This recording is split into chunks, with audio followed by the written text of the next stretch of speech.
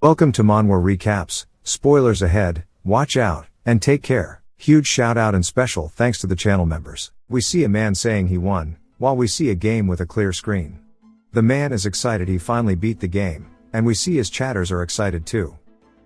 We learn the game is called Protect the Empire, a tower defense and dungeon offense hybrid game. And after 10 years, he's been the only person to win the game.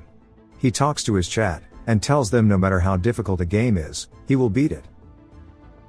The man is a streamer named Retro Taku who specializes in high difficulty retro games. He receives a chatter mentioning the death of the saint, and Retro Taku mentions how the viewers bonded with the characters, and wished everyone would live through the final battle, but everyone except the main character Lucas, died. But his goal wasn't a no-death run, but just to complete it. He mentions how even after the game was beaten, Lucas just stands still over the final boss's corpse, on top of the corpses of monsters, and allies alike. He says even though it's a game, Lucas looks so lonely standing there. It shows the end screen, and one of the chatters says, the dev should reward him because he beat the game when everyone else complained about the difficulty of the game. Taku says he doesn't need anything like that, it's fine because he had fun. And the chatters mock him for faking being modest. Taku mentions how their website's already been taken down, and there's no sequel to the game. So there's no way they'd reach out to him. But he receives a notification from the developer of the game, and he is surprised. All of his chatters are surprised, and the developer says first, you have my gratitude, because he thought nobody would succeed, but I'm relieved after seeing you beat the game, and I'm happy there's still hope for us. This confuses Taku, and he wonders if they're making a sequel. The developer then says, you've proven your skills, so come to this place and help us. Taku wonders if this is a scam, because there's no way the developer would have come to his stream in the first place, and decides to kick the man out of his stream. He says Mr. so-called developer, but is interrupted by his screen distorting, and everything goes blurry for Taku. He wonders what's happening and falls unconscious, wondering if played for too long. The screen thanks him for playing, and it shows some giant things crashing, creating a loud noise. This wakes up Taku, and he screams, wondering what the noise was. He sees in front of him a wall has been melted by some acid, and he screams, wondering what is going on. The debris begins to fall, and he cowers on the floor. He's overwhelmed by the smell of gunpowder, and is shocked when a cannon fires in front of him. He looks around and sees a flag, and an army of soldiers, and that he's on top of a castle wall. After seeing all of this, he wonders what's going on again, and wonders if he's in the middle of a war. One of the soldiers notices he's awake, and they rush to him, saying, Your Majesty, are you alright? This scares Taku, and he crawls backward, thinking it's an enemy, and yelling to stay back.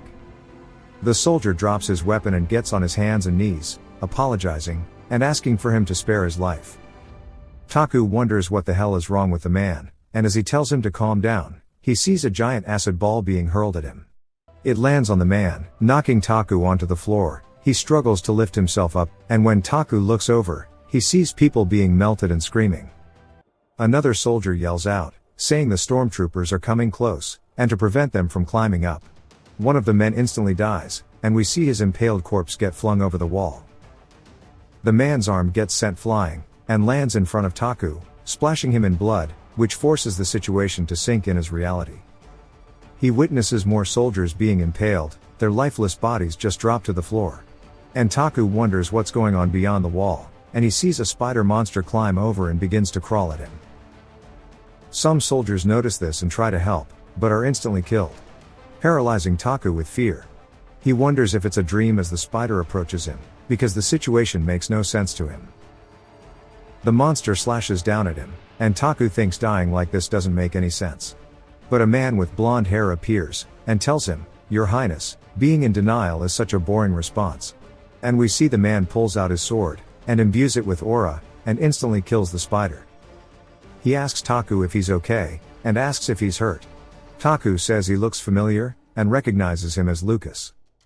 Lucas says it seems he's hurt his head, but he's glad because he finally called him by his name, and mentions how he's never called him by his name before. Taku wonders if it's really Lucas, and realizes that would mean he's inside of the game he just beat while streaming. As he looks at the battlefield, he realizes he is fucked, because of how difficult the game is. He sees an entire army of spiders swarming at him, and he is utterly shocked. It shows the spiders shooting acid balls bombarding the walls, and Taku wonders why he entered the game. Lucas grabs Taku and tells him the enemies are called the Black Spider Army, and that they don't move after sunset. And even though the front wall is about to collapse, they just need to hold on until then. Taku wonders why Lucas is protecting him, and wonders who he is in-game. It cuts to sunset, and we see soldiers being carried out, and treated. Lucas begins to talk to Taku as he overlooks the spiders' corpses beneath him, and Taku asks him when and where they are currently. Lucas tells him the year, and that they are at Fortress City, also known as the front base of Crossroad. Taku remembers what tomorrow will be, as it's a familiar date and location. And reveals that it's actually the tutorial of the game and that he must be called Ash. He asks Lucas if that's his name, and once he says yes, he becomes scared. Taku explains that he's the third crown prince of the Empire, and the worst commander, and that in the tutorial, he met the worst ending. His full name is Ash Bonehatter Everblack. Taku explains again that he's the only person to have cleared the hardest difficulty, which combines Hell and Sage modes together. Sage mode just autosaves, so you can't go back. And that the tutorial is an impossible stage, that was made to never be beaten, and that the story starts with Lucas escaping alone. And the Black Spider Army appears later in the game, so how is he expected to kill them at the start? He slaps himself and says that he's cleared it before, and if he uses all of his knowledge, there has to be a way, but after hyping himself up, he realizes he's fucked. He can see from the stage info screen that there are thousands of spiders, and they are all high level, and even the wall's durability is low now. The only weapon he can use currently is a cannon, and he begins to think of a solution. He mentions if it's Sage mode, he can't load, so he has to find the best way possible every time. And since he's been playing the game, he's realized there's always an option to survive. And he looks through the info for something to use. He runs out of his room screaming for Lucas, and tells him to call for his escort troop. Lucas asks why, and he tells him he's found a way to break through the situation. We see him sitting down, and begins talking to everyone. He recognizes all of their faces, but he's never seen them live. There's Lily, Ken, and Damien. He asks why Damien is curled up, and they explain he lost a friend. Taku remembers that from the start, Damien was debuffed, and even if he's an important healer, he wasn't useful. He changes the topic and tells everyone what their roles are. He explains Lily is a fire mage, but he gives her the position of tank. This confuses her, and he tells Ken, who is actually a tank, that he's going to infiltrate the enemy camp, and tells Damien he'll be their sniper, and he orders Lucas to maintain the front line. Ken yells and asks if he's taking this seriously, but he understands that it sounds like a crazy plan. But explains that this stage is impossible to clear with normal means, but he has to use crazy means. He glares at Ken and asks if he's disobeying him, the son of the Emperor, and the Supreme Commander. Everyone looks tense, and Ken is visibly scared. Taku stands up and pulls out his blade, stabbing Lily in the shoulder. And mentions how while he's in Ash's body, he has to be crazier. Ken thinks to himself that the prince is a complete lunatic, and there's no way they can trust him. We see the knife inside of Lily's shoulder begin to catch flame, and everyone is shocked. And Taku explains that the tutorial characters have a hidden specialty that contrasts with their role, because it was put in as a joke. Taku asks Lily if she was cut by metal before by some goblins, and after that, she gained fiery skin. Taku explains that it changes the body to flames to avoid physical attacks, and as long as she has mana, she can avoid attacks, and asks her if he's wrong. He explains how in the game, you can't use her quality, but this isn't a game. And for an impossible stage, there's no choice but for him to cheat. And he curses whoever sent him here. He apologizes to Lily for stabbing her, and she asks how he knew about it. He tells her it isn't important, and he calls Ken's name out. And he explains Ken was a thief when he was younger, and Ken asks how he knew. Taku says how he knows isn't important, and it's about what he can do because of it. Taku explains that he can conceal himself whenever he wants, and nobody will notice him. Ken stays silent, and Taku threatens him with the knife, and Ken says he can do it. He puts the knife down and approaches Damien. He explains he's the most important piece, and asks Damien about his eyes, and explains that's why he can remember his friend's death so well. Damien recalls his friend's death, and begins to cry. Asking why he was brought here, asking if there was some noble goal, or if their lives are nothing but entertainment. Taku tells him to resent him, but his friend gave his life to save him, and asks if he's just going to waste it, and that he needs to take revenge. Kill the spider, then take revenge on Ash. He asks Damien if he wants to kill the spiders, and he says yes, and he asks if he wants to kill him too, and Damien says yes. Taku says good, and promises if he gets out of this alive, he'll die by his hands. Lucas yells, and Taku says if the plan fails, they all die anyway, but he promises to die by Damien's hands, and gives him his word, so at least for tomorrow, just follow his orders. Taku explains that he'll use Damien's resentment toward him as fuel. And he tells them he won't make excuses, and due to his judgment, the army is on the brink of annihilation, but if they stick to his plans, they can drive the monsters out and will win. So just this once, follow and trust him. And we see them all looking determined. It cuts to the next day, and they are atop the walls preparing for the Black Spider army. The soldiers bang the drums to notify everyone, and we see Taku beside a cannon. And the spider army begins to rush in, and he explains the plan. While the members buy time, he'll find the queen, and after that, they'll shoot her with the mana cannon. But the problem is the location. She orders the army from far away, so it's not visible to normal people, and he wonders if it's possible.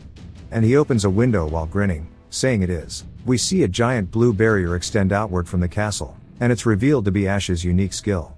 It's the ability to view the area in minimap form.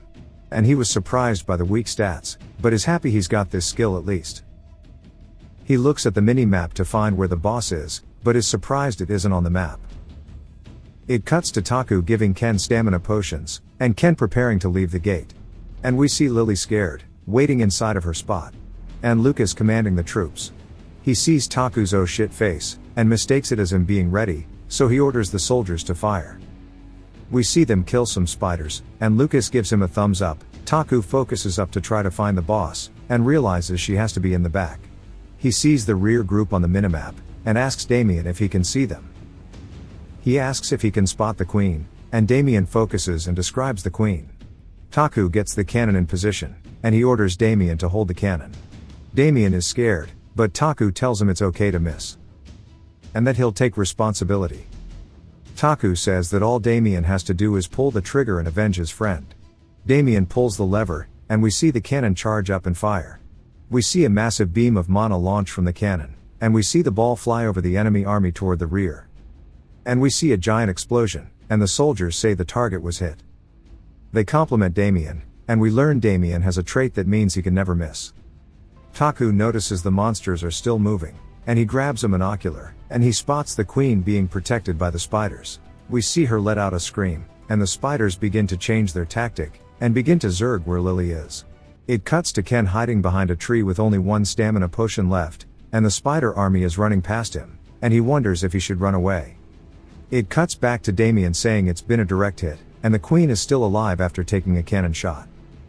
Taku explains how the spider queen is generally pretty weak individually, but the tutorial stage queen is different. He has no information about her, and wonders if she has an unkillable status. One of the soldiers yells about how the cannon is reaching its limit, so it only has a few shots left, 3 to be exact. This heavily worries Taku, and he understands killing it with 3 shots isn't possible. And that Damien's eyes are being strained, and wonders if Damien will last. One of the soldiers yells that a demolisher is coming, and we see a giant spider crab rushing toward the already damaged wall. Taku yells for everyone to focus it, but it has no effect, and the wall gets smashed through by Chungus. We see the rest of the spiders run through after the demolisher, and Lucas and Taku give everyone their orders. Taku tells them they have to kill the queen, and we see Damien launch another attack, visibly straining his eyes. It cuts to Lucas holding his ground against the spider army, saying they must defend Taku. And Taku begins to get frightened as he watches the soldiers die, and the death count begins to climb. He wasn't aware when he was playing it as a game, but actually hearing the screams of the soldiers makes the reality sink in. He begins to panic and cannot think of a way out. We see Ken screaming to draw the spider's attention, and he runs away while they follow him. He hides behind a rock and activates his stealth, but he doesn't have the health required for it, and is surrounded by the spiders. We see them tear him to pieces. F in the comments for Ken. Taku realizes his lapse of judgment is what cost Ken his life. Not only Ken, but everyone else is losing their lives because of him. And how in game he always used sacrifices to get what he needed, because that's how the game is. But now he understands the weight of his actions. And he angrily yells at the spiders, but he knows they won't stop because of a scream. He sees Lucas killing one of the giant spiders, and Taku realizes that the only way to stop the monsters is by killing them. One of the soldiers tells him the fourth shot is ready, and Taku asks Damien if he's ready, and we see Damien is bleeding from his eyes, but says yes. They shoot the shot, and we watch it hurl toward the queen, hitting her directly as she screams, but it isn't enough to kill her. They fall to their knees, realizing the attacks aren't working, and because they only have one shot left. Taku wonders if this is truly the end, even though the cannon is about to break, and the front line is broken. Damien can't open his eyes, and he wonders if there's any hope. One of the soldiers yells out that she's definitely been damaged, and he admires the scout for being loyal to his role. And the scout says one more shot can kill it, but an acid rock hits the scout. Lucas screams out for Taku, and we see him falling from the tower because it's been broken. He blacks out, but is woken up by a light. This light is revealed to be Lucas blocking debris for him. Lucas asks if he's okay, and begins to puke up blood. Lucas asks if he remembers, and says it's been 20 years since then. But Taku doesn't know what he's talking about because he's not really Ash. Lucas mentions how on his first day as his bodyguard, he spoke to him, and said he can't become the emperor, but he will become the greatest man in the world. So Lucas must become the best knight in the world. Lucas mentions that those words deeply motivated him, and he tells Taku he believes in him. And he falls under the weight of the rubble. Taku pulls his unconscious body out, and tells him to hang on, because he's the hero, so he cannot afford to die here. He begins to analyze the situation, and he sees Damien and the other soldiers beside the cannon. And he wonders how they are still alive, and where the spiders are. He hears Lily calling for him. As she holds back the spiders, she tells him it isn't over yet, and we see she is impaled by the spiders. Taku yells out to her, and she says she can't hold out for much longer. She says soon, the monsters will break through, and we don't have time, so hurry. She says don't make my death worthless. Taku yells out for them to prepare the next shot, but one of the soldiers says that the cannon has surpassed its limit. And if it shoots, then it will explode. Taku says it's better for them to roll the dice even if they die in flames. The soldier asks how he plans to aim because they can't see outside, and that the cannon stand is gone. Taku says they'll hold the cannon with their hands, and there's no need to aim, they just need Damien to shoot. Taku approaches Damien, and tells him this is the last time he needs to shoot, and to please push himself once more. Damien says no matter what he does, nothing changes, and asks what the point is. Taku says if they hit it again, it will die, and Damien says that's not what he meant. Even if they kill the queen, then what changes? Because the world always takes things from him, and that he wants to stop. He doesn't want to live like this. Taku interrupts him by yelling his name, asking if he thinks the world is unreasonable, and even if he overcomes an obstacle, would he still be living in hell? Damien says yes, and Taku grabs him by his collar, yelling at him for saying obvious things. And that nothing goes his way either, but that's life. And asks if he's just going to sit and wait to die. And that they have to keep fighting until they die. And that he plans to struggle and fight until the end. He tells Damien if he wants to die so badly, then to kill himself, but if he's too much of a coward, then to become his trigger. He tells him to stop looking for his dead friend, and the only thing he needs to work for is commander, and that he's his chess piece, his key, and that's all he needs him to be. Taku activates his commander skill, and gives Damien an order to blast the monster's face off. Damien says he'll do it, and one of the soldiers says the cannon is loaded. But there's no way to cool the barrel down. Taku tells him to move, and says he'll hold the cannon. The soldier tells him that it's too hot, and it'll be way worse than an average burn. Taku says it's better to die that way. And asks Damien if he's ready. Damien says he can't see or feel his hands, and Taku reassures him it's okay. We see the cannon begin to heat up, and Taku begins to scream in pain from the heat of the cannon. We see him hold it up, and the soldiers begin to help him by grabbing onto the cannon. They all lift it up toward a demolisher, and Taku yells out for Damien. We see Damien's eyes begin to bleed again, and he's ordered to shoot, so he pulls the lever. We see the cannon begin to charge with mana, and it fires off a massive blast of mana. We see the beam propel the ball, and Taku just keeps repeating for it to hit, as he begins to pass out. Taku says it's an impossible task, they had to shoot at an enemy they cannot see, and there's no way it would hit. But we see the ball curve in the air, because it's ignoring the factors that limited the shot, including all of the monsters in the army. Because the shot's target is predetermined. It hits directly with the Spider Queen's face, only leaving a massive explosion behind. Taku begins to remember his first chatter in his stream, and we see he was happy to receive a chat, but didn't remember what he responded with. He opens his eyes, screaming, and we see him bandaged up, surprised he's alive. Lily tells him to rest more because the burn is deep and will take time to heal. She tells him he slept for 4 days, and she thought he wasn't going to wake up. He's happy when he understands he survived, and she explains the last shot killed the queen, and the army stopped moving instantly. And that they've won. He looks out his window seeing the soldiers moving the dead, and burning spider corpses. Lily explains the injuries he suffered, and that even after he gets healed, he'll still have scars. And he says scars are a cheaper price to pay than losing his life, and he asks Lily how she is, and notices she's in a wheelchair.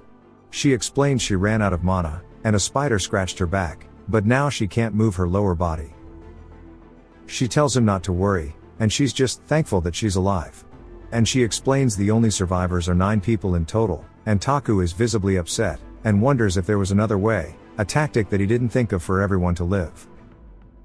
Lily comforts him by telling him he isn't a god, and that there was no way to save everyone. Taku explains from the start he's the one who dragged the soldiers here, and she says that nobody expected the monsters to move in hordes, because they haven't for decades. And he shouldn't be so harsh on himself. Lucas barges into the room, while crying, he yells about how happy he is. He asks him if he's hurt, and that he can bring Damien over. Taku asks if Lucas is okay, and Lucas says his main strength is being tough. Lucas holds up a manifest for all of the soldiers who died, and says there are many he couldn't find the remains of, but they've recovered the ones they could find. Taku asks where they gathered the remains, and says that he'll go see him. On his way there, he meets Damien, and is surprised that Damien was healing everyone after what happened, and tells him if he wants, he'll give him the money to retire, and that he can do what he wishes now. Damien mentions how Taku called him his trigger, and Damien says he wants to know the origins of the monster, and why his friend died. So he asks to follow Taku's path. Taku says okay, and to pay respect to the dead, they needed a priest. We see them holding a funeral for the deceased. Taku acknowledges there wasn't a better strategy, and that he chose a plan and executed it. That this is his result, and he will carry the consequences. Taku tells Lucas, after the funeral is over, to recover the remains and transfer them to an empty field in the west part of the crossroad, and to bury them there. He plans to build a cemetery where the memorial facility was in the game. Taku says that every year on the last day of February will be a day they spend honoring their sacrifices. Taku tells Lucas he won't fail twice, and it's time to go back to their headquarters. It cuts to 3 days after, and we see they have a caravan heading toward the main camp. We see Taku inside one of the carriages, extremely bored, but we see he has a job selection available. Taku mentions how after level 5, you get to choose a job. We see his stats have barely gone up, but the interesting thing is that he can choose any job in the game. But one of the classes is one that he's never seen before, and he wonders if it's a hidden class that's a prize for clearing the hardest difficulty. He mentions his skill is useless in the start, and that it's risky to choose a job he doesn't know about. Lucas interrupts him and says they are close to Crossroad, and Taku looks out the carriage window to see a giant fortress wall. He explains it's at the south end of the world, and it's to stop monsters from emerging from the southern area called Black Lake. And it used to be a significant area, but now instead of soldiers, it's run by mercenaries, old soldiers, rookies, and people who've failed in society. And mercenaries were hired regardless of skill level, because the Empire just needed a meat shield. But after the constant development of commercial buildings, the area has caused people to refer to the fortress as Fortress City. We see Taku's carriage go down the main city street, but he realizes the atmosphere is horrible. He understands that after so many people died, they're going to view him poorly, but he's prepared something for this. The residents see a cart full of magic gems, and Taku explains how, right now, their trust in him is 0, but he knows how to get them to like him. And that is by abusing money, to buy their trust. They arrive at the Lord's Manor, and Taku is surprised by how big the house is. One of the attendants bursts out of the door. While yelling, he runs up to Taku and says he was very worried about him. Taku explains the man is named Ader, and that he's an NPC that manages the city, and handles administrative tasks. They head inside, and Ader says he's prepared the bath and dinner for him. Taku tells Lucas to go rest, and Ader guides him to the bath. Ader says once he's in the water, his fatigue will wash away. Taku thanks him, and says he can go rest, but Ader tells him he is incredible, and calls him Retro Taku. Ader says it was beyond his imagination that he'd be able to clear the tutorial. Taku gets angry, and Ader reveals himself to be the director of the game. Taku punches him. Taku is angry because Ader is the one who brought him here, and Ader immediately begins to apologize by saying the world needs him. But is interrupted by Taku jumping at him, and it cuts to Ader with his hands in the air apologizing. Taku asks why he brought him here. Ader explains that there's a true ending that nobody has reached, and that he's reset the world countless times trying to reach that ending, but he's never been able to get the one he's wanted. And that he's changed the world's form to that of a game, so people from other worlds could try. But still, even with this, nobody was able to reach the true ending. He says even though Taku didn't finish the ending he wanted, he was still able to accomplish something nobody else could. And he concluded that Taku would have the greatest chance, so that's why he brought him here. Taku begins to yell at him, because he kidnapped him and put him in the tutorial of all places. Ader says it was a bug, but if he achieves the true ending, he will fulfill one wish for Taku. Taku says, "What in the Dragon Ball?" Ader says he's akin to a god in this world, so it's obvious when Taku returns to his world, he'll give him a gift. Taku asks if it can be anything, like 10 billion, and Ader says he can do way more than that. Taku says that it's enticing, because there's one wish he really wants to see succeed. Ader mentions that he knows there's a wish Taku wants, one that he thought was impossible. Taku realizes now Ader brought him here, knowing who he was, and what he regrets. Ader says he'll fulfill the wish, as long as that wish lives on in Taku's heart, he can fulfill the wish. Taku says if he has this power, why doesn't he just use it to solve this? Ader explains there are restrictions, and in this world, he's a normal human. Taku asks what happens if he dies here, and Ader says he just dies, and life is a one-coin game. And that he could send him back to Earth right now if he wanted, and his first plan was to bring him here and ask first, but there was an issue. He tells him between choosing for a chance at getting his wish granted, or returning and live peacefully. Taku says normally, he'd have gone back instantly, but two things are stopping him. One is the desire for his wish, and the second was confidence. He cleared the game's hardest mode already, so clearing it one more time is nothing. He agrees to staying, and he asks Ader to support him. He tells Ader to sell all the gems by tomorrow, but Ader says he can't, and Taku tells him to listen to him.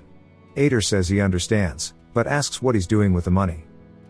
Taku goes to the mercenary guild for gacha, and decides to start light with 100 pulls. Taku kicks the door open, and people yell at him, but he yells back. He asks if they want to die, and people begin to recognize him as the lunatic prince. Taku explains the mercenary guild is where you go to pull characters, and their impact varies with rank. He looks around for anyone glowing, and spots an old lady smoking at the bar. He's excited to see an SR, he sits down asking what her name is. She says her name is Jupiter, and he recognizes her as the lightning sorcerer. He questions where her uniform is from, and she says it's an old model from their empire. She explains that she was the captain of the 2nd Sorcerer Squadron, and, since retiring, has been living as a mercenary. She asks him why he's there, and says he's there to hire some mercenaries. She asks if he's there to buy bait that'll die in his place, and says the rumors of their battle have already spread here, and it's true everyone there is a low life. They don't want to be thrown away by a newbie commander. He says he understands, but they are there to sell their lives anyways, and that her statement is weird, even though her career history is flashy. She was fired because she stole military funds, and how she was caught smuggling goods too and dishonorably discharged. Yet she's still proudly wearing her uniform, and calls her shameless. Taku explains how she's corrupt to her core, but her combat ability is outstanding. Even though she's more like a pirate than a soldier, she's still the lightning sorcerer. Jupiter says even if it didn't end well, she still has pride as a soldier of the Empire, but Taku interrupts her by asking how much. She doesn't answer, and he asks how much does it cost to make her a hunting dog. She says it would cost at least 100,000, and Taku interrupts her by saying 200,000. Even though it's a high price to pay, he's the prince, and he just sold all the gems. And that if he had the chance to buy an SR rank, he'd pay any price. Taku tells everyone he'll pay twice their original salary, and to come to the empty field west of Crossroad this evening. He then leaves and goes to the church. We see the saint has healed him, and that she's an R-rank healer. And that he can recruit her later, but that's not why he's there today. He pulls out a sack of gold, and we see the saintess has brought everyone who is free, and they head out. It cuts to the field west of Crossroad, and they are holding a more proper funeral for the fallen soldiers, and in the city, death is common, so this is rare for people to see, and that they've given the soldiers' families compensation, which has spread around the town. Taku explains that it's a show, but it's reasonable, because their fighting needs to be known as a mission of humanity, and Taku introduces himself to everyone, and he says everyone will die. Every week new graves will be made, and their deaths are more expensive than their survival. Taku explains how half of his fees have already been spent for compensation, and that's why he'll do his best to keep everyone alive. His speech ends, and he wonders what everyone thought of it. He doesn't care what they think of him, but he will prove his point in the future. After the funeral, he goes to the backyard of the mansion, and it shows Taku and Lucas standing there, and Taku activates a teleport gate. The rocks form a portal, and when Lucas asks what it is, Taku says it's a gate to the enemy base. Taku restates the game name, and brings up the dungeon offense part, how when the monsters aren't attacking Crossroad, you're meant to explore the dungeon under the lake, and it's called free exploration. And this swapping is the basics of the game. Taku explains how this is a very good start. Sure, it was rough, but now he has a cheat character like Damien, an SR mage, and a lot of money. Taku explains the rules to Lucas, and how they are scouting the enemy. Lucas easily agrees and says he's ready, and Taku is just confused, and thinks it's weird that Lucas isn't asking any questions. Taku asks if he has anything to ask him, and Lucas says he has no questions. He's his sword and shield, and only follows his orders. Taku asks if he's ready to enter, and they go in. They arrive at the lake, and we learn that the Black Lake is the source of the monsters, and is a hell that creates nightmares. They see bubbles form in the lake, and it splits open, and we see ghastly armors begin to crawl out of the floor. Taku calls them living armor, and Taku explains that it didn't matter who he got for stage 1. Out of all of the different monster types, the only one he wanted to avoid was these guys. And he is annoyed by his luck. The enemy screen updates, and we learn there are 1,000 of them. As Taku looks at the army of living armor, he says he's fucked. Taku explains that he reset the game 741 times, for many different reasons. But one main reason was any time he would get living armor early. Living armor is just armor with specters inside of them, and thus, are extremely resistant to physical attack. And they become easier to fight later on when you have more equipment. They head back, and Taku begins yelling for Ader. Taku asks him what the state of the military power is, and Ader says there are only 500 soldiers. Ader explains they can't hire any more from the city, and Taku says to branch out to other cities and offer double their salary, and to ask the Imperial Palace for reinforcements too. Ader asks if it's okay to do that, and Taku explains how, later on, there will be a bad event because they are asking the Imperial Palace for help. Taku tells him it's okay, just to ask them, and to call for carpenters, alchemists, etc., or rather just draft them. Ader says it'll cause an issue, and Taku gets angry and tells him the city is about to fall, and to just bring them all. Taku goes back to his room, and explains the difficulty level isn't normal right now, and we see him select beginner commander as his occupation. The window pops some confetti and congratulates him, and Taku begins to feel a tightness in his chest, and learns he has received a 50% debuff in stat gain. Taku looks dumbfounded, and screams. He grabs the window and continues yelling at it, and then sees a lot of traits appear and wonders what they are. He learns that just by standing on the battlefield, he will buff the soldiers, and that he can form party synergies, and for a gamer like himself, this is the perfect occupation. The next day he asks Ader to explain where everyone is, and Ader says nobody answered, but he brought the leaders in a hurry. We see them tied up, and Taku says this is just surprise adoption. The leaders begin to yell, and Taku asks if they want to die, and asks where they think they are, and don't they know who he is? He says as the Lord, they hurt his feelings. They apologize, and afterward negotiations ran smoothly. Taku offers them a percentage of the magic gems, and some other stuff and asks if it's a good deal. They agree to the deal. Taku tells everyone about the living armor, and they all share a shocked expression. Taku tells them he'll give them all their orders. Lucas will be the commander of the military, and Lily tries to get out by saying she's in a wheelchair, and Taku says she won't be at the front lines. Jupiter asks if she does well, will she get paid more? And we learn she has this trait in game 2, Taku says, of course. And she's assigned as the leader of the detached force.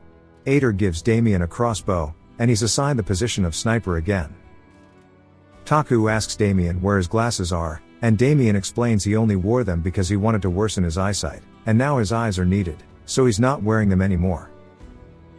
Ader makes a joke saying he's relieved there's not another glasses character. Taku tells him to shut up. After the meeting ended, it cuts to Taku at the wall, and the union leaders explain that the wall is in poor condition. Taku asks Ader why he didn't take care of the wall, and Ader explains there wasn't enough money, and due to no monsters, the city lord decreased their budget. Taku tells the union leaders it doesn't matter how much it costs, but to repair and reinforce the wall so it will last. He heads to the carpenter's workshop, and orders them to make walls, and the man says that the monsters will easily break them.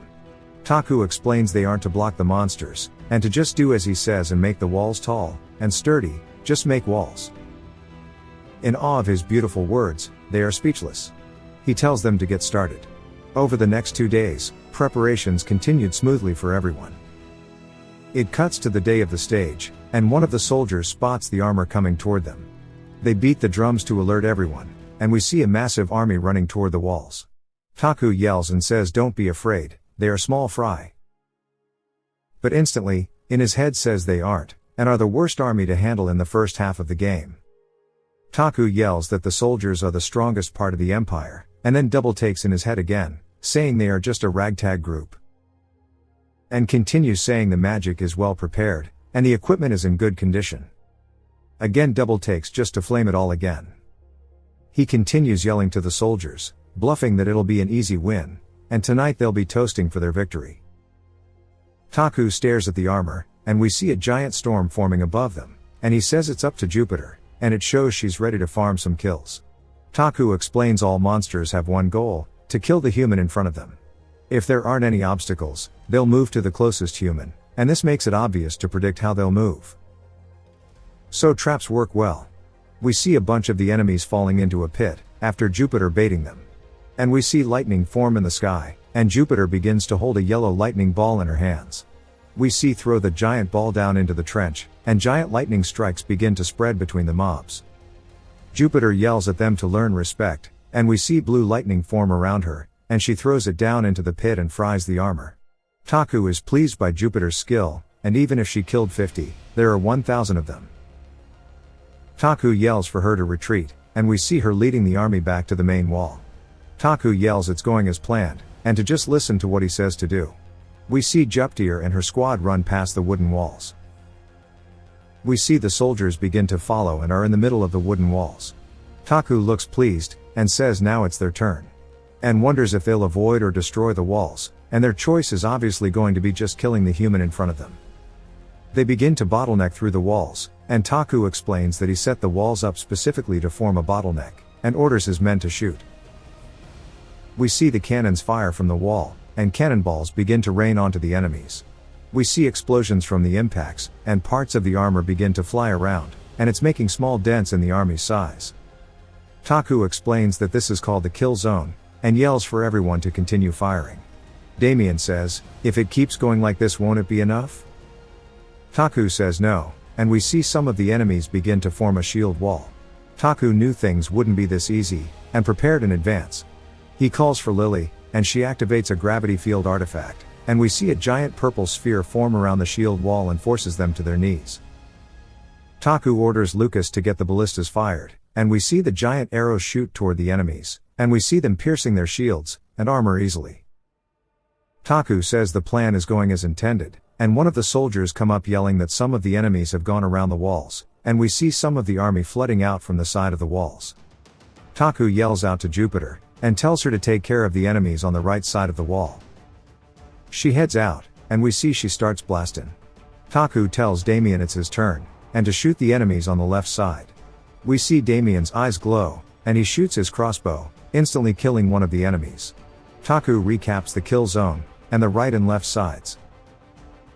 Taku watches the kill count climb, and is happy things are going well, but notices that the specters inside of the armor are flying into the sky. We see them forming a giant blue orb in the air, and once the kill count hits 500. We see a face form in the sky, and Taku explains that it's the Spectre Knight, and it's the boss of the enemy army. Taku explains that this is why the enemies are so rough, because in the second phase, once all the mobs are dead, and wonders why it's appeared even though the enemies are still alive. The boss hasn't moved at all, nor done anything, besides hovering. Taku explains that this is reality, and just the boss's presence is making the soldiers panic.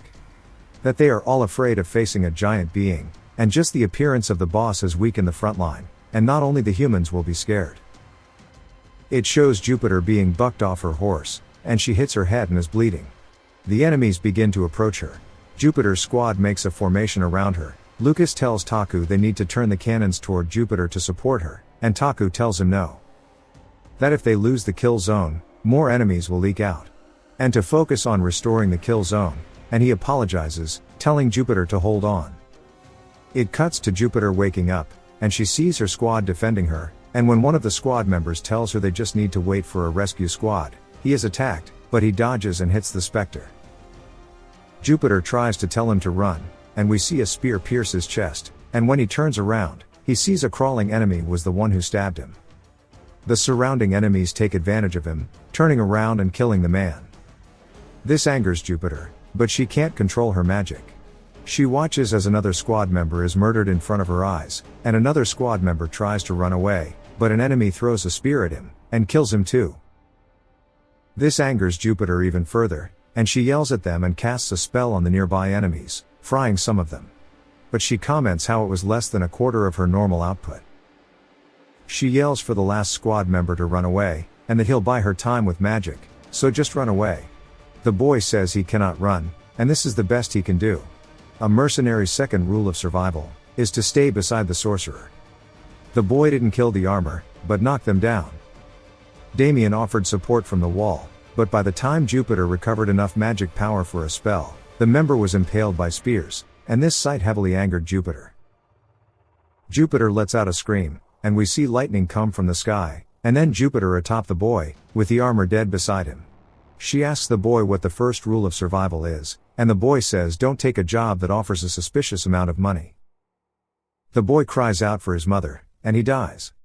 Jupiter says that his way of thinking is flawed, and if you want to be rich, or if you want fame, you can only take dangerous jobs that pay a lot.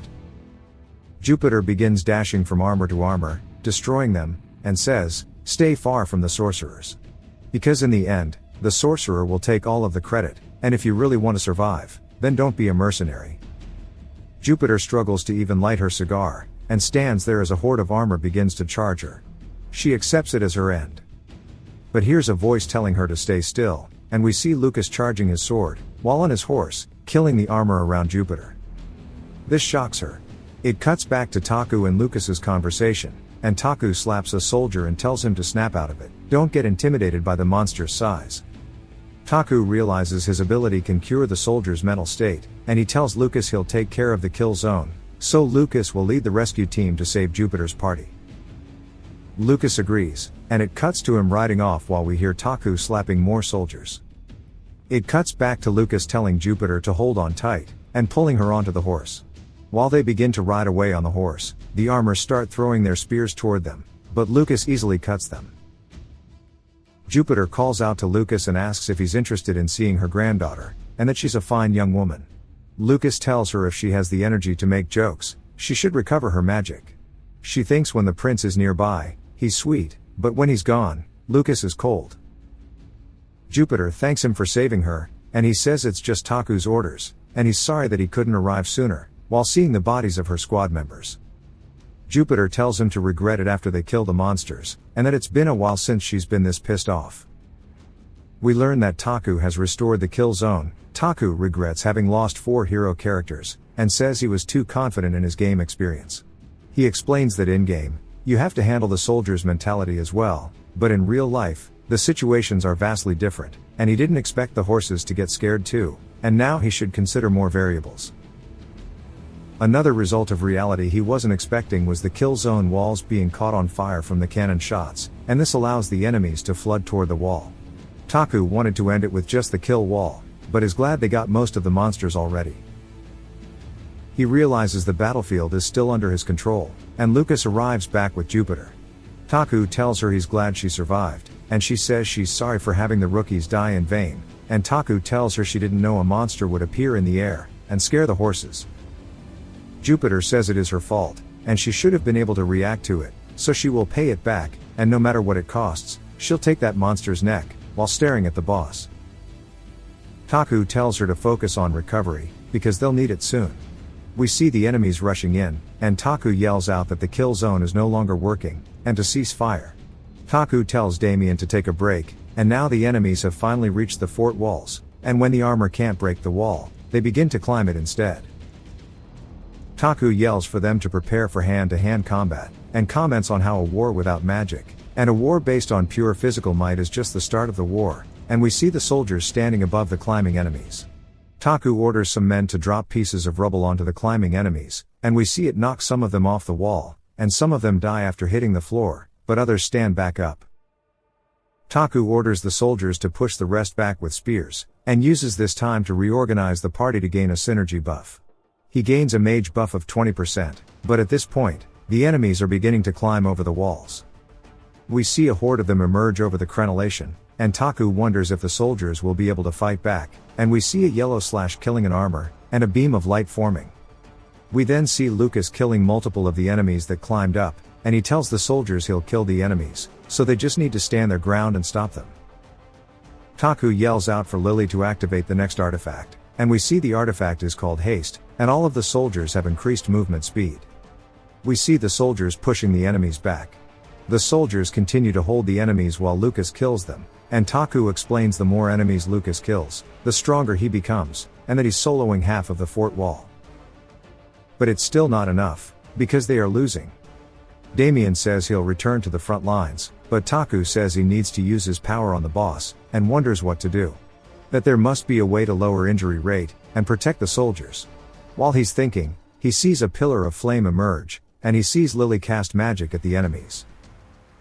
Taku remembers she was a mage, and she asks if he's serious, because she's always been one. He tells her it was great, and that he'll promote her later. She tells him she'd rather just be discharged, and he tells her sure, and he'll give her a bonus too. He grabs onto the back of her wheelchair, and tells her to shoot magic again, and she cries, saying she just wants to retire, and she used all her mana. He begins wheeling her into the enemies, and she begins to scream and cry while casting fire magic. And due to the synergies, her magic is 25% stronger, and we see him wheeling her along the wall, and she's asking to be treated like a human. And just like that, they continued. The soldiers blocked the enemies, Lucas kills them, and Lily burned them with fire. The last armor drops to the floor, and the soldiers are excited that it's over, and Taku yells, telling them it's not over yet, and not to lose focus because there's still one left. They see the armor begins to fly into the air, and starts to form around the giant specter, turning into armor and weapon. The boss lets out a roar, and lands in front of the wall. Taku yells about how this is unfair, and that this shouldn't be the boss of the first level. The giant armor looks at Taku as it towers over the wall, and Taku reminds himself not to be scared and that it's still only a level 25 monster. He orders for the men to fire, and not to save a single shot. We see the cannonballs exploding on the giant armor, but it keeps walking forward through all of the explosions. While being bombarded, it continued walking. Taku tells Lily to activate the next artifact, and we learn it increases magic by 100%, but only to one person. This person will be Jupiter. Jupiter feels the buff, and says it's good, and that she feels like she's young again.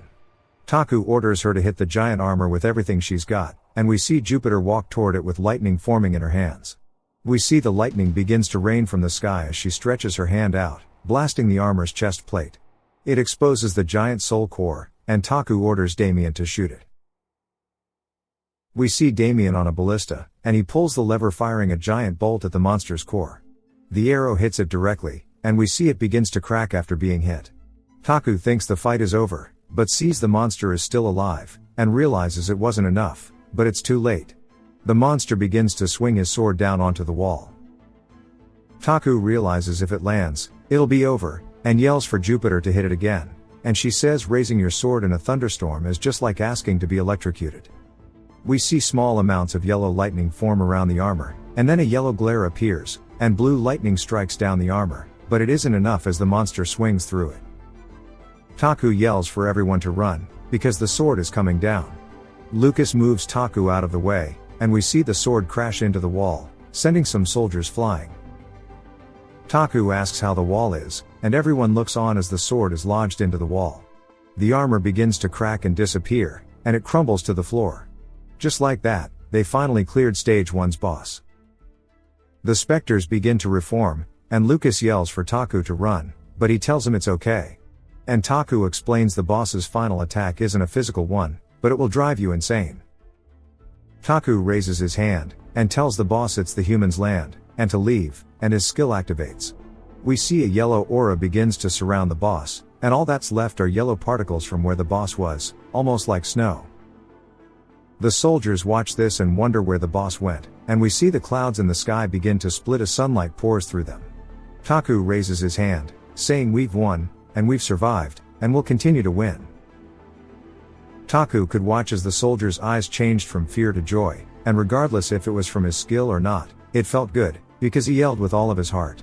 The night after the battle, we see a festival at the central square of the city. Taku raises a glass and says cheers, and tells everyone to drink as much as they want. Because he'll pay for all of it.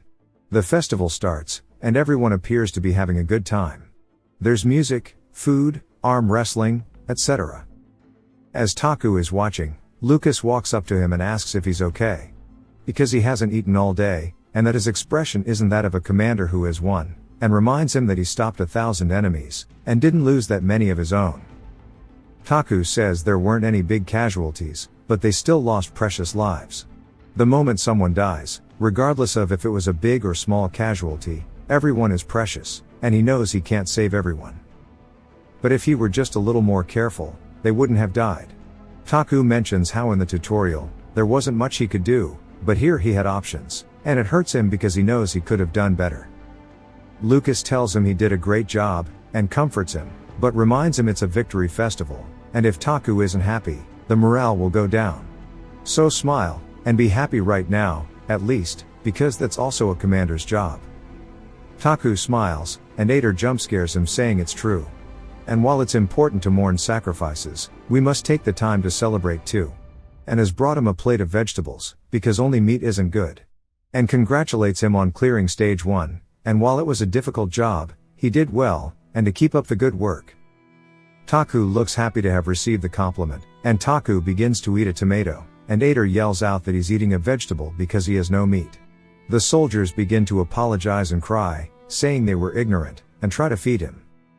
One of the men yells to bring all of the meat and alcohol, and we see them partying with Taku, and Lily tugs on his sleeve. He looks down at a drunk Lily, and she's bawling, asking for dischargement, please. And he tells her no. Work more. Some men take her away, and she's crying, saying she wants to quit, and Taku tells them to go tuck her in. Now Damien is drunk, and he's saying the water is beer. Taku tells him it isn't water, and he wonders who gave Damien beer, and he sees Jupiter pouring it into his cup. He asks Jupiter what she's doing, and she replies that he's not a kid, and he's a mercenary, and that she plans to treat him like a grandson.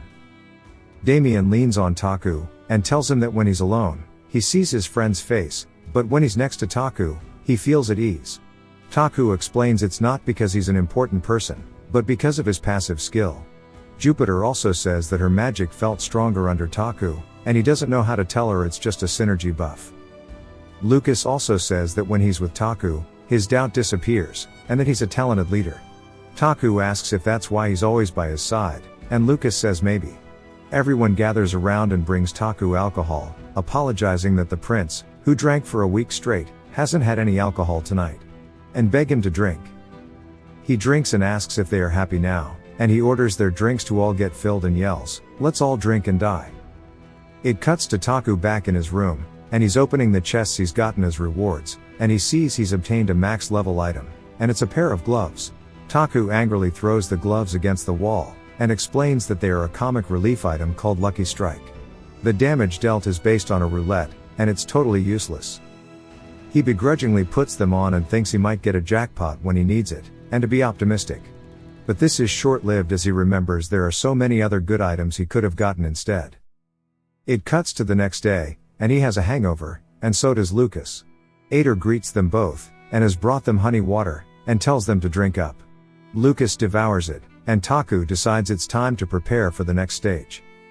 He goes to the wall, and we see the giant sword is still there, and asks how long it'll take to repair. The worker tells him it'll take more than 2 weeks, and Taku sees he only has 9 days left until the next stage. And tells Lucas the uninjured soldiers will support wall construction. Taku asks Ader about the reinforcement situation. Ader says a nearby city will send soldiers soon, and the already dispatched soldiers will return tomorrow. Taku tells Ader to keep him updated, and tells Lucas they should go to the dungeon. Lucas asks if he means going back to the lake, and Taku says exactly, but this time we'll be going under the lake with the rest of the party. Because it's time to change from tower defense to dungeon offense. We see the party leaving Taku's office, and we see Lily crying in her wheelchair. I wish she'd stand up for herself. Taku tells Ader to prepare supplies for the expedition, and to bring anything that can shine. The next morning we see them all gathered behind the manor, and Taku forms the gate, and tells them that they'll be going to a kingdom of monsters underneath the lake. And that this is the only way to stop the monsters forever. We see them all at the lake, and Taku tells them to stay alert, because they'll be going deeper. Taku gets a pop-up asking if they want to proceed, and a warning saying that they can't return until the next stopping point. Taku clicks yes, and we see a whirlpool form in the middle of the lake. They head into the lake, and Taku mentions how it's dark. Lucas yells out, asking for him, and Taku tells them all to stay calm and to turn on their lights. We see everyone uses torches, but Lily who has her hands. She screams, and we see some bloodborne type of city. Taku tells them it's the home of the monsters, and they'll have to clear it out piece by piece. Taku explains they can move and breathe because of ancient magic surrounding the city. Lily wonders how there could be such a large city. Lucas tells her to be quiet because someone is coming. Everyone gets ready, and we see a long white-haired person. Taku says it isn't an enemy, and that it's their first time in the dungeon, so it must be a guide NPC. She asks if they are treasure hunters, and tells them the place doesn't have what they want. Taku mentions how he's never seen her before, and wonders if she existed in-game. Taku explains there are about 100 NPCs who live in this kingdom, and one random NPC shows up as a guide, and even though he's played the game 742 times, he's never seen her. Taku tells her they came from the surface, to defeat the monsters. And that the surface world is in pain, because of the monsters. The woman says the nightmare of the kingdom will never end, and nobody can break the nightmare. And many great warriors have tried, but they've all failed. And to return before they get swallowed by the abyss. Taku stares at her, and says he's the Lord of Crossroad, the city that stops monsters. And that's why they've come to the dungeon, and that the doors are locked. He asks her to guide them, and she says sure, and it'll be nice to see if his words are those of courage, or bravado from a plain man. She says follow me, and he asks what to call her. And she says she's forgotten her name, and to call her Mew Myung. Lucas tells Taku they can't follow her, and it'll be a trap. Taku tells him it's fine, and makes a joke about him being a cuckoo clock. They arrive at their spot, and she tells him this is the entrance. Taku says it's the sewer system, and she says it's slippery, so be careful. After 5 minutes, they make it to the first area of the Lake Kingdom. Taku activates a checkpoint portal, and explains that next time they can start straight from here. Lily begs Taku asking to go back home, and he tells her no. Mew Myung tells Taku that she's stopping here, and from here on out, it's his will. Taku thanks her, and she lets out a sigh and says, the nightmare has already swallowed the kingdom. She tells him the deeper he goes, the stronger the monsters will be, and if he still chooses to continue, then to make sure he never turns off his light. And that she hopes his path forward will be blessed. Damien comments on how the darkness is weird, because even with his eyes, he cannot see past it, almost like it's alive. And asks how that woman can walk through it without a torch, but Taku doesn't have the answer. He says they'll meet her again, so they can ask her then. They equipped themselves at the checkpoint, and decided it was time to start the dungeon clear. Taku tells them they won't struggle much, and that it's time to proceed ahead. Taku explains that a dungeon's basic structure is built with rooms and passages, and that you can fight enemies, and find items, or even NPCs. The first room has 14 rats inside of it. We see the rats posturing up at the group. Taku says they are easy, and Lily screams. Taku orders Lucas to take the front, and keep his distance, and focus on the ones that are close. And for Damien to aim for their eyes or necks, and for the mages to only attack the ones that break through the defense. And Taku will watch. We see some rats jump at Lucas, and he instantly kills them. Damien takes out a couple of rats too, and just like that, the room is cleared. Lucas tells him all 13 are dead, and asks if he should collect the gems, and Taku says they aren't worth it. Taku is confused by it only being 13, because the info said 14. We see a rat above him on the ceiling, and the rat jumps down at Taku. Taku screams and punches the rat, and hits a jackpot, sending the rat flying into a wall and turning into a pancake. Taku says it's rare to get above 100. Lucas asks him if he's okay, and asks how he killed the monster in one shot. Taku debates on what to say, and tells him it's called the Prince Punch, and then bullshits that when a royal family member is in an emergency situation, they can activate superpowers. Lucas believes it, and everyone else isn't buying it. They quickly move on to the second room, and Taku says there's something hidden. Damien finds something, and it turns out to be a treasure chest. Taku tells him good job, but it could be a mimic, and is interrupted by a greedy Jupiter running toward the chest. It's revealed not to be a trap, and she comes to her senses and apologizes, saying she can't control herself when she smells money. And gives Taku the chest, and he makes a joke about her having stuff in her pockets. They continue onward, and easily clear the next room full of rats, and finally appear at the boss's room. Taku tells them once they clear this, they'll go home. When they head in, they're overcome by the smell of blood, and they see a giant rat creature eating other rats. It says there's no end to the rats, and that it needs to eradicate the rats, to make the kingdom pristine. Damien is surprised the rat is speaking the human language, and the rat thing hears him speaking and asks if there's another rat alive. The creature is revealed to be a giant rat man named Sewer Manager Peleg, and is level 15. Peleg lets out a scream, and says no matter how many he kills, there are still rats. Taku is confused about why it has a human name, and Peleg leaps toward them, and Taku realizes he needs to say something. Lily screams rats and unleashes flames toward Peleg, and it burns him, which causes him to roll on the floor. Lily yells "Don't come near me," while everyone watches, confused. We see a burned Peleg, and he begins to step back up again, but Jupiter tells him he can stop here, and good night. And we see a lightning bolt pierces Peleg's skull, and then shocks him. As he dies, he says he has to clean out all the rats. Taku is surprised by how quick the boss fight was, and mentions how early bosses have no resistance to magic, and if it were just physical attacks, it would have been difficult. Lily grabs Taku's shoulder, and asks if they are going home now, teary-eyed. He asks if she's scared, and she asks how can she not be with so many rats in the room. They all approach the boss's treasure chest, and Taku tells him to hold on to Jupiter, and we see him lift her away, while she screams. Taku pulls out a rat slicer, and it has a 25% DMG increase to rats. He gives it to Lucas, and says while it's not better than his regular sword, they'll use it. The next thing he finds is a summoning scroll that uses an automatic defense turret, and this was the item he was looking for, and the reason they came here. He tells them it's time to leave, and Lily is happy. After walking past the boss room, they finally entered the inside of the Lake Kingdom, and the second area called Hidden Alleyway. Taku is surprised by how developed it is, and explains the kingdom was the epitome of a magic society, but it's strange there's not a single source of light, or a living being in sight, and that it's covered in darkness, and the dead. We see a lamp post with some rocks underneath it, and Taku approaches it and summons the portal to take them back home, and tells them it's time to leave. We see a person approaching their portal fragments, and says, so he's the last player, and he's made it all the way here. We see the figure pull out a flute, and we see an enormous horde of rats. And the figure's face is revealed to be a mask, and he says, forgive our sins, while standing in the middle of the giant rats, and that everyone is for the Lake Kingdom. Taku tells everyone to rest well, and Jupiter says she doesn't know if she'll be able to after seeing all of that, and asks Taku if he can tell her any more about it. Taku says he doesn't know anything, but he has a hunch, and they should figure things out one by one. Jupiter decides she won't be able to sleep sober, so she'll drink, and Lily says she will too, and they head off. Damien heads back to the temple, and Lucas asks Taku if they'll be going back in to scout for the enemies, and Taku says they already have. And Taku explains that the enemies are going to be the rats, and the monsters first fill up the exploration zone, and then overflow and head to their city.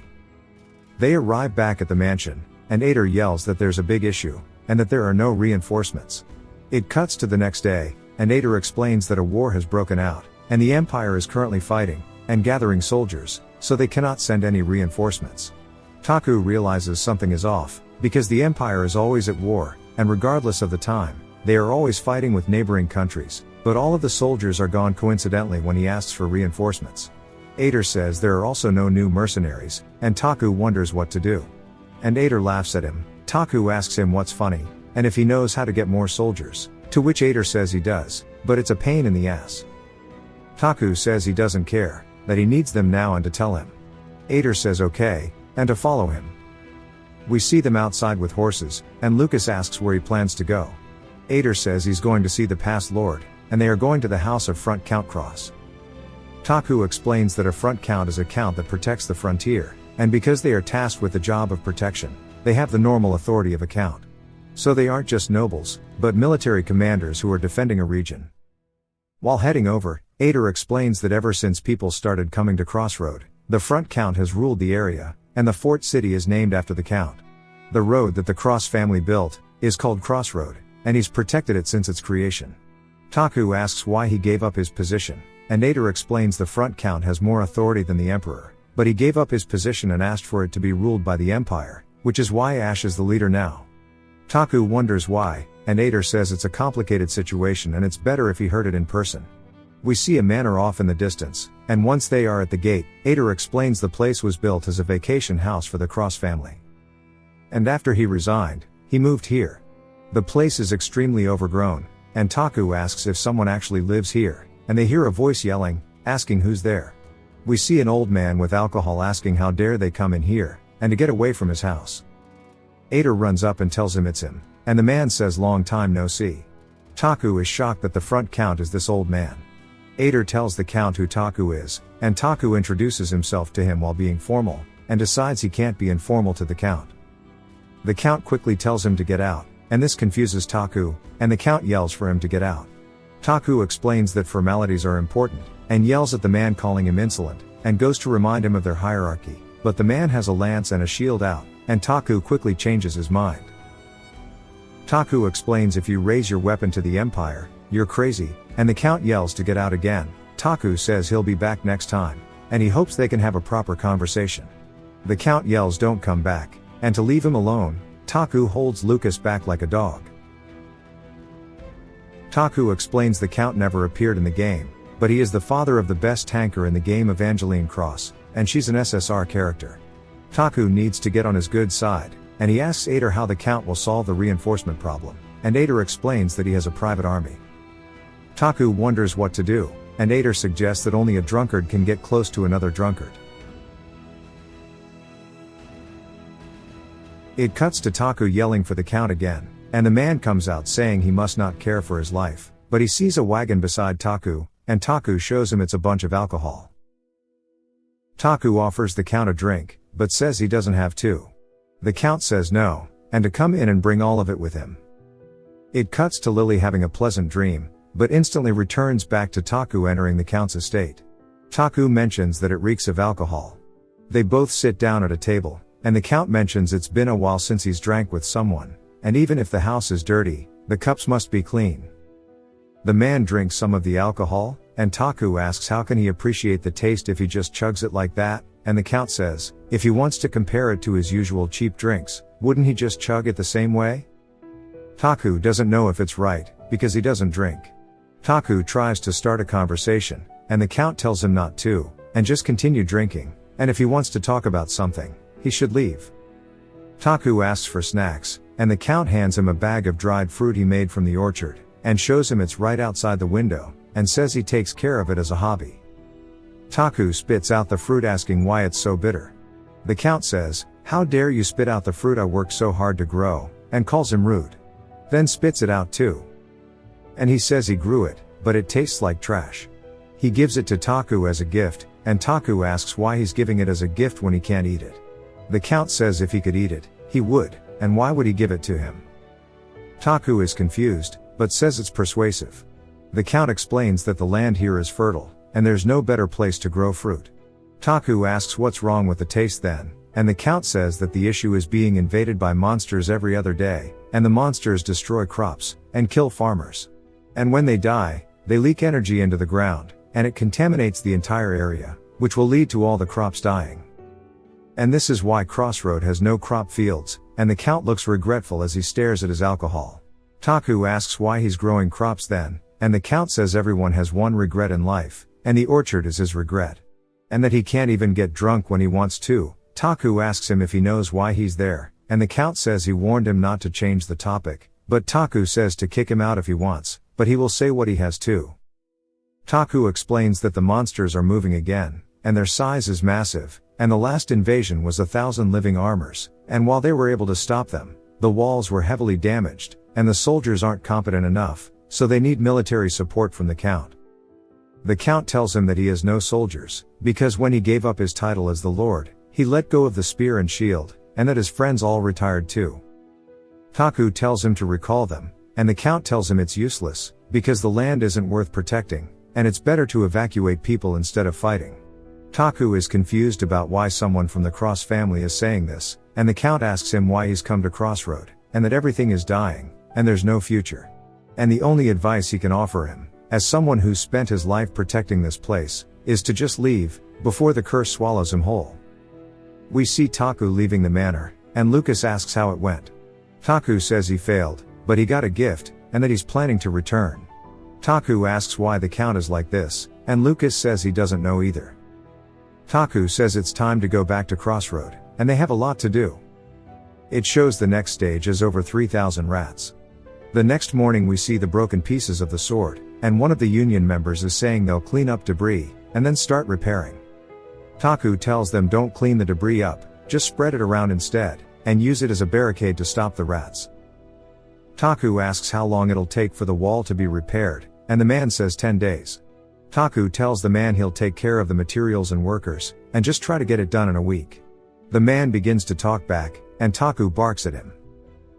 Taku mentions again that there will be 3,000 of the dog-sized rats from the sewer. A few days pass, and during the day, Taku helps with repairs, and at night would drink with the Count.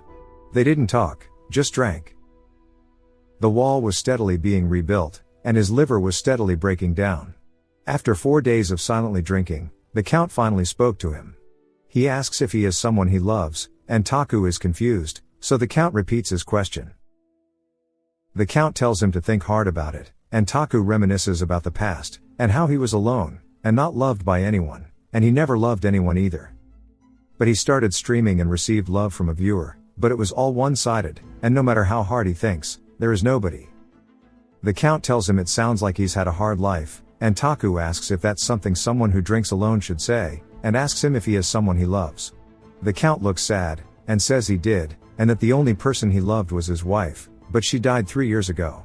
She was ripped apart by monsters in the orchard, and they had to hold a funeral with an empty coffin. And he mentions there's a curse on the Lords of Crossroad, and it'll force you to choose between the city, and their precious person, and there's never been an exception. Even his parents, and their parents couldn't avoid it, and nor could he. He recalls how there wasn't any activity from the monsters, and the city was peaceful, but due to this had no income. So he started his own business, and his wife told him to farm south where they are currently. And after word spread of fertile land, immigrants began to flock over, and due to there being only a few monsters, they easily protected themselves. And his wife took leak of their orchard, and doing all the most dangerous parts, and he recalls her feeding him grapes, and that they were sweeter than anything else in this world. He had hoped that he could stop killing the monsters, and he could work in the fields to harvest fruit, and he hoped it to be the case. But it was impossible. It was their second year of farming. They received intel about a horde approaching the city, and he quickly rushed to the city as his wife told him goodbye. And afterward, he went to the city, and they told him the monsters split into groups. One group invaded the farmland, and the others attacked the main city. And he had to choose between his wife, or the thousands of citizens. And he chose the city as all of his ancestors before him had, and after they defeated them, he came back to the farmland. The fields were ruined, and the people were killed, including his orchard and his wife. While it was his fault, he regrets abandoning his wife, and he mentions how his daughter didn't understand why he chose the city over her mother, and she left him. And in the end, his choice has left him without his wife, and his daughter, and now he's alone.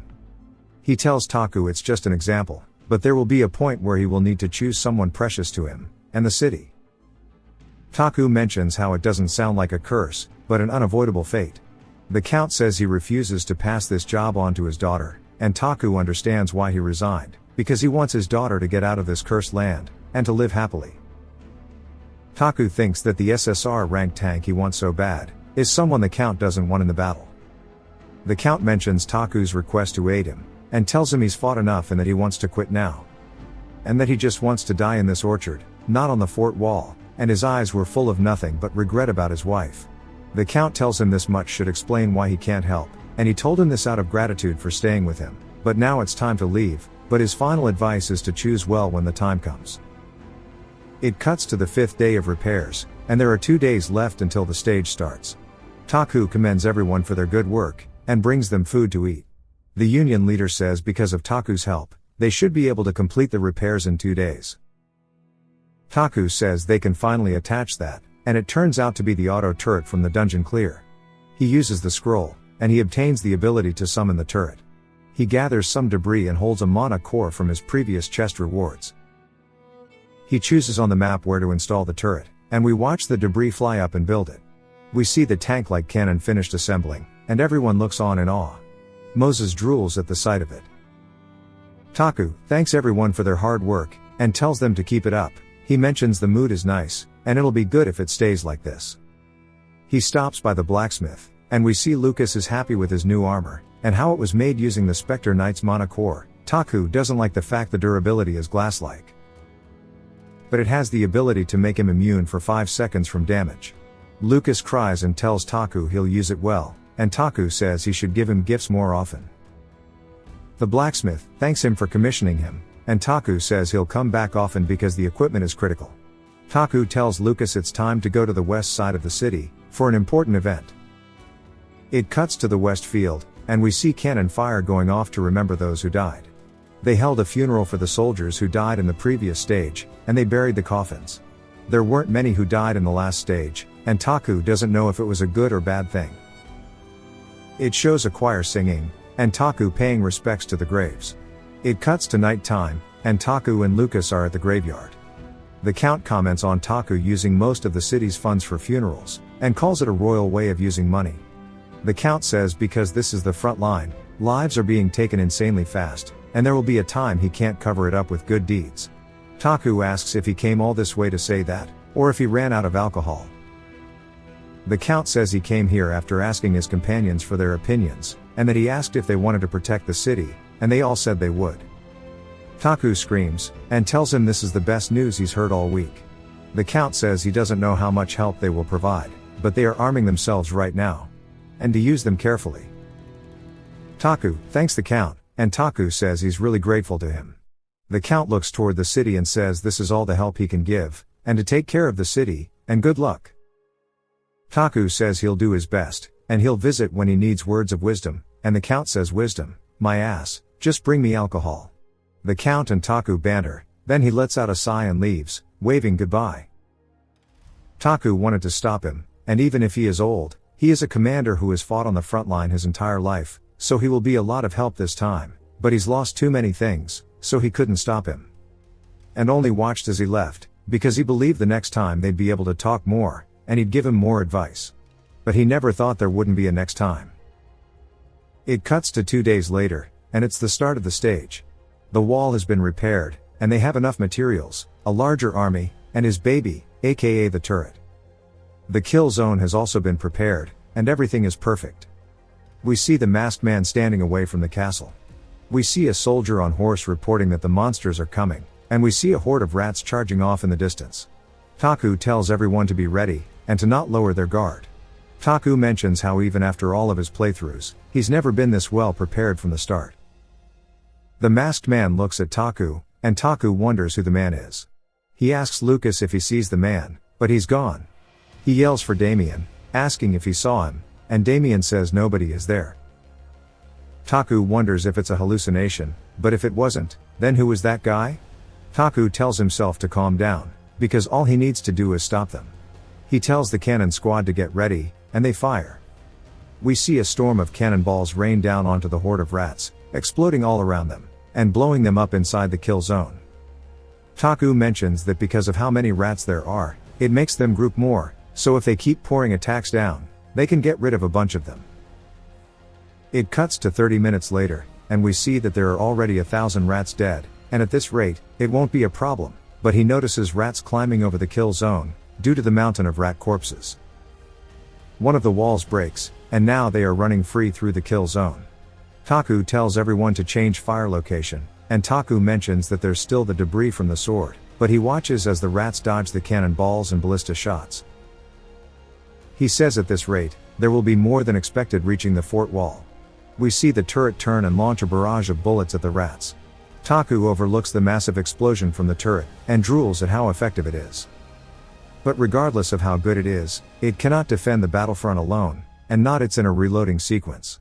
Taku says there are too many, and it's moving faster than he expected, and the sword fragments are doing their part, but it's just a matter of time until the fort wall is reached.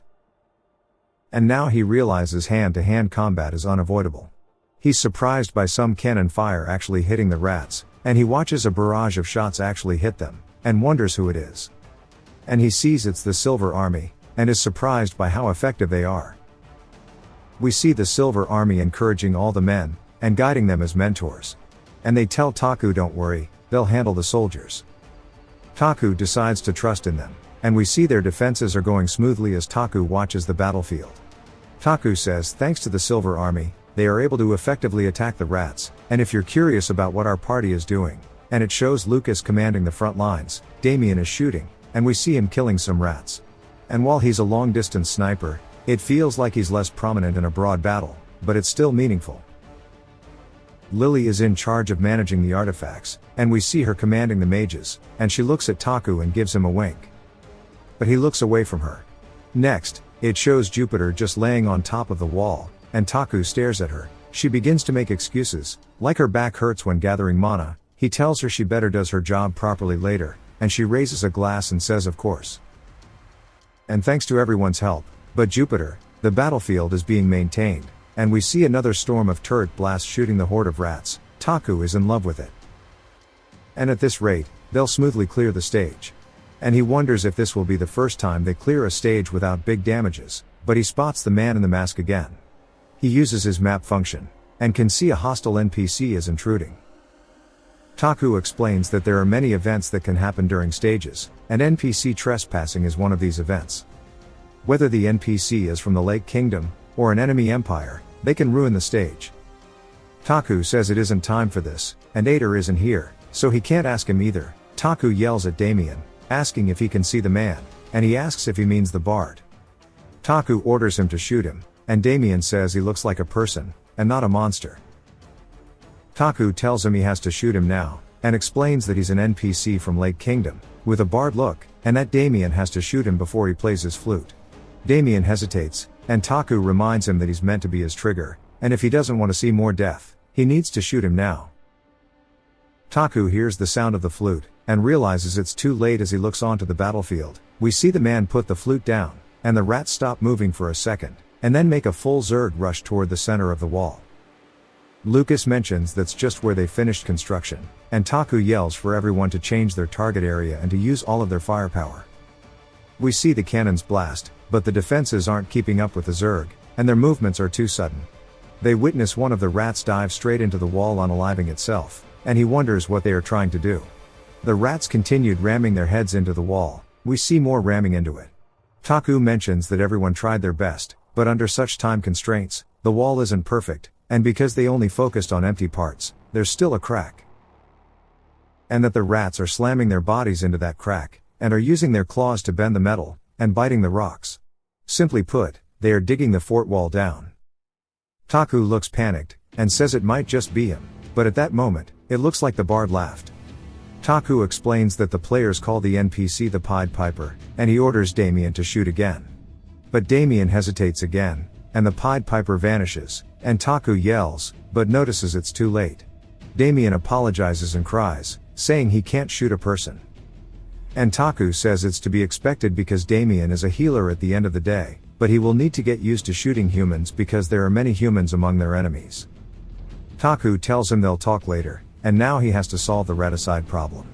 Taku tells Jupiter she has work to do, and we see she's already ready, because she knew he'd call for her. He tells her to fry them all, and we see her lightning attack the rats. Taku tells Lily to prepare the flamethrower artifacts, and we see them from on the castle wall. It shows the lightning raining down on the rats, and flames hitting them from the sides. Taku mentions how if they all gather in one spot, they can just make it the new kill zone. He makes a goofy face and mocks the rats, but notices the stage information was revealed, and there are 3 boss mobs. Ratman champions, and we hear one of them roaring, and due to their names being revealed, it means they've appeared on the battlefield. We see the 3 giant ratmen, and that their objective is to break through the fort wall. Taku yells for his men to stop them, and we see one of the champions running at the wall, and he tells the men to stop standing there, and they begin to unleash attacks on one of the champions, and if it hits the wall, then it'll collapse. We see the auto turret shoots toward the champion, and it hits him. It dies, but there are still 2 more running at the wall. Taku tells his men not to save ammo, and to shoot. He activates the magic multiplier on Jupiter again, and we see her stretch her arm out, telling the rats to get ready. She calls down a massive lightning storm on the front line, melting countless rats. However, it isn't enough for the champion, due to it being spread out. He calls for Lily to activate the flamethrower, but she tells him it's still on cooldown, and he says he knows. She realizes what he means, and begins screaming while shooting flames. She hits one of the champions, killing it, but there's still one left, and it continues moving forward. Taku yells to stop him, and we see Lucas holding his sword, and throwing it across the battlefield, piercing the champion. He says they still need another shot, and Taku tells Damien to hurry. Damien fires his crossbow, hitting the rat in the eye. Taku thinks it's defeated, but we see the champion continues running toward the wall. The champion prepares its shoulder and dives straight through the wall, and just like that, the wall has been breached. It shows the Count watching the battlefield from atop a hill, and he realizes something is wrong with this invasion. And that it's completely different from when he was a lord. Not only are the numbers massive, the combination too. Instead of a mix of monsters, it was a unified army. He wonders if all of Taku's battles were like this. The Count realizes now why Taku was so desperate for his help, and wonders if he should help or not. He remembers his wife, and he says no, because he's retired. As he heads back, he hears the sound of the champion crashing through the wall, and he convinces himself to just keep going to the orchard, to protect his wife this time. Taku tells his troops to evacuate the citizens, and he tells everyone that they'll go down to the bottom, except a few to stay atop. He tells Lucas to command the combat soldiers, and everyone else will maintain firing atop the wall. He tells Jupiter to fight on her own judgment, but to kill as many as possible, and as soon as she gathers mana to shoot out lightning. He asks Lily what artifacts are available now, and she says only haste. He asks about the flamethrower, and she says it has 10 minutes left. He tells her to use haste on the combat soldiers, and to use the flamethrower as soon as it's charged. He goes to Damien and realizes he's been crying, and that Damien is probably blaming himself, so he flicks his forehead and tells him he's been doing great. And he won't blame him for a small mistake, so don't lose confidence, and his presence alone is a great strength. So he should trust himself. He tells Damien he'll be in charge of the backlines, and to kill the rats that break through their defenses. Taku tells everyone to get ready, and we see the soldiers beside the champion's corpse. A rat climbs over the corpse, and Lucas kills it, showing the rat slicer. And he tells everyone the entrance is narrow and to stay calm and kill them one by one. Taku from above realizes there are more and more rats coming through the hole, and sees them eating a wider opening. The flamethrower is ready now, and Lily begins to scream. When Taku looks over, he sees rats are eating the alchemists, and one of the alchemists asks Lily for help. Taku hits a rat with a prince punch, only dealing 15 damage, but sending it flying. He wonders if they are climbing the wall, and we see that they are. Lily begins to cry and begins to burn the rats. With the artifacts unable to activate due to their deaths, and the injuries in the combat troops, and the cannon teams are losing men too. At this rate, the damage will be uncontrollable. One of the Silver Knights yells out, saying it's the Count. Taku looks over, and sees a shining lance and the Count riding into the battlefield. The Count screams for the rats trying to draw their aggro. Taku realizes it's a large area taunt, and wonders what the Count is doing. Taku yells out to him, asking what he's doing, and tells him he's going to die. The Count's backstory is explained as someone who is always killing something, and he was born in a city to stop monsters, and even when his father died, and he took his position as Count, he killed monsters every day, and his world was simple and clear. This was the case, before his wife came to the city.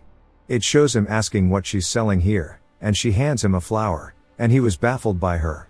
He tells her it's the front line, and what they need are weapons, and what use are flowers because they die quickly. And she tells him that's exactly why people need flowers. The fact they die quickly is what makes them beautiful. He couldn't understand her, and he thought she was a spy, and he kept visiting her store every day for proof of her being a spy.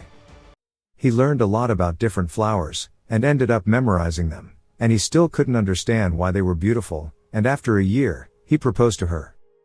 It cuts back to the present, and we see all the rats turning to look at him, and he charges straight into the enemy army. It cuts to another flashback, of him seeing his wife holding their daughter, and he just came from a war, so he was bloodied. But he gently held his daughter, Evangeline. His wife asks isn't she pretty, and he couldn't answer because he was confused. She wrapped her tiny hand around his finger, and he still didn't understand how something so small and tiny made his heart choke up like this. Just a few moments ago, he was out killing monsters, and now he's witnessing this, and it confused him. It goes back to the present, and Taku is yelling for everyone to organize quickly, and not to shoot anything, so they don't hit the Count. And to just shoot crossbows or arrows on the other side, away from the Count. He tells Lucas to take the soldiers who can fight outside the wall, and to rescue the Count. Lucas tells him it isn't a rescue, and from this position, they can attack the rats from behind, and they can finish the rats and return with the Count after. Lucas raises his sword and leads the men to battle, and Taku is just repeating to himself, please don't be late. We see the Count is covered in blood, fighting the rats to no end. He doesn't understand himself. While fighting the rats, he didn't understand what he was doing. Even though he promised his wife he'd die beside her, he made the same decision again. And he wonders why he's fighting again for this hellish city. We see him charge deeper into the army, and he blocks them with his shield, but gets sent flying backward. He spent his whole life trying to understand himself, but there's only one thing he knows for sure. As he screams in for another charge at the army, he recalls a flower and his daughter. And that those weak and small things must be protected, and that he's good at killing monsters. He yells out while crying that his daughter is living behind this wall, and that this is the world his daughter lives in, so he will not let a single one of them pass through the wall. We see him getting cut and wounded all over his body, and he screams, but this didn't stop him from fighting. He knew no matter how many orchards he grew, or monsters he killed, his peaceful days are over, and for a man who only knows how to fight, he must swing his lance once again. It shows him slaughtering the rats, and one after another, he repeats to himself, that he just needs one more. And he sat there prepared for his final opponent, but there are no sounds. And he wonders why the monsters aren't attacking anymore, or if he's perhaps already dead. He looks over to see Lucas, and he tells him the monsters are all dead, and the battle is over, so he can rest now. We see the Count is heavily wounded, and drops his lance. We see Taku arriving, and Lucas telling him they were too late. As he walks through the soldiers, he sees the Count on the ground, and Damien healing him. He calls for Damien, and Damien shakes his head. Taku wonders if this potion he has can heal him, but the Count tells him to stop. That it isn't a wound a potion can heal, and to just help him up. We see Taku holding him, and the Count asks if the battle is over, and Taku says yes. The Count mentions the wall was breached, and Taku says yes, but not a single monster made it inside. And the Count says that's good. He notices the heavy atmosphere, and tells everyone not to be so gloomy. And that someone dying shouldn't surprise them at the monster front, and it's just his turn to go. And not to be sad about every death, and to be happy they survived and won. He looks up to Taku and tells him it's the city of graves, and there are a lot of deaths, but even atop the graves, people are still living on, and if the city mourns, then the city will stop. And while it's good to take care of funerals, he needs to make sure to give everyone happiness along with it. Taku tells him he'll do so, because people live on by hope. The Count says it's his time to die because he has no more hope, but to promise him one thing. Taku tells him he'll do his best, and the Count says if his daughter ever comes back, tell her that he's sorry. And to tell her to be free, and to live however she wants. Taku says he'll tell her, and the Count says he's sorry to his wife, because he didn't keep his promise, and that the orchard, their daughter, and everything. But Taku interrupts him and says no, and that he saved the world, not only once, but throughout his entire life, he's protected every human beyond the battlefront. And that the world is indebted to him. The Count doesn't reply, and instead says he's sorry, and in the end, he did nothing.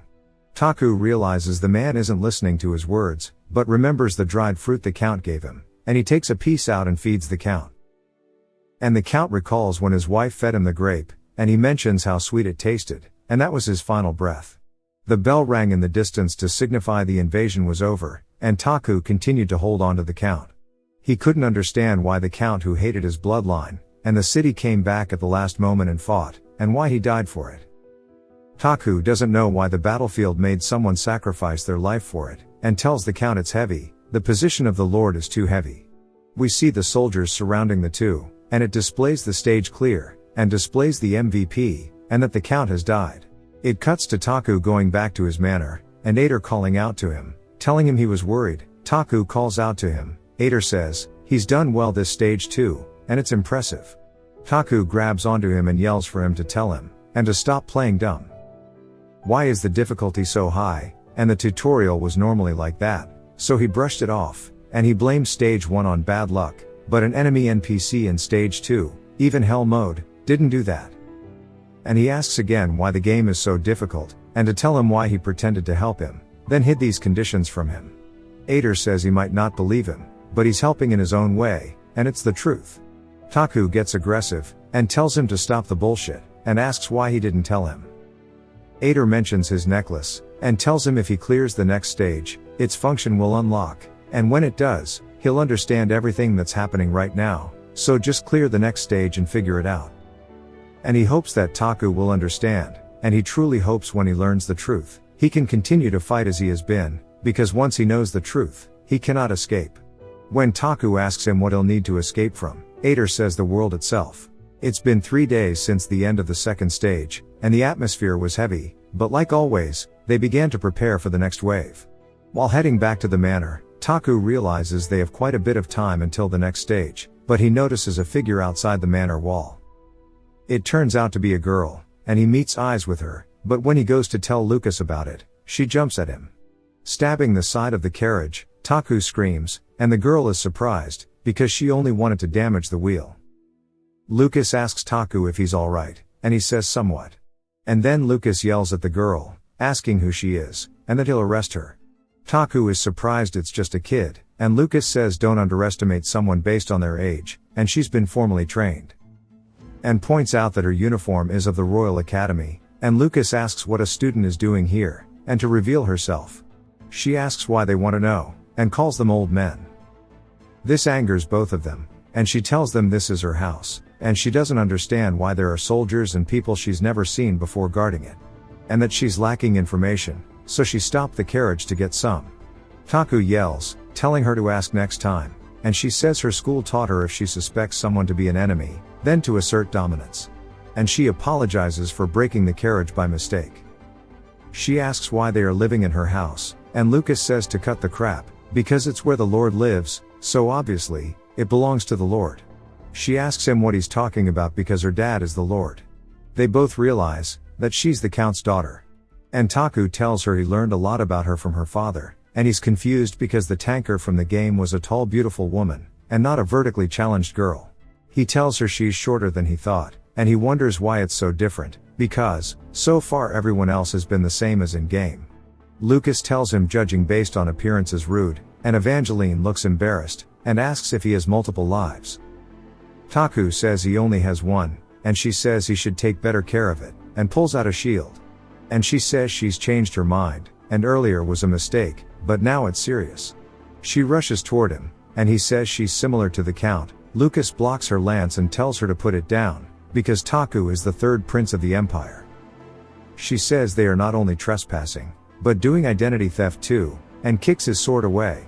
And says there's no way the crazy third prince would come here, and Lucas knocks her back. She says he has skills, and Lucas says he's an alumnus of the academy, and that he was second place in his class and tells her his name. And that Taku also graduated from the academy too. She asks if they think she's an idiot who can't tell who her seniors are, and introduces herself as first place in her class, and rushes at them again. Her and Lucas trade blows, and Taku is surprised by how well they both fight, and that it's fun to watch. But at this rate, someone will be hurt, so he tells them both to stop. And that there's been a misunderstanding, so they should talk it out.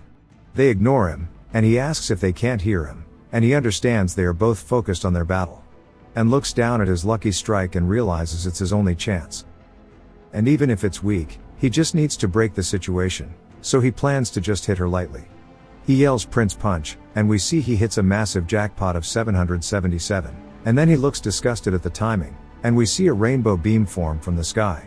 He makes a funny face, and says he's unlucky, and we see the damage from the punch on the manor. Lucas is surprised and says it was impressive, and asks how he did it, but then says that's not the issue, and we see Evangeline on the floor. Lucas asks how can be so cruel to a child. They look at each other and ask if she's dead. It cuts to a flashback of Evangeline when she was young, and that her mother would always comfort her when the monsters attacked the city, and her mother would tell her she came to make sure she wasn't crying in fear, and Evangeline always knew that her mother was the one afraid of the monsters.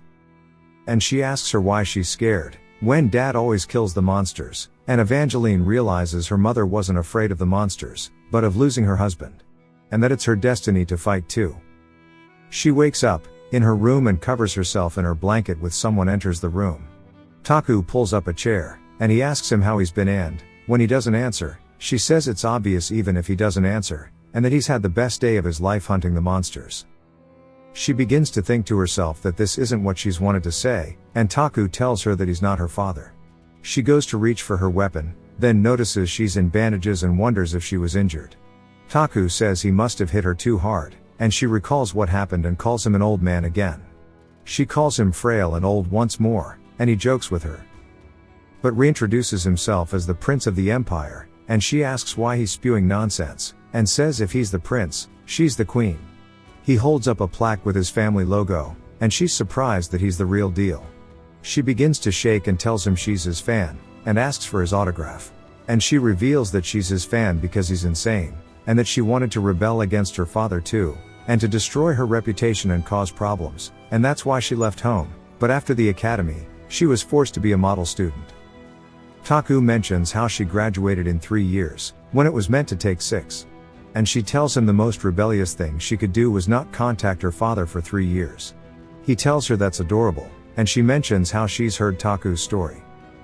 That despite his father being the emperor, he disappointed everyone daily, and constantly changed headlines. And describes some of the dumb things he's done to garner his reputation, and tells him he's cool. He makes a joke about how Ash's life wasn't in vain, because he became a role model for being trash. She asks him where her dad is, and asks if he knew about her plan and hid in advance. Taku asks if she really didn't hear the news, and she wonders if something happened. He tells her he's sorry, but her father has died. And it was a few days ago in battle, he sacrificed his life to save everyone, and he died a hero. So Taku recorded all of his accomplishments, and sent them to the Empire, and due to him working all his life, he'll receive a Medal of Honor. He tells her the funeral is in 3 days, and she begins to laugh, saying just when she was going to be a bad daughter, he decides to run away. And she mentions how he always talked about dying while fighting, and that now he can't receive her wrath. Taku says he's sorry, and that he's the current lord and the commander, and that his death is his responsibility, so place the wrath onto him. She asks if he's really the prince, because the prince is meant to not care about others, and calls him insane. He tells her to stop calling him that, and she thanks him for taking care of her.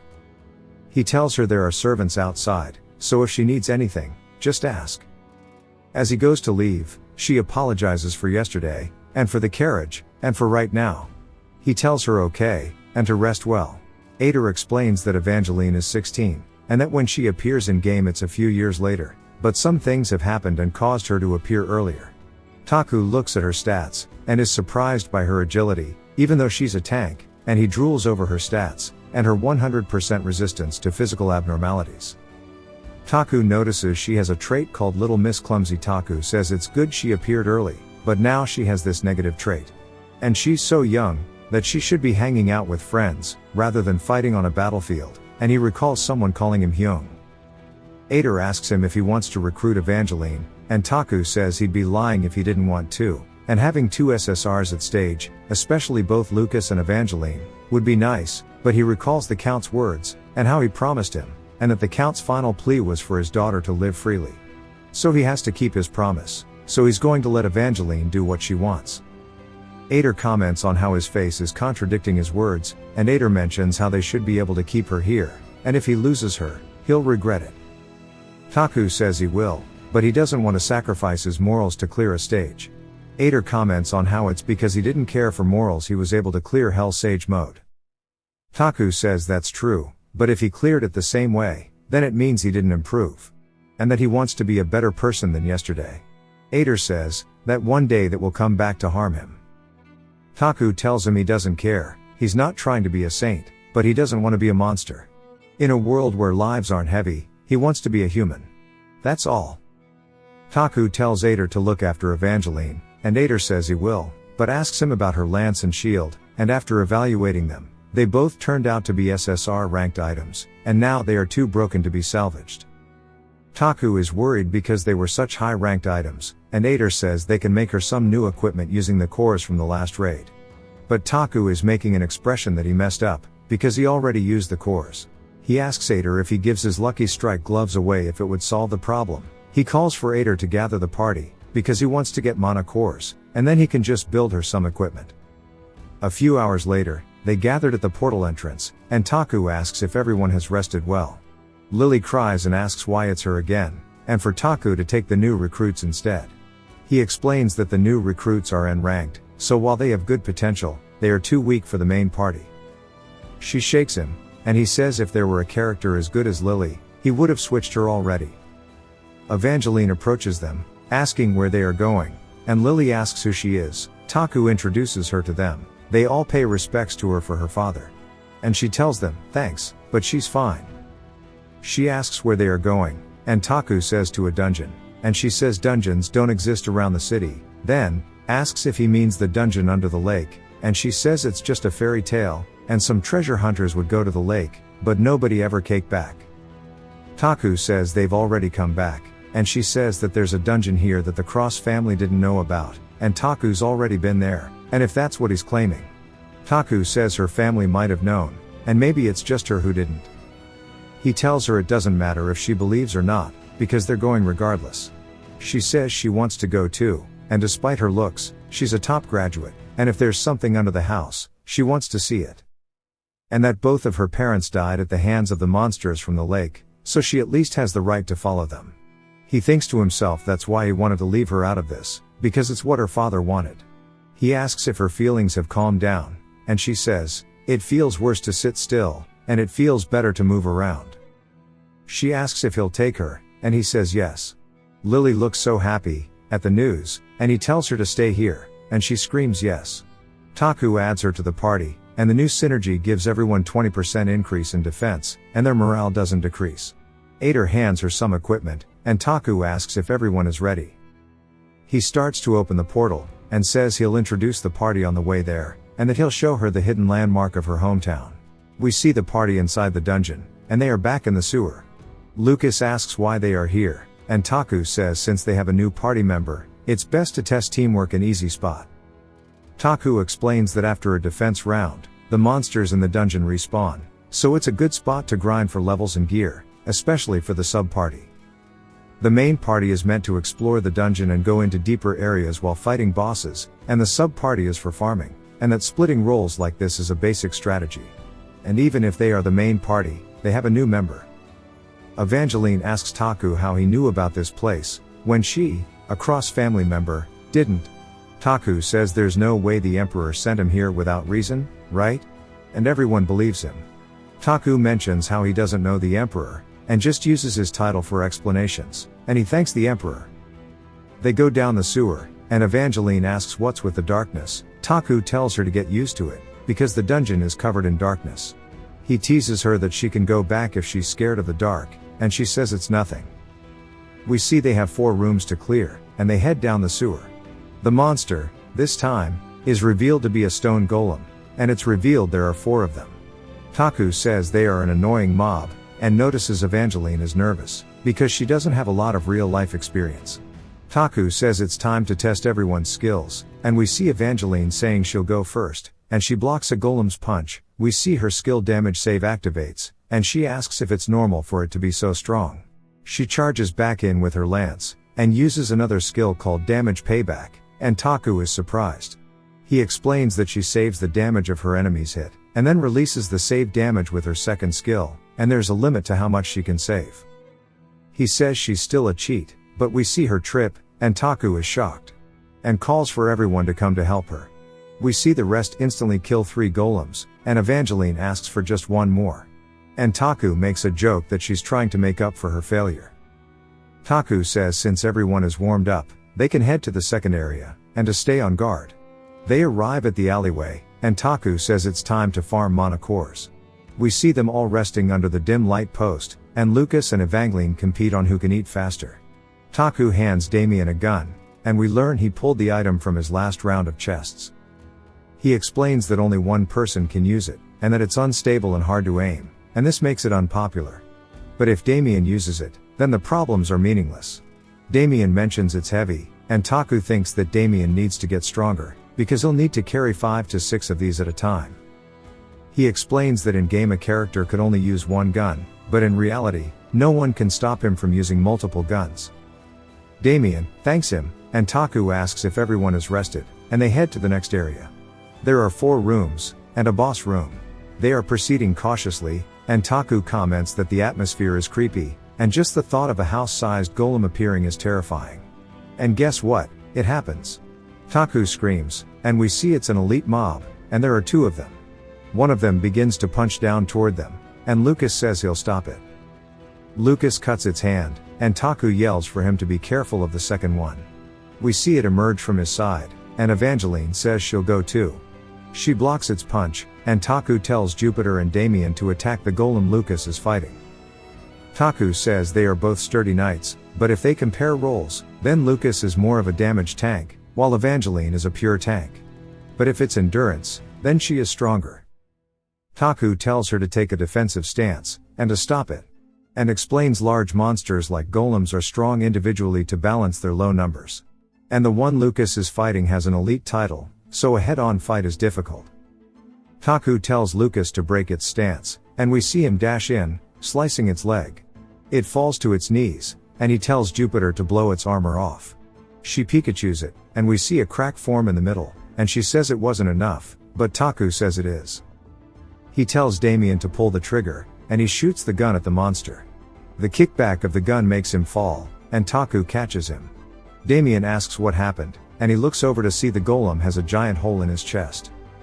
Lucas says it was a tough opponent, and Taku explains elites are much stronger than a normal mob, and Taku says they can anticipate each fight will be an elite, so just treat them like boss fights. Evangeline asks if they are taking a break, because she isn't finished. Taku forgets she was fighting, and tells everyone to help her. Taku explains that continuing was easy. Anytime an alleyway seemed wider, steam engine golems appeared, and after a bit, they became easier to fight. He also got tent-tied by a mimic, and he wonders if they'll believe he fell into it on purpose, and everyone just laughs at him. We see Lucas climbing a wall, and he mentions that they can't go off the path because of the darkness, and Damien mentions that the buildings aren't an option either, because they are all blocked, and Jupiter says, they've also been sealed magically. Damien asks if the people inside did it to protect themselves from the outside, and Taku explains it was done from the outside, and it was to stop whatever was in the house from coming out. And Damien asks what's inside. Taku tells him he doesn't know, and they should continue. We see they have cleared 3 normal rooms, and have 1 more left, and the boss room. The next room is a giant plaza, with a fountain. Taku tells everyone to stay alert, and Evangeline points out all the water is dried up, but she can see a statue on the fountain. Taku wonders if it's a statue of the king, but wonders why the other 2 statues' heads are gone. Damien tells Taku he sees the light, and Taku tells everyone to approach with caution. And Taku says in a city of monsters, the only thing scarier than a monster is a person, because anyone who lives here isn't normal. He wonders if it's an enemy NPC or a helpful one, and that if they let their guard down, They will die. We learn the flame is fragments from defeated golems, and they see a figure. The person says since they are here, it seems like they are exploring pretty seriously, and we see it's Myung. They ask Myung what she is doing here. Taku thinks that although they met before, he's keeping his guard up since he's never met her in the last 742 times he's played. So he doesn't know if she is an ally or not. She says she's just taking a break since living in Lake Kingdom is tiring, and that if they came this far she should acknowledge them by showing them something. They all prepare themselves. We see her pull out a red bag, laying it out showing off hella goods. She says she sells quality goods for cheap. Taku is shocked that she is a merchant NPC. Me too, buddy. She says she doesn't know what an NPC is, but she is a merchant. She says she has a buy one get one event, as well as a 30% discount for their first purchase. She asks if they are going to buy it, showing off a chestplate. She says this type of service doesn't come often. Taku looks hesitant. He asks what she sells. She says these are all the items she's found while wandering around the Lake Kingdom. Taku and Jupiter begin to drool, while everyone else is shocked. Taku thinks that merchants normally have high quality items, but this shit is nuts. He asks how he should pay. She tells him magic stones or mana cores will work. Taku explains that magic stones are an item you can use for currency, as well as convert them into currency. Since he traded them all for money, he doesn't have any left. He didn't think he'd meet a merchant this early in the game. He tries to offer up some items they have collected while down here instead. She inspects them, saying they aren't worth much, but since it's his first time buying from her and she knows they are going to explore more, she will let them choose one item to show her support for their campaign. Taku calls her a saint, and begins to drool, saying no takebacks. He stares at the items wondering what to choose. Jupiter holds up a ginseng, saying if she eats it she'll look younger. He thinks she should choose gear, not food, so she should buy it with her own money. Lucas holds up some boots, which have an increased speed option. He asks Lucas if he wants more speed, but Lucas says he was just thinking it'll be easier for Taku to escape from emergencies if he has them. Taku calls him a rascal for caring about him so much. He says no to the item since he isn't a main battle member. We see Damien eyeing a potion maker, saying if they put it in the temple they can heal the injured soldiers. Taku agrees, saying even if it's slow, it'll help a ton. But it's a waste to waste the free item on that.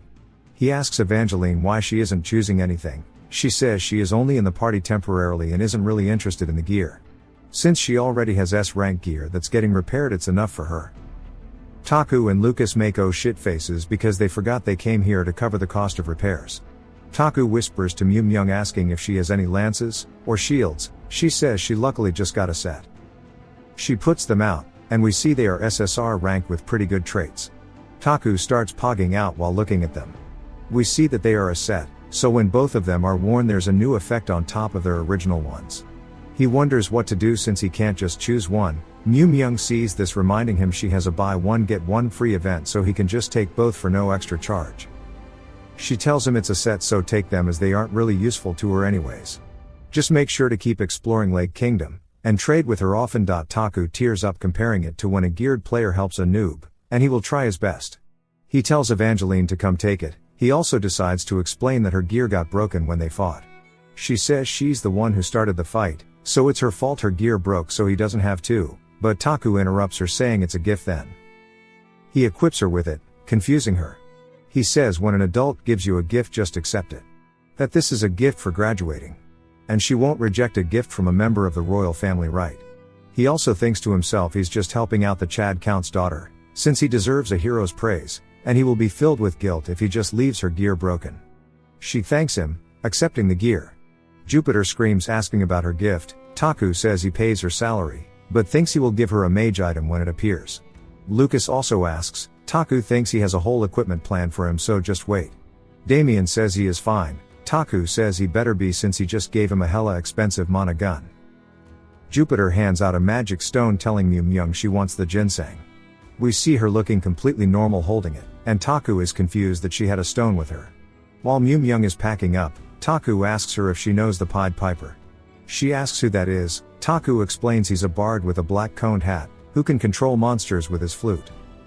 He says there's a lot of freaks down here, but he's famous, so she recognizes him. Taku is surprised since he wasn't prominent in the game, but is famous here. Myung says if they keep going between area 3 and 4 there's a safe zone. She says it's the area where a lot of the sane people left in the kingdom go, They call it base camp. Taku recognizes the area from the game, describing it as a main hub where most of the NPCs are.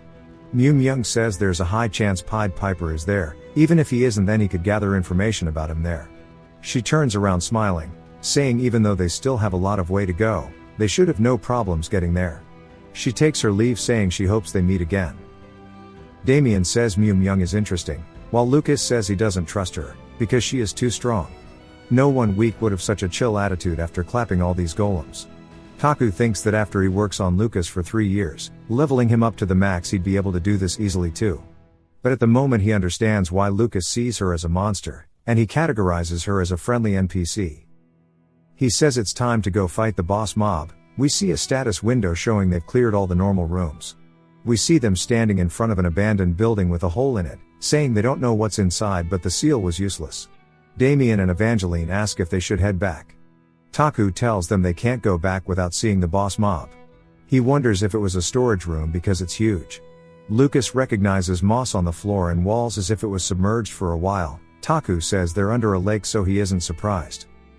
Damien, who's scared, starts pointing while calling out to Taku. We see a slumped over golem, and Tikus is confused, because it wasn't just a pile of rubble. We see it's a giant steam engine golem. Taku is surprised since it has a human name just like the Giga rat from the sewers. The golem begins to speak, saying oh no he fell asleep again, and turns over while its eye glows red. It says it's time to start cleaning again, while getting ready to blast at Taku and the gang. He shoots out his Iron Man beams. We see them flying towards everyone. Lucas and Evangeline deflect them. We see them fly towards a wall crashing into it. Jupiter recognizes it as light magic, commenting that it's rare to see. She asks Taku if he will be able to order a command. He says of course. Taku thinks that he was surprised because it was bigger than he expected, but he knows exactly how to fight against him, since he knows how to fight every enemy in the game. He shouts to not be intimidated because of his size, and he used the same strategy from the other golem they fought earlier. They just need to destroy the mana core. He says due to its size it'll have 10 mana cores in its body. Evangeline is shocked. Lucas asks if it'll keep fighting until they are all destroyed. Taku says yes, but any mana core that gets destroyed will shut that area down, and their first target will be the hands. Jupiter says she understands, while charging her lightning. Damien prepares himself saying he'll get the right hand. We see Jupiter, and Damien's attacks hitting the golem's hands successfully wounding them. Taku says the next target will be its feet. He commands Lucas and Evangeline to attack. The golem speaks saying its back aches these days. Wondering if it's because it's been sweeping all its life while rearing back its hand. Taku is shocked that it's attacking with its hand in that condition. We see they manage to dodge, as it shatters the ground sending rocks everywhere. Taku thinks its attacks are strong, but its movements are too big. Evangeline yells for the golem to stop mumbling. We see she hits its foot with her skill. Lucas thinks he can't fall behind, successfully attacking its other foot. The golem's feet break, causing it to collapse. It says one day he also wants to go to the Royal Academy and learn magic too, because he's sick of cleaning this place every day like a machine. I guess Buddy hasn't looked in a mirror in a while. Taku commands Evangeline to come back, while telling Jupiter and Damien to attack its right arm. We see them attack it, causing the arm to fall off. The golem says one day it'll invent cleaning magic to make the lives of fellow cleaners easier. We see they attack it again, completely destroying its arm and legs. The golem falls to the ground. Lucas approaches it, raising his sword, stabbing the mana core in the chest. Lucas tells Taku all that's left is the core in the head.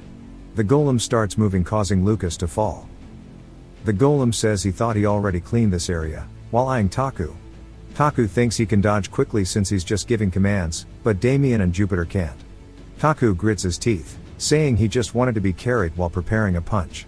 We see he hit 125 on the jackpot, smacking the piss out of the golem, decapitating it. The golem's head lands in front of him. Taku thinks it's lucky that he got a good number. The golem's head starts to spark, and it says it's raining. Lucas holds up a sword telling Taku to get the final hit. Taku explains that boss kills give hella XP while walking towards it.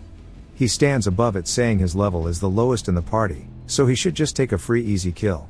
The golem says it's raining immensely. Taku tells it to quit babbling, finishing it off. We see on the status screen they got a complete smash, 3 stars, for destroying all the golem's cores. We see everyone holding light sources looking around the room. Taku wonders how much XP he will get. Damien tells him they found a treasure chest and pathway. Taku says he'll be there soon, then calls out to Lucas to stop Jupiter from opening it. We see them playing as Taku opens the chest, saying it's an SR item. It's called the Orb of Scream, that has a pretty strong trait, but he's annoyed it's a mage item. Jupiter is drooling. He hands it to her, he says it matches Jupiter anyways. We then see it's part of a set called You Must Scream. Once all 3 pieces are equipped, it's an AoE fear. The chest also contained 2 SR mana cores. He tells them it's time to go home. We see Taku recognizes the area, and it's probably the stairs that connect the castle wall. He thinks everything is going well, and they're on good pace. After climbing the stairs for a bit, Jupiter complains while Damien is shaking. Kakis is also gassed out, saying they are almost there. They finally make it to the top, and they collapse. Jupiter says she's going to die of a heart attack, so she'll take one last hit of her cigar. Taku says Lucas and Evangeline work well together as they chug water. Taku says they made it while pointing to a door. Inside we see a teleport gate. Jupiter hauls Cheeks towards it, saying she's going to take a hot bath, drink whiskey and enjoy her cigar. But she stops. Taku asks her what's wrong. Everyone is shocked. Taku says this is what Lake Kingdom actually looks like. We get another view of Yharnam, and we get to see how much more they have left to clear. Damien notices a light, saying he can see lights in some parts of the city. Taku thinks someone installed magic stones all around the city so the people surviving here can navigate around. Evangeline points to something, asking if it's a lighthouse. Taku looks anxious, saying it's the Lake Kingdom Palace, and it's the last area they will go to as it's where the final boss is. But for now they have a long way to go. We get another look at how far they are compared to the palace, as well as the route they took. He activates the teleporter, saying they should think about their next move. So let's head home for now. We see he gets 2 reward chests for completing an exploration, as well as everyone leveled up. Taku tells everyone to rest well, explaining that they started in the afternoon and returned in the evening. So they spent an entire day exploring. He yawns, saying he'll take a nap before finishing up some work. He opens his eyes, seeing he ended up sleeping too long. He decides to organize his inventory. He starts by pulling out a blue fire torch, saying it's inextinguishable. The item is good because dungeon explorations are always a battle against the dark, but that's about the only use it has. He is surprised he got a summoning scroll as the bonus for achieving a complete smash. The scroll summons the golem boss. It's a one-time use, but the skill is useful. He says there's no point waiting, learning the skill. He says he'll use it when he needs it. After organizing, we see his stomach is rumbling due to hunger. He arrives at the kitchen wondering if there's something to eat. We see some rats munching on some raw food, like freaks. Taku asks what they are doing. Evangeline says they are here because they are hungry. Taku says he is also hungry, asking if there's anything to eat. She says aside from what they just munched on, there's no cooked food, only ingredients. He asks if they are hungry. They both nod their heads. He tells them to wait at the table while he prepares food. They are surprised he knows how to cook. He thinks ramen with some kimchi is a good late-night snack, but it'd be impossible to make here. Looking at the ingredients, he says he has an idea, pulling out the blue torch, lighting the fire. He puts butter in the pan, and goes to town. He tells them they should eat and sleep. We see he made royal prince toast. He thinks it's not bad, but he wishes they had condiments. Lucas starts crying, saying it's so good that Taku could replace the royal chef. Evangeline says it's similar to food they sell at festivals. He says it's pretty accurate since it's a street food recipe. Evangeline says this reminds her of when she was younger. She'd hear sounds in the kitchen, and when she walked in she would see the Count just chowing on food he quickly made, since monsters can attack at any given time. She says he'd always come back bloodied and dusty. Then he would just dump whatever ingredients he found into a pan. But after noticing her, he'd always ask the same question: if she wanted to eat some too. Taku sighs, asking if she'd eat it too. She says of course, that's why her cheeks are so round. Taku says it's cute and makes her look more childlike. She says after eating like that her mom would wake up, scolding her dad for feeding her so late at night. She laughs, remembering the expression he'd make. Then stops, saying just doing this late at night reminded her of those nights. Taku tells her the Count's funeral is tomorrow, and if she wants she could lead the funeral tomorrow. She says she'd rather have Taku take care of it, because although she respects her dad, she can't forgive him. She asks if the Count ever told Taku how her mom died, saying the Count left her and her mom to die while he protected the city. She could never forgive his choice, but understood his reasoning since protecting the city is the Lord's first responsibility. The day her mom was buried, her dad didn't come, since he had to prepare for another attack. She realized as she buried her mom's empty coffin in her father's place, that this was what the head of the Crossroad family has to be like. And she can't be that person. Taku says then that was why she left. She says yay and thanks him for preparing the Count's funeral. She repeats that while she respects the Count, she can't forgive him as her father. She quickly thanks them while getting up from the table, saying it was an honor to be served by the prince himself. Taku thinks having a family is difficult, while Lucas doesn't say anything. While heading back, Lucas asks if Taku is alright, confusing him. Lucas says that Taku has a complicated relationship with his family too, so that's why he is helping Evangeline. Taku makes what face.png since he thought he was just a playboy. Lucas continues saying he must be seeing his past self in her, and while he knows he might be dull, he can tell that much. He asks Taku if he is wrong. Taku thinks he can't tell if Lucas is asking because he is sincerely worried, or if he suspects he isn't the real Ash. He couldn't respond due to his body freezing. Taku thinks Lucas feels like a stranger right now, and says he doesn't know how to respond. He thinks while Ash is the Emperor's son, he's sure his family life wasn't simple, but he doesn't know anything about Ash's family. He starts to stutter, and Lucas apologizes saying it must have been a sensitive question. Taku says that's not it, and just thinking about it suddenly made him space out a bit. Lucas says his and Evangeline's family lives will all be resolved in the end while giving off golden retriever energy. Taku wonders if he was thinking about it too deeply. They say goodnight to each other. Back in his room, Taku is still scared, wondering about Ash's family problems. He says the conversation made him remember he's in someone else's body. The next day we see the repairs on Crossroad have begun, as well as information about Stage 3. It's a lot of golems since that's what they fought while exploring. He says they only have a few large monsters, but they are all elites, and they have around a week, so he will try to prepare really well this time. Prepare so well that even if things changed unexpectedly they'd be fine. So strong they will be able to destroy the source of the unexpected change. We see Taku kindly telling all the production people what to do. At the Count's funeral, he says there were some people injured last stage, but only one person died. The Count. Lucas tells him the casket is on the way, so they should get ready. We learn they took the casket around town, since it's the death of the Lord who ruled for decades. And even if the city is insensitive towards death, many citizens mourned. He says the funeral will be held here, but the casket is going to be cremated in the Count's orchard, since that's where his wife is. Taku stands above everyone attending the funeral, saying last time he called their deaths expensive, and he meant that literally. Especially the Count's death, it was beyond a monetary loss, as it pains his heart. We see Lily crying. Taku continues saying the Count asked him to provide the citizens with more happiness since they can't move on with sadness alone. Since this place is a fort city, death will always be present. So it must be ruled with hope and happiness instead of sadness. But today he will disobey the Count's last words, because he will be sad. The front line is maintained by the sacrifice of precious people, not just the Count but everyone who loses their life. He wants them to remember, their sacrifice is worth as much pain as it causes. Because every sacrifice helps them survive. He tells them to remember, as he will always repeat himself. People are going to continue dying, but those deaths won't be in vain. He says they will now have a moment of silence for those who helped them so far. While everyone is quiet, he thinks that he hopes one day the city will be full of endless festivals rather than funerals. Just like the Count wanted. After the ceremony they shot fireworks, and transported the Count's casket to his house. One of the people delivering it are shocked to see Evangeline. They apologize to her. She asks if she could check the casket. We see her hand shake as she says he always fought at the front, as if he couldn't die, but here he is. She tells them that's enough, and we see them bury the casket. They ask her about the Count's gear, and she recognizes it. The man says it's the equipment passed down the Cross family for generations. They wanted to bury it with him but are asking her in case she wants it. She thinks about it, then tells them to bury it next to her dad.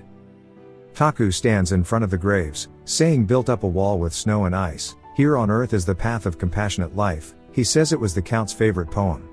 He prepared it thinking it would fit well with the Count, but not during the funeral program, so he waited. He recalls the Count telling him that he will have to sacrifice something important to protect the city eventually, causing him to wonder what he will lose in the future. Evangeline approaches saying she didn't know he had a hobby of reciting poems. He says he waited to read it since it doesn't fit with his image, but she caught him. She says he has a good voice, so next time he should read it loudly. He asks if she is okay. She says of course, as it was bound to happen one day. And if she were to get hired as a knight on another battlefront she could never return, and it's a miracle she even made it to his funeral. Taku asks if she plans on leaving. She says of course since she can't stay here. She plans to take care of all the inheritance matters, sell the property and leave. He realizes she had her heart set from the start, that's why she buried the passed down gear. He tells her to let him help her set everything up. She asks if he's not going to stop her. Because she is throwing away her family's legacy and running away so she can live comfortably. He says he doesn't know if he will do as well as her family, but he'll protect the battlefront the best he can. So not to worry and have fun, he will do his best to make sure her family's hard work doesn't go to waste. She says the rumors about him are really different than how he is. Since she figured he'd be trying his best to return to the palace if he was relegated here. But she's surprised at how seriously he takes his job of being the Lord. He sighs saying someone told him they'd reward him for protecting this place, so that's why he is working hard. Recalling the memory of Ader telling him he'd grant any wish. It's not because he's a saint, he's selfishly wanting to fulfill his personal wish. We hear something loud, quickly asking what that sound is, assuming it's an attack. We see it's Evangeline's stomach rumbling. He says it's more like thundering instead of rumbling. She asks him for food, saying what he made yesterday was yummy. He laughs thinking the survivors must eat and continue living. He tells everyone they are heading back. While thinking even though the dead are buried the living must continue moving forward. Taku says after that day he worked on 2 tasks at the same time. We see Lily is really happy to see him. His tasks were preparing for the next stage, and settling the Cross family fortune. Since Lily didn't want to be the front count because she wanted to leave, it would be better to gather her family's fortune and give it to her. That way she doesn't have a reason to come back to Crossroad. Ader looks down that he is okay with letting Evangeline go, saying he'll liquidate all of the Cross family's assets. As well as settling the inheritance process. Ader says selling it all within a week might be impossible, since most of the family's fortune is real estate, so waiting for someone to purchase it will take a bit. Taku says to buy it in his name for now, since he wants everything to be done within a week so Evangeline can leave. All of the Cross family have died here, making her the last survivor. So at the very least he wants her to be safe. As that was the Count's final wish. Ader says he understands, and Taku compliments him. We see there's 8 days until stage 3 starts. Taku says he will prove that you can beat the game without wasting people's lives. A week later in the blacksmith's shop, we see the workers apologizing since they couldn't make the amount of mana guns he requested in time due to their complexity. He tells them it's fine since he understands. He thinks about the history of mana guns, and that they are fairly new. They require an alchemist and blacksmith to work together, making it extra difficult. Taku asks how many they were able to make. We see they only made 2 guns. Taku is shocked, because one of the guns is SSR ranked. The weapon insta-kills if the user is proficient. The alchemist and blacksmith look proud, saying they made it using the special mana core from the Spider Queen. He comments on the gun being a balance breaker, since it could hard carry for a year at least. And since Damien is using the gun, it's the perfect weapon for him to pump out damage. Taku starts laughing while shit-talking the game. They tell Taku the entire time making it felt like a trance, and they are glad he is happy with it. We see the other gun is normal, it even has a flaw. The flaw makes it less accurate when spam fired. He tells them they did a great job, and will make sure they get paid well. Lucas asks if the gun is that impressive. Taku says it'll change the course of the war. We see that they have 20 hours left. Taku says that should be enough time for Damien to get used to it. We see Taku getting off a carriage. Lucas tells him he should see something. We see Evangeline in front of his house. He says her name, but she doesn't respond. She says Ader gave her something, holding an envelope. Taku thinks that after adding up all their property she has enough money to live leisurely. She thanks him for handling her issues so fast, and says Ader told her something after giving her the paper. She makes a spot on Ader impression, repeating what he said, after you get the money you'll have no more business in the city so pack your bags and leave ASAP. She says Ader kicked her out, asking if Taku really ordered him to do so. Taku says he did. She asks why is he wanting her to leave so fast, she didn't even get to say goodbye. He tells her if she's going to leave then don't drag it out, since tomorrow will be a war zone. Does she intend to get caught up in it too? She tries to say something, but he tells her to shut up and leave since she has no more connections to Crossroad anymore. She says since he helped her, she plans to return the favor. Taku sighs saying no, because she already plans to leave, so don't get this dirt on herself. And that he can protect the city well enough without help from a kid. She says that he saw her fight, so he knows she can pull her weight. He yells out her name, scaring her. He says she is the one who abandoned her hometown to live a new life, that's why she gave up her position, cleaning out her inheritance. Removing all her roots from Crossroad. She tries to speak again, but he continues. That if she made up her mind, then act like it. To leave and not look back. Because it's as she said, the battlefront is just full of death, and if you step into it, you can't leave.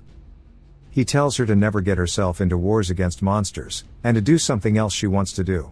He tells her that the Count's last wish was for her to live free, while doing whatever she liked. She looks shocked. He mentions how she said she wanted to be a bad daughter, doing the opposite of what her parents wanted, but at least she should listen to her father's last wish. He walks past her saying that she is now an outsider. She tries to stop him, but he says they have to discuss tomorrow's defense, so she should leave. She starts to yell, thanking Taku, saying she's going to visit her parents' graves one last time then leave. She bows, saying she hopes his future is full of nothing but victories. He hopes luck also stays in her life too, but doesn't say it out loud. He melts onto the floor, and Lucas tells him that he doesn't need to be so strict. Taku says if he didn't do that she would always have lingering feelings towards Crossroad. Lucas says he could have been nicer about it. We see Evangeline sigh while looking back. Taku says not all farewells require tears, and gold is enough. Taku cries, saying goodbye to his SSR ranked cheat character. He quickly gets over it, telling Lucas they should do their best from now on. Taku opens a door asking if they all rested well. We see Jupiter, Damien and Lily, who decided to come on her own. She looks super happy because she can't wait to go out again. Taku starts to make a goofy face asking if she enjoyed her freedom. She shakes him while begging for him to let her be free. A bit later we see Jupiter consoling her, while Taku says they have less than a day, so they need to go over their strategy one last time. He gives Damien the OP mana gun, saying it's a gift. He starts to tell Damien about it, but a knight bursts through the door. He yells that a scout reported the monsters are coming. Their army is around 200 golems and they are hauling cheeks towards the city.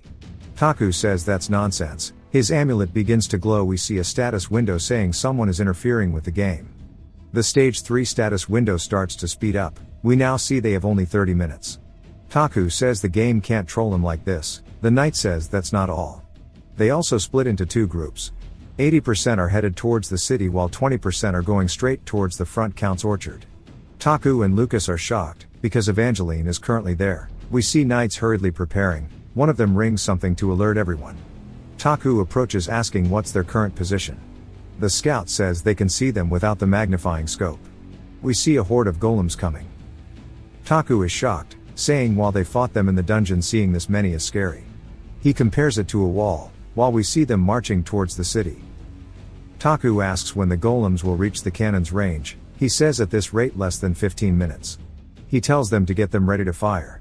Lucas approaches asking if he's going to leave Evangeline alone. Taku looks perplexed, gritting his teeth in frustration because the stage started too early, and the fact they split up into 2 groups. He wonders why this is all happening now. He realizes there has to be another being controlling the situation with malicious intent. The Count's troops tell him they heard the news about Evangeline, and to send them to her. He pleads that the current front line is strong even without them, so send them to the orchard. Another one of the men says the monsters are getting closer, so they need to go now.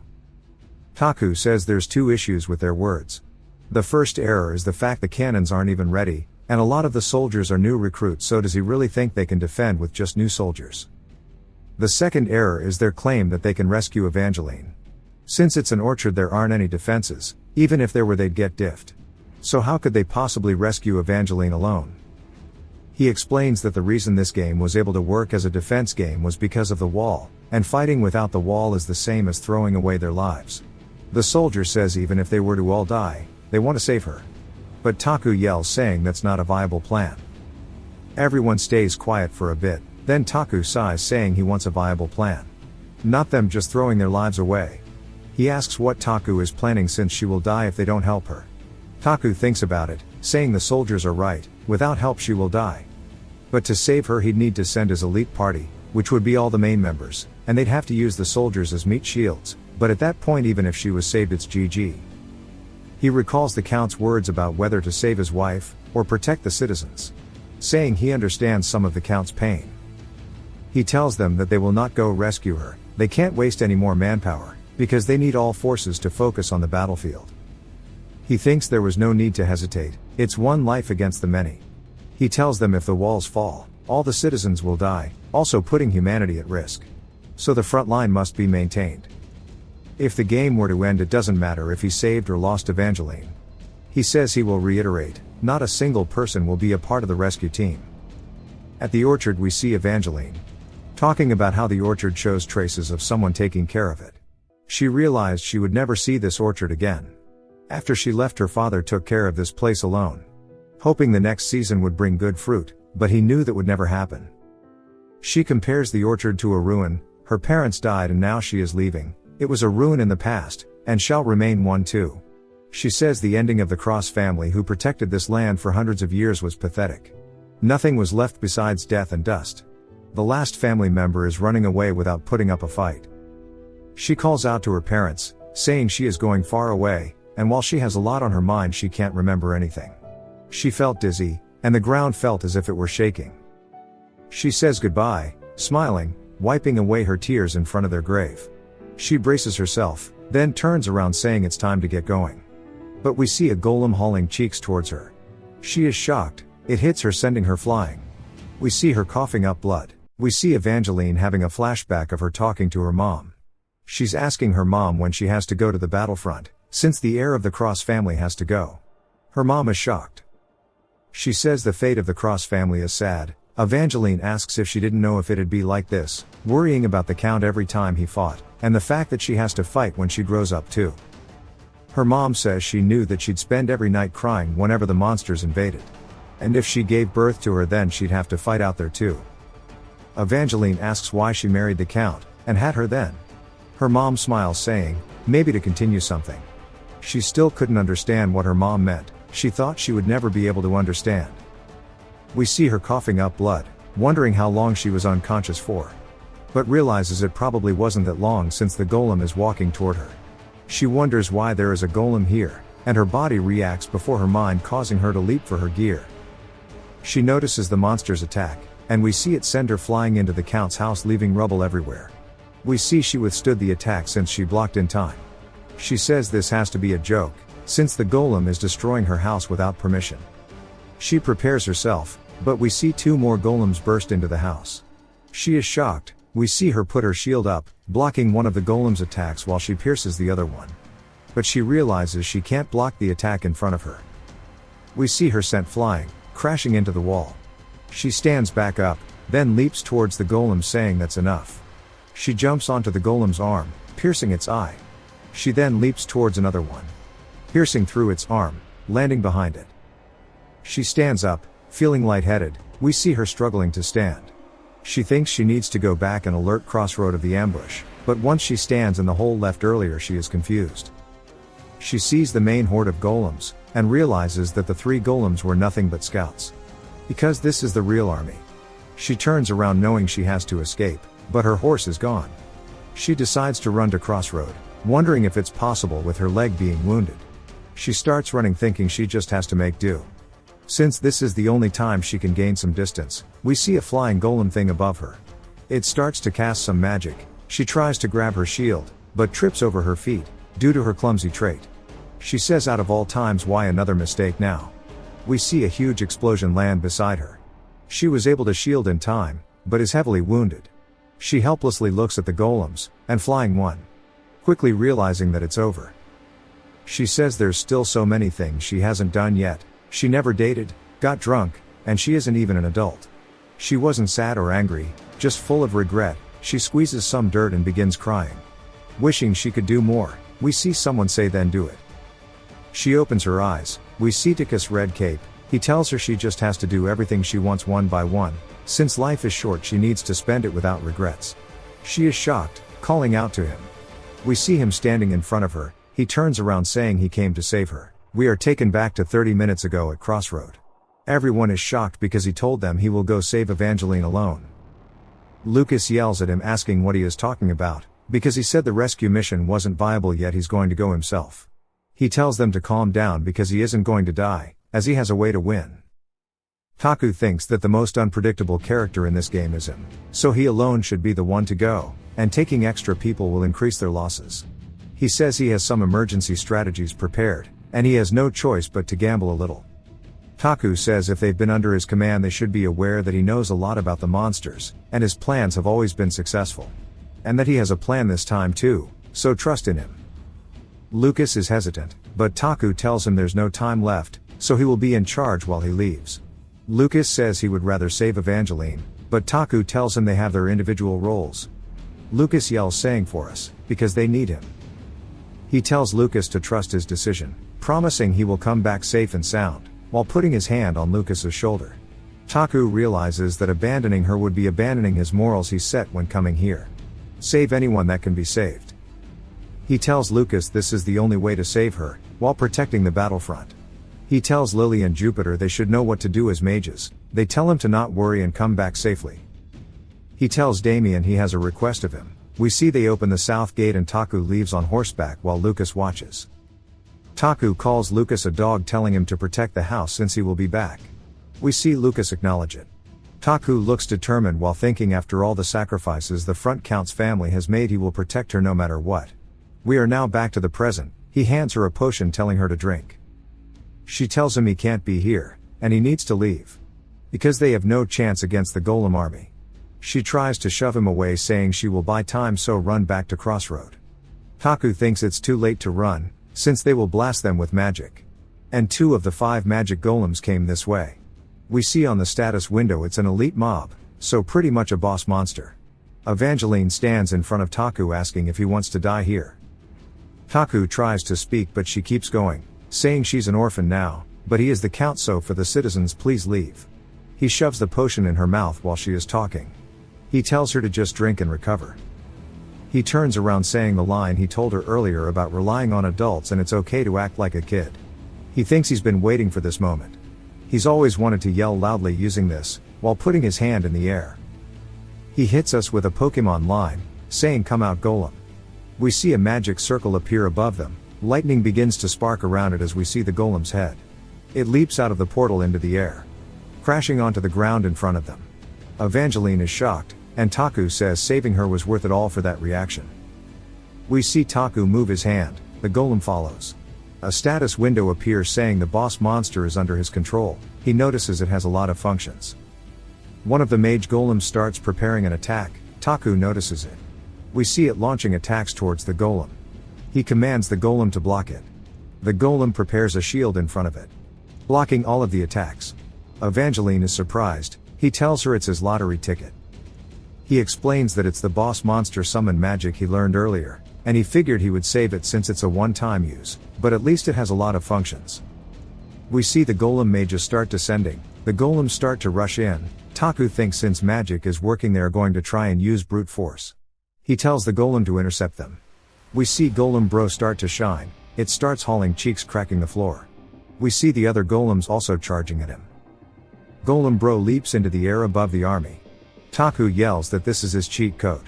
We see the golem crashing into them, causing a lot of them to break into smaller pieces. He explains the monsters are sorted into 3 types: normal, elite and boss monsters. Aside from the levels, the monsters are difficult for humans to face. Even so, boss monsters are in a whole nother league compared to the other 2 groups. They are far more intelligent than normal mobs. They are able to give commands. They are the strongest presence in the army. We see Golem Bro preparing an attack. Smacking the piss out of golems, he picks one up, ripping it in half while Taku says it feels like cheating. We see the other monsters begin climbing on top him, slowly but surely overwhelming him. Taku compares it to hyenas attacking a lion. He says although monsters have the basic nature of prioritizing humans, they are sensitive about traitors. We see the golem yeet one off its arm. While Taku continues thinking no matter how strong a boss mob is, there's no way it can take down 50 monsters alone. He says it's like a praying mantis getting swallowed by a swarm of spiders. He thinks it's not like he expected it to kill all the boss monsters anyways. He tells Evangeline they should escape while Golem Bro is keeping them busy.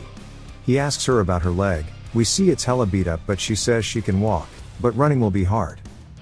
He gives her a health potion saying they should run then. We see him pouring it over her wounds. He asks her if it's better now. She says she's fine now. They start running away. He tells her he tied a horse to the north. We see the magic golems start floating again. Then charging their attack. Evangeline points it out to Taku, and we see the normal golems have also caught up to them. Taku says they won't let them leave easily. The magic missiles start flying towards them. She tells Taku to duck, putting the shield over him. We see she blocked the attacks. He tells her good job, but she hurt his back, making him go to her height. She gets upset, asking why he has to be tall. He laughs, thinking it's fun to banter. We see he commands Golem Bro to beat the magic golems. Golem Bro looks up towards them, then extends his hand. We see him block one of their attacks and grabs the other like a toy. Now they shouldn't be attacked by magic for a bit. Now the only problem is the normal golems. We see Evangeline leaping backwards into the air towards the golem. She prepares an attack, piercing the golem's chest from above. Taku claps, saying that was cool. She gets shy, saying don't suddenly compliment her, and asks about the horse. We see Taku point to a tree where the horse is tied. The horse makes a shocked face, and tries to run away. Taku tells it to wait, but we see magic fly behind him. It hits the tree, letting the horse escape. We see the magic golem was able to cast a spell, while the golem is holding it. Taku calls it persistent. Evangeline asks if there's another way to escape. He tells her it's time for Plan B. She asks what Plan B is. He asks her what she thinks. They have to defeat them all. The golem starts to punch, and he tells her it's do or die anyways. She starts rushing and preparing her lance. We see her block the golem punch. Taku tells her to only focus on defense, and use her lance when her damage save skill is full. She asks who is going to attack then. He says he will. We see the jackpot hit 172. He punches the golem in half. He says like this. She is shocked, asking how his prince punch works. He says how, with nothing but the mercy of the god of chance, while giving a golem a low blow. Two of them start running at them. He tells her to beat the one on the right with her skill and block the other. We see Evangeline doing just that. Taku explains that when you play these games, relying on luck will always result in failure. He dashes in, hitting the golem. We see the jackpot spin. He hits a nat 0, thinking probability always betrays the player. He is shocked. We see his hand is all bloodied. Taku explains that a person who wants to win shouldn't rely on luck. Attacks must be made with a surefire conviction. Even though he knew this, he kept trying to hit a jackpot. It's always been his principle to use any means possible. The result is a fumble, the worst possible roll. He screams in pain due to his hand. When you fumble, the attacker receives hella damage instead. Evangeline calls out to him, but he tells her it's fine. He expected this. We see him open a health potion, pouring it on his arm. He says it hurts like hell since it closes the skin, and fuses broken bones. He tells Evangeline to buy him around 10 seconds, she tells him there's no time as we see the golems rushing in. She blocks them, while Taku starts messing with his inventory. We see him pull out the George Washington blicky, saying he had this in case his luck ran out. We see magic begin to charge at the end, and he deletes 3 of the golems, creating a huge hole in them. Evangeline is really shocked. He tells her it's his second lottery ticket. We learn it's the mana gun he was supposed to give to Damien, but he yoinked it in a hurry. He thinks since his left hand is smashed he'll finish them off with the gun. We see him blast another one. He explains that mana guns are really hard to handle, however since he is point blank, even with a weak body, bull's eyes are still possible. He says the recoil is comparable to a cannon, saying he feels sorry for Damien. Evangeline says it's the last one. We see her use her skill, destroying the golem. Taku sits down in relief. She says she has a lot of questions to ask, but for now we'll only ask one. They stare at Golem Bro fighting the rest of the army. She asks what to do now. He tells her that he already told her that they will kill them all. He says they need to go back to the Count's house, since he has a few more insurances over there, and if they are going to live they have to kill them all since they will chase them. We see Golem Bro has been taken down. Taku tells it good work while opening a status window.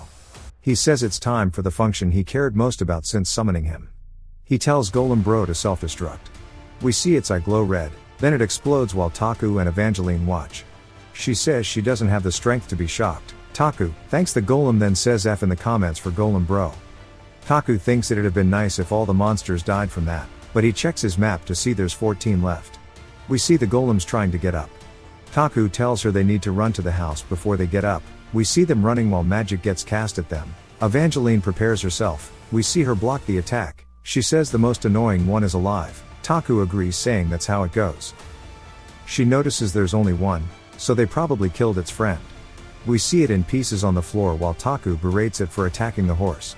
As they approach the house, Evangeline notices another magic attack. She blocks it, but her shield cracks. Then we see it shatter into pieces as the durability ran out. The golem continues its barrage. We see her prepare her lance. Taku compliments her quick thinking, but says the lance isn't for defense as it also begins to shatter.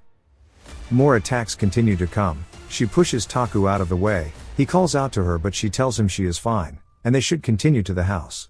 We see them running into the hole earlier. She asks what the plan is now, since he said he had won to turn the situation around right. He reaches into his pocket telling her to trust him. He says he isn't a knight in shining armor, but he's pretty good at swindling. We see a top quality mana core from earlier. He yeets it towards the golems while summoning the automatic defense turret. It starts to float while he mentions the ingredients for crafting. We see it begin to collect the nearby resources from the house. We see it finished crafting. The golem is shocked. The turret faces towards the golem, blasting it. Taku cheers it on as it just bombards them. He asks if they really think he'd die here. He realizes the golems have stopped attacking, and he's curious as to why they are so smart, since just mindlessly running should be their default. He decides it's not a big deal, and is just happy he's getting a break, then tells Evangeline they are deactivated. Then she pours another potion onto her arm, and asks him what's next. He says to wait for sunset. Once it does, he'll get his other insurance. We see that Evangeline's shoulder still hurts, and Taku wonders if maybe there's a limit to how much potions can heal. He tells her he'll check for a bandage, so wait here. He finds some in a drawer, then bandages her up. She thanks him, then asks why there's so much alcohol, since it reeks. He tells her it's because the front count was an alcoholic. She's surprised, and he asks if she didn't know. She says no way, that her father never drank alcohol. Since he believed that the monsters could invade at any time, he needed to stay focused, so didn't drink a sip.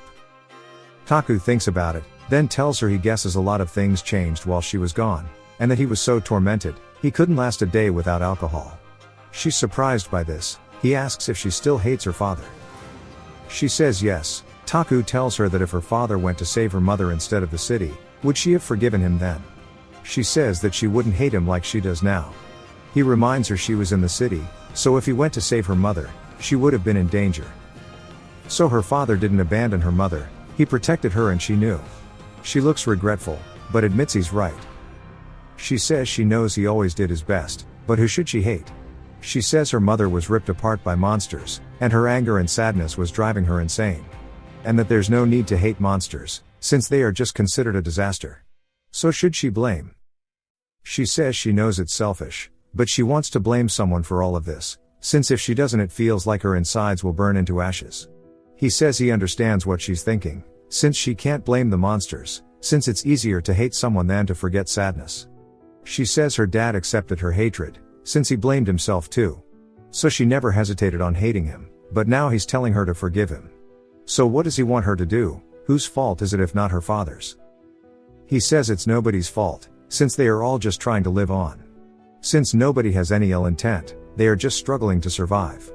But with the monsters invading, everyone is dying, friends, family, comrades. It's inevitable since humans are weak, so they need to place blame in order to live. He puts his hand on her head, and tells her to hate him. He'll take the blame in place of her father. He's now the Lord of Crossroad. He is responsible for the place. If it's a burden the Crossroad family carried, it's only obvious he should inherit this burden. He tells her to try and understand her father a bit, as he only wanted her to be happy. He then messed up her hair, and he tells her he's doing all of this to save her. She blushes while looking at him, and starts to say something, but they get interrupted by the building shaking. She then looks outside, to see they are surrounded. Taku says it's because the golems realize the weakness of the turret, so they are actually smart. He quickly tells Evangeline that if they come in at once they'll all die. She asks about her weapons, then he tells her she buried them a few days ago. She realizes what he means, and says no way. The golems then start hauling Stony Cheeks towards them. The turret quickly starts to aimbot, and rapid fire toward them. But while it's firing in one direction, they quickly take its side, and start to rockpile atop it, causing it to explode, taking the Geodudes out with them. Taku and Evangeline take this chance to create some space, but the golems notice them and start to pursue. He tells her to keep running, then shoots a few of the golems. He tells her just a bit more till his final insurance. She keeps running, then makes it to the back of the orchard, and kneels before her parents' graves. Taku then calls out to her, and we see the boys are right behind him. She starts to dig through the ground. She eventually ends up hitting a wooden box, which has the weapons of her father inside of them, which were also the weapons she requested be buried with her father. She looks regretful, but equips them anyways and readies herself. She recalls her father giving her the weapons, but realized she accidentally dropped them, but was too embarrassed to apologize.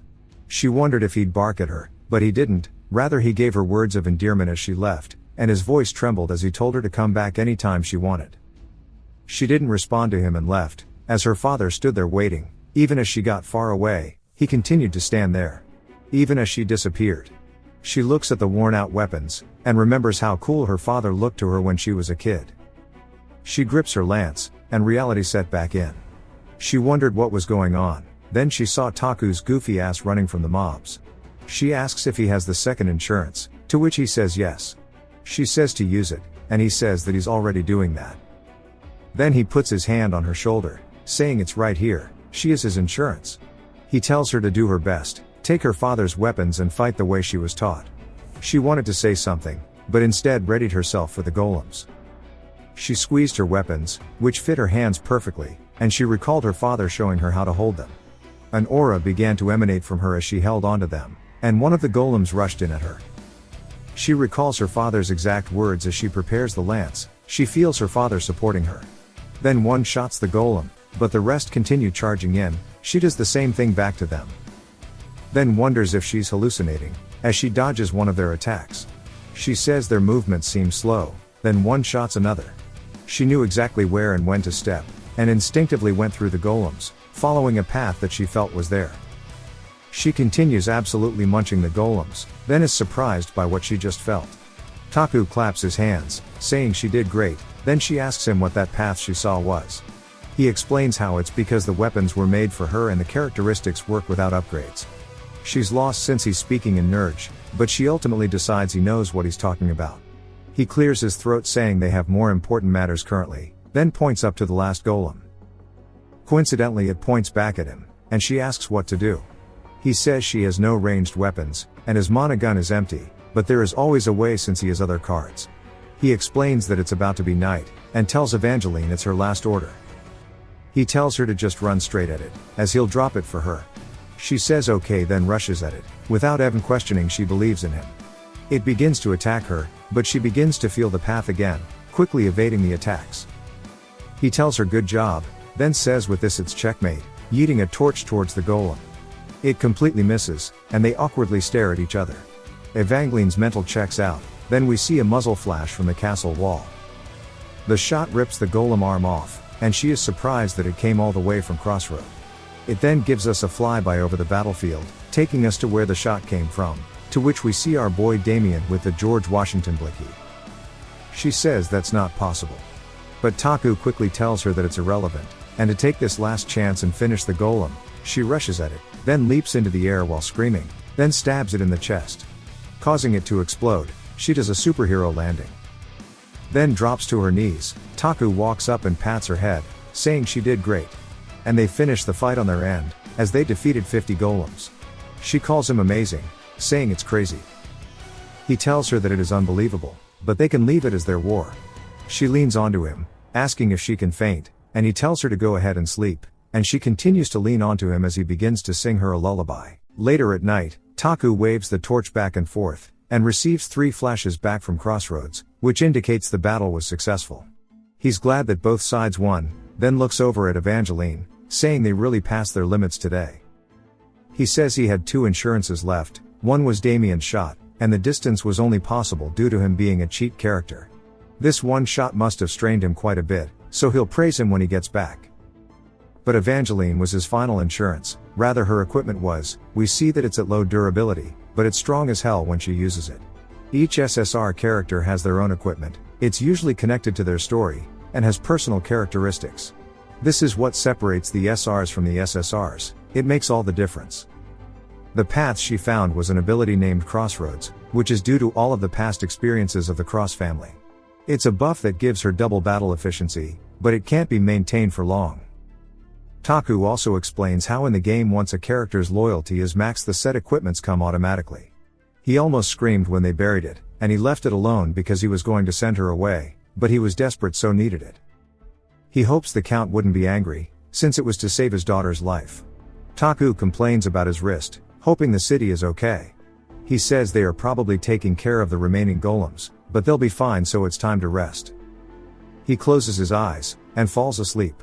He recalls a memory of his past, and we see inside of a hospital room a kid laying on the bed, then Taku jolts awake, realizing he's been covered up. Evangeline is glad he's awake, then he asks if she feels better. She says she'll be fine, but what about him? He says since he beat 50 golems he feels great. She tells him not to act so tough, and as the night continues, she asks if they need to spend the night here. He tells her probably, they can only head back once they are done in the city. She says she hopes they are okay, and he says they'll be fine. Then they hear growling, and Taku turns around wondering if it's another enemy, but Evangeline says she's just hungry. His stomach rumbles too, and he says that he's also hungry. He walks away, but comes back and brings back the dried fruit from the Count, and some alcohol. She asks what kind of food it is while eating it, then spits it out saying it's horrible.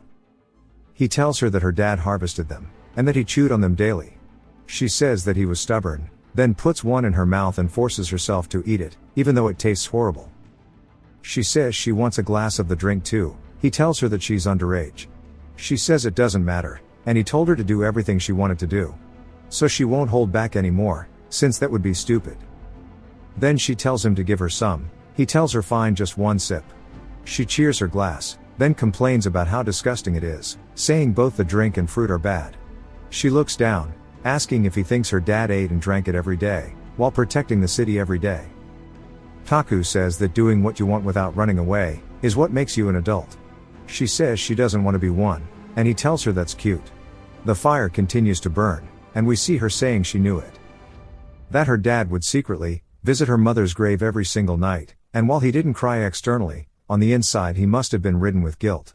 She says she hates her dad, and she wishes he was still alive, so she could continue to hate him. And so that she could be a bad daughter, so he could yell and scold her. She hates that now she has to be angry alone, and she doesn't like to be mourning alone. She says she misses them, both her mother and father. She begins to cry, and Taku just let her do it in peace. Because in this cruel world the one who continues to persevere the most, the one who must live on and become an adult is Evangeline. The fire continues to burn, until it's small, and Evangeline cried herself to sleep.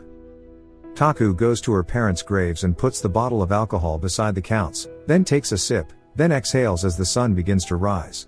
As he looked down the road, he could see his soldiers coming toward him. He waves at them, and Lucas sees it, and sighs in relief. Another stage has come to an end. At the temple, Taku is being healed. The saintess tells him he won't be able to use his arm like he used to, and due to the injuries he will have multiple problems. Taku says the price of a fumble is big. It's good that he isn't a fighter. The saintess tells him to rest, and visit the temple every other day to get treated. He thanks her, then asks if Evangeline is okay. The saintess says her injury was quite severe, but she'll be fine if she rests properly. Taku says that her recovery ability is incomparable to his. After the treatment ended, he received a report from Lucas on how the battle went. Within 15 minutes, Damien insta-killed the magic stone golems. And the other golems were wiped out in the remaining 6 hours. Then they rode to Taku once the golems were gone. Taku is surprised they wiped out the golems so easily. Lucas tells him that the party was late, because they were making sure it was clear, then apologizes. Taku says don't be sorry, he did well, then asks about their losses. They have 14 with heavy injuries, and 128 with light injuries. Taku asks about how many are dead, then learns there's none. Taku asks him to repeat. Lucas tells him that there are no deaths. Taku laughs out of relief, since it's the first time they've cleared a stage without deaths. He tells Lucas that's great, saying Lucas is the GOAT. Lucas says that isn't true. Without Taku everyone was on edge without Taku being there. Taku thinks it's because of his skill, the indomitable commander, since it stops those around him from feeling fear and confusion. It just calms them down. He says this just makes them all more dependent on him. He'll need to solve this problem later. Taku tells him the results were good, and he won't run off alone anymore. Lucas tells him to promise him, since he is his bodyguard from when they first met, until now. So don't go anywhere without him. especially when it's dangerous. Taku says he understands, don't worry about it. Then asks about the rest of the party. Lucas says that Damien bled from his eyes, but he's fine and receiving treatment. Taku says that's good, and he'll see him once the treatment is over. But it seems like things have wrapped up nicely. Taku says he should go lay down. At the inner garden of his manor, Taku says spring is approaching. Then he hears Evangeline ask why he doesn't sleep inside, saying he'll get sick like this. He tells her not to treat him like a grandpa. She waddles over and sits beside him. Then says that she didn't think that she would live to see the morning. Taku tells her that he's sorry for making her go through this when she was about to leave. Now she should just rest up until she wants to leave. Evangeline says she doesn't want to leave. She thought about it last night. She wants to inherit her father's position. Taku asks if she understands the weight she'll have to bear, and how her father wanted him to be free so she could live the way she wanted to. She starts to laugh, saying that disobeying him is the last rebellious thing she can do. She wants to understand her father, about how he felt and thought, since she's still confused by his actions. So maybe if she follows his footsteps she'll understand everything he did. The thoughts of her stubborn, honest father. She tells Taku she's sorry, but she truly intends to inherit his title and get the rights to her land back, as the true heir to the Cross family. She plans to take some of Taku's burden, carrying it along with him.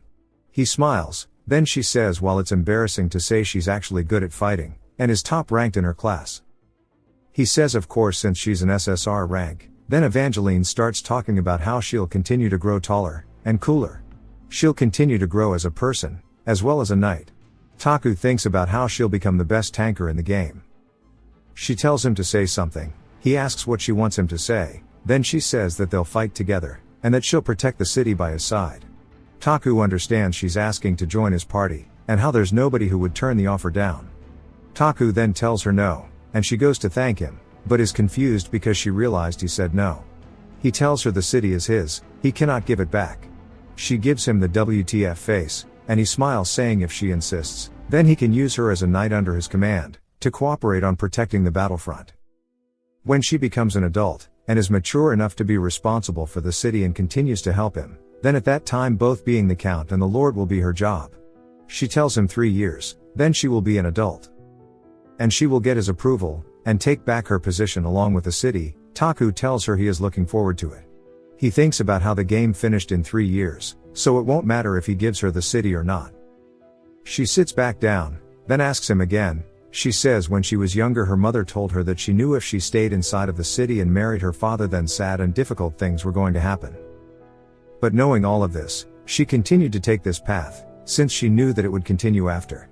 Evangeline asks Taku what he thinks she meant, since she thought she'd understand what her mother meant when she grew up, but that isn't the case. Taku raises his hand up then flicks her on the forehead. She asks what he's doing, and he says if she's asking about what happens after, then it's about the path her parents wanted to continue is still here. He stands up, welcoming her back to the battlefront and starts to walk away, telling her that he'll order her however he wants. She watches him leave, and Taku says that spring is finally here. Evangeline says she understands some of it now. Her mother was determined, and she knew the more you love something the more it hurts to lose it. And the price of her choice could end up being a brutal death, but she chose to get married and have a daughter knowing all this. And she loved both her husband and daughter, and how her father's main reason to fight the monsters was to allow the next generation to continue the connection. And how everyone in this city is living with the same ambition. We then get a nice metaphor with spring and winter, how even when humans die, there is a continuation with the next generation. Now she understands her mother and father a bit more, even if it's a little bit.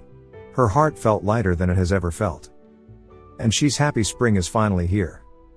Stage clear. Of course Taku is the MVP. Taku is surprised that he's MVP. He decides to check the other results too. Then his necklace begins to glow, and a message appears saying it's unlocking a hidden ability. It's the necklace of the player who rebels against destiny, and he can use experience points to shop at a personal store. Taku says he doesn't understand the name, but is glad he can use the store. He opens it to see Ader guiding him to buy an item that tracks dark events. Taku doesn't know what that is, and sees that it's full of question marks. He realizes something, then buys the tracker, then a message appears saying loading dark event log. And Taku begins to understand that every stage thus far has had a dark event, the living armor on stage 1, the Piper on stage 2, the Golem army from this last stage. All of them was caused by the dark event, so the paranoia he felt was real. Someone is trying to ruin the game on purpose, but why is that? He wonders who is causing the interference.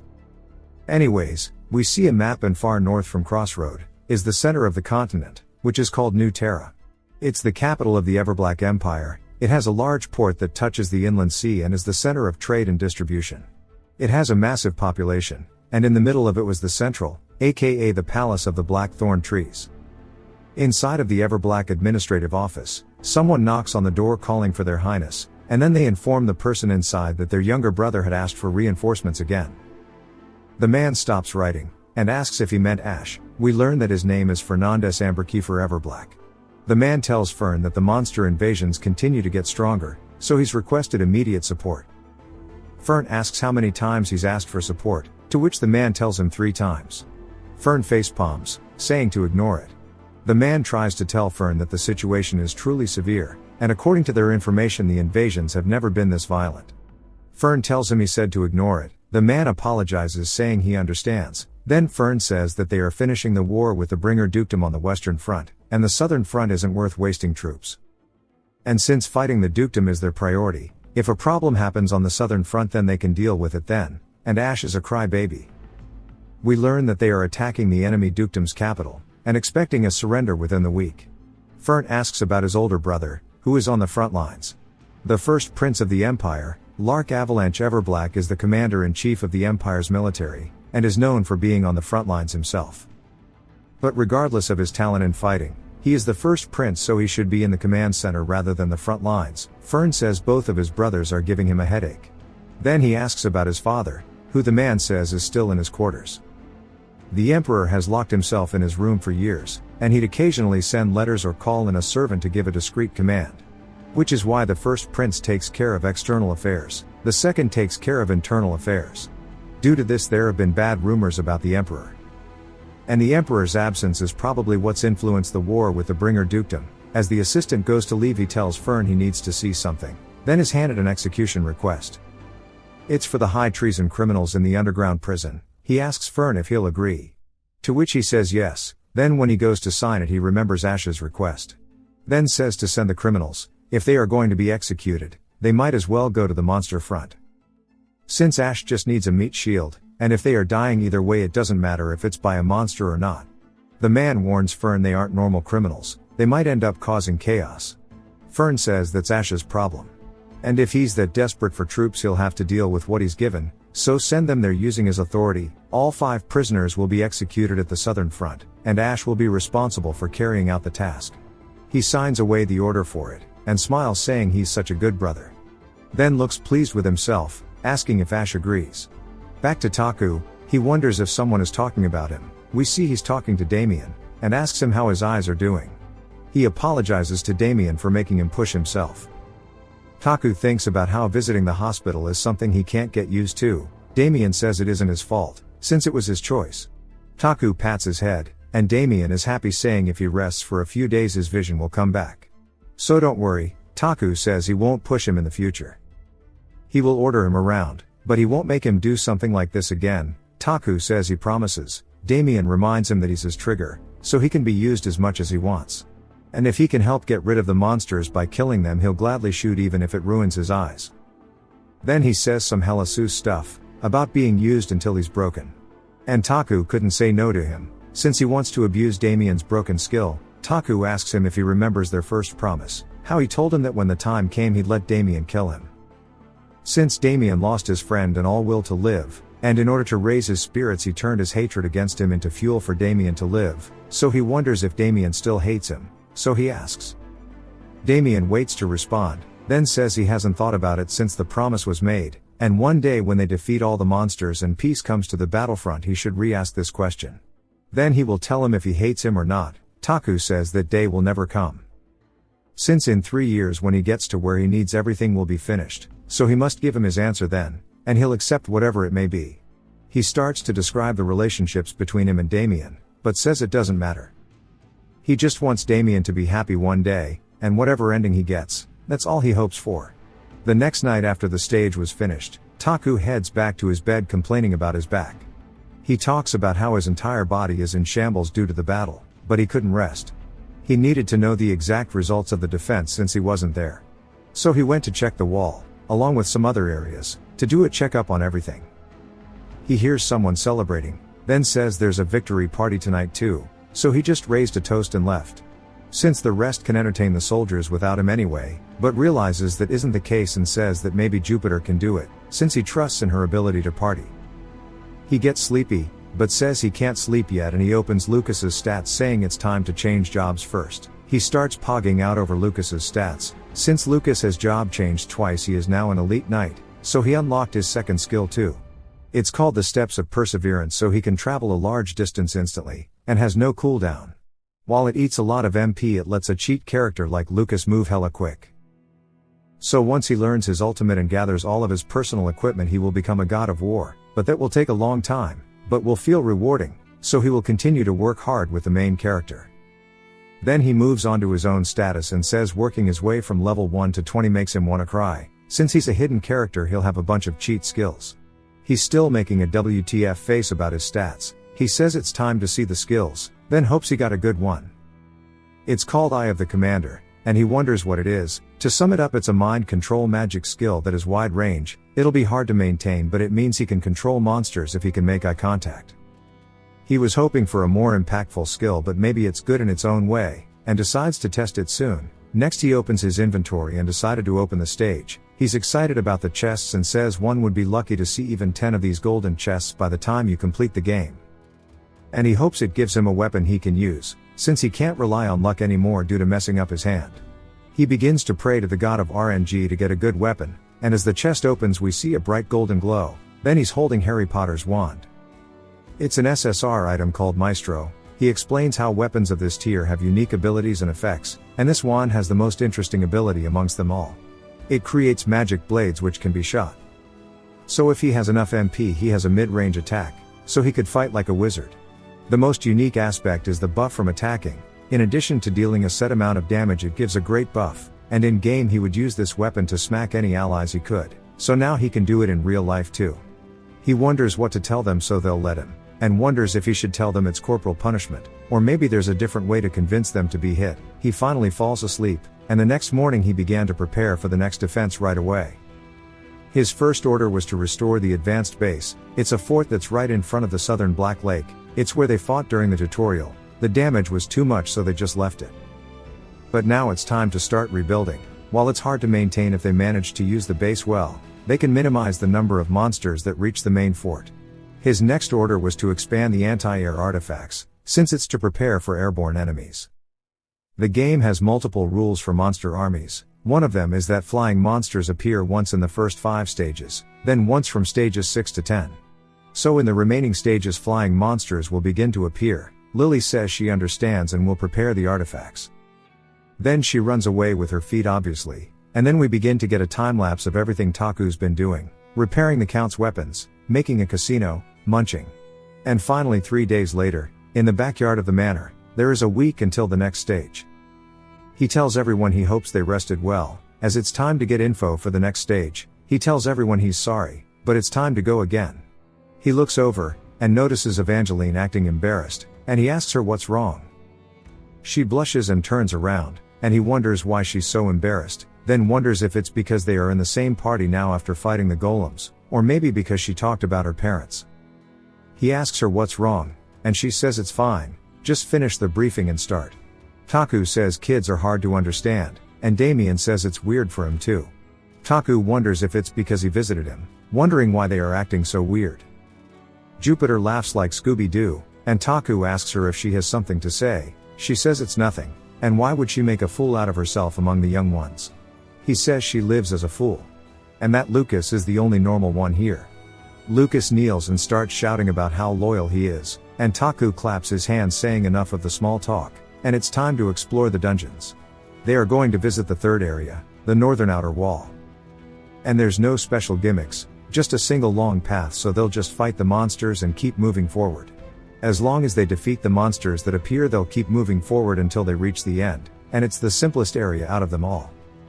He says it won't take long, and they'll be back before dinner. He asks if they have any questions, and Evangeline says it's time to go. He agrees with her, then selects the area on the portal, and they all walk through it. causing the portal to crumble like usual. As they teleport, Taku gets a pop-up mentioning sending sub-parties to different areas, and he barks how he doesn't have a sub-party. We once again see the entirety of Lake City, and Lucas and Evangeline are admiring the view. Taku tells them time to go. He talks about how as he walked down from the watchtower and stepped onto the wall, he began to remember more and more about the area. The third area compared to the other areas is incredibly simple. But of course it'll be brutal, it depends on what monster they get for the wave, and as he wonders what'll appear, Lucas yells that something is here. We see a gargoyle landing atop the wall. And sure enough, they are now surrounded. Taku says he expected a flying monster. In this area the mobs will continue to appear, so they get to see the wave number. Taku tells them to finish it quickly, as the longer they sit here the worse it'll be. So go all out, everyone says understood and begins to prepare. We get a bit of game lore, about how the two flying types early are either the wyverns, which are also called dragons, but they are closer to a lower version of a dragon. But since a dragon is still a dragon, and it's related to them, it's very resistant to magic, and he felt despair after making a mage party to fight them, and not to mention that it can shoot out fire from its breath too. But due to its magic resistance, it's very vulnerable to physical damage, so with archers and ballistas, but the second monsters opposed to the wyverns are strong to physical, and weak to magic. And have no ranged, so they always go straight to melee range. So while the soldiers buy time for the mages, they then use artifacts to attack. It cuts to Jupiter preparing an attack, and she's pogging out of her gourd. Taku says she's going to be running wild again, as the kill count increases and he realizes it's free experience. He says this is why you splurge for mages. Damien then asks Taku if there's anything for him to do, and he tells him no since his eyes aren't healed, also they probably won't need to even fight. Since the current members that are fighting are 2 SSR knights and an SR mage. They've also all completed their second job changes, so they should be more than capable of exploring the third area. He tells Damien to enjoy the bus, and after a bit they were able to clear a normal room. Then he throws some shade at Jupiter. They continued along the castle wall, then finally made it to the boss room. Or well, the northern door, and then follow the path down. They enter the room, and are greeted with a golden gargoyle, which is a level 30 boss. Taku recognizes it, and explains a bit of the lore and how it's decoration, also how it drops a lot of expensive stuff. Taku tells them all to get ready, but Jupiter, being the dog she is already running at the boss, drooling over the fact it's gold, and she has the gold lover trait. Taku is surprised it activated it. Taku looks worried as the boss begins to monologue and prepares to attack Jupiter. Taku tells the rest to quickly save her, since they can't let the granny die. The boss swings its mace down towards Jupiter, and Taku realizes that everyone is too far to stop it, but Jupiter does not care. Damien promptly readies his weapon, then fires towards the boss's mace. We see the 3 shots begin to redirect the attack, which narrowly misses Jupiter. She snaps out of her goblin mode, wondering what she's doing. Lucas picks her up by the collar, then puts her overhead while running. Evangeline begins to taunt the boss, and insults it. The boss looks over and is clearly insulted, and attacks at her. But she blocks it. Lucas throws Jupiter in front of Taku, and he's pissed at her. He asks if she'll continue to act like this, and scolds her even though she's the most experienced one. She admits that she made a mistake. Taku explains to us viewers how it usually only happened due to chests, but reality is different. So he must find a solution for her greed. Lucas begins to run towards Evangeline, and Jupiter says she'll help them, but fails to gather mana. Taku tells her to just focus on recovery, and she apologizes for being unsightly. Taku throws shade again, then Damien says that'll kill the boss, but Taku says he should rest too. Since he already shot 3 times using his already injured eyes, he's probably in a lot of pain. He then tells them to watch as he pulls out his wand, and summons 3 swords from it using mana. He's a bit disappointed since he only got 3 even after using half of his mana. It's his first time using magic, but he starts to get the hang of it.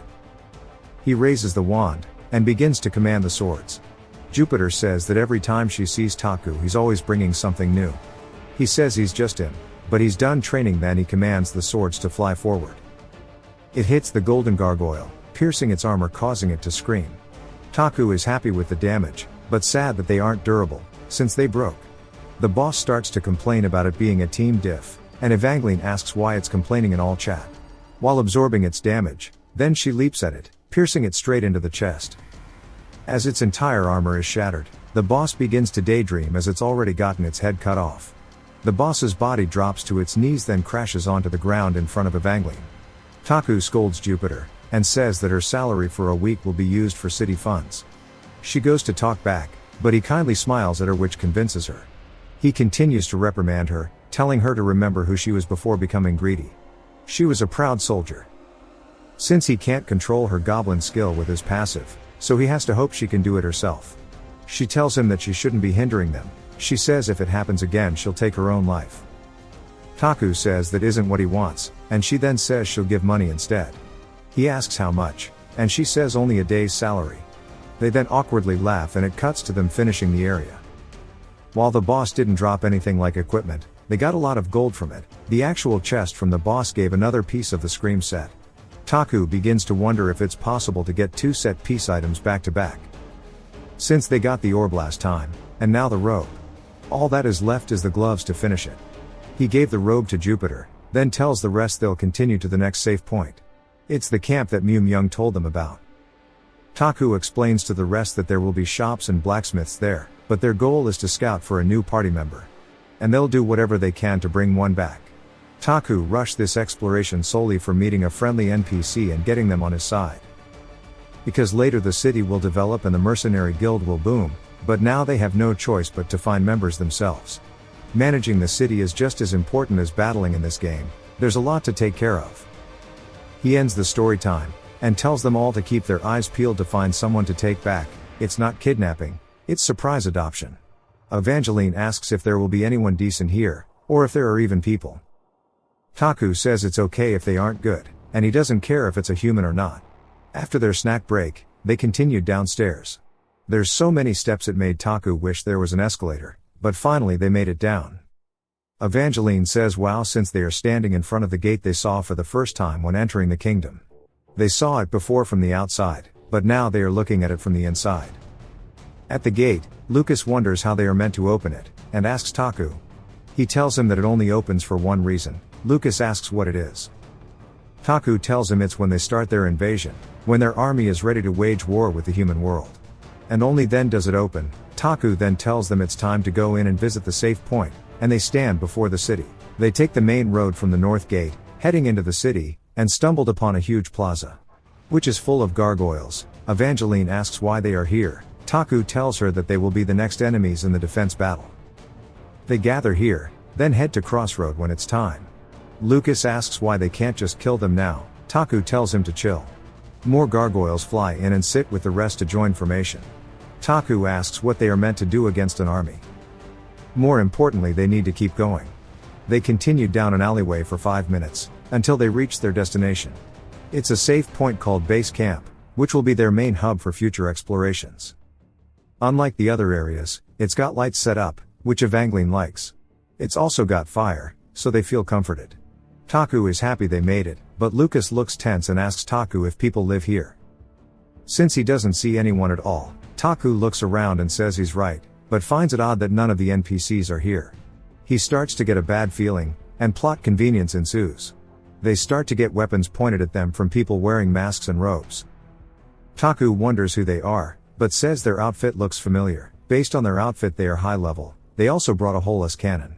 He doesn't see a way out, and grits his teeth, saying he let his guard down since it's a safe zone. Back inside the game, battle is impossible in here, but this is reality. There is no such thing truly as a safe zone. He is panicking internally, but manages to keep a poker face on the outside. He says that it's quite a welcome party. He appreciates the enthusiasm but would like an explanation. He tells them that they just recently began to explore, and acts playful with them. But they didn't even react in the slightest. Their eyes were cold and emotionless. He makes a joke about how hazing is something of the past, and is a corrupt practice. One of them with a deep voice says that it's not a corrupt practice, but a beautiful custom. Taku is taken aback by how deep the voice is, saying he should go to the opera. The voice continues, saying that bullying the noobs has always been around, and it's a process that makes them respect their predecessors. Taku looks around wondering where the voice is coming from, then tells them to stop yapping, and calls them a boomer. We see a familiar figure appear from the shadow, saying they hear it often, and they miss the old days. We see it's the Pied Piper. The Piper says that it's a fun nickname. But that isn't his name. He says that he's a high treason criminal. He's the last musician, court jester and court magician, and that his name is Crown. This guy is the Johnny Sins of the Lake Kingdom. But he calls Taku the final player. This surprises Taku. He explains more how Crown wasn't an important NPC. He never fought in the battles and only guided monsters or debuffed the players. But he does remember in the last stage he appears in the first room of the final dungeon. He had no fighting skills, and since his party was so strong he just walked over him. But he notices that the lake's people were with him then. But how does Crown know that he's a player? He wonders if it means that Crown knows about the world system. Taku was full of questions. But he understands that escaping first is the top priority. Taku asks why they are being hostile. Crown says that Taku's party is here to uncover the kingdom's secrets, even when he doesn't know the danger that lurks here. He's trying to prevent them from that. They are the final guards who protect the kingdom, the final remnants. The Nightcrawlers, and they will incinerate anyone who tries to invade the City of Darkness. Crown raises his hand for his boys to attack. Taku realizes that if he drops his hand they'll be shot, so this is dangerous. Especially since they are surrounded by high-level enemies with good equipment. If they fire at them, someone or even all of them will die. Taku thinks of something, and says he might as well use everything he can. Then activates Eye of the Commander. As soon as he activated it, the world slowed down around him. He locks eyes with only 12 of the Nightcrawlers, and since complicated commands have a high chance of failing he decides to keep it simple. So he tells them all to turn around. The Nightcrawlers who have less magic stats than Taku's spirit stat then turn around. This surprises Crown. Then Lucas points out that Taku's nose is bleeding. Taku tells him not to worry about it, and just run to the teleport gate. Lucas says okay, then dashes forward to clear the way. As they all begin to run, Crown says that mind control is quite interesting, then commands the crawlers to fire. Evangeline blocks the arrows, but Taku looks up to see a barrage of arrows flying at them. Evangeline says she's got it, then jumps into the air and begins to break the arrows down. She's proud of herself. Then we see the cannon's fuse being ignited, so Taku tells Damien it's his turn. Damien shoots at the cannonball, causing it to explode mid-launch. As they get closer to the teleport gate, Crown says not so fast. And mages begin to prepare some spells for them. Taku points out that both fire and wind attacks combined are hella broken, and would wipe their team. Then they watch as the spells are launched at them. Taku goes to say it's too late, but Jupiter says it's her turn to be the main character. Hits the spells with a Rasengan. It stops the spells from moving as if they've hit a barrier. But Jupiter is clearly taking immense damage as she is bleeding from her eyes. She tells Taku that she can't hold it for long, so hurry. He hesitates for a second, then begins to run with the rest. The gate begins to form up again and he picks to teleport back to his backyard. He then tells the rest to go in, and we can see Damien carrying Jupiter, but she doesn't look good. Taku says since the crawlers couldn't stop them they gave up on attacking, and just stood there, menacingly. Taku gets angry, then hits Crown with his own words. A third-rate villain's line, and leaves. We see they've received some chests, along with some of them leveling up. But Granny Jupiter is critically injured. It cuts to the temple, and Taku's having some serious post-nut clarity. He wonders if they'll have to fight more people like Crown in the future. And debates if they'll need to kill people in the future. While it was just a game he didn't care about it. But this isn't a matter of PvP since it's reality. And he begins to have the dilemma that Damien had in the first chapter. Taku's morals begin to conflict as he's unsure if he can fight people. Is it really okay for him to murder? We hear the Saintess call out to him, and he asks her if the treatment is over. She says yes, and none of them have life-threatening injuries, but Jupiter has some serious trauma now and she's in a state of magic overload. Taku says that sounds dangerous. The Saintess explains that it's when the caster's magic goes crazy and it begins to eat away at their body. So she must rest for a while. Taku asks if he can visit her, to which the Saintess says no. Taku wonders if he was too harsh on her for her goblin mode activating. The Saintess says the rest are waiting outside for him, and he hands her payment and leaves. He asks the rest how they are feeling. They say they are fine, but ask about Jupiter. Then he tells them she'll be out of commission for a while. And if it was any worse she'd have died there. Hell, they'd all be dead if she didn't block it. Everyone's looks sad since Jupiter is hurt, but Taku informs them that they'll get their revenge for her. This surprises the party, but he says that since they messed with the prince they'll need to pay the price. But it isn't time for that right now. Their preparations must be perfect. After they clear the stage, and finish preparing for the next one, they'll beat them up. They'll be meticulously wiped out for what they've done. He quickly 180s his emotions, telling everyone to take the day off and rest. Taku goes back home, then starts to think about the defense for the upcoming wave. They can substitute Jupiter for Lily, but she isn't a wide-range sorcerer like Jupiter. Ader cuts his inner monologue short, by running and screaming. Taku trips him, and starts to scold him. Asking if he's truly doing his job, Ader says of course, but that's not important. He says this stage might be the worst event, and that the prisoners have escaped their carriage. Taku is taken aback, then asks what prisoners. We don't get to hear the explanation, but Taku recaps that it's from the reinforcements from the capital, and how they were sent prisoners instead of soldiers. Those prisoners were being transported here, but they escaped the carriage. While it happened earlier today, they've still not been caught. Ader says he should make YouTube videos, and Taku gets angry at him and calls him, asking why he didn't prevent this. Ader says he has no powers here, and cannot predict the future. Taku begins to choke him out, until Ader offers that he'll give him the prisoner's info and to check it out. Taku says he should have led with that, then opens the system window to see. He is shocked. Ader says they are still reinforcements after all, so if they are utilized well they can be a huge help. Taku puts on a serious face, saying he'll do whatever he can to win them over to his side. Ader comments how they are criminals. Taku says it's better than zombies or ghosts, and that their abilities are quite good. He throws shade at Ader, asking if he knows where they've escaped to. Ader says they are in the mountains just north of the city. Taku says to take him there immediately. The northern mountains aren't cultivated yet, even though the rest of the area around the city is, which means that it's got some seriously rough conditions. Taku is gassed out from the hike. Lucas offers to piggyback him, which makes Taku gets happy, and Evangeline gives him a sassy stare. Taku says she shouldn't give that kind of look, asking if she's jealous and if she wants him to carry her. She blushes, and he explains he wants to create a human totem pole. They both start to say how much they dislike that. The banter is interrupted by the captain of the escort forces, who says he's ashamed of his mistake. Taku says it's nothing, then says his back hurts. The captain quickly headbutts the ground, saying he's made a grave mistake, so to spare his life please. Taku tells him it's just a joke, and asks if he thinks he's a demon. Evangeline says that Taku does have a history of crazy things. Taku says he guesses that makes sense, then double checks with the captain that the prisoners escaped here. He says yes. Taku wonders why they escaped here, instead of somewhere nice.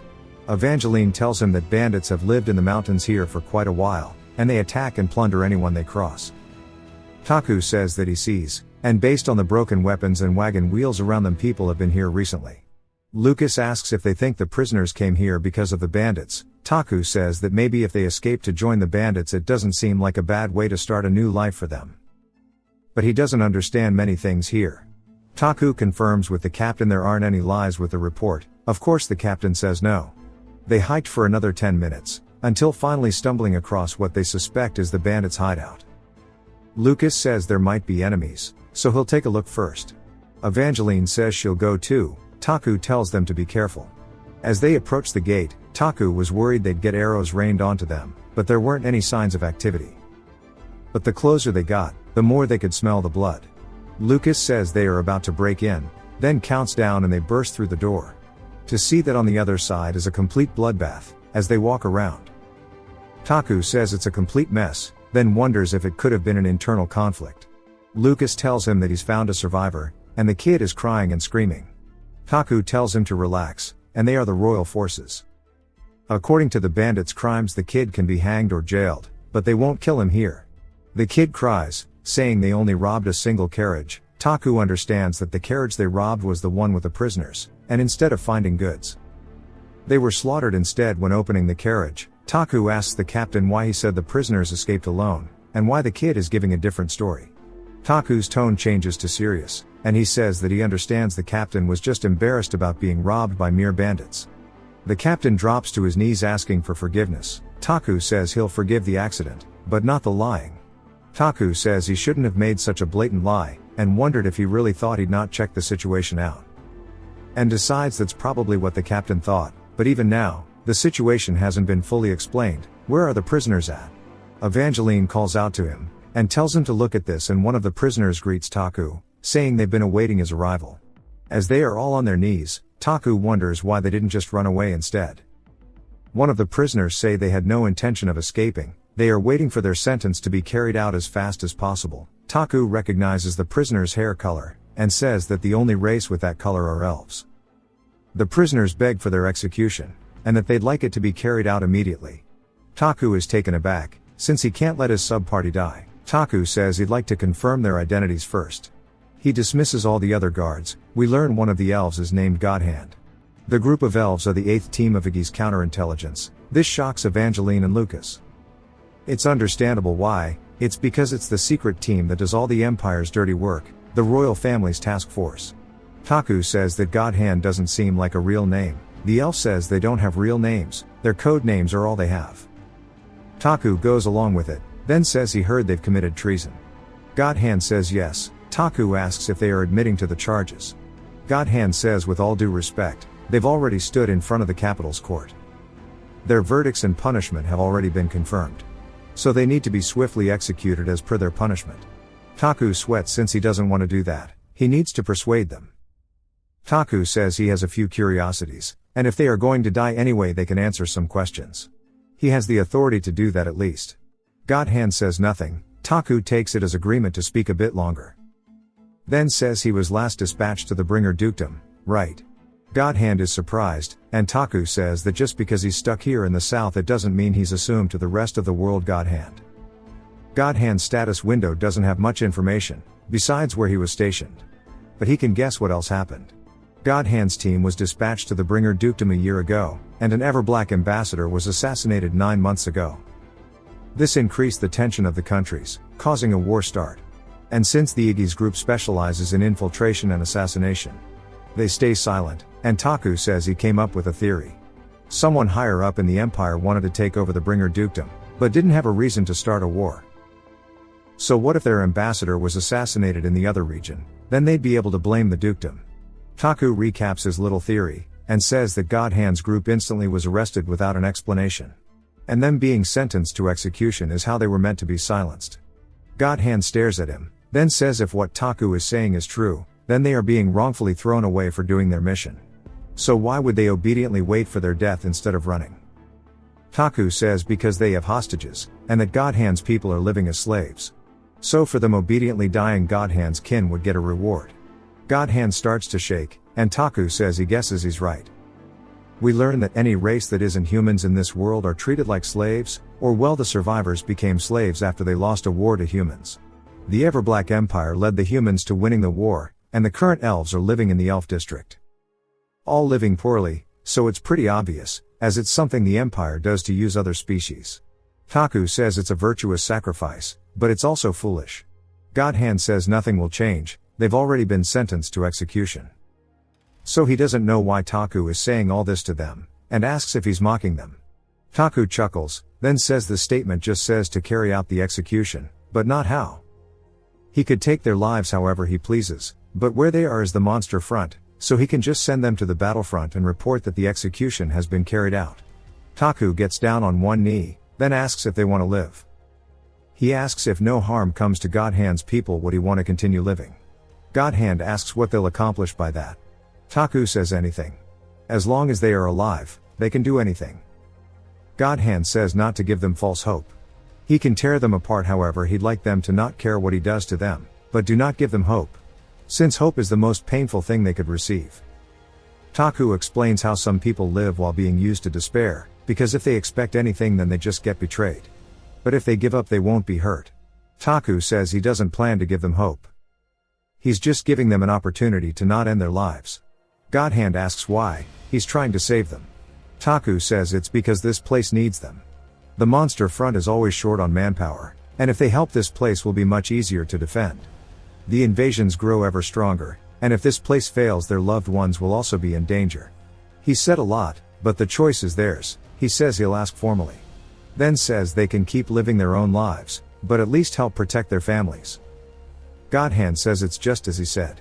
They made a promise in the counterintelligence corps in return for quietly being disposed of, their families would receive food and water for a year. Taku thinks it's sad, and Godhand says none of them wanted to die, but their situation was bad enough that it called for them to volunteer their lives. So if Taku cannot take responsibility for them then he's better off killing them now. But if he takes them in, then please take responsibility for them all. Taku says he will and swears upon his name and his bloodline. God Hand says if that's the case, then breaks the chain saying that they pledge their loyalty to him. The rest are also freed from their shackles, and begin to take all of their hoods off.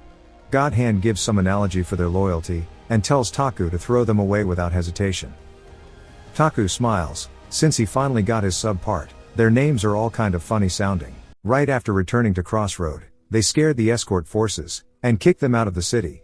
The captain wanted to confirm the execution, but he didn't want a liar here, so he kicked him out too. Taku is allowing the Iggy's team to use the free rooms in the manor, and for the official excuse he said he's keeping them in prison. With his authority he could just turn a blind eye and keep them forever.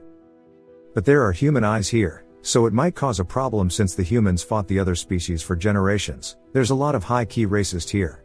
Taku wonders where he should keep them in the future, and while he was deep in thought he arrived in front of the door with the sub-party in it. He knocks on the door, then tells them he's coming in. We hear one of the members saying how happy they are about having a bed, and that it's been a while since they've had a proper room like this. The other kids are happy too, saying that the food is great. They start playing around and talking about snacks. Then they notice that Taku opened their door. They immediately greet him. He says there's no point in them trying to act seriously now. God Hand says he has no idea what he's talking about, and they are cold emotionless murdering machines. Taku says stop the cap and asks if they want a late night snack or not. They start eyeballing the basket. It jumps to a bit later. They are all digging into the food, but keep trying to be serious.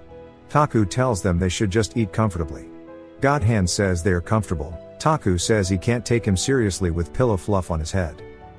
And tells us how God Hand briefed him on all of their abilities. First, God Hand is an SR who is a metal sorcerer. As long as the metal is iron he can change the shape into anything.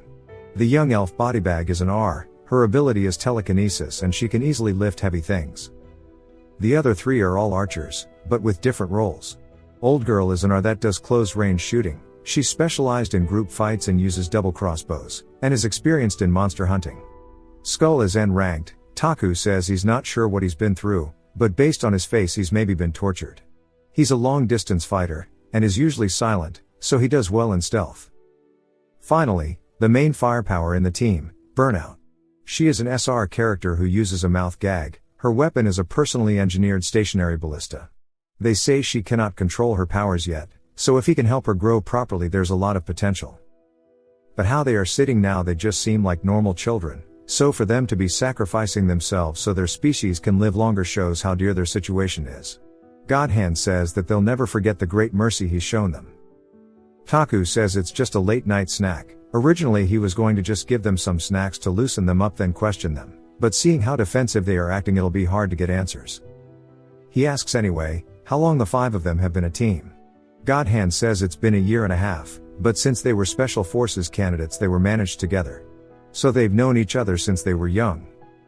Taku asks for him to explain. We learn that after they lost their country and land the only thing left were elves themselves. For the children who can fight, they receive training at an early age as part of the special forces.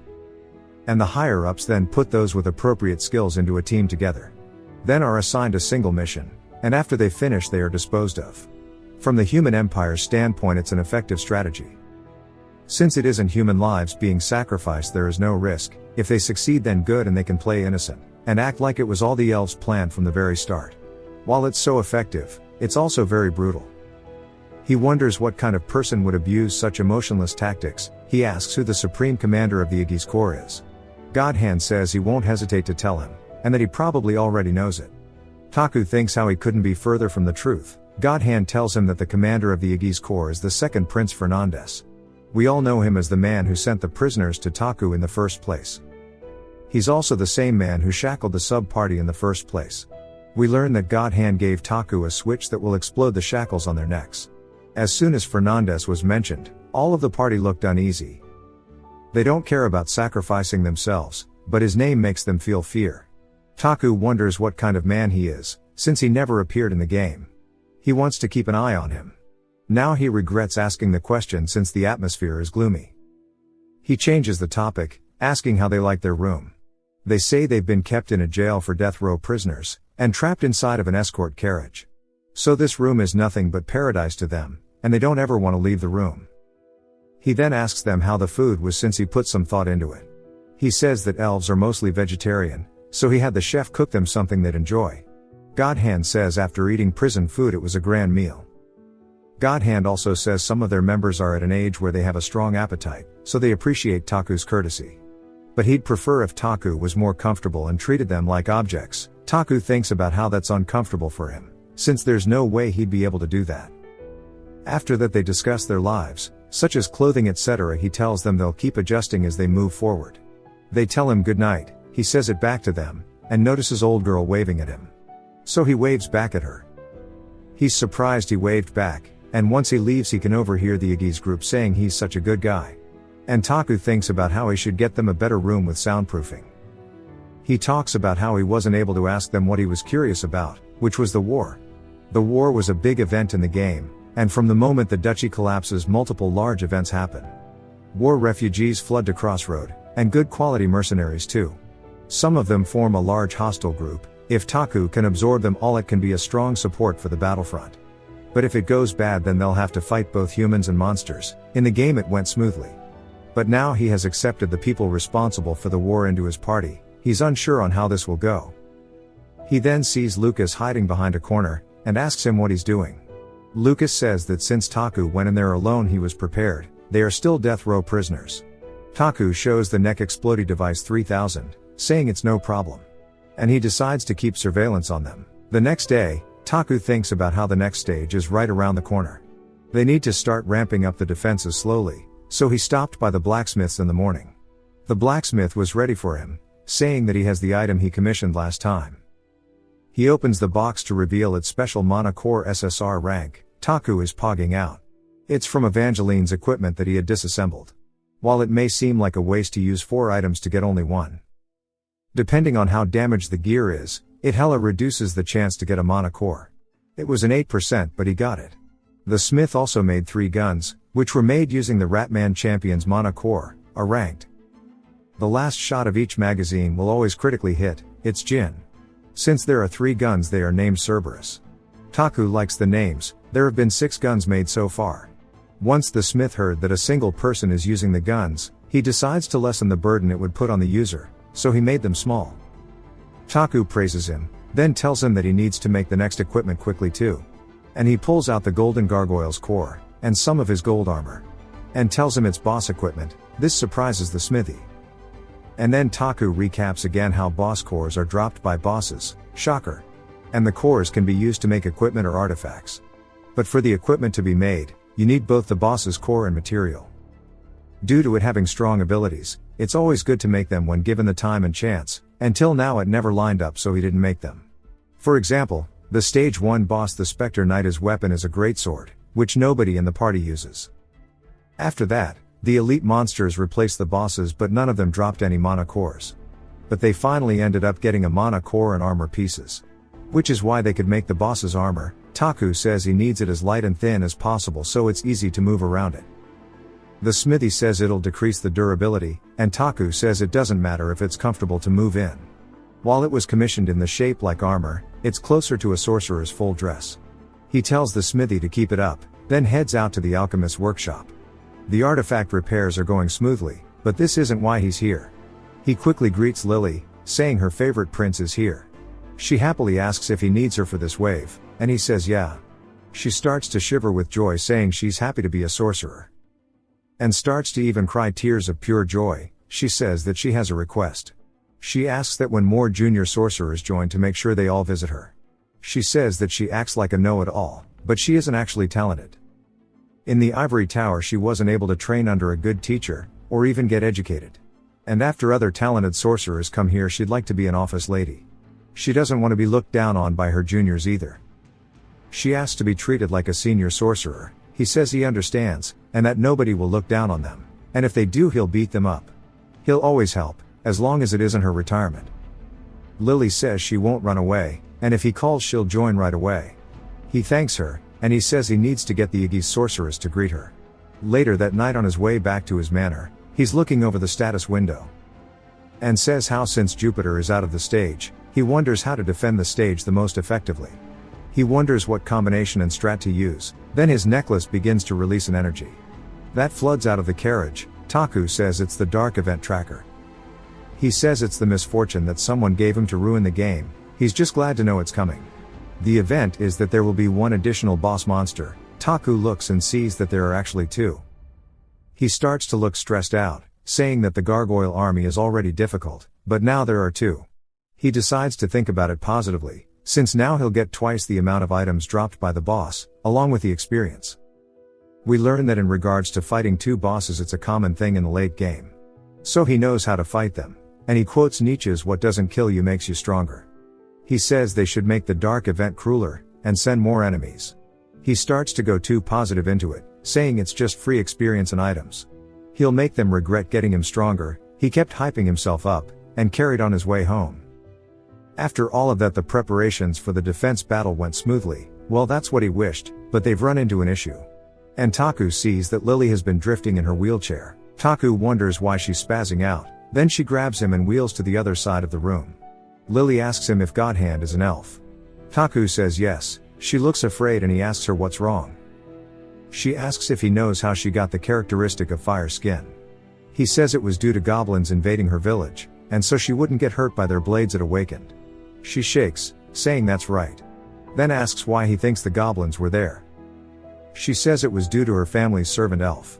Her family took pity on an elf family, and even gave them a house, and anything else they needed. But 1 year later, they said they couldn't forgive humans and open the village gates to a goblin horde. The village burned, and her parents were murdered. She was left all alone, so no matter how well they treat elves, they will hate humans. She says they will betray Taku, and she's saying it for his sake. He must not trust them ever. Taku looks at her, then asks if she hates elves. She shakes, saying she hates them as much as she's scared of blades. Taku asks even though they aren't the ones that wronged her, and she says that she can't help but hate different species, and it's probably the same for them. Taku says this is the reality. There's a long deep chain of hate that was born from the long history of this country. Godhand says excuse me, and startles them both since they didn't notice him move. He apologizes, saying that it's just from working as an agent. Taku asks if he heard the entire conversation, to which he says yes. Lily's face got paler after Godhand got closer. He then says he wants to say something. He doesn't intend to ask for her forgiveness. Since even if he apologizes, the wounds will remain there, so she'll never heal from her emotion towards elves. But they are currently facing a war. Even before his country fell, humans and elves worked together to defeat monster invasions. They have a common enemy. So they should set aside personal feelings, and fight together under Taku. His words were the epitome of logic and reason, but Lily is a racist. She says she hates elves, and says Godhand is the same. They hate humans for enslaving their kind and destroying their country. They have no choice but to be suspicious of one another after their history, and it'll remain like that until one species is left. She turns her head, saying the other soldiers will be anxious at the presence of an elf, and that hiring them is narrow-minded, and she hopes Taku reconsiders. He tells her that means she'll have to continue fighting on the front line. She says she'd rather do that than fight with an elf. Taku says he can't believe she is saying all of this, and he remembers Lucas' behavior earlier, and says most of the soldiers will probably think like Lily. He wonders what to do, but Godhand says he'll give Lily his honest thoughts. She's right and they dislike humans, but why does that matter? His country has already fallen, and their lives are just tools for humans. Without the mercy of the Empire, they are just creatures who could die at any moment. Even if they have treacherous feelings, their lives are controlled by Taku. He reveals the collar, then looks sombersome. He says he wishes for his people to continue living, and for his teammates to be happy. That is all he wants, and he's sure it's the same for Lily. And says she's working here despite her physical condition to protect those precious to her. She goes to say something, but he continues by saying that elves and humans cannot have a good relationship.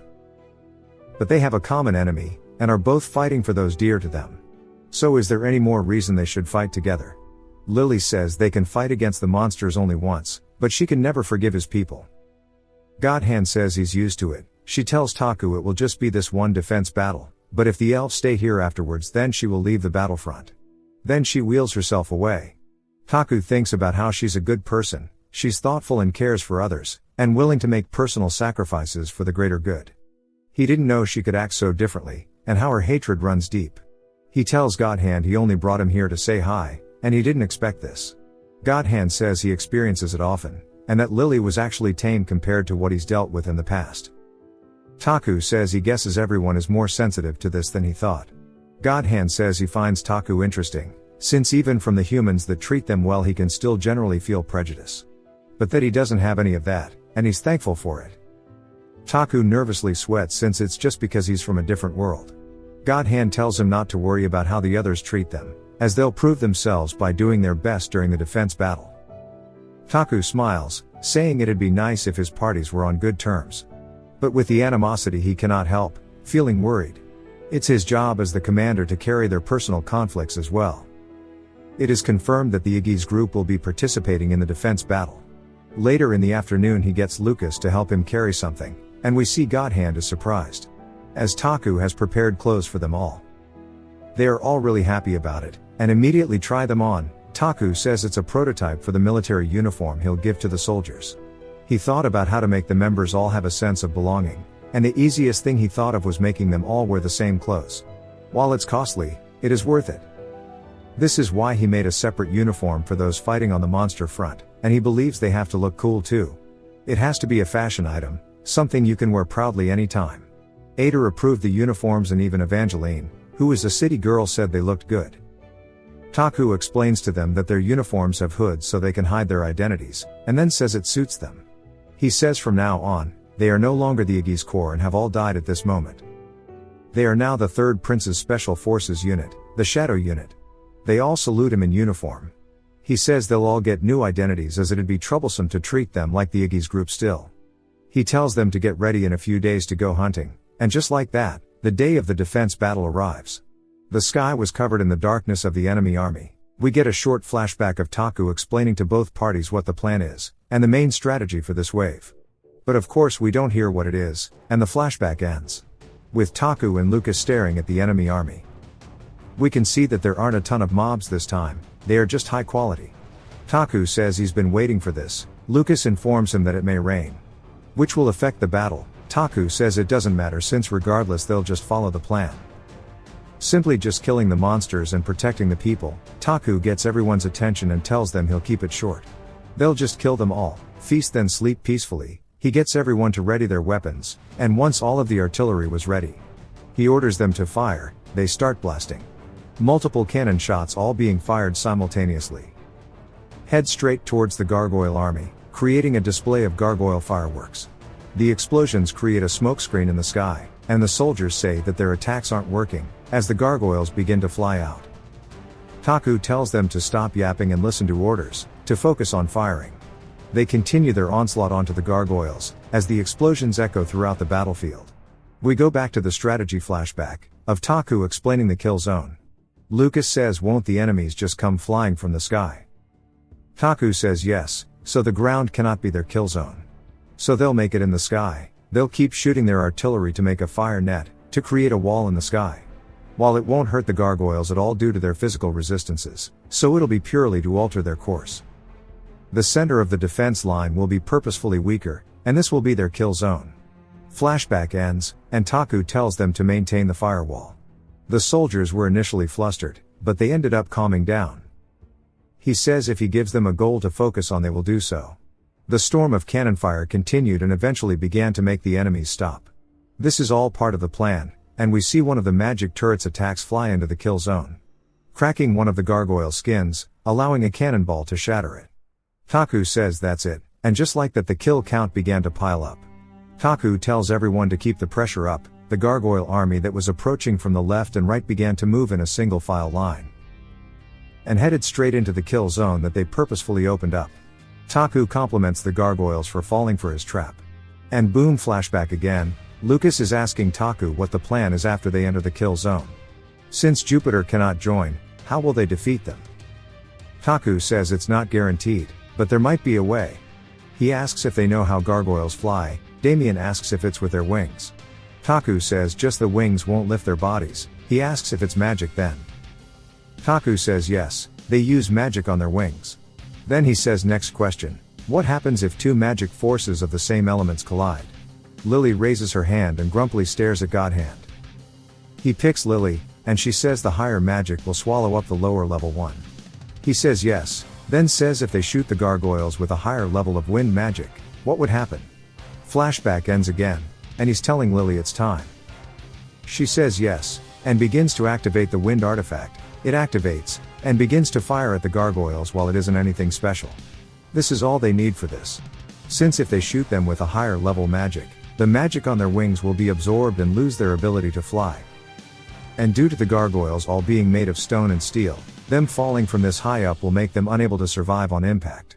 They begin to shatter on the floor, as they cannot go around the kill zone. They just slowly go to the center and fall down. He says there's a definite pattern monsters follow. They use the shortest route to kill the nearest humans, so before they lose their magic on their wings they will dive bomb into the defensive line. Taku says they cannot allow themselves to be pushed back, then asks Lily how long the artifacts have. She informs him it's around 20 seconds, and he tells her to prepare the next artifact immediately.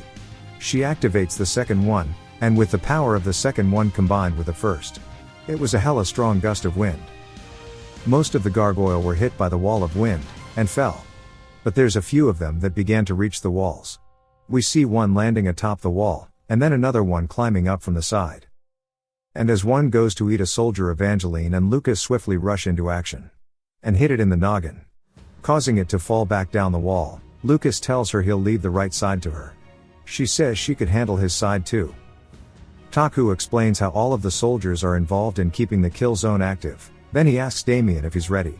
Damien says he is, and he'll do everything he can. It's his and Taku's job to push back the remaining enemies through combat. It's time for the first party's battle to begin, and we see them already. We see Evangeline holding off 2 gargoyles, but Damien assists her with his cheat skill. Taku and Lucas are killing their side as well, as the last monster drops at Lucas's feet. He informs Taku that the first round is over. Taku tells him to keep it up as it's just the start. The gargoyles were split into 6 large groups. The ones they defeated were the first 100 leading the pack. The second wave starts, and the gargoyles begin to dive bomb in, and even crawl up the wall. As one of them reaches the top, Taku cuts his fingers off, causing it to fall down the wall, smashing into pieces. Taku is proud, and says he's been practicing for the last few days. Because of the class debuff, he struggled with the mastery rate, but because he trained vigorously he was able to use them well. He says if it continued just like this that would be great. Lily informs him the second wind artifact is about to finish and he's gassed out, saying that was fast. He tells her to activate the third one, and we see it launching a wind blast into the kill zone. Flashback again, we learn there's only 3 artifacts, but there is a problem here. They can only activate for 5 minutes and they take 15 minutes to recharge. Taku says this is the incomplete part of the plan. The first artifact will block them for 5 minutes, and the recharge time is 15 minutes. So even with the other 2 buying time, they still need 5 minutes for it to recharge, and during this time the gargoyles will swarm in relentlessly. Flashback ends with Lily saying 1 minute until the last artifact stops. Taku watches on, wondering if they'll be able to hold them off for the 5 minutes needed. As the gargoyles begin to fly at the soldiers on the wall, they crash on the cannons. Taku looks around and begins to panic, but tells himself to get his shit together. He says that it's not that they could hold them off, but that he has to make it so they can. He tells everyone to get ready. Lucas says that if they'll just rush to the center, wouldn't it be better to shift the firearms toward the kill zone? Taku says no, since then the sides would open up, making it so they could infiltrate from there. He claps his hands, telling them all to listen up. He says for the next 5 minutes the real battle begins. He says since they've been through trained battles, he believes they can withstand it easily. But there are countless variables, so anything could happen. So before they go into battle, he wants to slap all of their hands. Lucas loses his high quality art and asks what he means. Taku repeats himself, and we all know it's due to Maestro's buff of a random effect. He wondered how he'd get the chance to use it. He tells Lucas to hurry and give him his palms. Lucas asks why, but Taku tells him to stop barking and slaps his hand. We see he's got his MP consumption reduced by half for 3 minutes. Lucas gets a blue aura around him, and starts to pog out of his gourd. Then tells him to hit him more in the future. Evangeline says if something good happens then it's her turn. He quickly slaps her palm. She got her defense boosted by 10%. She also begins to feel the effects, and says next time he should do it somewhere other than her hands, since it affects her combat. He asks her where it should be then, and realizes he's got the put on a list Riz, and quickly apologizes to her. Damien's hands are shaking as it's his turn, and Lucas wonders what's wrong with him. Then he realizes that it might be because Damien has bad memories about punishment. He smacks Damien's hand, and it gives him unlimited stamina. Damien is surprised, saying he thinks he can do anything now. Taku says he better enjoy it while he can, and since he buffed all the defenders it's Lily's turn. He calls out to her, and she looks so excited. Her stopwatch then goes off, and she tells him the artifact is finished. Taku looks at the kill zone to see the gargoyles beginning to fly in. Lily tells him that they are coming. It's the third wave on its way. Since half of them fell from the artifacts, there are only 50 left. It is a 50 versus 5 going on, but in a defense RPG it's nothing. Taku says these 5 minutes will change the world, and he starts to unbandage his hand since it's feeling better, and he stands before the enemies. He tells them all it's time to have some fun, and they have a good old WWE stare down. A group lands right in front of Taku, and he says there's nothing to worry about since everyone was buffed up.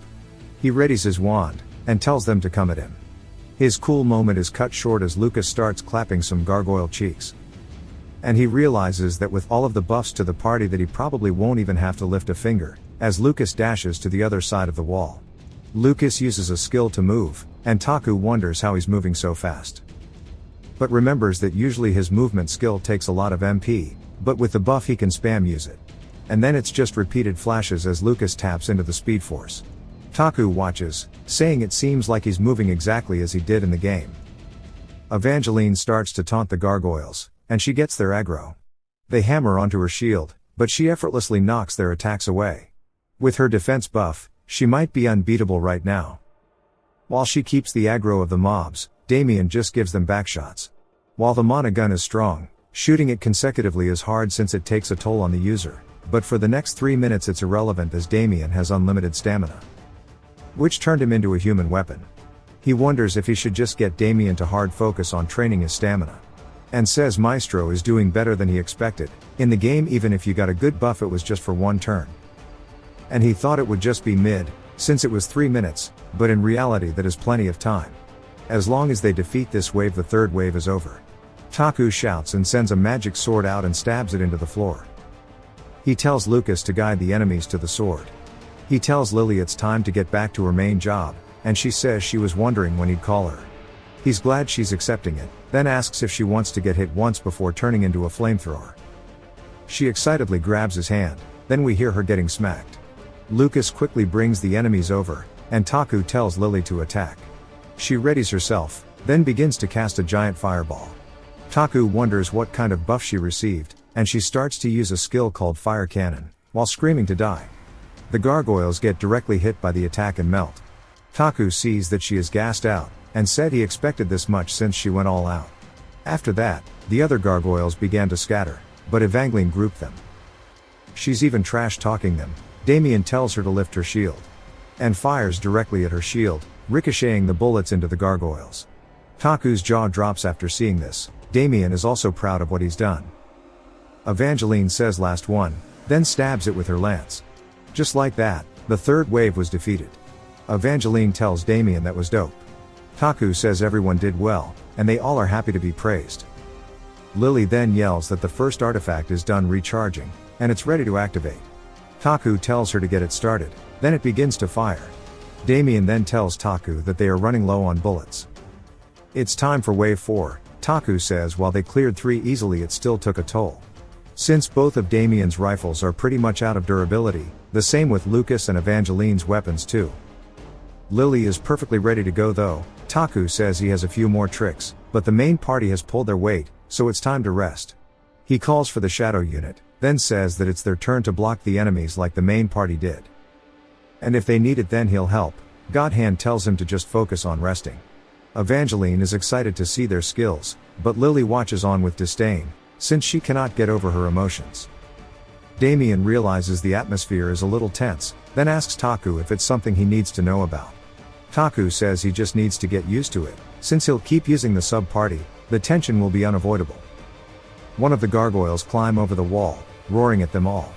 Taku smiles saying it's time for the shadow unit to prove to everyone their worth. Godhand puts his hand over one of the dead gargoyles and begins to cast magic, saying it's time to get into formation for large monsters. Taku says that the team composition is extreme, and he'd never have tried this comp in the game. Since it's too heavily favored toward firepower, and without a tank or healer it's dangerous. But these sorcerers are supporters, rather than DPS. God Hand creates walls from the gargoyles' corpses, and Taku keeps explaining how their combination has a high chance of working, and due to how it's set up they all receive pretty large bonuses. If they just perform well then they can wipe the enemies out quickly. God Hand tells Bodybag to restrain the enemies in the middle, and for everyone else to fire. We see them readying their weapons, and even Burnout's big-ass ballista. The gargoyles screech, running straight towards the defensive walls. And arrows begin to rain down onto them. God Hand realizes normal arrows won't cut it, so tells them they can use their skills. And assigns their positions. They reply to the order and Skull activates his skill, launching an arrow at one of the gargoyles, headshotting it instantly. Taku wonders if that's why his name is Skull. Old girl leaps off the defensive wall, saying it's her turn. One of the gargoyles swing at her, but she slides under it, then creates distance from it while giving it minor backshots. She says they are quite sturdy and she'll run out of arrows, so she has no choice. She tells Burnout to take over for her, and we see her ballista beginning to light up. She tells them all to get down, then unleashes the arrows. The arrows begin to rain down on the gargoyles. And each individual arrow is exploding due to her passive skill. This is why Taku kept an eye out on Burnout. If he builds her right she'll be perfect for mob hunting. Some of the gargoyles begin to head to their defensive line, but we see one of them being lifted into the air as Bodybag says too bad. Then she launches it away from them. The other gargoyle goes to attack, but God Hand avoids it. Then puts his palm on the gargoyle, causing it to shatter into pieces. Since they are nothing due to his power.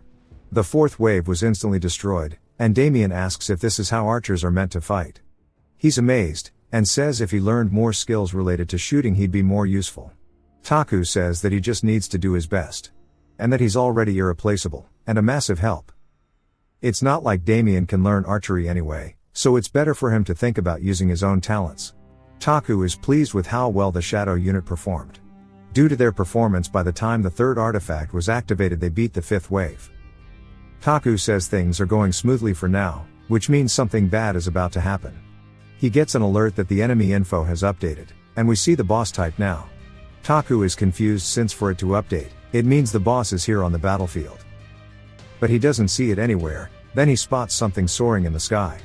Taku realizes it's the boss, and tells everyone that he's above them. So to prepare themselves, the boss zones in toward the Shadow unit. Crashing into them, sending some of them flying. Burnout and Skull seem to be injured, and Old Girl stares at the boss, as it begins to emerge from the rubble and roars to alert everyone of its presence. Old Girl begins to panic, then shoots an arrow at it. It just pisses it off, causing the boss to swing his flail, smacking Old Girl straight in the side. We see she is damaged. Lucas says that he'll help them, but Taku yells saying he needs to wait. Since there are two bosses. He sees it falling from above, but he wonders what it is aiming for. Which of course turns out to be the artifacts. Taku yells saying Lily needs to wheel away now. She asks what, but it's too late as the boss lands beside her, launching her into the air. She looks very worried as the boss swings his flail down onto her. We see it shattering her wheelchair. The boss is surprised, even Taku is, as we see her fire skin activated, causing it to pass through her. The boss then begins to put magic into his mace, and he realizes it's dangerous. Taku tells Bodybag to get Lily. She activates her telekinesis, and makes Lily dodge the attack. Taku gets God Hand to catch her, and he leaps forward grabbing her out of the air. After they land, he asks her if she's okay. She awkwardly crawls away from him, saying yes. Taku then tells Bodybag to take care of the other Shadow unit members. And she gets Old Girl and Skull out of the way. Taku says it's time for the main party to get ready. Since boss monsters behave differently than normal monsters, they are smart, and will try to kill the important enemies. Which is why they attack the archers and artifacts first. They'll focus the damage dealers over tankers, and Taku. Since he's the enemy commander. Lucas says the bosses are a problem, but so are the remaining gargoyles too. It's the sixth and final wave of the defense, but with the artifacts broken their victory is getting closer and closer. Taku says he can deal with them, just leave it to him. God Hand tells Taku Lily is safe.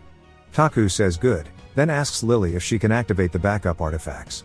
She says yes. We learn that Taku placed them in other areas of the defense just in case. Taku says to quickly activate the magic multiplier artifact, and designate him as the target. She says okay, but asks how she'll get there with her legs. Taku orders God Hand to carry her there. She obviously doesn't want it. So he barks at her saying that this is a war, so act like it. She apologizes, and he tells Godhand to quickly go. Taku tells Evangeline and Lucas to buy time until the artifact activates. They both start to try to one-up each other. But Taku reminds them the boss isn't going to be easy, so don't let their guards down. Then tells them to go. He checks in with Damien, asking how many bullets he has left. He has 18. Taku asks if he thinks they'll work on the boss. Damien activates his cheats and says that the helmet and armor seem like it has high defense. Taku says that's right, the armor he wears is high in magic defense, whereas the gargoyle itself is strong to physical attack. So they have to remove the armor with physical attacks, then hit the body with magic. It'll take a lot of time, and it's not like he'll sit still. And since Cerberus is a handgun trio, it has a shorter distance than the other guns, so he can't get Damien to go in close range. He decides to restore the firepower, then asks Bodybag how the Shadow Unit members are. She says they are all injured, and their weapons are damaged too. Taku tells Damien to heal them all, and he looked happy about being able to do that. Taku tells Bodybag while her team is being healed he needs her. Then to add into the stress, it begins to rain on the battlefield. Taku says this is quite cruel, then the bosses begin to run toward them in sync. Every step they take rattles the fort walls. Lucas and Evangeline ready themselves, and Taku says he'll leave it to them. They begin to run back at the bosses, both sides charging forward and the bosses swing their weapons at them. They both block the hit, but it knocks them back a good bit. Lucas says it was heavy, and Evangeline sees her shield is dented. Taku thinks that of course it would be hard since the boss that was meant to be alone, ended up being two. But they can surely hold out, as they are both endgame tankers. Lily then tells Taku that the magic multiplier is ready. He tells her to activate it. This will boost his magic effect by 100%. He is amazed by how he's feeling. Then using the eye of the commander, Taku stares at one of the bosses, then orders it to kill the other. But he begins to vomit blood as it drains all of his magic. It begins to stat check him, and Taku explains that since it's weak to magic it should be weak to mind control too. So if he pushes himself with the magic doubler, he can control it too. He's glad it worked, and tells the boss monster to go crazy. And it hits the other boss straight in the face. It's like a kaiju fight. One of their horns breaks off, and Lucas and Evangeline wonder what's going on. We also learn monsters do not forgive betrayal, so he claps back with his own attack. They start just smacking the piss out of each other. One of them throws the other, causing it to land where the sixth wave did. Taku was wondering how to lure them, but guess he doesn't need to worry about it now. Since now they have created an even bigger internal fight. The non-controlled boss tried to stop the minions, but Taku gets Lucas and Evangeline to block him. Now while the other boss is dealing with the wave, they'll just beat up the other one. Lucas and Evangeline both say bet, and they start scrapping immediately. While it's easier since there's only one, they still are having trouble taking the offense. They have to take his armor off, but if they just get counter-attacked it would be bad. He says there has to be a way, and of course on cue the Shadow Unit arrives. Taku asks about their injuries. Godhand says thanks to Damien they can join the battle. He asks about their equipment, and we learn they have temporarily fixed them. So they are ready to go. Taku tells them to join the fight, and we see them all using their weapons. Godhand begins to create spears from the gargoyle corpses too. Bodybag also sends out some brain blasts. And they all hit the boss. Its armor begins to chip off slowly. Taku says they need to keep it up until the magic attacks hit the body. But that reality always strays away from the plan. The boss goes to swing and Evangeline says she'll block it. But since she's clumsy she trips, and the attack starts to fly directly towards her face. It hits her, sending her on a trip. Taku calls out to her, but falls to the ground since he's used too much power. Thankfully Evangeline blocked the hit, but she's going to fall off the fort wall. As she starts to fall Lucas quickly grabs onto her cape and he starts to tease her. Taku sighs out of relief, but he has no time for this since the tankers are gone. Their front line is too. Godhand tells the Shadow Unit to launch their attacks, but they don't do anything to the boss. Taku says it's like a bulldozer. Godhand says he'll buy time, and the boss swings his mace at him, but Godhand dodges it and touches the boss's foot, melting it into the ground, but it didn't matter as the boss just broke the floor and uses it like a shoe. Godhand tried but the boss did not care. The monster was solely focused on Taku and the DPS. Damien also tried, but was unable to stop it. Taku starts to stress out, saying he needs to think. He wonders what to do to stop it, but then sees a giant fire behind the boss. We see Lily performing the spirit bomb. Rest in peace Akira Toriyama, you were the GOAT. Taku is surprised, as Lily taunts the boss, then she launches her attack creating a sea of flames around the boss. The boss has gotten extra crispy, and they wonder if the boss is alive or not. But then it moves, Taku tells them it's still alive. But the boss turns around and changes his focus to Lily who attacked him. She starts to cry saying she knew it. Taku tells her to get out of there. But of course she can't due to her legs, she also has no mana to activate fire skin. So she had no choice but to stare directly at the boss. The boss swings down onto her, and she closes her eyes accepting that this is her fate. But we see God Hand's luscious hair flowing in the wind, as he stands before her. She sees his back, and wonders why he's doing this. Blood flies from the attack. God Hand has caught the boss's mace, but it's taking its toll onto his body. God Hand uses everything he has to melt the boss's arm, and opening its chest to expose its core. He asks Lily if she can attack it again, and she musters up all of the mana she has left in her hand. Casting a fireball at the core, she pierces the boss, shattering its core, causing it to fall onto the floor. Taku tells Damien to go heal God Hand ASAP. Lily begins to ask God Hand why he saved her, and he tells her it was just the best choice, since only she has the firepower to give the final blow. Her eyes begin to tear up. Lucas and Evangeline quickly apologize to Taku for making a mistake. Lucas asks for his throat to be slit. Taku says that's enough. While they had some losses, they defeated both the bosses. After the other boss fought the wave, there are only 40 left. They just need to finish the wave, but everyone is already extremely gassed out.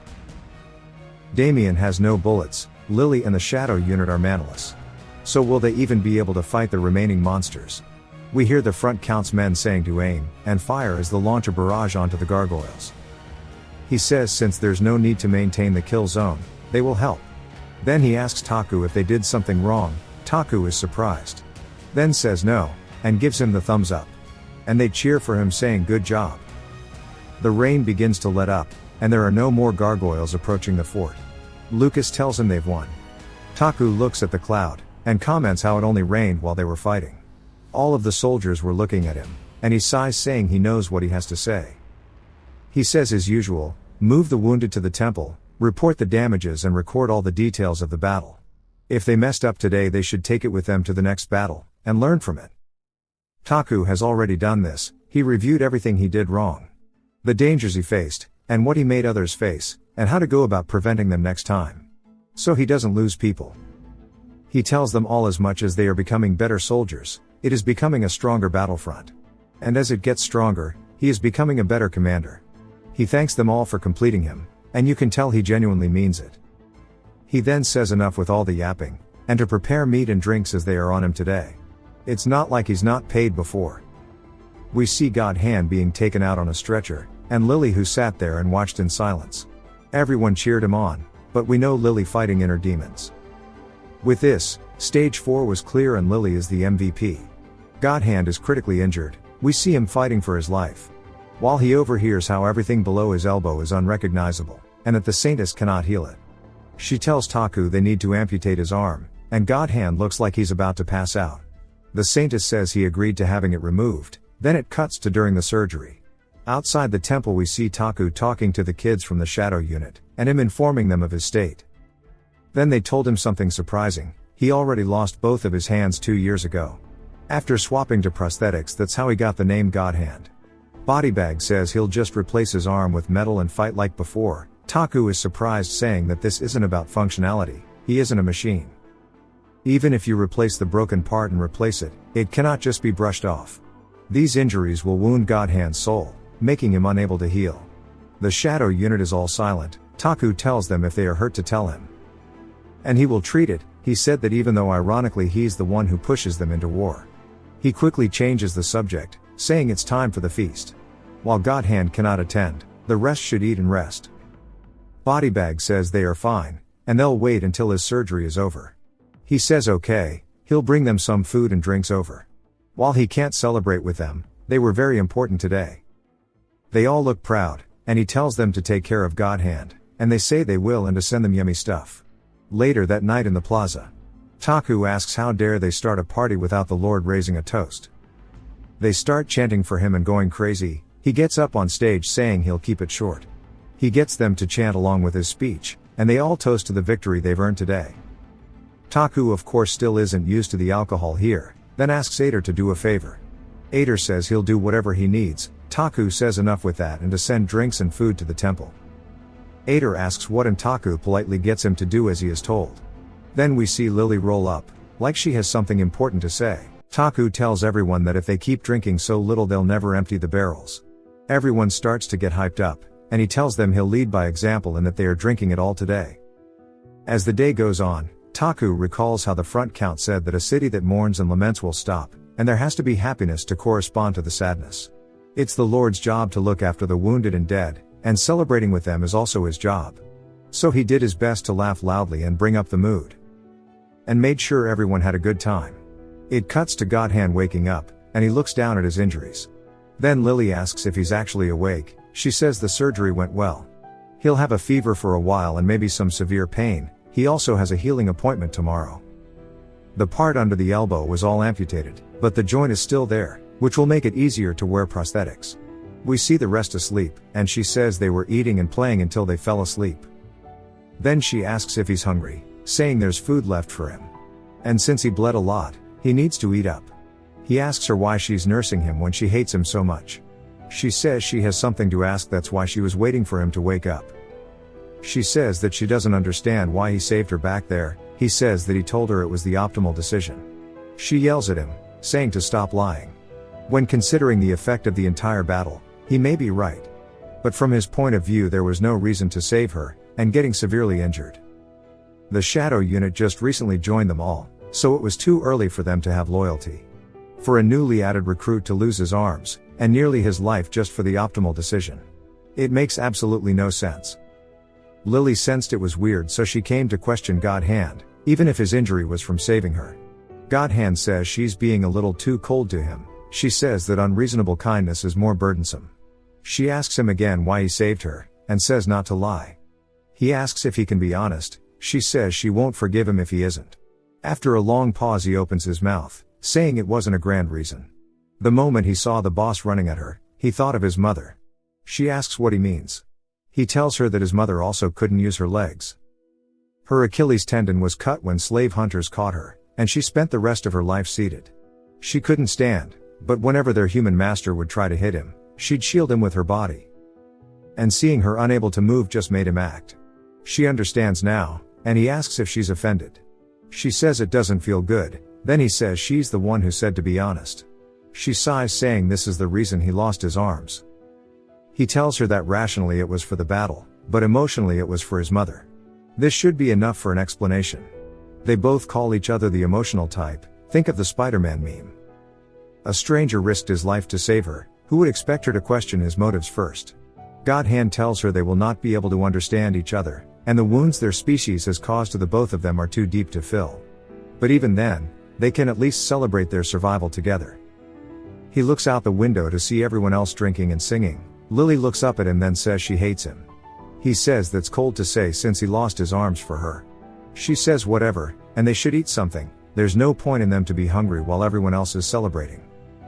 We see a plate of food, and her glass filled with alcohol. He asks why he got water. She asks if he wants to drink after losing his arms. He says that he deserves a drink since he lost his arms. She says he's funny, then holds her drink. She asks if they should cheers. He reminds her that he has no damn arms. She quickly says she'll do both, then cheers them together. Then she raises the glass in his face. He sees that she's nervous about it. Then drinks it. She says it's funny that a woman who cannot use her legs, and an elf without his arms are both unable to join the party. He tells her it's a memory they will always have. If it was a normal party then it can be easily forgotten. But today's scenery will last for a long time. It's silly to say it now. Then he asks her if they can get along well from now on. She is still nervous, and shoves food into his mouth. Saying he needs to focus on recovering, so she can hate him without guilt. He chuckles, saying maybe shouldn't be well for a while. She says to stop saying dumb things. They didn't say anything else after that. She fed him his food one bite at a time, and he ate without any complaints. They just sat there listening to the music from a distance. And the party continued on. The next day we see Taku is all worn out. Then he notices that someone is in his bed, which surprises him.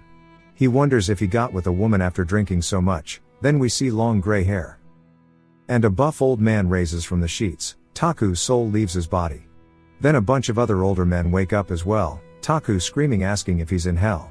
They tell him this is the Golden Year's army, and asks if he's okay after drinking so much. He says he's fine, but he has a question. Then asks why everyone is shirtless and asleep here. They say Taku ordered them to. And that he told everyone to strip and drink man to man.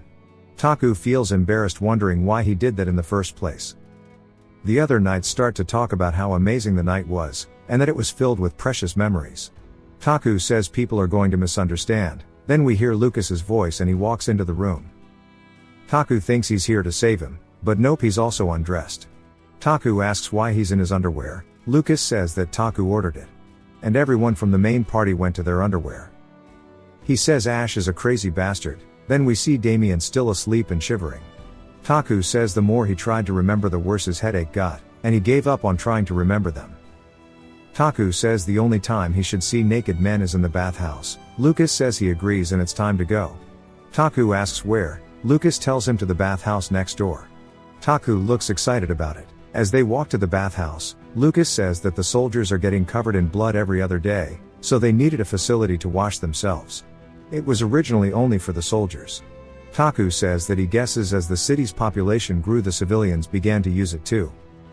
They finally get there, and Taku says it's a lot bigger than he expected.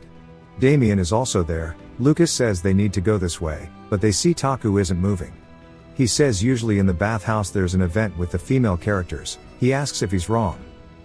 The answer is yes, a resounding yes. There is no event. Inside the bathhouse, Taku says at least the plumbing is good. Lucas starts to yap about the history, and Taku asks if he's not going to bathe.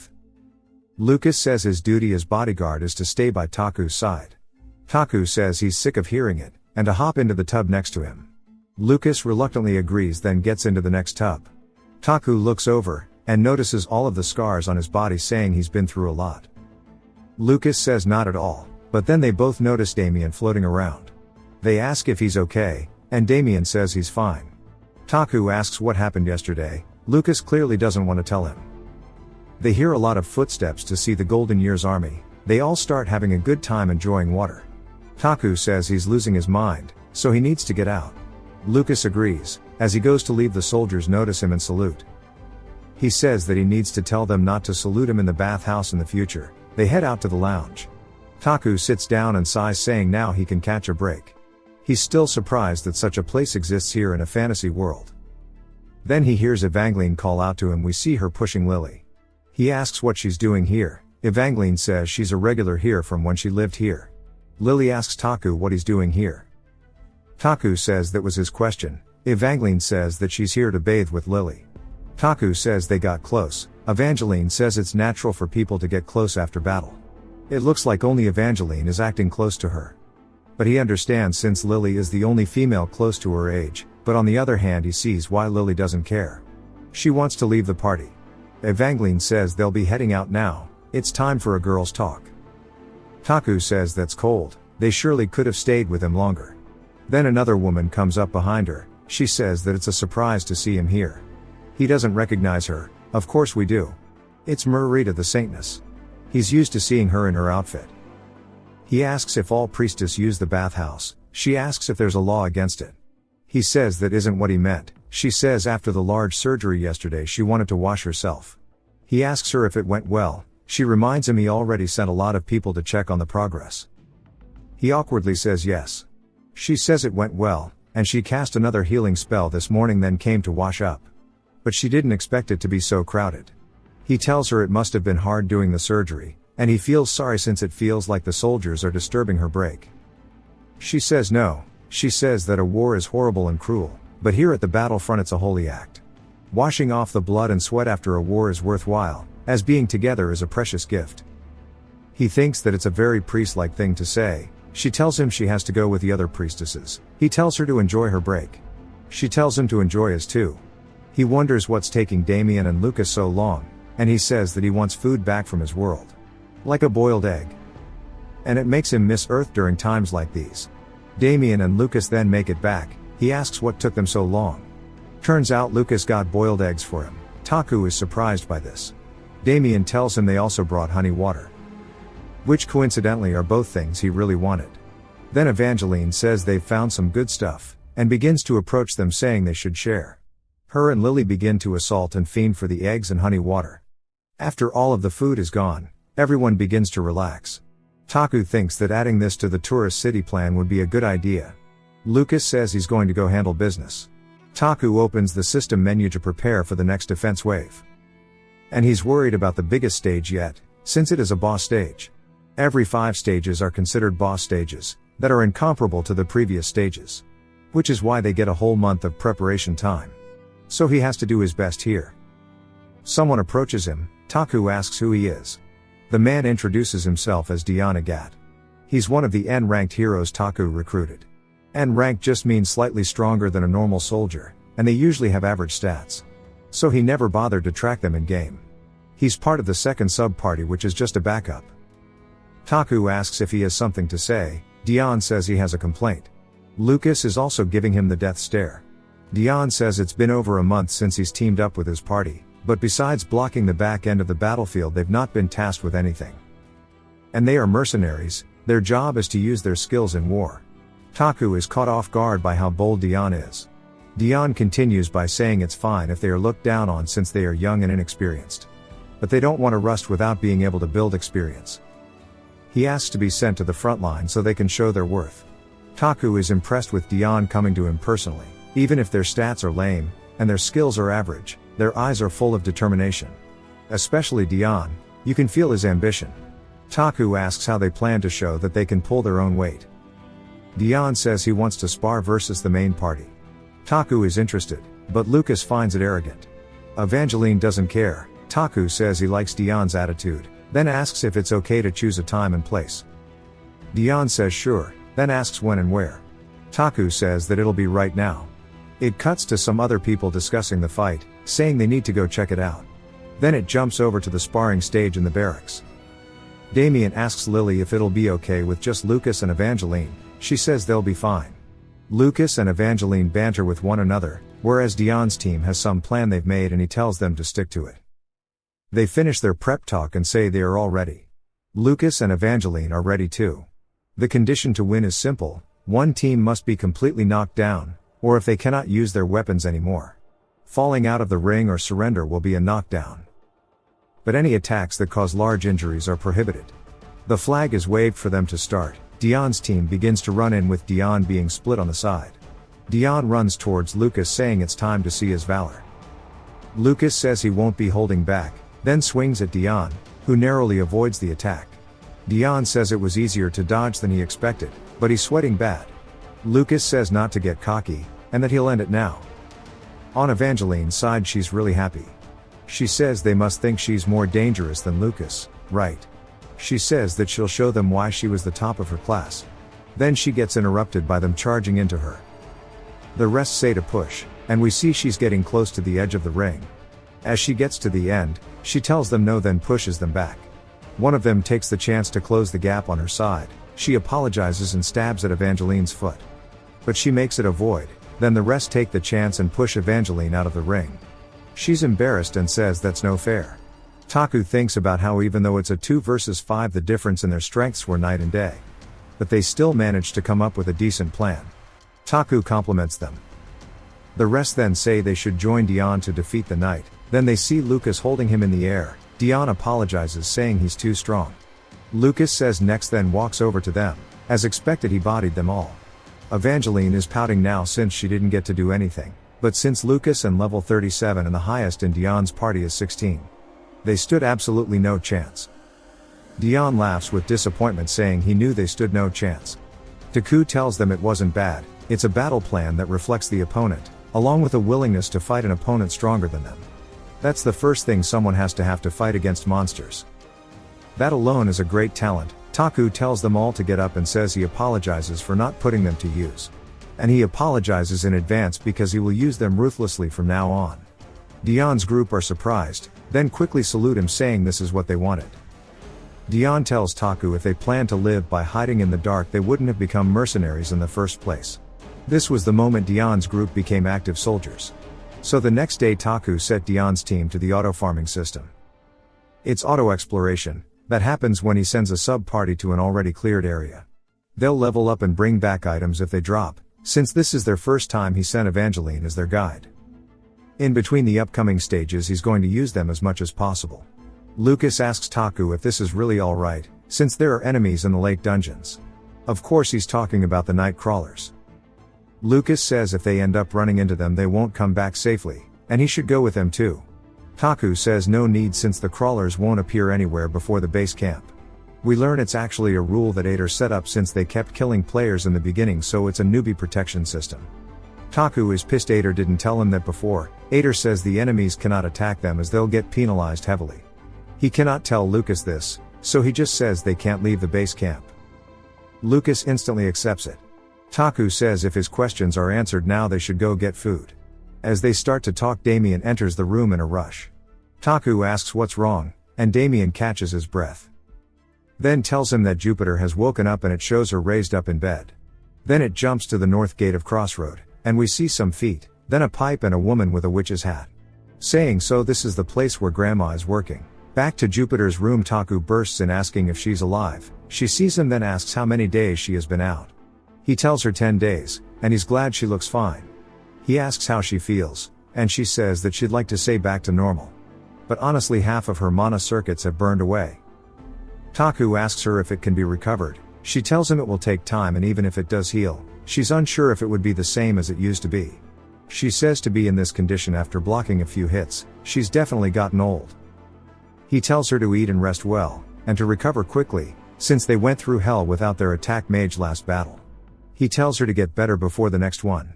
She laughs loudly saying she can't spend more than she's earned now, and she cannot leave yet as she has a lot to do still.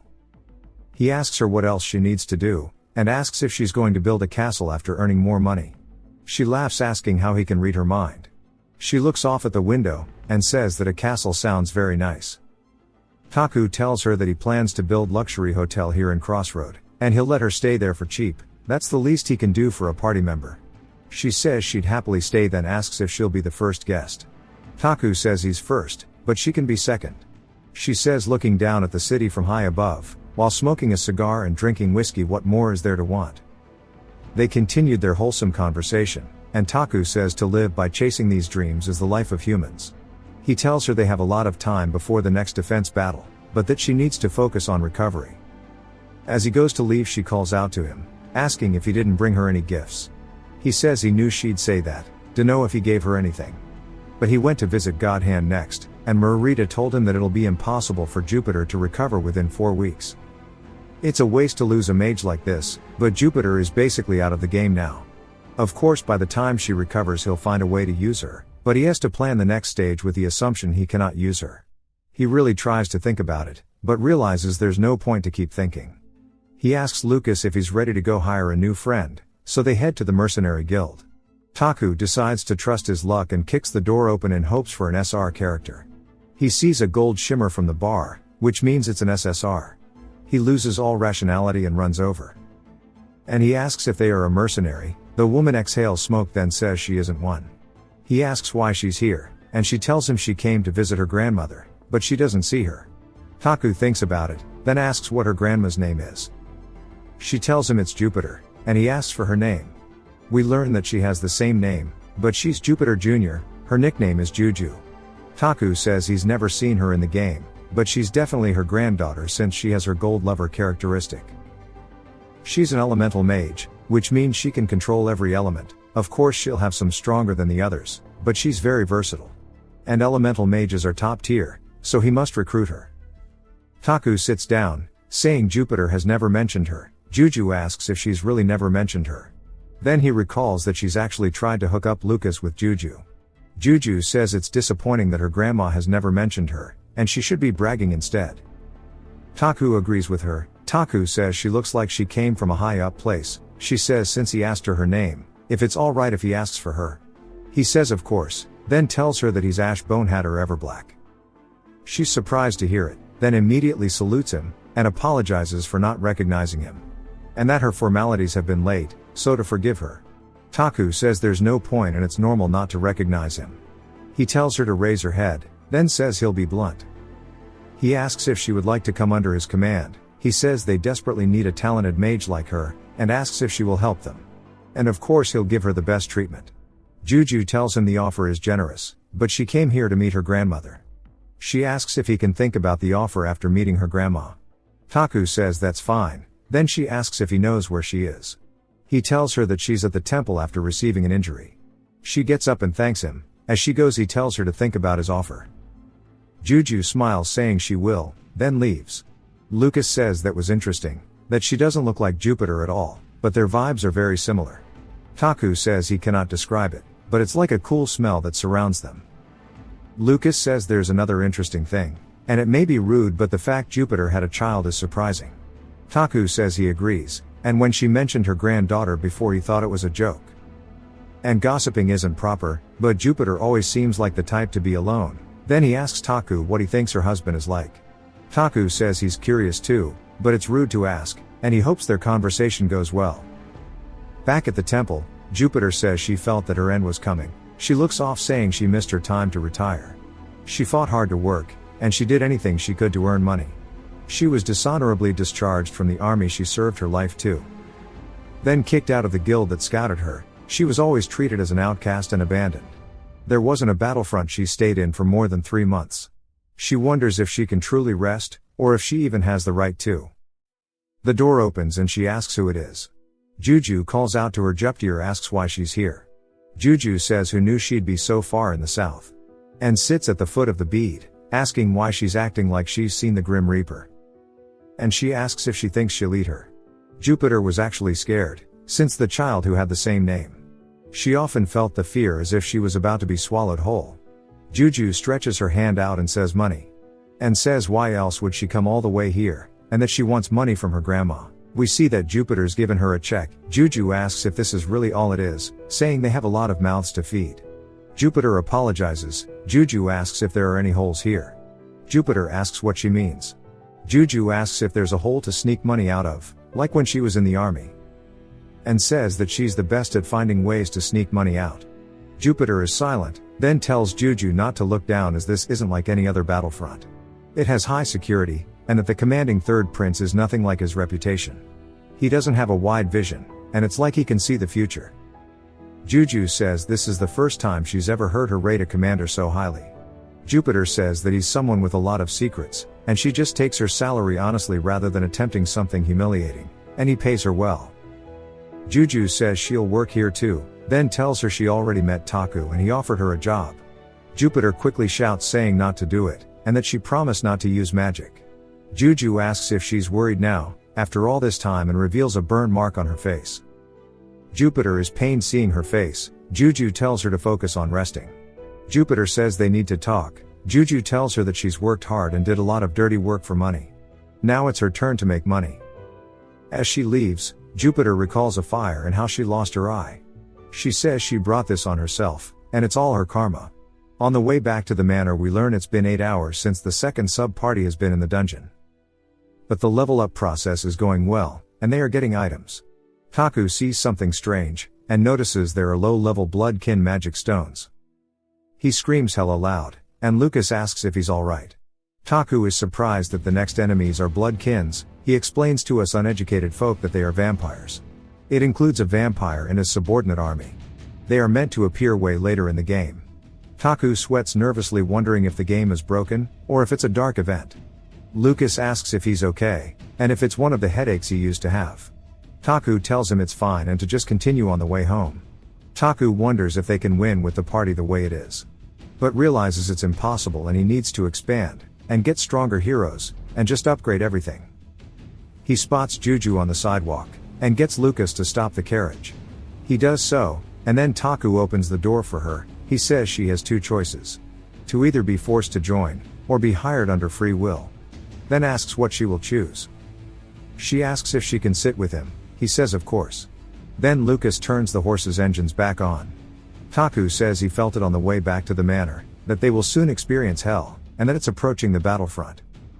We see darkness and hear the sound of battle, then Taku yells that it's the Pied Piper. Crown opens his eyes and gasps. We see he fell asleep, and he says he cannot remember the last time he had a good night's sleep. He wonders how long he's been acting like a jester, and he gave up counting how long he's been wearing funny clothes. He recalls Taku calling him the Pied Piper, and explains how there was a similar fable in the Lake Kingdom. A town was overrun by rats and the villagers hired a bard to guide the rats out and drown them in a lake. The villagers didn't want to lose money, so they didn't pay him what they owed. Furious, the bard gathered the children and made them drown in the lake too. Crown says the nickname is overly accurate. Turns out his name isn't Crown, but Clown. The translator goofed. One of his subordinates say there's a conference in front of the king today. The man asks Clown if he will join, and he says he should since he's the Lake Kingdom's representative. The other person sees him off, saying to be careful. Clown thinks about it, saying he hopes he dies if he isn't careful, or gets something to do. He walks into the castle, and we see a lot of demons staring him down. They openly mock him, then he heads through the doors and we see there is a meeting being held at a large table. Warwick slams the table, saying he's late to the Demon King's conference, and mocks humans for not knowing shame. Clown claps back saying he's a scrap from human nightmares, and that he's funny. The Demon King reminds them that Clown is a clown, and that it's his job to mock and make jokes. And that Clown's words aren't completely wrong. They are all refined pieces from a collection of human nightmares. However, the one who lets them dream of immortality is him. Isn't that right, Clown? Clown begins to be crushed by the pressure, and agrees. The Demon King says do not forget that all of the humans in the Lake Kingdom are just livestock, they supply them with nightmares when needed. And they are no different from the pigs and cows they've raised. And always be thankful that a livestock such as himself can even attend the conference. Clown says he'll keep that in mind. Clown thinks about how it wasn't embarrassing to submit to the power, and he's felt enough humiliation in the past, so he felt nothing from this. The Demon King says enough with that topic, and he's sure they all know why they are here. Because the time of the Great Flood has come. Hence one of them will lead the army and invade the human world, but since it's the start, the weakest clan, the werewolves should go. But he's cut off by someone putting their glass down, and he asks to be sent out instead. His name is Celine Dion, no relation to the singer. He has many nicknames such as Nosferatu, Dracula and No Life King. The king says it's a surprise that he's volunteered when he's hated having to step up previously. Celine Dion says they killed Orlop, which is the Spider Queen. And he wants to avenge her, so please allow it. The Spider Queen Orlop was ranked 6 out of the commanders, but died to a mere cannon. Her objective was to scout the area. It was an underwhelming and sudden death. Even the king was surprised. Some other people at the table are also saying they need to avenge Orlop, and if it wasn't for the one who lost his name, they'd have already been. But they get interrupted by the Demon King saying not to get worked up and she'll come back to life next time anyway. The rest are confused, and he says they won't understand this concept, but he wants to let Celine Dion go out since it will be fun, and to start the invasion in 4 weeks. Celine Dion salutes and says his heart will go on. The Demon King says enough of that, and he wants to talk about the problem with the supply of nightmares. A demon barges into the room saying to forgive him. But the one who has lost their name has invaded. Clown is surprised, and the Demon King asks if they are alone, and once he's told yes, he says that's what he assumed. The demon at the door says it would be a good idea to end the meeting here and close the castle gates, then gets cut in half. We see a familiar figure behind him. The other people at the table say it's blasphemous for her to be here. She enters the room and says good evening, Mr. Monsters. The Demon King says she's keeping up a meaningless fight. She says yeah, but it's her job to clean up his dust even if it piles up again and again. And it's obvious, but she's here to kill them all. The Demon King asks how long it's been since she started wielding the sword. He asks her if it's been a few thousand years. She says that she's forgot everything. He tells her no matter how hard she tries, her kingdom will not be saved. She will continue to wander in this hell forever. A light appears from her sword to illuminate the darkness. She says she will fight forever and ever. If that is her mission, she will do just that. Clown gets up and walks past her, neither of them even exchanging glances. The Demon King laughs, saying one who submitted and one who resists, he likes it, and either way both of them are great ingredients for nightmares. Clown tells Mew Myung that resisting is pointless, the nightmare will never end. She says even then, someone must light the torch. She took a moment to think about the countless people who fell trying to chase away the darkness in the kingdom. Along with Taku's party, who are the new challengers. She says that just because someone follows the light of her torch, they will be able to lead a new light, as she stood before the Demon King's generals. Clown walks away as the sound of the battle echoed. It's a fight that's been repeated endlessly. It jumps back to Taku's manor. The exploration team has returned. They just keep chanting Evangeline's name. Taku says he knows she did a good job. But what monster type appeared this time? Evangeline says not to be surprised, and it was her first time seeing them. It was ghouls. Taku says oh shit, they are the lower level monsters the Bloodkin control. Which confirms it being their army for the next stage. Lucas asks what she means by ghouls, and she hits the thriller pose saying like this. And it scared her that they came out of the darkness. Dion says she wasn't scared at all, and while they were all afraid she stood in front of them all, like a legendary warrior. The compliment was super effective. Dion says if it wasn't for her they'd all be ghouls too. It was another super effective hit. Taku says normally he'd laugh and play, but he doesn't feel like it. He tells them the Bloodkins are appearing. Of course the other recognize that he means a vampire.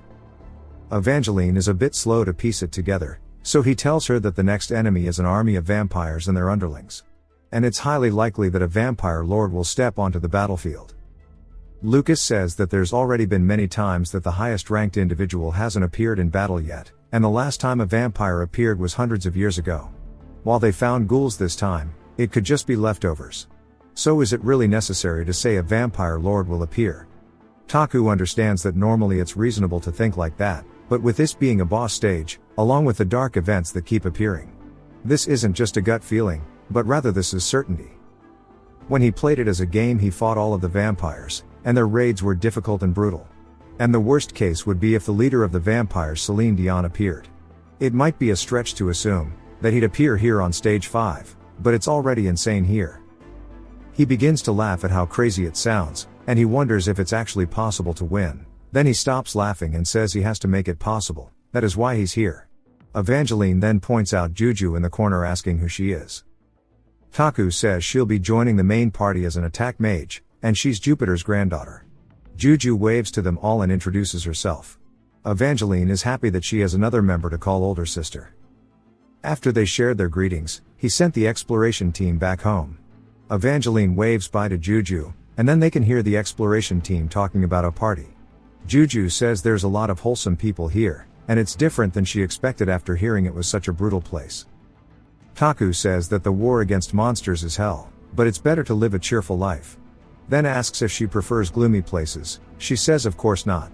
She's just seen it often that young and wholesome people begin to slowly lose their laughter and expressions. War takes away lives and property, along with human emotions. Taku says he can see it playing out in his head. The stage repeats and everyone grows tired of the constant invasions, and the people who laugh will grow exhausted and emotionless. He changes the conversation and tells her she needs to explain her powers to him. Since she's not a character in the game, and even though he's got a rough idea of her abilities, it's best she explain them to him. She says she's an elementalist so she can control most of the elements, but she's strong in 3 of them. Water, wind and lightning, which makes her similar to Jupiter with lightning. She says it's embarrassing to say since she has no accomplishments, but she only knows how to shoot them. He says she must be referring to her skill Elemental Burst. Juju says the more she trains she'll surely be able to find another way to use them. She says that's it, though she has nothing but humble skills and she's embarrassed about it. He tells her it's very good, then says it's time to negotiate her weekly pay. She says that he paid her grandmother a year's worth of salary up front, then asks if she can get that much too. He says their financial situation isn't that good these days, and that she hasn't shown him everything she's capable of yet. So he cannot just pay her hastily. She asks what he means, and he tells her he knows she's hiding her power. Taku explains that Fox Burrow is a characteristic she has that forcefully lowers her stats, allowing her to hide them. He tells her to be honest about everything, even her hidden skill. Then she will be sitting better at the negotiation table. She asks how he knew that she was hiding her power, and that no mage, or even her grandmother, could tell. He tells her his gut instinct is good like that. He has to somehow compensate for the system, to win this hellish game. He tells her again to open up about her powers. He asks if she wants to make a lot of money. Now we can see her actual stats. She's level 35 and finished her 2nd promotion, along with getting her 2nd skill. He wonders why she'd hide this, and that she must be hiding something still. He decides if she's that against showing it, then he'll leave it alone. We learn that she's going to be paid weekly for training during 4 weeks, then after that she'll be paid 11 months worth at once. She asks if that's correct, and he says yes. She's got Jupiter's love for money, that's for sure. Now the contracts are complete. He says he has a question. then asks if she's ever shot someone with her magic. She says that she isn't sure why he's asking. He says he's not trying to dig up her past, but while it's a monster front, their enemy is also human. Of course he's talking about the crawler squad, and he asked in case she wasn't comfortable shooting people. She says that isn't what she meant, but rather isn't magic usually shot at people. He's surprised, and understands that it's a reasonable argument. She says of course she's shot people with magic, and it's ironic that her first job at the monster front will be to kill people. But she is confident in it. The words she said made him fully comprehend that he isn't in the world he knows, but one that is filled with war and death, but he recalls how scared Damien was of hurting someone. Which is why he was thinking about it. Just because they live in this world doesn't mean they are accustomed to killing people. But he understands that he will have to do it as well, to uncover the true ending, and protect the people he will have to end up killing. Murder isn't his first choice, but there's no need to wait and make it self-defense either. He explained to Juju about the crawlers. He tells her to keep her guard up since their mage is how Jupiter got injured in the first place.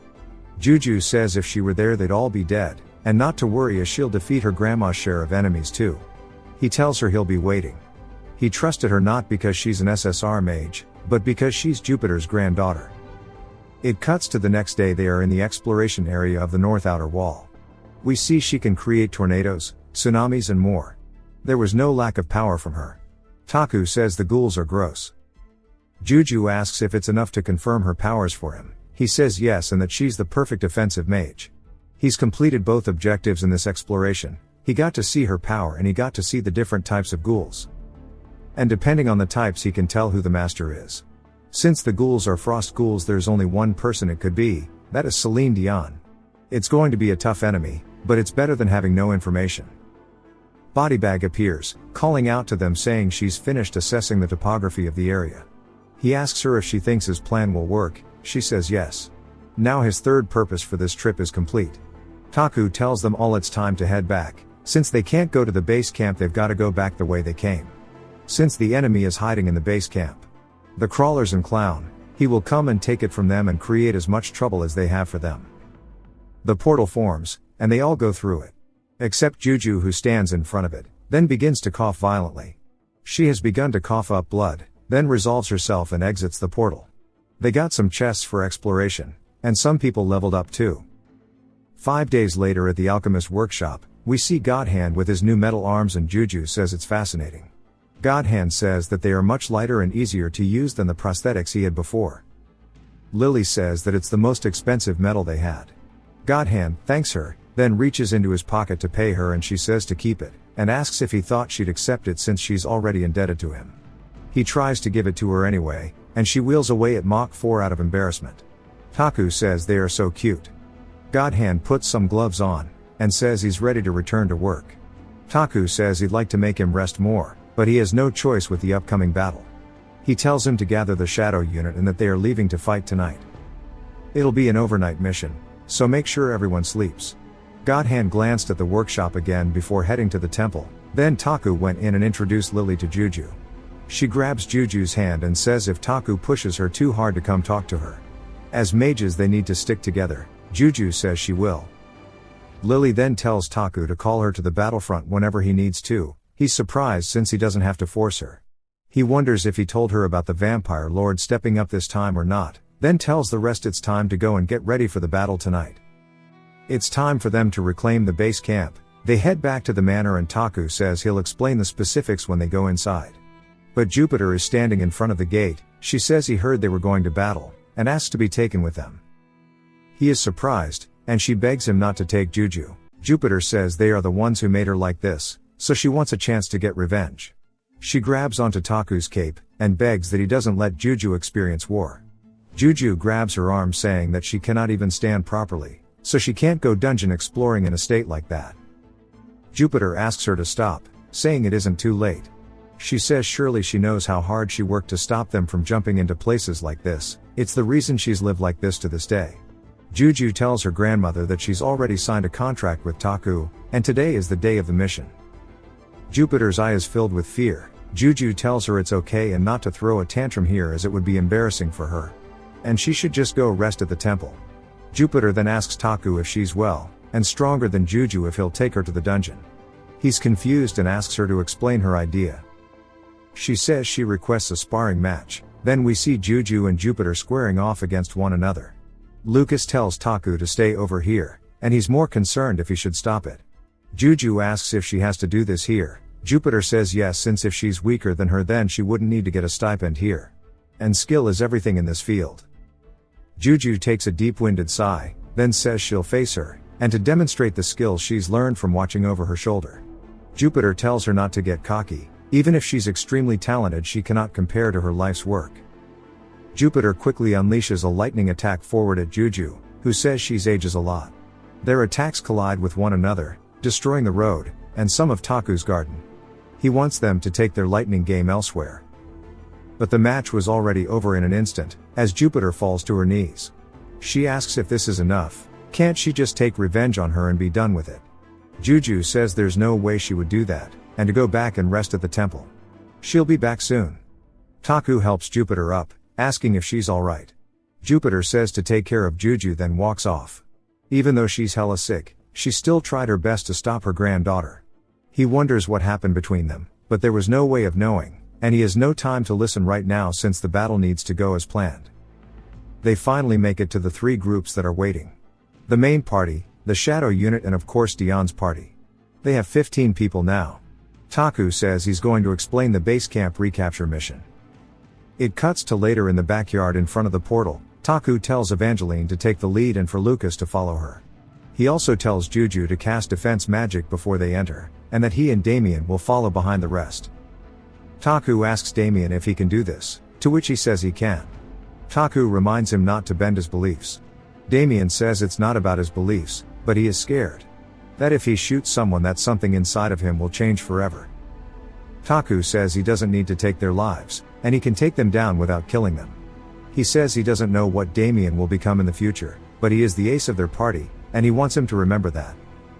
Damien says okay, and Taku asks if everyone is ready. They say yes, and he says they need to finish quickly. Then they all walk into the portal, causing it to crumble like it always does. They load in on the other side, and are ready to fight the crawlers, but after a minute nobody appears. Taku wonders if they are gone, and finds it odd since there's a bonfire, so it must mean the opposite. That they are surrounded, which is revealed to be true. Taku says it's familiar and that it's happened before. Clown appears, and says he thought there's no way that they'd enter through this portal. But here they are, doing it anyways. He says, "What makes you so confident, player?" Taku says to stop calling him player, and he has a name. That is Ash, and he says his full government name. Clown says he's never heard of his last name. Taku says he's probably heard of the Everblack Empire, and he's the third prince of that empire. So show a little respect. Clown asks if he means the small nation in the countryside. He says quite some time has passed, and for that small nation to be an empire, geez, time sure does fly. Taku thinks about how it's been over a century since the Everblacks took over the empire, and it controls half of the world. But to mention it was a small nation, it makes him wonder if Clown is actually hundreds of years old. Clown says there's no need to start a new conversation anymore. And since they so kindly strolled into their headquarters, surely it means they are prepared to die. They have the cannon set up again. Taku says there's no need for him to die. And Damien readies the George Washington Blicky, firing it at the cannon that was set up, exploding it. Dion's party rushes in now too, and Taku says the crawlers need to think properly as they are about to lose their base. We see them bring out an artifact, and it creates a shield around them all. Taku says they need to start surrendering and running. The anti-defense barrier artifact is basically a cheat for these kinds of battles since it slows down enemy projectiles and reduces their damage. Clown says there needed to be this much prep for the last challenger. Then asks how much the barrier can withstand. The crawlers fire their arrows at Taku's group, but the rain of arrows is heavily slowed by the barrier. The party begins to calmly destroy the slowed arrows. Lucas slices them without a word. But Yapper MC Yapperson taunts them. Then they see a bright light, and two magic blasts begin to fly toward them. Juju steps up and launches her own magic attack, colliding with the enemy's attacks. It begins to push them back, and her water crashes onto one of the mages. But the other mage doesn't falter, neither side is being pushed back. She says the same element is difficult. Damien raises his gun, then lines his shot up. Then firing it towards the other mage. They put a barrier up to try and block the shot. But it blasts through it, which makes the mage lose focus, allowing Juju to break through their magic. Juju, thanks Damien. Both sides continue their attacks, and eventually silence befell them. Clown says it hasn't been that long, but he's truly exceeded his expectations. He calls him player again. But Taku corrects him. Clown says after doing this for so long he's ran into a lot of talented and special people. And every time he does it makes him sad, since he wonders what it would have been like to not meet them as enemies. Having drinks together, talking about old stories, all of it would have been possible. Taku says if he stops being hostile he's willing to do that much. Clown laughs. Taku says since he's a bard he can sing, and Taku will buy drinks. Clown says that's impossible as he has a mission to do. He has to stop adventurers from digging around in the city's darkness. Taku readies Maestro saying they've got no choice but to go back to killing each other. Clown says yes, and if he gets rid of him the kingdom will finally be able to fall into eternal darkness. We see from Taku's mini-map the shadow unit has flanked the crawlers. Taku chuckles saying he doesn't think that'll happen. And instead of this place remaining dark he plans to light it up. And on cue Burnout's arrows begin to fly towards them. Clown yells for them to activate the shield, but it's too late and they begin to get bodied by the fire arrows. The shadow unit prepares for the next volley. God Hand tells Taku they are ready for their next command. Clown realizes that this means the shadow unit went through a different area and came all the way here by foot. Taku says correct, but God Hand asks how their movements weren't detected. Of course we all know it's because the shadow unit is a stealth operation. Taku says he isn't going to explain to him, and asks what he wants to do now that he's surrounded. Taku says he knows that he isn't shameless enough to beg for mercy, so he asks him to say his last words. Clown says it's a perfect checkmate, but he should let him know that he cannot kill him here. Taku says he's not sure about that. Then the shadow unit fires their arrows into their backs. Clown spits up blood, while dropping to his knees. Taku asks if he still thinks he cannot kill him. Clown says yes.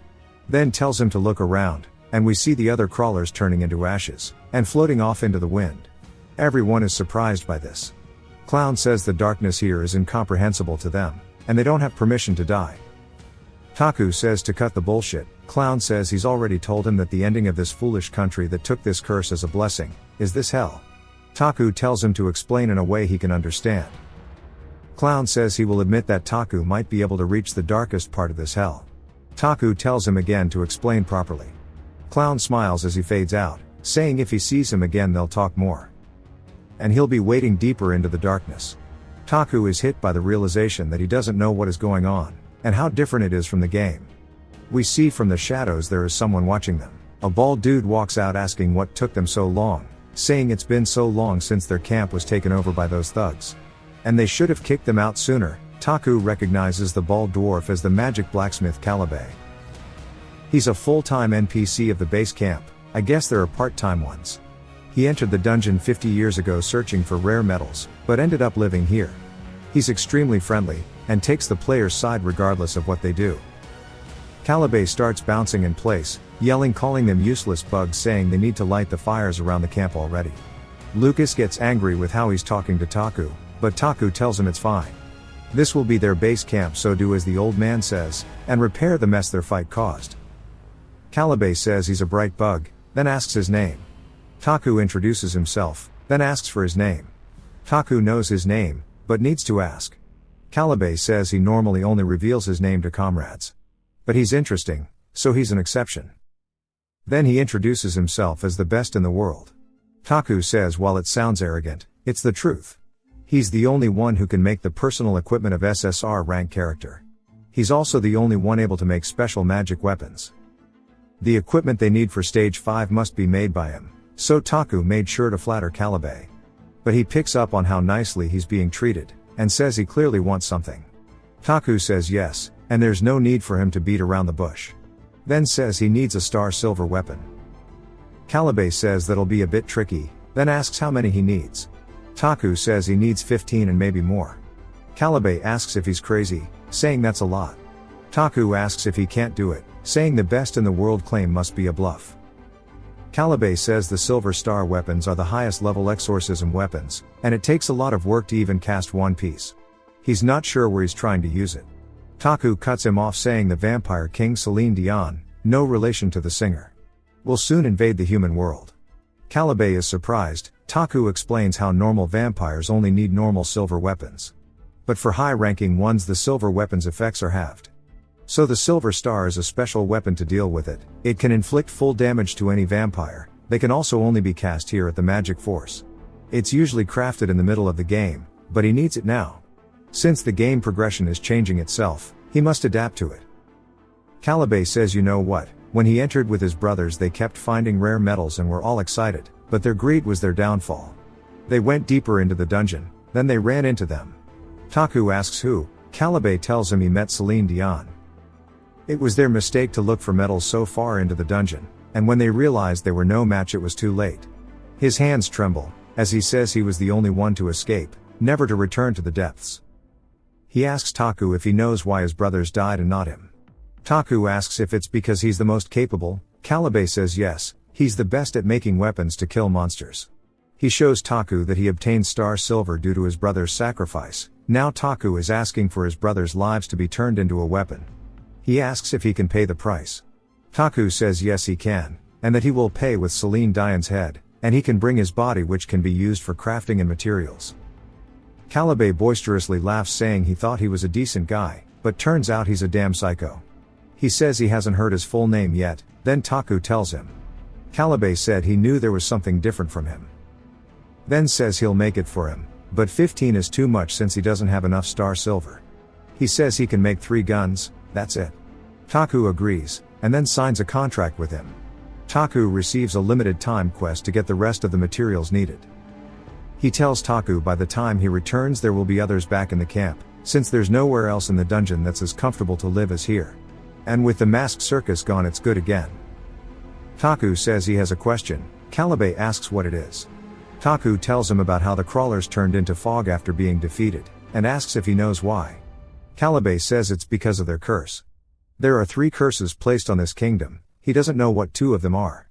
But one of them he's very familiar with, and the citizens of this kingdom who sometimes come out as survivors are suffering due to it. Taku asks what it is. Calibe tells him it's the curse that made these ghost-like people crawl around for hundreds of years. It is the curse of eternal life. It jumps back to Taku's manor. Taku gathered all 3 party members, and while they were probably tired this meeting was necessary. According to Calibe when Lake Kingdom people die they resurrect at a specific location. It takes them time before they can move again, but they respawn indefinitely. Taku says the enemies are fixed in time. Lucas asks if every citizen is under the curse. Taku tells him that very few are citizens. While the city looks like it would have tens of thousands, the actual NPCs you meet in-game are a few dozen. There are 100 NPCs you can meet in the dungeon, half of them are adventurers so the other half are the citizens. Taku then wonders where the other citizens are. The food arrives. Evangeline says that eternal life is a blessing rather than a curse. Lucas says he agrees, since if they could live forever it would be a blessing. Damien says he doesn't like it, and living forever seems difficult. Juju is deep in thought about it. And everyone began to share their opinions on eternal life. Taku says some of them are thinking they'll be granted eternal life. And after a bit of everyone talking he dismissed them all since they were fighting all night, he wants to let them rest up. Taku yawns and tells Lucas and them it's time to go too, but he notices Juju hasn't moved. He asks if he's okay, saying she doesn't look good. We see her falling over and landing into Taku's arms. She's clearly sick, but he thinks it's something else. All sorts of things ran through his mind. He wonders if she's putting the moves on him to get gold.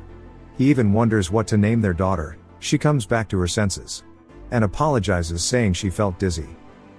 Evangeline says even if she's dizzy why did she dive into Taku's arms? Lucas also tells her not to approach him so easily. Damien asks if she'd like to receive some healing magic. Juju says no and it isn't a big deal, but her nose begins to bleed. She quickly grabs her hat and leaves. Taku tries to get her to wait, and tells Lucas and them they are too overprotective, and she's just sick. Evangeline says her magic energy looked like it was about to shoot out. Lucas says ever since they first met her she's hiding something, and her magic is unstable. But he never said anything since her magic skills were so perfect. Damien says she looked really sick, and any time she used her magic she had to smoke from her pipe. And the stuff inside the pipe isn't tobacco, but painkillers, and he watched her put them into her pipe. Taku wonders why all of the mages are so sickly, and says this is why people need exercise. Lucas says he needs to do the same, and Evangeline says she agrees. Taku is pale since he's always sitting down. Lucas busts out the side chest telling him he'll take care of his health. Taku sweats saying there's no need, but Damien realizes he'll catch a stray and runs off. The next day Taku is struggling from DOMs, and it's because they had him working out all morning. Ader then screams, running into the room saying the messenger who went to the capital has returned. Taku asks about the reinforcements. Ader tells him there aren't any. As soon as Taku knew the stage was against the Bloodkins, he asked for reinforcements, and it was a handwritten paper. Ader informs him that since the Imperial Army is invading their enemies, they are occupied. Just like their previous message, they aren't able to send reinforcements until the war in the West is stabilized. Taku asks if they truly don't understand that if they lose the Southern Front, all of humanity will be lost. And he starts to curse at Fern, but wholesomely wishing him good things in life. He tells Ader to send another messenger, and if they do not send reinforcements this time, he will show them the greatest spending spree the youngest prince can do. Ader is afraid of what will happen. It jumps back to the base camp, and it's all cleaned up. Lucas says he doesn't see any enemies. Calibe says that they are all gone and won't be able to return here. Then says they sure took their time returning. Taku says it's funny and sad how excited he is, and that it's like a grandpa waiting in the countryside. Taku asks if he means the crawlers cannot return here. Calibe says yes, and it's refreshing. Taku asks how is that possible. Calibe tells him because the head of the camp, Coco, is back. We hear a lady saying this should be enough for installation. Then she looks over at the main party. She runs over and is actually a damn giant, and is happy to see newbies. She hugs Lucas and Evangeline, calling them fetuses. I like her already. She says her name is Coco and she's here to support them, so don't be scared. She asks why they are all skin and bones, and Lucas asks if she's okay mentally. She says this won't do and opens a jar saying they should eat these delicious jellies she's prepared. The jelly is screaming at them, and they look at Taku out of pure excitement. Then he explains that her name is Cutting Coco since she cuts anything in two. But not in a scary way. She's a witch who is a spatial mage with the ability to cut through space. She's an NPC dedicated to teleportation. All of the gates they've been using thus far were installed by her. And turns out to make sure Clown and his goons, as she called them, cut them off from ever coming here again. Taku explains that just means she put a barrier to block them, and the stone she was fiddling with earlier is a barrier stone. It's a relief. Now it means the base camp is a complete safe zone now, and even if another enemy appears, she's here, so it'll be fine. Calibe asks Taku what the medals he brought with him are for. Taku says it's for the Silver Star weapons, and he's the one who asked for it. Calibe is surprised he brought so much in just a single day. Taku tells him it's just that serious, and even though there was a bunch of stuff, he bought them from the blacksmith in Crossroads, which is why he expanded the shop in the first place. Calibe says there's a ton of excess metal. Taku tells him to think of it as a token of sincerity. Calibe says he'll accept them and tries to play it off like he isn't happy. You can tell he is. He tells Taku there's just a few ingredients left now. Taku says he's going to get them now. Calibe asks if he's confident. Of course Taku says yes. He was planning to use a mix of the cores he already has, but with Coco back in the village that's not necessary. He approaches Coco, and she asks what he needs. Then asks if he wants some jelly. He tells her no, even though Lucas and Evangeline encourage him to take it. He shows her the key he got from killing the gargoyle and asks if she can open a door with it. She says it looks like he picked up something interesting. She says she'll actually use it right now, and walks to a little cabinet thing, unlocking it. It opens a golden portal, which Taku explains is a one-time event dungeon. The golden room is a bonus dungeon with countless high-level items. Damien asks Taku if they'll be waiting for Juju. Taku says he didn't call her over, though we know it's because of Gold Lover. He hands them some bags, and Lucas and them asks if they won't be needing weapons. He tells them that they won't be needing them. If they did bring their weapons, it'd be dead weight, as when they return the bags are going to be heavy. He tells them it's time to get some items, and they enter. Inside the portal is a chamber that is entirely gold. They ask Taku what's going on. He tells them the rules are simple. Goblins begin to come out of portals. He says if they take them down they'll get an item. They have a minute to catch the goblins, and there are 3 goblins in total running around the room. But these goblins are extremely fast and sturdy, and while normally it'd be impossible to catch them. They have Damien, who readies his gun and shoots towards the goblin that's bouncing off the walls. The goblin turns around, but it's too late as Damien has already shot a few of them. They drop golden coins rather than blood. Evangeline asks Damien how he's even hitting them. Lucas acts smug, saying Damien has been with them since the advanced base, so their depth as party members are different than hers. She calls him old. Taku tells them to stop yapping, and as the goblins turn into a bunch of gold and items, he tells them to grab them all. The room is cleared now, and they have 5 minutes to grab as much as possible. Taku finds a core on the floor. It's of course a special grade like he wanted. The 5 minutes quickly flash by, and Taku says it's time to go. The group say it's sad they can't take it all. A creature emerges from the portal, and flies toward them while growing large. It eats them all, then spits them outside of the portal. Taku says he wondered how it'd evict them. And just like that, they obtained the mana cores they needed. Calibe says Taku has a lot of potential, but in like riddle speak. And now all they need is the dark crystal. He asks Taku if he knows where to get it. Taku says yes, and that a boss friend nearby has it in his stomach. It's time to return to exploring. But back at the manor, he's given out bonuses to everyone with stuff they got from the gold room, and he'll pay the rest of the soldiers with a bonus in their salary too. Taku heads to the inn and goes in asking if Juju is here. The innkeeper tells him she is on the 3rd floor. And she's been stuck in her room for a few days. Taku wonders if she's gotten worse and tells Lucas to wait here, since he has something to talk to her about. Lucas reluctantly agrees, so Taku heads to her door and asks if she's inside. He hears her coughing and retching. He asks if she's okay, but she isn't answering. He tells her he's going to come in. She tries to tell him to wait, then he sees that she has puked up blood everywhere. He runs in and sees her face has burns on it, and that's why she wears her hair down.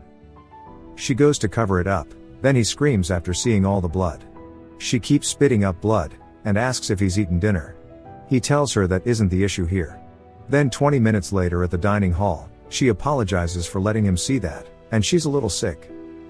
He says little my ass, and asks if she has a deadly disease. She says she's tried her best at hiding it, but that she is dying and has 3 years max. He's surprised and goes to say something, and she spits up blood again. She says this one was a joke since the mood felt heavy. He sighs, asking why she didn't tell him. She asks if he'd have hired her if she told him. He couldn't give an answer easily. He would have hired her since mages are precious. But he wouldn't have put her in the main party since it's for the long-term carries. She says she needs money badly and has a lot of mouths to feed. Her grandmother has been supplying their family, but now since she's sick, it's her time to do it. She couldn't reveal her illness, and she apologizes. But don't worry, since she can still battle even in this condition. She's confident in her ability. She tells him to see if her health affects the battle, and if he thinks it does, then he can fire her. She thanks him for the bonus, and stopping by to show concern, and tells him to keep it a secret from Jupiter. Later that night at the Mercenary Guild, we see he's given Jupiter a bonus too, and she says he's being too generous to an old lady who can't work. He says she's been through a lot, and he had some good luck today. She laughs, saying she's caused a lot of trouble, but she's proud that she's contributed the most on the front line. Taku tells her it's true. She says if it's not too much, but please listen to her request. She says she feels sorry for herself. She's lived such a shameful life that even in her old years there's nobody to share a drink with. He asks if it's because she's a wandering mercenary, and she says sure. She thanks him and begins to pour a drink, saying that this is a story about Juju. It's been 15 years, but she remembers the first time they met. At the northern front of the Empire, we see a younger Jupiter trying to light a match, when she was the captain of the 2nd Division. She calls down lightning out of frustration, and smugly says this is why she learned magic. Another woman comes, her name is Sharp Wind Reina, the captain of the 1st Division. She says to not use magic here, and calls her crazy, asking who lights cigs like that. Jupiter says of course she does. Reina says she's sick of her shit. And to give her a cig too. Jupiter asks if she's her lackey since she's always asking for cigs. Reina says that she's the only one with the high quality ones, and acts really friendly saying to give her one. Jupiter tells her to act her age, and some other soldiers see them and salute them. Jupiter and Reina then shared a cig and smoked, the two aces of the Imperial Magic Corps. The reason the Magic Corps was able to get a leading position in the army, was solely due to them. Jupiter tells Reina while she was being saluted it occurred to her that the other unit commanders all have scars all over their faces and are tan. Reina says well duh, they have fought countless fights. Jupiter says so have they, but they are pale and have no scars. Reina says it's because they just bomb and the war is over. Jupiter says that she likes her job. Reina asks why she's complaining then. Jupiter tells her she just feels like she's lacking impressiveness and it feels like the other unit captains ignore her. So she's thinking of becoming a SoundCloud rapper.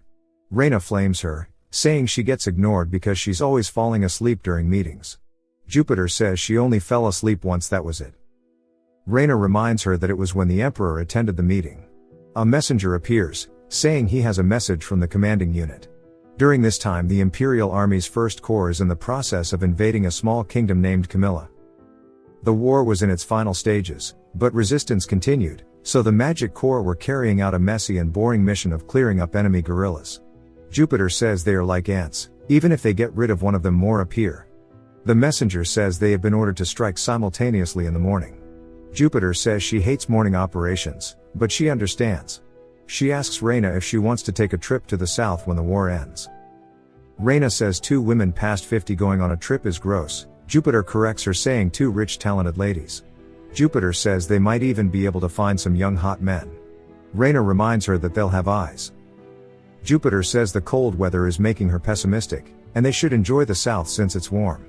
She says when she retires she'll go south and stay in a resort with a pool, enjoying the sun. Reina says okay, and that they should visit the south once before they die. Their conversation was as far away from the south as it was from reality. They continued their talk about retirement and old age and had fun. Then it cuts to the next day. They are looking at a town from afar, asking if it's really a military base. Jupiter says it looks like a village, and asks Reina what she thinks. Reina says she doesn't see any weapons or cannons either. Jupiter tells a soldier to confirm that it's a military base. The man comes back a bit later, saying they are sure it's a military base, and that the guerrillas are disguising themselves as civilians. The village is already under their control. Jupiter looks at it and says, "Is that so?" They then begin the countdown to bomb the city. Reina readies her magic, but Jupiter doesn't. Reina says if she wants her vacation they need to deal with this quickly. Jupiter smiles and begins to ready her magic too. Jupiter says she just needs to follow orders like a good soldier does. Then strikes the town with her lightning. We see it strike in the middle. Then after a second of nothing a massive explosion follows it. Reina then activates her wind magic and creates 3 tornadoes in the town. The man tells them the operation is over, and the knights will head in and investigate now. And they can both return to the base. Jupiter stares at the village on fire and says she wants to go there to see it herself. Reina reminds her that they are prohibited from approaching the site, and they specialize in long-distance warfare. She tells Jupiter if she goes there and gets ambushed their combat force will plummet. Jupiter runs off anyways, and Reina tells the man to stop her, but he looks confused since who would stop a mage. Jupiter stands inside of the burning village, and sees the destruction. She finds a dead child, and other civilians, and she drops to her knees. She starts to curse the order, saying there were no armed forces here, it was just a village full of the elderly and the young. Some soldiers say they finally found her. They tell her it's dangerous here. And Reina approaches her, telling Jupiter to calm down. She asks how she's meant to calm down without the commanding unit even checking their intel. Reina says that the guerrillas might have been hiding in the village, and truthfully they don't have the time to go through them one by one. It's already been half a year since the war began. Soon it will be winter and they need to end this quickly. Jupiter says so what? Their plan is to just indiscriminately burn everything, without checking. Reina says it's efficient. Jupiter says the only efficient part is they are massacring civilians. Reina sighs, asking if she remembers how many countries they've wiped out so far, asking if she thinks civilians haven't been killed before. And out of all of the last 20 years, how many real military bases does she think they've burned? Jupiter started to feel a gut-wrenching pain as she realized her entire career has been a lie, and she's been murdering innocent civilians. Reina says she's been doing so well until now, so why is she acting like this now? And to stop making things complicated, Jupiter begins to vomit. Throughout her entire life, she's never doubted anything so far. She followed orders and felt proud for her work. Each medal she earned she wore proudly. She felt happy to contribute to the empire. But it was all bullshit. She was living a lie. Reina says she said it herself, this is just how war is. Without a single scar, their sole job is to shoot magic from afar. But if she looks closely, this is reality. Jupiter's head remains down, then she hears the cry of a survivor. She looks over and instantly runs over to find a building engulfed in flames. And is shocked to see a little girl inside with a burn on her face. Jupiter quickly helps the little girl out by lifting rubble, and asks if she's alright. She holds her and apologizes while crying, saying it's all her fault. An older man comes out asking if she's part of the rescue team. It's a priest, with a whole lot more kids behind him. He starts to thank her for coming to save them. A great fire came from the heavens and he thought they would all die here. Jupiter yells, telling him to go back into hiding, saying they need to remain hidden. A soldier hears there are survivors and calls it out to the rest. Reyna approaches saying to survive after being bombarded with magic like that they must be lucky. Or rather, she should be calling them unlucky. Jupiter tells her please, but she says to bring them all out. The soldiers forcefully carry them all out and force them to get on their knees. Reyna asks if this is everyone. A soldier says yes. She asks if they were thorough. The soldier says yes. There are no escape routes either. Reyna says all right then. And asks the old man if he's a priest. He says yes, and the children are innocent, so spare them at least. She says they'll live or die depending on his answer. Then she asks where the Camilla troops were hiding. He says there's not a single soldier here. All the young people were already drafted to war, without anyone returning. She asks if it's the truth, and he swears to God. She says okay then, and blasts his head off with her magic. She says she cannot trust him, even if he swears, since their empires believe in different gods after all. She readies her magic to blast the kids, and shoots an attack at them. Jupiter swiftly appears in front of it while holding Juju, and stops the attack from hiding the kids. Blood starts to drip onto her boots and we see she lost her eye. She begs Reyna to stop. She says even if they burn the village due to the guerrillas, the children are just civilians, so why is she trying to kill them too? She asks if she's lost her mind after killing so many people. Reyna sighs, saying she knows who the commander of the war is. The commander already decided it was a military base, so is she planning to report they were all innocent? And that the command team ordered the massacre of civilians. She asks if she's trying to leave a stain on His Majesty's command by saying he made a mistake. Reyna tells her to stop increasing their work and move out of the way, and she isn't doing this because she wants to. Jupiter looks down at Juju, and hugs her tightly. Then says she'll leave a stain on His Majesty's command. She'll file a complaint and report that their judgment was wrong, and they killed villains. She'll testify that his command was wrong entirely. Reyna calls her a crazy bitch, and Jupiter asks if she'll kill her too, saying she'll have to kill all of the other soldiers, and the knights who witnessed this. But she can't do that, can she? Due to how close of friends the two of them were, Jupiter truly believed Reyna would not harm her. And it was true. Reyna cancels her magic saying she can do as she likes. Whether she complains or not, she can do whatever she wants. But she needs to take her uniform off, and throw away everything she's built her life on. Even if she pretends to be clean and act like a hypocrite, nothing changes. She calls her a stupid friend, and says it was terrible to work with her and she never wants to see her again. Jupiter stared blankly at her partner of 20 years. But when she turned around and saw the surviving children covered in blood and soot, she felt as if she was responsible for them now. She formally filed a complaint at headquarters. This was the first massacre recorded in the military books of the Everblack Empire. And it remained the sole mistake the Imperial Army made during the Camilla Kingdom War. It was an undeniable sin engraved in the operations command by the Emperor. Afterwards the Magic Corps weren't used to clear guerrilla operations. With the bombardment from the Magic Corps stopping this delayed the end of the war. And it took them several more years to eliminate the guerrillas. It didn't take long for Jupiter to be kicked out and relocated to the countryside. And a month after the operation, her new location was as a small guard on the Eastern Front. Even though it was a security unit, it's clear that it's a demotion. And that her rank was downgraded, but it didn't matter. She used all of her life savings to build a house, for her and all of the kids to live in. She leans down saying she's never introduced herself, and she tells them to all call her grandma from now on. Back to the present day, Taku puts down a cup of alcohol saying, she wasn't her biological granddaughter. He thought they were due to their similarities. Jupiter is glad to hear they are similar. But says she isn't sure if she's fulfilled the role of a real grandma. She raised the kids out of guilt and responsibility. To them she was an enemy. And she's always wanted to properly apologize, but she feels like she's failed to do so, and it bothers her. Juju is a talented kid, and her talent far surpasses Jupiter's. But because she was struck by Jupiter's lightning at an early age, her body became very weak.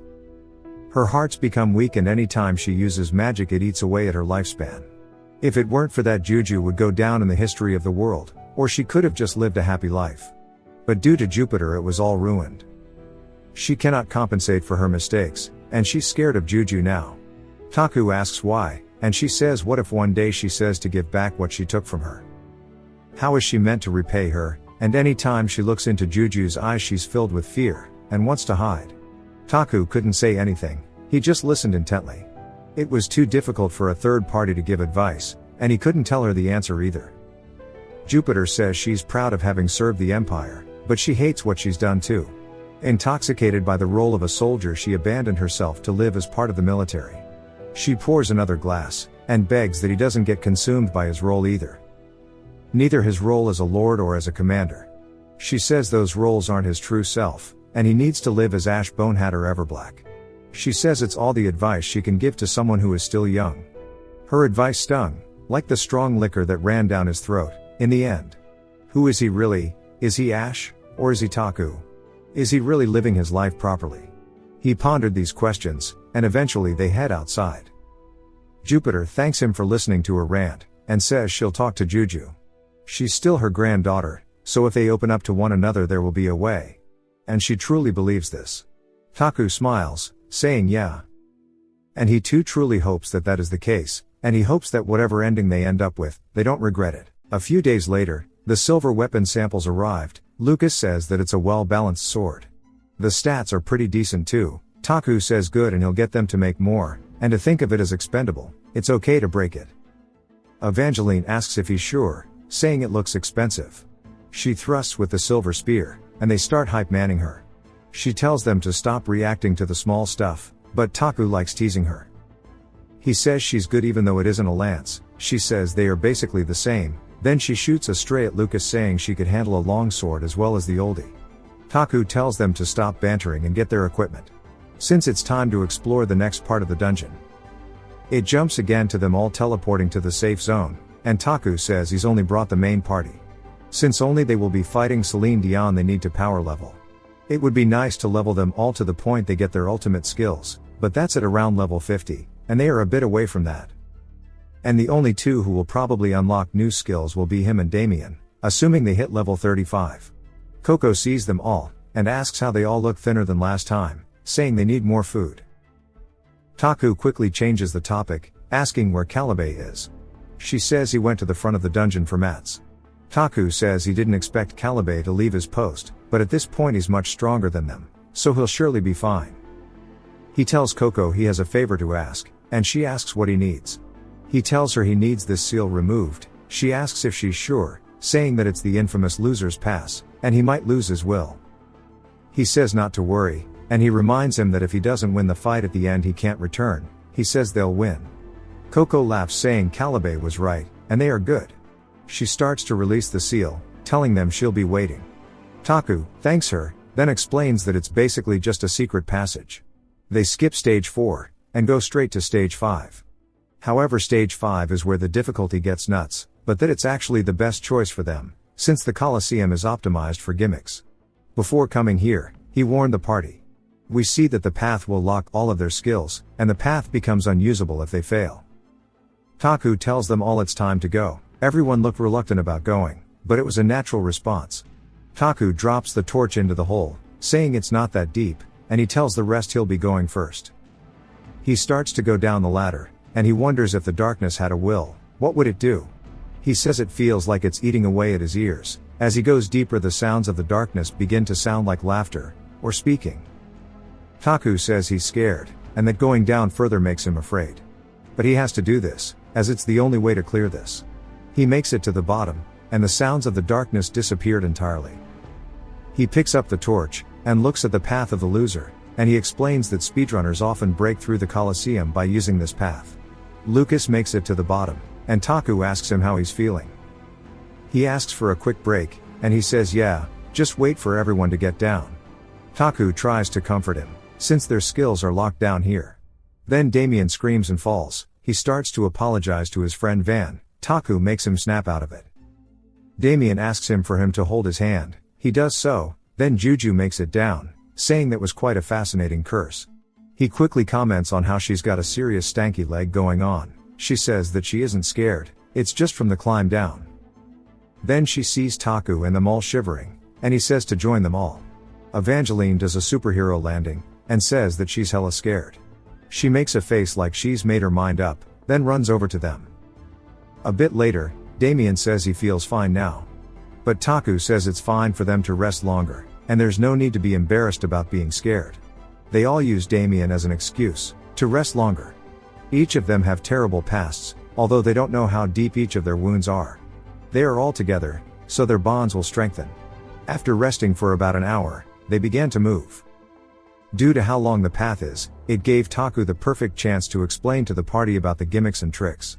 After walking for a few more hours, they finally reached the end of the path, which is another ladder going up. Taku says it won't have a curse this time.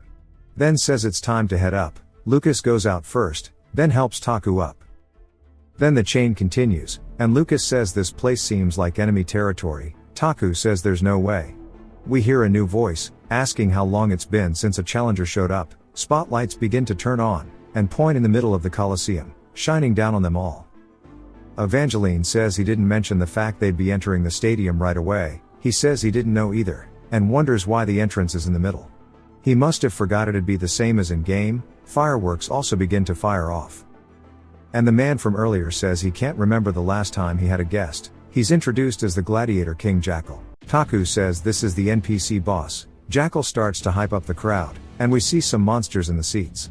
Jackal says he doesn't know where the contenders came from, but it's the pathetic adventurer party. Lucas and Evangeline are offended.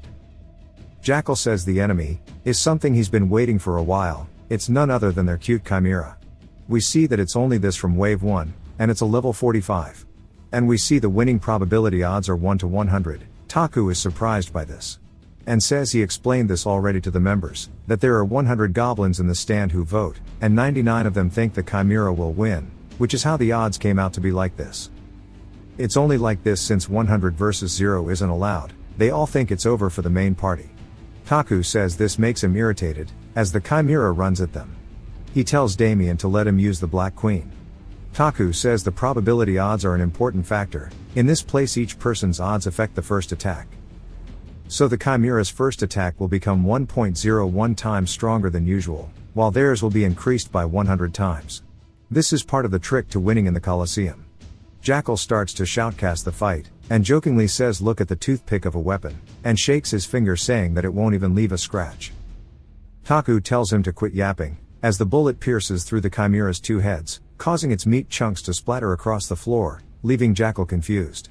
Taku says he's glad he's quiet now, and he's loud in the game too. Then we see he's the one who benefited from the experience points of the boss. Taku mockingly asks what the next matchup will be. The next wave is a giant frost general. Odds are 1.11 to 10. Jackal again starts to hype up the general's entrance. Jackal says that he can't wait to see what kind of performance the general shows today. But it couldn't show anything, as it was one shot again by the George Washington Blicky. Wave 3 is the Black Dragon's daughter, and the odds are 1.25 to 5. Jackal stutters while hyping this one up. He says 8 wings, 12 legs, and it's missing a tail, but she's still very powerful. As she's the Black Dragon's daughter, Kilishan, he wonders if she'll overcome her father. But she gets instantly killed too. Wave 4 is the Goblin God, level 48, and the odds are 1.43 to 3.33. Jackal says he was avoiding this, but it's the war god of their little goblin spectators. He's an 8-handed fighting machine, who is ready for everything. Except being shot in the chest by Taku, which makes the goblins start to tear up. Taku says this is music to his ears. They pissed him off. Finally, we're on to wave 5, which is 2 Fallen Bloods. The odds are 1.66 to 2.50, the mobs are bloodkins. Jackal says he can't take it anymore and runs off. Someone else begins to take over, saying that he left to get the best quality monsters. Fallen Blood are also called Fallen Vampires. They are vampires that couldn't feed on humans for a while and deteriorated. They lose all sense of reasoning, and turn to beasts. The Fallen Bloods begin to charge towards Taku. He takes aim and fires. The Fallen Blood dodges, but it barely scratches it. It still explodes. Taku says it'll explode just from being brushed up against, and it's time to end the games here. He says they'll use the last one as a training dummy. The rest step up, and Taku says the odds are 60 to 40, but this'll hopefully show the dumb goblins who to vote for. The fight is over in seconds. Taku says he thought for sure it would be a better fight. Taku wonders if it's just because it's closer to a husk than an actual vampire. Taku asks Jackal if he's got anything stronger. or nah? Jackal says it's a seasonal monster that was freshly caught. We see Wave 6 is a single level 50 vampire, and the odds are 2 to 2. Taku says perfect. Jackal begins to hype it up saying it's a self-proclaimed aristocrat, then says he's tired of the introductions, just go fuck them up. The light is shining on the vampire, and we learn his name is Bernardo, who is yelling about this treatment, saying Jackal isn't safe. Jackal is surprised, and Bernardo says the only reason Jackal is allowed to use the arena is because the great commanders permitted it. He says he's a part of Celine Dion's family. Jackal starts to feel worried, then Bernardo's arms go flying through the air. Jackal says he's heard enough yapping, and that he smells like iron, saying who cares about Celine whatever. He caught and dragged Bernardo here, so he doesn't care about whose ass he kisses. If he acts out of line again he'll cut his head off. He says he'll shove garlic down his throat if he doesn't understand. Bernardo looks pissed, but holds it back saying damn it. His arms begin to float back toward him, and he says he doesn't know where they are from, nor is he hungry. He reattaches his arms, and says he has to kill them all. Taku laughs, saying they plan to kill him too. It'll be their first time fighting a vampire, so they should get the experience of it. Taku tells them all that before they fight, it's time to get slapped on their palms. He grabs Juju's hand, then smacks it with his wand and we see she gets a 20% increase to elemental damage. She's surprised, but the rest give her a thumbs up. Taku tells her it only works once a day, so don't try and get hit often. She looks at him like he's a weirdo. Bernardo is annoyed they are doing this in his presence, and leaps at them saying he'll squeeze all of their blood out. Taku tells everyone to get ready. He explains to us that vampires have two general fighting methods. One is blood magic, by using their own blood, or others. Second is using their bodies. They have incredible regeneration and their strength is superior to a human's. Most vampires take these two skill trees, and focus on one side, and if they master just one of them they'll become a disaster. Unfortunately that isn't the case for Bernardo. He eats an attack, and Taku says that he seemed to have been lazy in both. A large area has been painted with his blood. It may seem like a one-sided fight, but that's not the case. Since he's still a vampire, his regeneration is Wolverine-like. But there's still a way to beat it. He asks Damien if he can see his core, and he says yes, and it's like the entire body is made of blood. The core isn't in one place, it just breaks and reforms over and over. Taku wonders what to do, and says while fighting in the game he would put various healing reduction artifacts around, and cut them to pieces with silver star weapons. But it's too early in the game to get those artifacts, and they don't have the actual star silver weapons. And they can't one-hit him either. Taku also realizes that Bernardo has been staring at him for a while, and on cue he leaps at Taku saying he'll take his blood. Taku realizes that he must be the target solely because of his low level. Bernardo goes to bite him, but catches an arrow into the side of his head instead. As Damien was ready to protect him. Evangeline and Lucas are also angry. They both stab him in the chest. Taku realizes something, then tells them to leave their weapons inside of him. Bernardo says there's no way they think this would be a fatal wound. Taku says of course not, then tells Juju it's her turn. She says that she sees what he's going for. She begins to imbue lightning to the weapons inside of him, and uses them as a lightning rod for her attack, causing him to be burnt from the inside out. Damien says he sees it, then fire a shot at Bernardo, piercing his core. He screams as he's falling, then fades to dust. Taku says although he was weak, he's got some clues from this. First they strike with a combination of silver weapons and magic, and once the core is revealed, Damien will snipe it. He smiles, saying they just need to take it one step at a time. Jackal jumps back into the arena, saying well done, and they've proven their worth. Now they will face him, the Gladiator King. It's the final wave, and Jackal is level 75. There is no winning probability on this fight. Taku sweats in anticipation, and he sees the goblins have all been killed. Jackal says that he didn't think allowing for odds to determine the fight was smart. Taku explains how his first ability is to always avoid the first attack. And without the odds, if they fight him they are going to die. He's a level 75 after all. Jackal says it's been a while since he stood in the arena, and they need to show him their fighting spirit. He dashes in towards them, saying to show their strength. Taku says they came here, because he has a way to nuke the boss. Taku says that Everblack has not forgotten him. Jackal stops in his tracks out of confusion. Taku repeats it. The true identity of Jackal is that he's a special agent dispatched by the Everblack Empire decades ago. While exploring he was kidnapped, and ended up living in the Colosseum. Therefore in the game if you showed him Prince Ash's memento in game, you skip the battle. by making him think Lucas was part of the royal family. Jackal asks him who he is, and Taku introduces himself, while showing his family emblem. Jackal drops his sword, and falls to his knees saying he thought he's been completely forgotten. He thought he was forgotten about, and he tried to forget it too. Taku tells him that even if he does forget, the Empire never forgot about him. And even if the Empire did, he vows on his name as prince he will remember him. Jackal starts to cry, saying the time he spent here wasn't in vain. He says that seeing how happy he has made him feel guilty, but oh well, it is what it is. Taku says he didn't doubt that Jackal was sincere, he just wonders how the hell he's become so docile in comparison to how he was acting just a few moments ago. He went from boss to normal NPC. Taku asks if he'd be able to help them in the dungeon search moving forward, since he's incredibly strong, having him would make it way easier for them. Jackal explains that his body belongs to the Colosseum, so if he leaves he cannot use his power. Jackal starts to apologize profusely, but Taku says it's fine. Then he says he's looking for an item called the Shard of Darkness, asking if he has it. Jackal says yes, and to tell him how many he needs. Taku says in the game, he turns into a normal NPC and gives you the Shard of Darkness. He decides to start with 3, it's a material for crafting top tier items. He puts it into his pocket inventory, saying it'll be needed for the Star Silver weapons. Jackal asks if he needs help with anything else, saying he'll help with anything he can. Taku asks if there's anywhere they can sleep, saying the party is worn out so they need to rest. We see Juju sit down on a bed, and Evangeline starts to jump on it out of joy. Juju says she didn't expect someone so ferocious to become such an ally, saying Taku is incredible. He awkwardly laughs, since it's a strategy that already existed.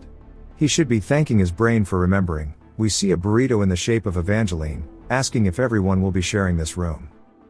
Taku says yeah, it's the only room. Evangeline says there are 2 ladies though, and Taku says yeah, that's what he'd call them, then asks where the ladies are. He says he sees 1 cockroach, and some kind of blood machine. Burrito raises up asking what he means cockroach. Taku asks what she'll do about it. She pulls out a pillow saying this, and Taku pulls out 2 saying he'll teach her a lesson. Damien and Lucas enter after bathing to see Taku being absolutely mobbed by Evangeline. He tells Lucas to back him up, and Lucas quickly says of course. He smacks Evangeline in the back of the head, and she says this is cheating, and tells Juju to help. She says she isn't picking sides, but Evangeline threatens to sleep in her bed. Juju quickly starts to raise pillows and bedsheets into the air. Taku calls for Damien's assistance, but Damien slumped. Then the sheets fly at Taku and Lucas, wrapping them into burritos of their own. Lucas apologizes. Taku tells him it isn't his fault, it's the Evil Lady Alliance. Juju starts to laugh, and Taku says he's never seen her like this. It was different from the fake smile she usually had, and it was genuine. Seeing her open up made him relaxed. It jumps to Taku dreaming, and he's reminiscing about an OG viewer who commented, saying his channel blew up. But he's about to get surgery soon, and he hopes Taku can give him some warm wishes.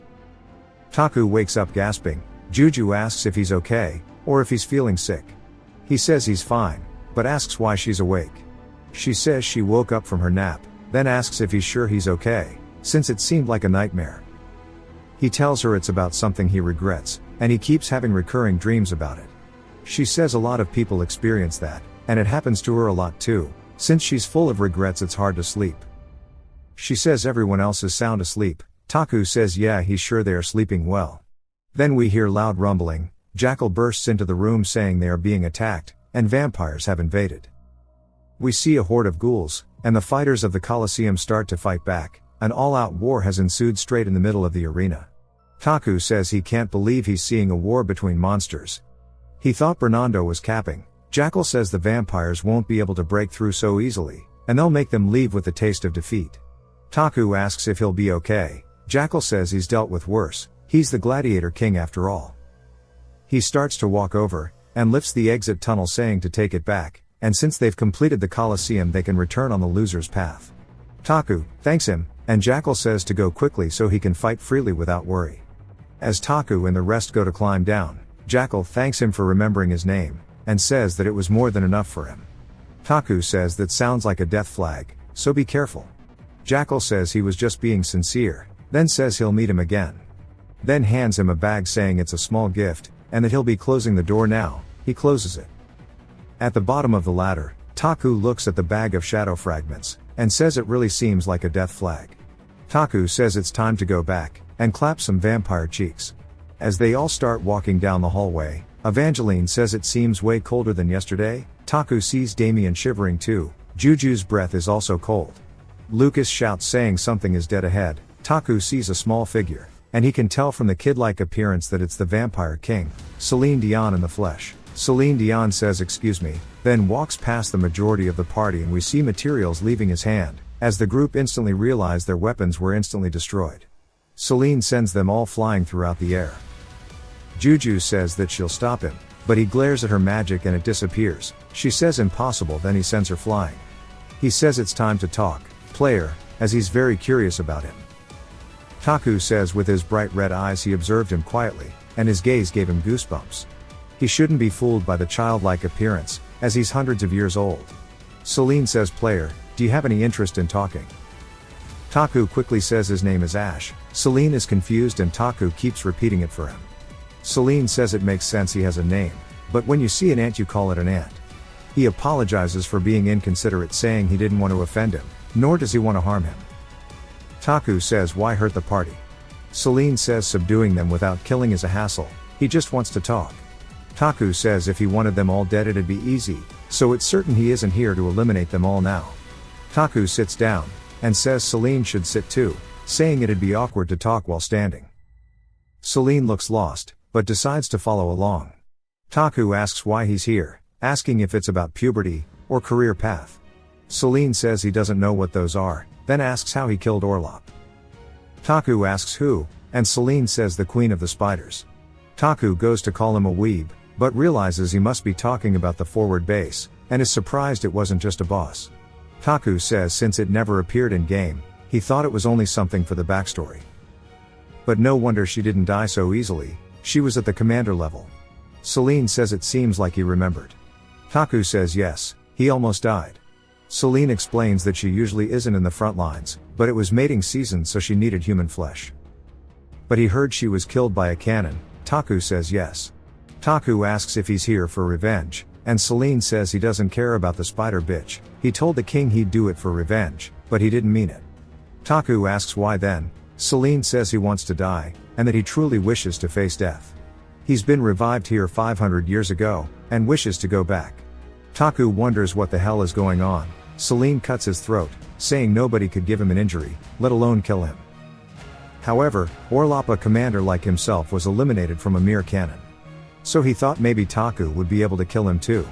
He asks Taku if he can do it, and truly set him free from this, so he can return to his eternal sleep. Taku starts to sweat, saying this is nonsense, asking why it's a question if he can kill him. He says he came here to kill them all, that's the purpose of this. He starts to remember those in the tutorial being eaten, and gets angry. Saying of course, he'll kill all of Celine's family, along with his subordinates, along with even their king.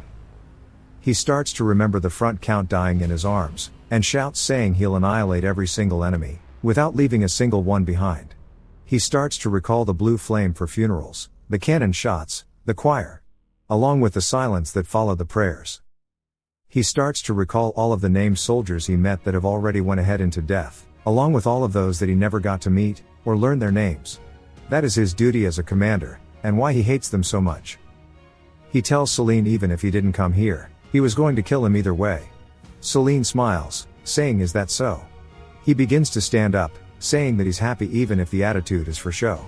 But he can't figure out how such an insignificant create will be able to kill him. He asks if it's even possible. Taku slaps his hand away, saying of course. And that in game he's killed him countless times already. Taku tells him to just wait and crawl up to his castle wall. Then he will do as he said, and end his life. Celine starts to genuinely smile, saying he'll see him soon then.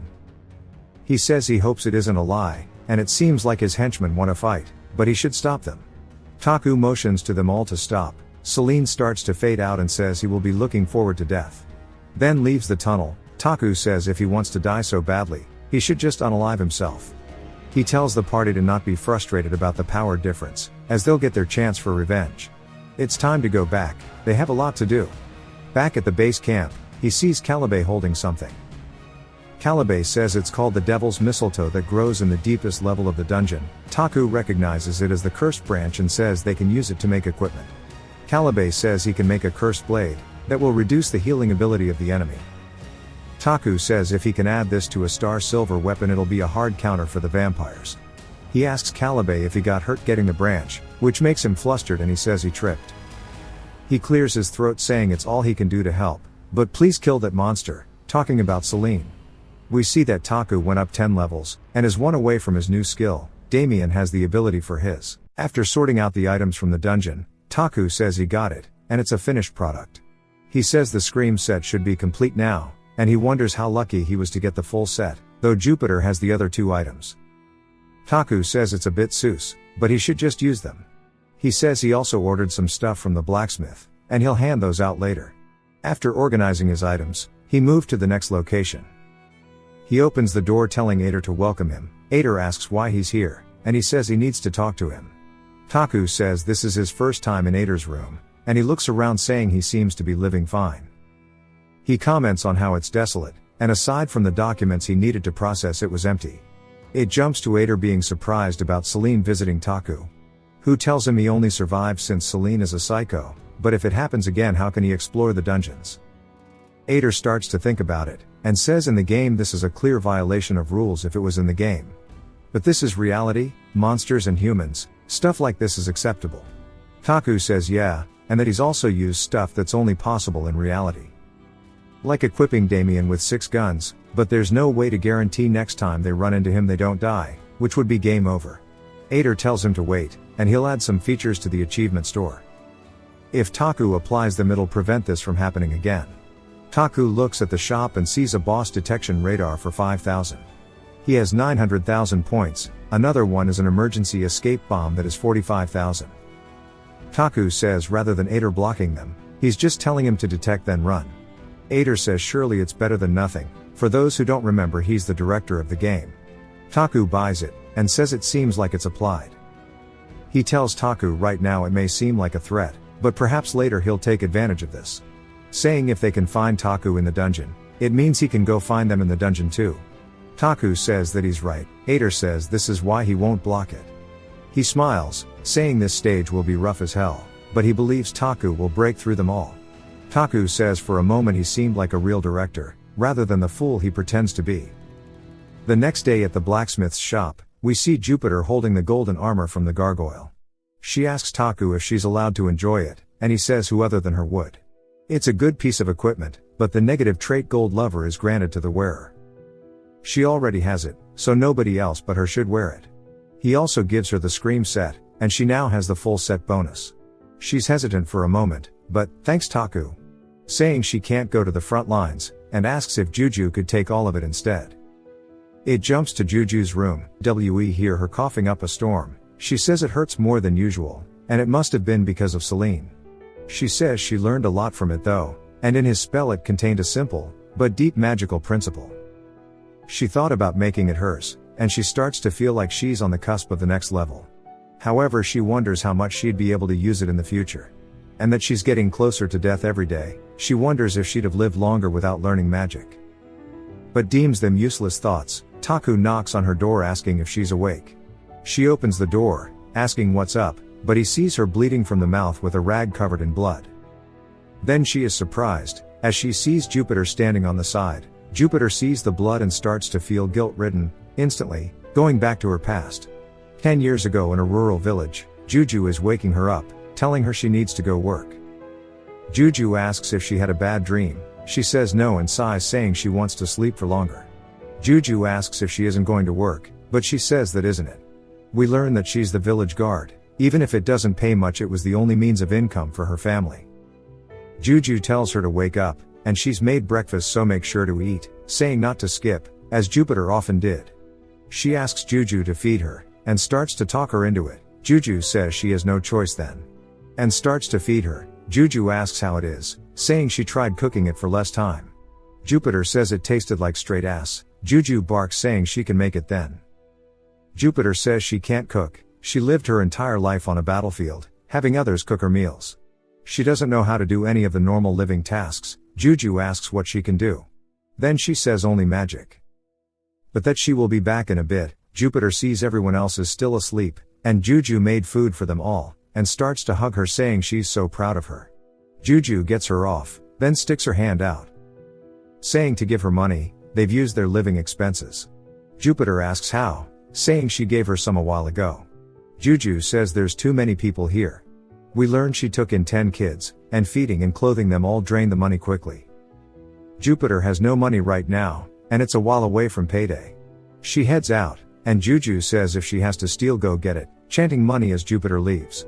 On the outskirts of town, Jupiter arrives at work. They salute her, she tells them to take it easy, nobody is watching anyways. She sits down, asking if anything happened. They say nope, besides the smuggler they caught yesterday, nothing has happened so far. The smuggler tells them to think carefully, if they let him go he'll give them 50% of the profits. He says their salaries are low, and they could use it. Jupiter tells him to quit yapping. The smuggler says he'll get to do his job, and they'll get free money, he pleads saying it's a win-win for everyone. Especially for Jupiter, and he doesn't know why a mage is here but with her help they could do some big business. Jupiter zaps right in front of his face, and kicks the cage telling him to shut the hell up. She tells him who she is, and says even if she didn't have money, she'd rather starve, than put her hands into smuggling. The man is in fear, and she says he made her feel like shit. He tells the rest to keep an eye on him, and an investigator will arrive tomorrow, so she'll go patrol the village. As she's walking she spots a dead body on the beach, being carried away by some villagers. She says 5 years ago the town was peaceful, the Empire's war of conquest gave rise to war refugees, the security was shaken from the borders and left an impact on the Empire. She wants to live peacefully, until the kids grow up. But money is running low, and her job is exhausting. She started to crave for a cigarette, but because she lives with the kids and her wallet was thin, she quit a while ago. The old Jupiter is gone, she starts to wonder if there were any tobacco leaves in the smuggler's items. She sees a massive lightning strike out in the woods, and realizes someone is using magic. She runs over to see someone burnt to a crisp, as Juju is crying. She says she didn't mean to, but they broke in and threatened everyone. Juju being the eldest awakened as a mage, Jupiter comforts her, but notices that Juju is coughing up a storm, then sees blood pouring out from her eyes, nose and mouth. She quickly took her to a temple for healing. The priest says it's temporary, it isn't a cure, and from the magic scars Juju has, as the magic power flows backwards, she is talented. But from her previous wounds she cannot handle her own magic power. She will die, and won't live for long. The priest says none of the kids are going to live for long. Jupiter asks what she needs to save her, and he says to take her to the big temple in the capital. There she'll get the highest level of healing magic, it'll cost a lot of money though. Jupiter says she's too poor for that, the priest says she'll die soon. So feed her something nice, as she's skin and bones. Jupiter started to think, while she took them all in. She was just slowly killing them all, she's unable to provide proper treatment, and they are suffering through poverty. She started to curse her lack of money. Later that day she headed back to her post, and kicks the cage of the smuggler to wake him up. She tells him to talk more about the deal he offered earlier, and we see she took a cigar from his stash.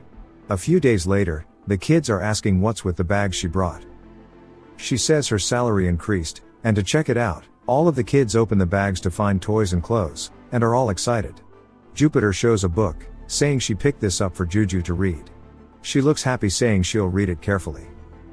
Then says she didn't do anything weird, right? Saying it's still far from her payday, Jupiter says she is sharp. Jupiter says she just had some saved up in emergency funds. So don't worry, and just enjoy reading. She says that they should make dinner together too. Juju says okay, then says that she called her food bad. Jupiter says she can't cook either, so the two started to cook while the kids all enjoyed their new toys. That night we see her outside, and she says she can't quit smoking again, as it suppresses her anxiety about committing a crime. Juju comes outside, and Jupiter tells her to get back inside since it's cold. She says she wanted to show her something, and shows that she has access to 3 elements, saying she thinks she has a talent. Jupiter is shocked, since the priest said magic will kill her. Juju tells her she wants to grow up just like Jupiter, and become a great mage. Jupiter tells her not to bother learning magic, saying she can feed her for the rest of her life, and promise her she won't use magic. Juju says she worked so hard to raise them though. So she wants to grow quickly and help her. Jupiter quickly hugs her saying she's fine, and just to worry about enjoying her youth. Jupiter is clearly shaken by this, saying not to worry. But their time of wealth was short, as the investigators were smart and caught her. The healing of 10 kids in the capital was the deciding factor, as it was too expensive for a demoted soldier to handle. The investigators thought it was fishy, and investigated, causing the smuggler to rat out Jupiter. She didn't protest their claims as she did commit the crime. Jupiter was eventually dishonorably discharged, and her military career was over. She says it was all her karma, but she didn't regret it, as it allowed the children to get healed by high-level healing magic. But now she doesn't know where to earn money. A group starts to approach her, saying welcome to becoming a free soul. She asks if they are here to make fun of her. A man says he's not dumb enough to offend a mage, and asks if she's interested in becoming a mercenary. She gets annoyed, asking if they want her to become a henchman. The man says no, and she could be a hunting dog that they carry around. He says she needs a lot of money, right, and he starts to pull a case out, saying someone as skilled as her can make quite the fortune. She makes a decision, and reaches for the cigar box, and they light it up for her, saying, "Thanks for becoming a mercenary." It jumps back to her with Juju, and she's telling her she's going to be heading west as a country is having a war. Juju says it's going to be scary without her, asking if she can stay. Jupiter says she'll make a lot of money and be back soon, so don't worry. Juju knew that she had no choice but to leave, but she couldn't help being afraid.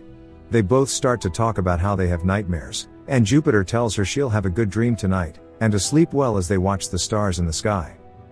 Afterwards, Jupiter wandered all over the continent as becoming a mercenary wasn't that good of money, so she soon started to do all kinds of dirty work. The honor she had as a soldier was of no use when her grandkids were in the picture. She threw it all away, gaining a new one. As the corrupt soldier who's gone mad for money, she's become a gold lover.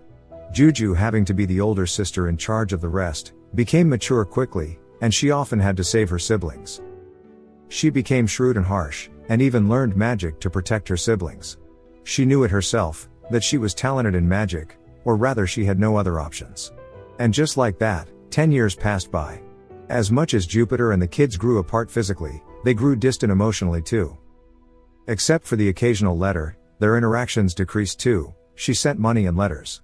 Juju grew into an adult, and she understood what happened 15 years ago, along with what Jupiter did as a mage. Jupiter grew old, and began to fear her granddaughter. While she took them in and raised them, their scars weren't erasable. Back to the present day in Juju's inn, Taku wonders what's with the rough atmosphere. He just wanted to hand out the equipment and laugh and giggle. He didn't think he'd be in the middle of family conflict. The innkeep keeps bringing food into the room, as she wants to leave a good impression. Jupiter finally speaks, asking if Juju wants to work as a mage. Taku is surprised. Jupiter brings up how she's vomiting blood and getting closer to death, yet still wants to be a mage. Juju tells her it's a dream to live as a mage, and that the food is delicious, telling Jupiter to eat up. Jupiter tells her this isn't living, she's speedrunning death. They keep talking back and forth and Taku starts to get brain damaged. Jupiter asks if Juju is planning to die before she does, and Juju says it's not a bad idea. Jupiter looks like she's made her mind up, and tells Taku she's sorry, but she'll take back what she said. She'll use all of the equipment, as it wouldn't have meaning giving it to a dying child. She grabs her stuff and starts to leave. Taku asks Juju if she's okay, saying her grandma, but she cuts him off, saying she's never once thought of her as her grandma. Taku says since he only heard about her past, he shouldn't interfere. But he tells her that Jupiter is right, and if magic is causing her to get worse, but she cuts him off saying that the enemy is a vampire lord, without her the defense won't be possible. Taku is silent since she's right, and he should just push her to her limits. Juju says everyone is fighting with their lives on the line, and she's the exact same. She says the meal was good, and stands up, then double checks asking him if he is paying. He says he wouldn't extort money from a dying kid, and now that he thinks about it, it seems like Ash has a lot of family issues too. 1 week later at Calabay's shop, Lucas is holding a sword saying it's the best he's ever held. It's an SSR Star Silver sword, and it has a heel cut effect. Taku smiles, since it has double damage to vampires, and ignores their defenses. Calabay tells Evangeline to hand him her lance. He says it'd be better to just make her a new one. But hers was made by adding a spear blade over her family's lance.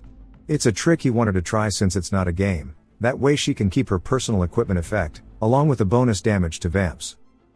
Taku asks if she needs any further adjustments, and she says nope, it feels heavier, but it feels better. Calabay tells him later on he'll be able to fully awaken her lance. Taku says that makes sense as in the game he upgrades an SSR character's personal equipment. Finally we see Damien has star silver arrows. Calibe says he can tell his eyes are extremely good. Damien puts the arrow back into the quiver, saying he'll use it well.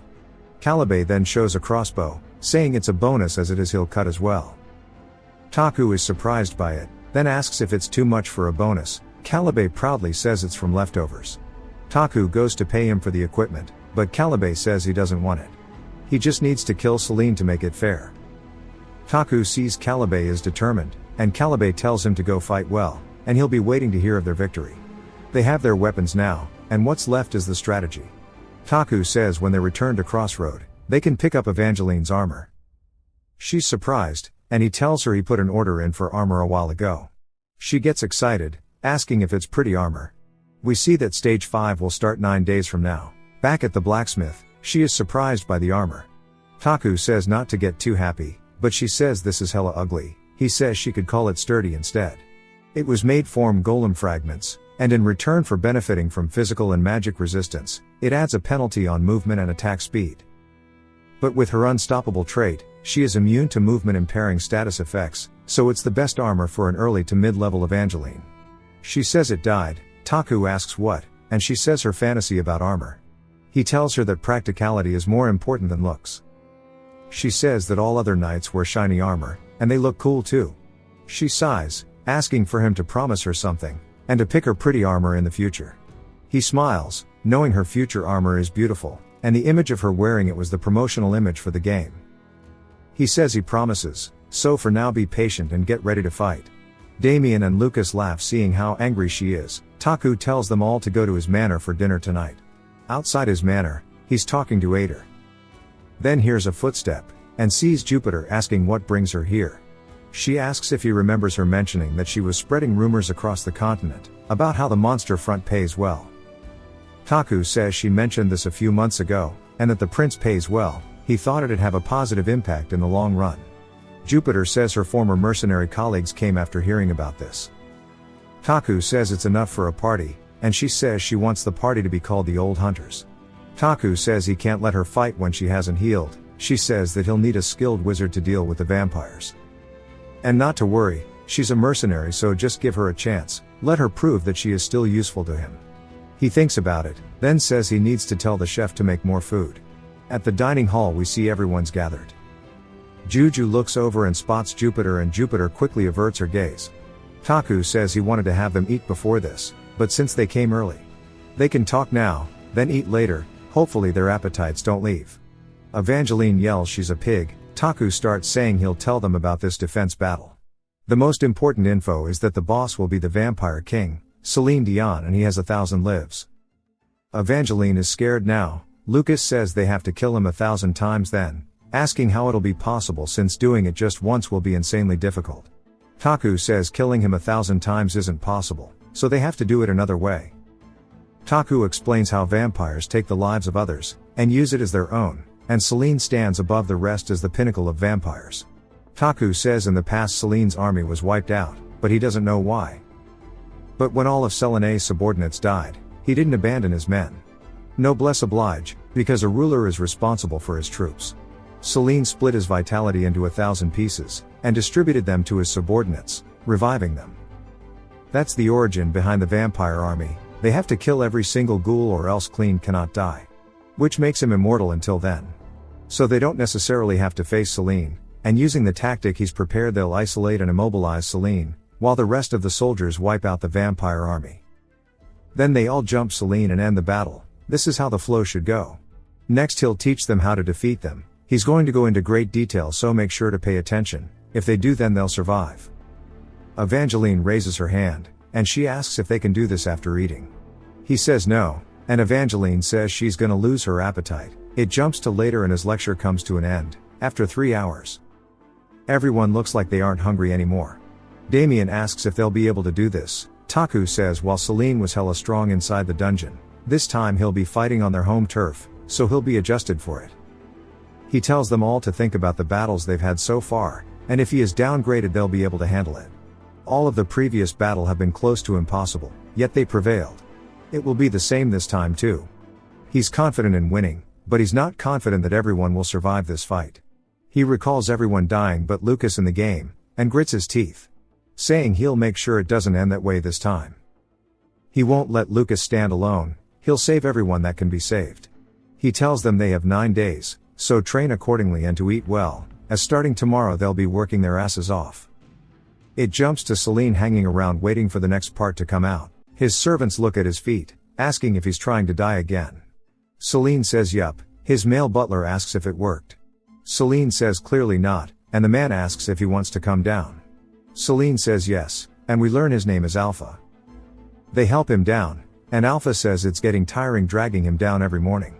Celine says he tried something different last time, and Alpha says that was aids to clean up. Celine suggests he do it in the bathroom. Alpha says he'll just need to clean the bathroom up then. Celine asks what would be the easiest then, and Alpha tells him to die by starvation. The girl, who is named Beta, starts throwing up gang signs and says that the worst to clean was when he jumped out of the window. Celine says he understands, due to his high regenerative abilities, and that his life would be scattered among his subordinates he always failed. Celine wonders how long he'll have to live this troublesome life, he's tired of being forced to live. For the Lake Kingdom to obtain immortality they went through so much, but for Celine it's pure agony to be immortal. Alpha says it's quite ironic. Celine says that's only because he didn't want to be immortal. He thought he could finally end this pain, and be put to eternal sleep. But when he opened his eyes the king had resurrected him, now he's going strong on 500 years. He asks Alpha if he thinks he can do it this time. Alpha asks if he means the expedition, and smiles asking if he thinks the humans will be any form of a fight for them. And also that he's been gathering his strength for a long time. Even though Celine wants to die, this time won't be that either. He and Beta both bow, saying they hope he forever stays their lord. Celine says the enemies this time aren't normal humans. He recalls Taku, and the gaze he gave him being nothing but pure hatred. Saying it resembled those that killed him previously, and he is definitely similar. He wonders when the last time his heart beat this much was. He wonders if Taku will actually be able to do it. The door opens for Celine, as Alpha and Beta tell him it's time to go lead the troops. Celine says alright, and begins to walk out. He says it's been 500 years of being here, and during that time he's utilized nightmares to increase troop size. There are hundreds of sleeping vampires and ghouls under his command, and his legion has grown endlessly. But he only had one actual main force he truly trusted in. Were the 1,000 elite members. We see one of them kneeling saying they've been awaiting his orders. Celine says it's been a while since he went to the surface, asking how they will be leaving. Alpha says the main gate, and that the nameless one is blocking it. Celine says he means Mew Myung. She's been blocking the monsters for a while, and is the last standing opponent of Lake Kingdom. She truly practices the art of noblesse oblige. Celine says she's put up a good fight, and to what end? It'd be better for her to give up like her colleagues and peacefully rest. She is slowly reaching her limit, and she's held them back for the last 500 years. But she's been exerting herself now, she won't be able to stop them now.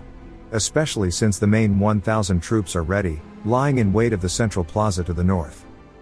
Soon they'll engage in combat with Mew Myung. And while they are buying them time, the main force will go through the gate heading to the human city.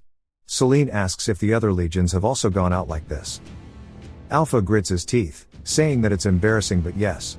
They've abandoned the troops that are used for bait, and only small groups from the main force are able to advance beyond the kingdom.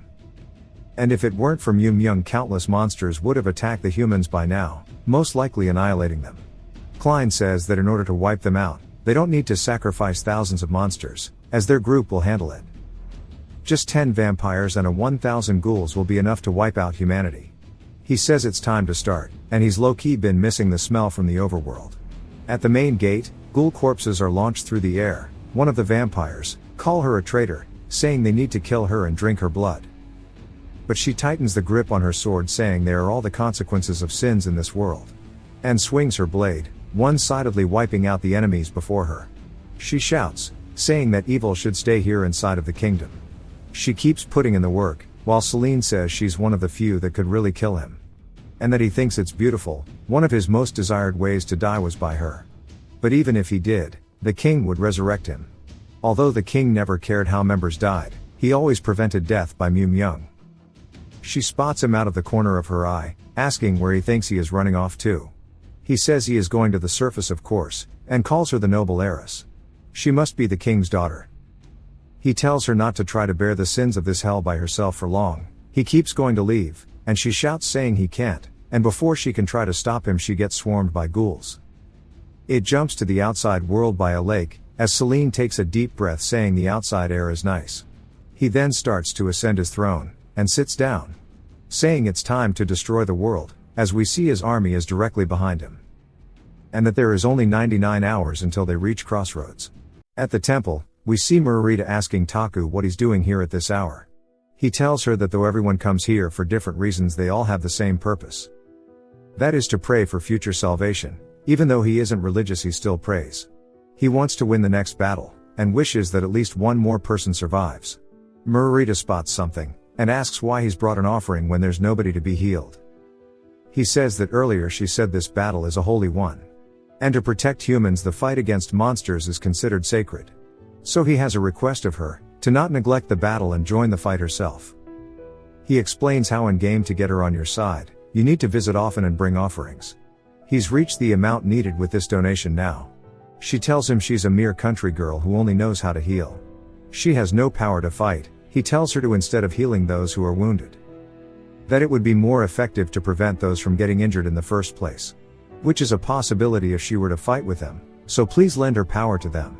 She is considered the best healer in the entire game. She is a role model for all non-ranked heroes. She asks him what she should do for him, as she is willing to join. Inside of the Grand Park with 2 days until the stage starts, Taku came to Lake Kingdom with all 4 parties under his command. And over the past week they've cleared every dungeon in the 4th area.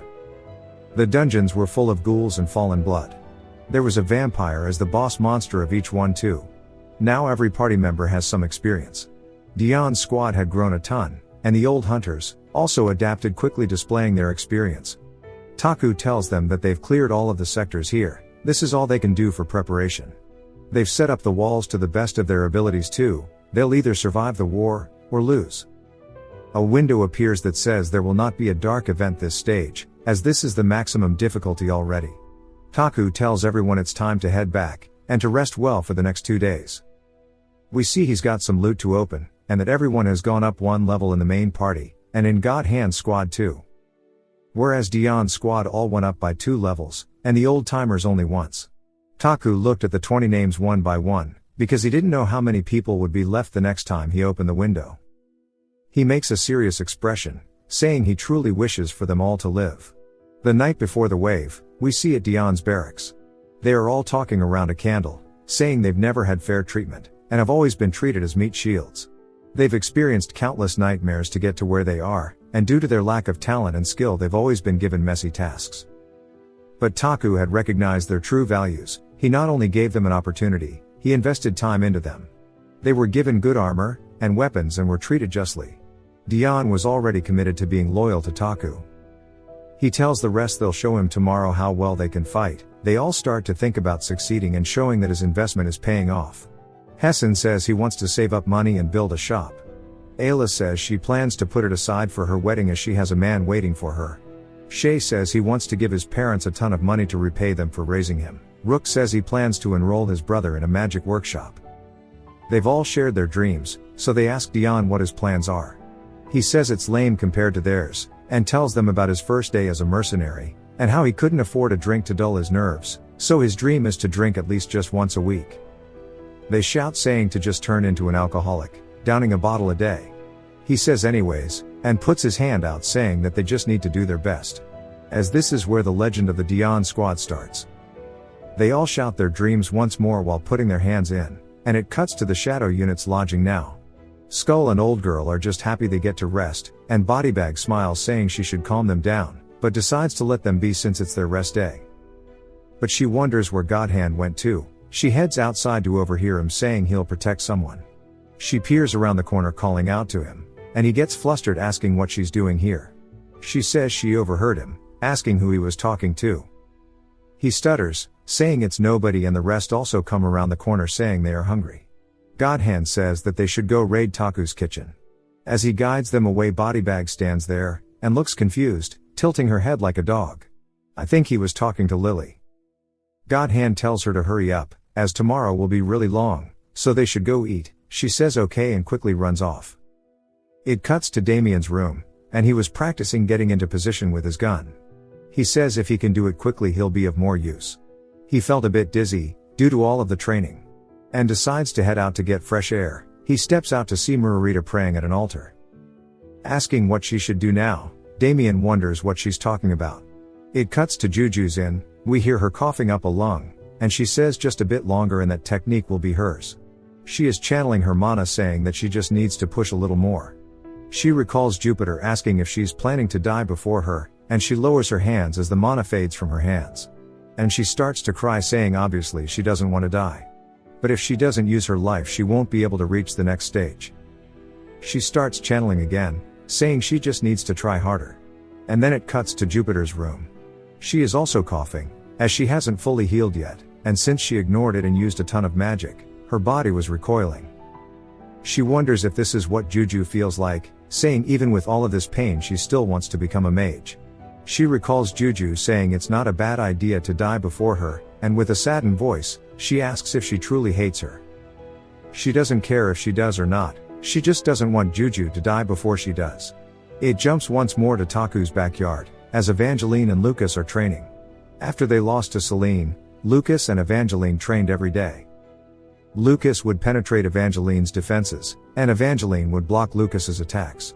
At first the odds of winning were equal, but at some point she started to win more and more. She mastered her intuition and blocked or avoided all of his attacks. She can see the paths now. She was right on the cusp of enlightenment, as her family's ultimate skill was right in her reach.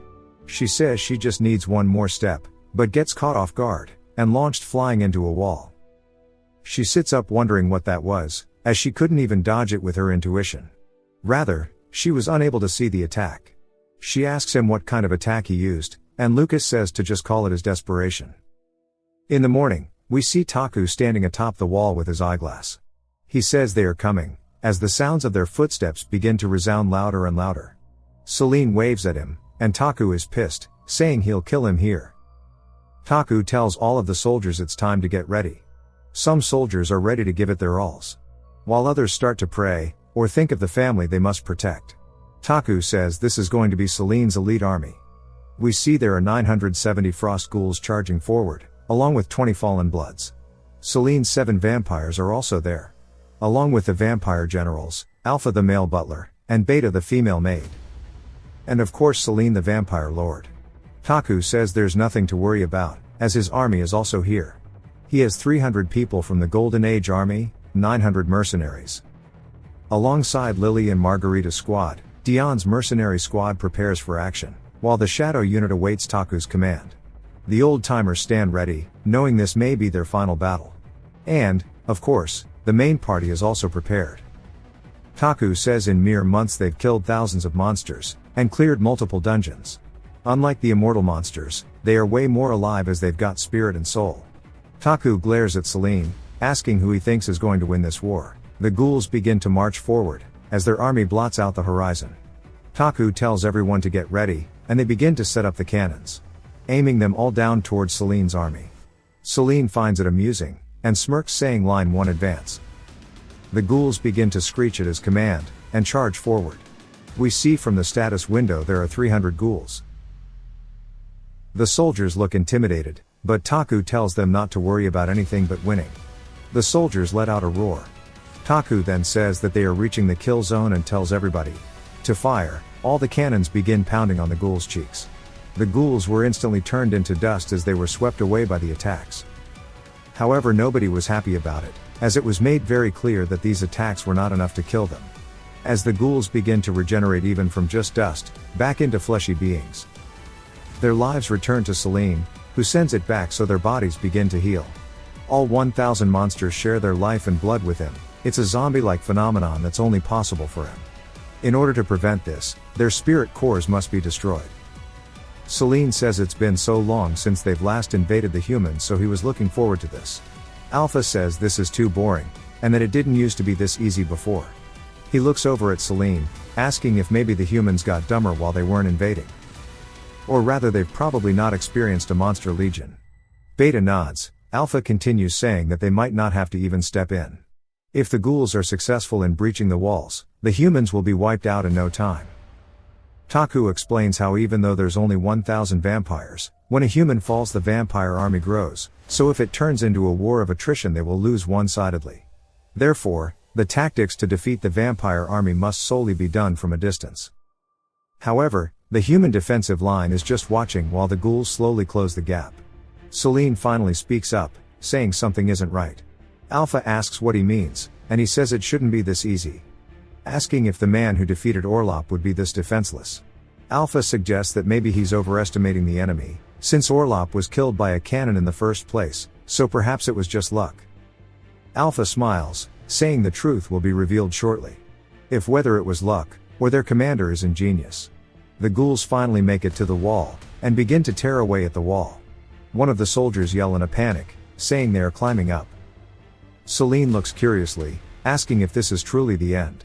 If it's just arrows and cannons that he is relying on, asking why he's giving the wall so easily. We see pig corpses being carried on the wall, with something in their mouths. Taku yells now, while waving his hand.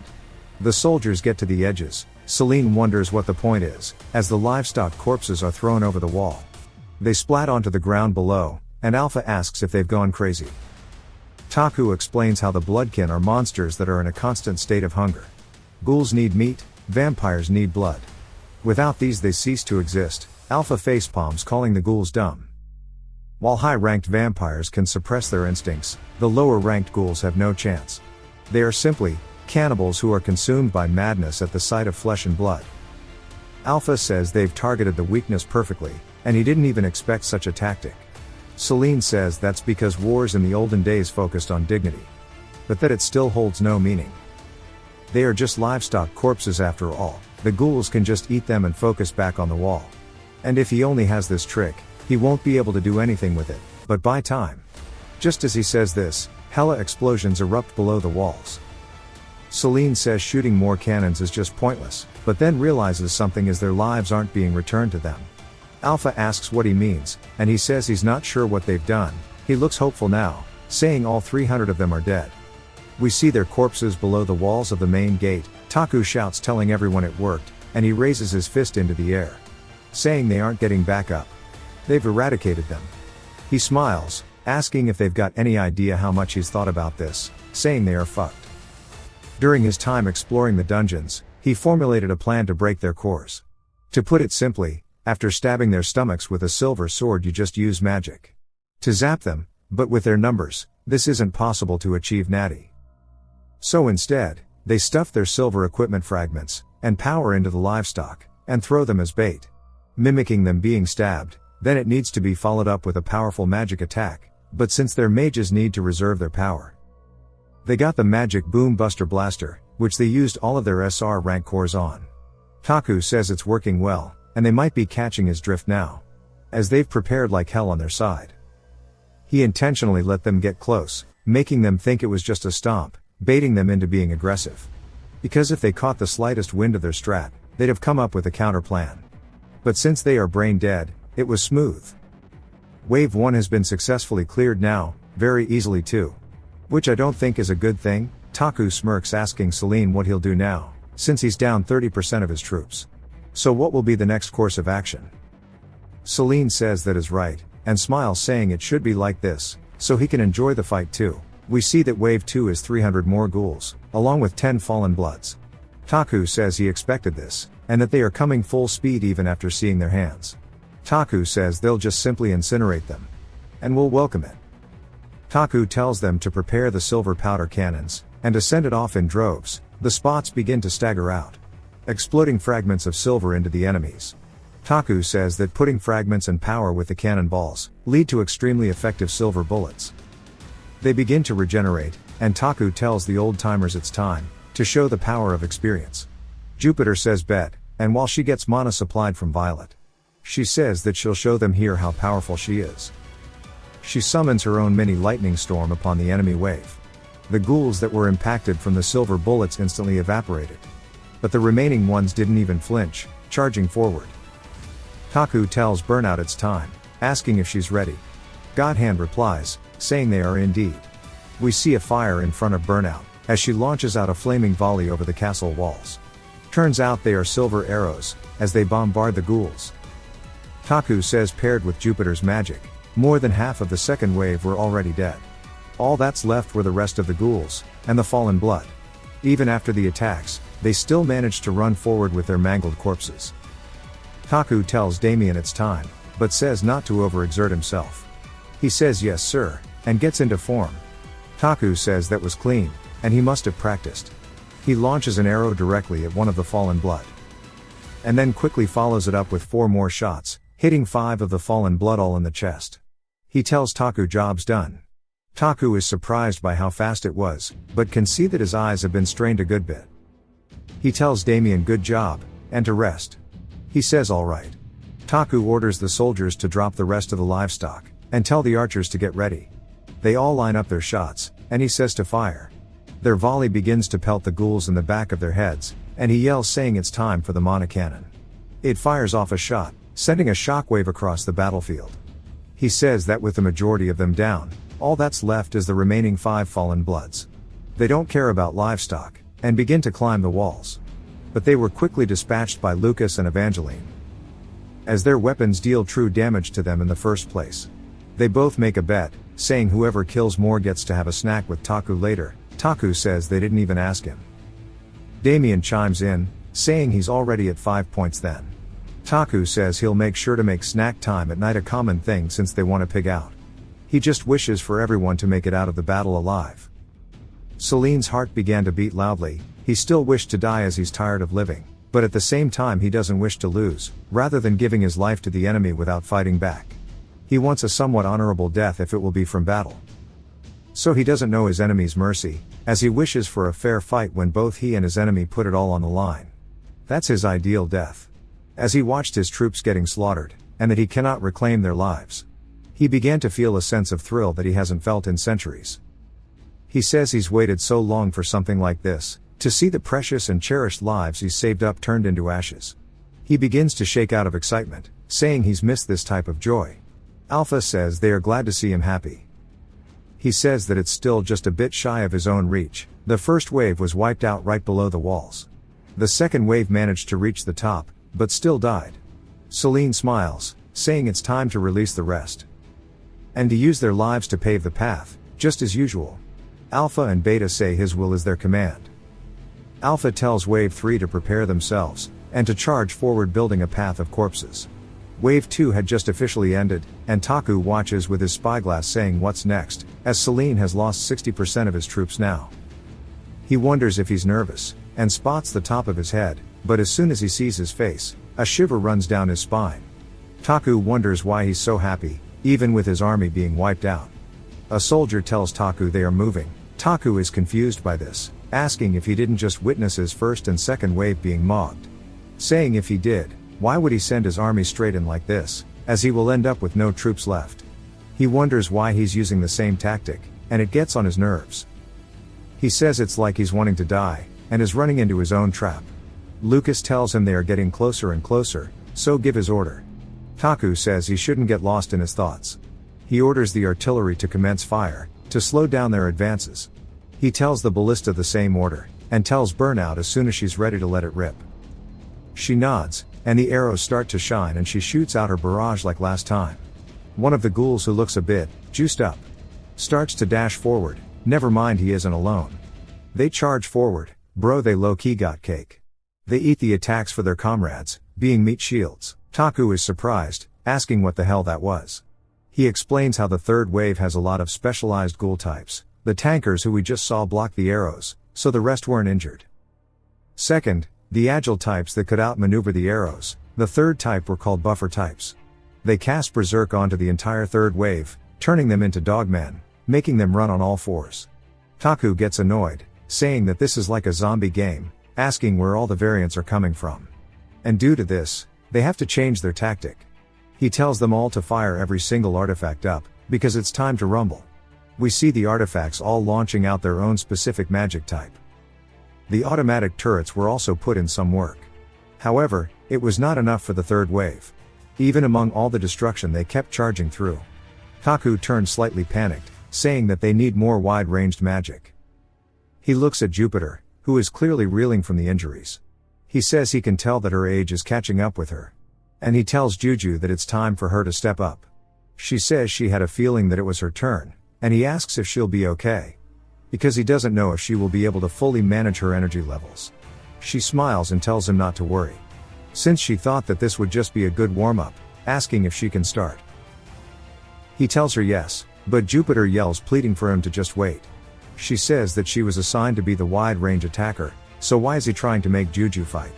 He tells her to focus on recovery as the fight is just now starting.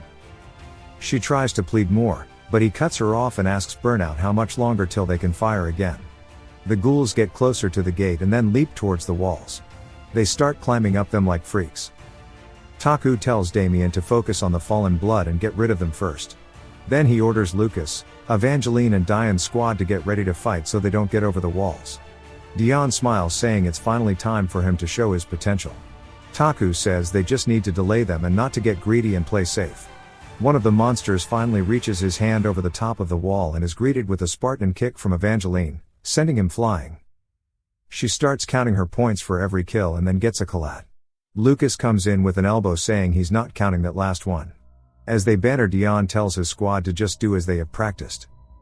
They all charge forward, knocking one of the ghouls off of the top of the wall. Bodybag tells Taku that Burnout is ready to fire. Burnout fires out a barrage of arrows. Taku then tells Juju that it's time, and we see her lightning and water magic beginning to form together. She says it's time for her to show them how she uses lightning. The clouds begin to fog up as rain begins to pour. She has created her own artificial thunderstorm. The ghouls get soaked in the rainwater, then a giant lightning strike comes down, frying them. Taku says that this is the real value of an elemental mage, since they can use multiple elements with ease. Although they are not as strong as a wizard who focuses on one element, their effectiveness is much higher. Juju wipes blood away from her mouth while grinning at her destruction. Jupiter is also looking, but she is shocked. She compliments her, which surprises Juju. Juju tries to get her to repeat it, but Jupiter just turns away. Juju lets out a slight smile. Taku tells them to save the family drama for later and to focus on the defense, as there is still a long way to go in this war. The ghouls start to World War Z themselves up the top of the wall. Taku tells the Golden Corps that it's their time to shine. He doesn't want to send in ordinary soldiers to hand-to-hand combat, as their mortality rate was much higher than characters who have ranks. But there was a specific reason for this. Because then the Bloodkins could not absorb their lives. The true reason was just because he does not want to see any more deaths. He clenches his fist out of regret for their previously fallen soldiers and says there is no battlefront without sacrifices. He tells all the troops that this is the remnants of the wave, and to wipe them out. He gives the normal soldiers an attack order. They quickly draw their blades and charge forward to fight the ghouls. Some time later in the battlefield, we see a ghoul with his head pierced. Taku is looking over at it with his maestro swords. He says nearly all of them have died. And thankfully there's not that many casualties on their side. Now almost all of the vampire army has been wiped out. So if they can keep this up, this will be a fat W. Damien looks over and calls out to Taku. He says that they are finally moving, and we see the normal vampires starting to walk forward towards the gate. Taku is clearly gassed out. But he understands that now that Celine has begun his march, that this is where the true fight starts. Taku looks confused, saying he doesn't understand. Advancing wave by wave is the simple rule of this game. But this is just crossing the line. Celine Dion didn't move a muscle when 99% of his army was getting bodied. But now they're doing some stupid walk. He wonders if it's something vampire specific.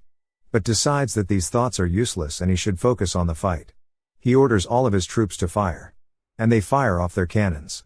As the shots soar through the sky, we see Beta stomping the ground. She gets into a position, then pushes off the ground, leaping into the air. She rears her axe back and swings it forward, cutting the cannonballs in half, causing them to explode. Not even getting close to Celine's army. Taku didn't expect that. It only took her just one light swing of her axe. He recognizes her and says that she's the strongest in regards to physical strength. She's the strongest in Celine's army. As she's mastered the physical skill trees for vampires, she gracefully lands on the floor and bows to Celine, who's sitting in his throne. He compliments her, saying that they should still be moving forward. Taku starts to get pissed that they're treating them like children. Then orders Burnout to fire everything she has. As her silver arrows fly out of her launcher, he says he'd like to see them try to break it like they did before. As if she does, the silver dust will spray all over. But Alpha stretches his hand out, and the arrows come to a standstill in the air. Taku is surprised, and then Alpha swipes his hand to the side, changing the trajectories of the arrow, making them fly back towards the wall. The soldiers wonder what's going on as they see the firework like arrows flying directly towards them. Taku tells them all to take cover and run. Lucas shouts, telling him to watch out as well. The arrows start landing all along the top of the wall. We see some soldiers are on the ground, along with the debris from the attacks. Lucas quickly asks Taku if he's okay. He says it was not this bad in game, but since it's reality, he can use magic in a much different way. He says much like how Beta mastered the physical tree, Alpha mastered the magical tree. He asks Lucas what the damages are like, but Lucas tells him that they're not that bad.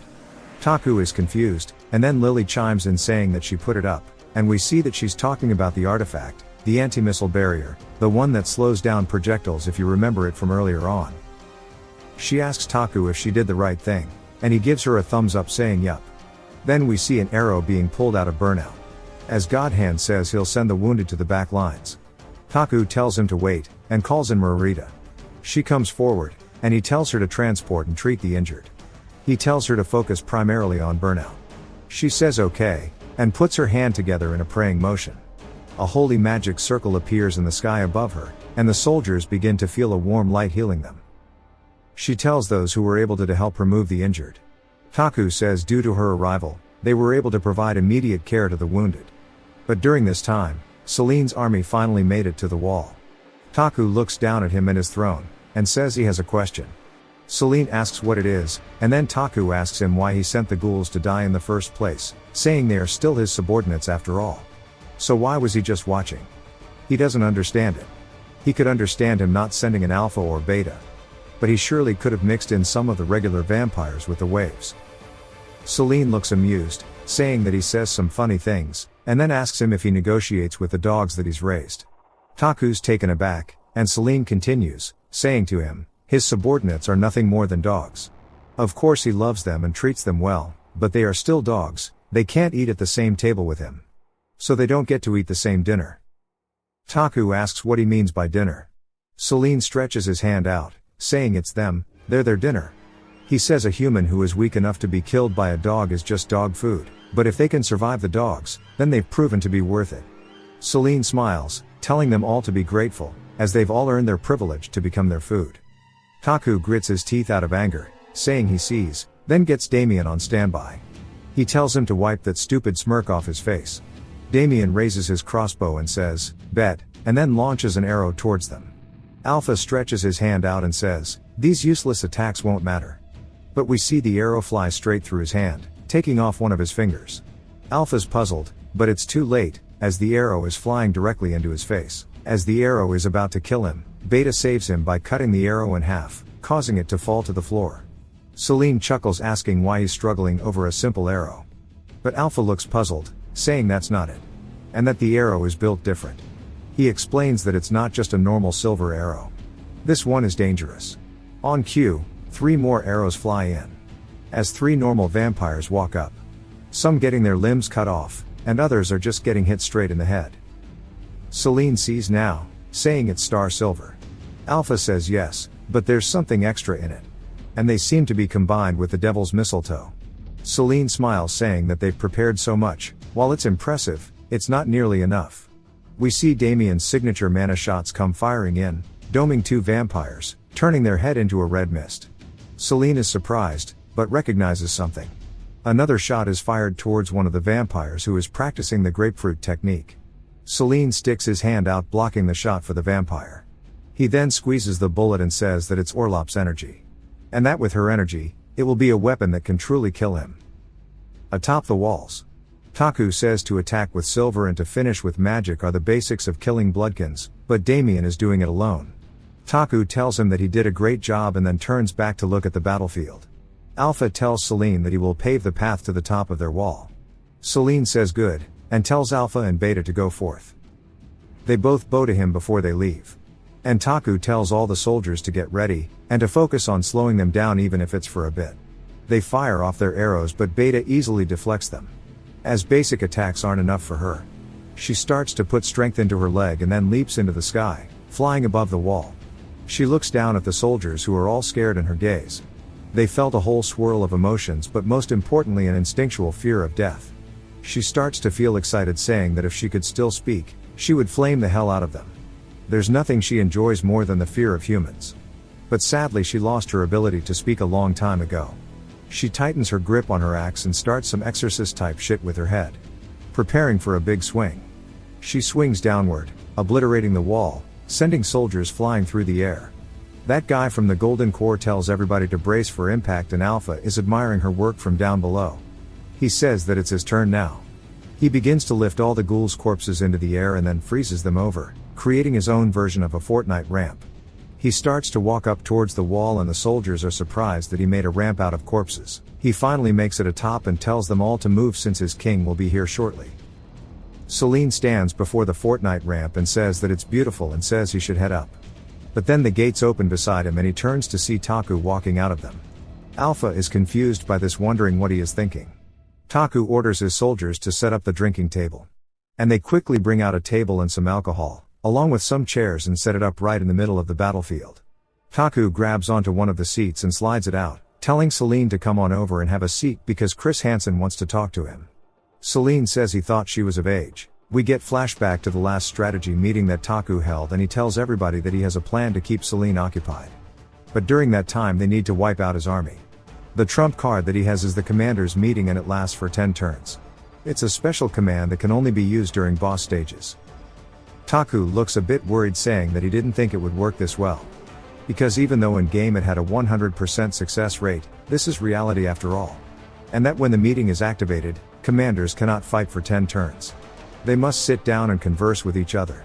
Sometimes it can reveal secrets of the world or even determine the outcome of the battle.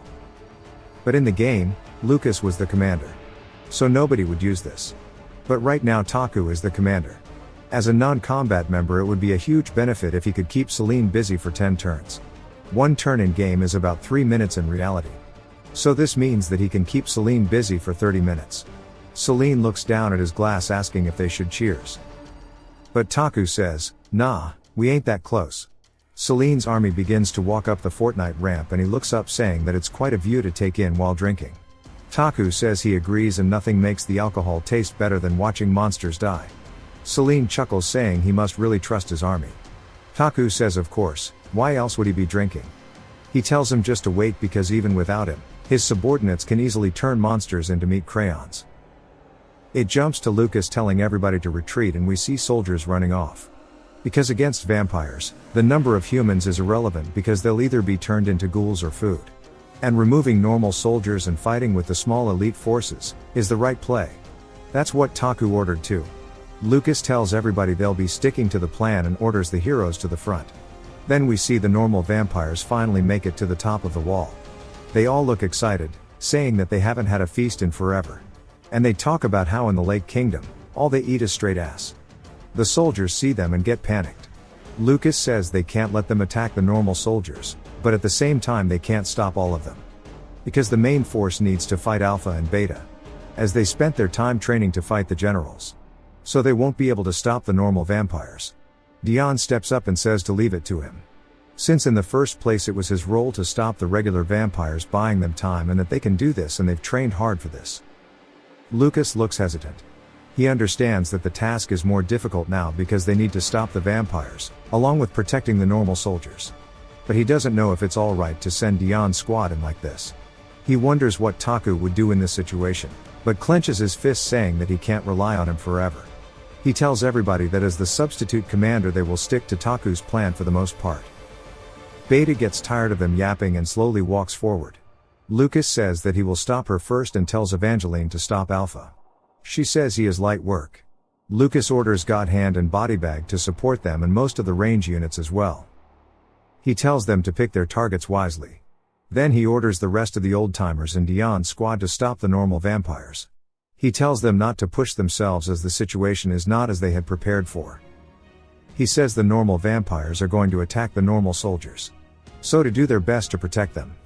But in the end to prioritize their own lives, he tells them that vampires are clever and if they see an opening they'll take it. He tells them to stop them as long as possible and adapt accordingly. Lucas draws his sword as the vampires start to charge in. The main squad retaliates, charging back. It jumps back to the commander meeting and Celine puts his glass down asking Taku if he wants to make a bet. Taku asks what they'll bet on. Celine says he wants to bet on who will win by the time the bottle is empty. Taku asks what he'll be betting. Celine says that if he wins he will spare his life and he will allow him to witness the end of the world. Taku thinks about it and wonders if Celine truly believes that his small army will be enough to rain terror upon the world. Taku asks what will happen if he wins and Celine says that they'll have to decide that some other time. Taku puts his glass down saying that he wants to see how long Celine can act nonchalantly. He warns him that his subordinates are strong enough to even kill Celine himself. Back to the battle, we see one of the vampires with a spear in his throat. Dion makes an expression of fear and frustration, as we see his headless body stumble forward and fall beneath the vampire. These were his final emotions. It flashbacks us to Dion's scout being given shitty missions. And he explains how the high-ranked characters can fail multiple times. But N ranks don't have that luxury. They have one chance in battle. And it's their only chance. They need to demonstrate how useful they are and their true worths, and that they are more than just a shield. We see a young Dion looking out of an alleyway at a night parade. He admires how much spotlight the knights are given. And how everybody respects them. We see his eyes are full of hope. And throughout the years, even into adulthood, his eyes are still gleaming with hope. We're flashback to 30 minutes ago. As we see Lucas and the rest charging in, Dion tells his squad to stay focused and remain in formation. He tells them to prioritize allowing the soldiers to escape. The normal vampires begin to charge in and they truly believe they'd be able to stop them. But as Lucas says, the vampires were evil and smart.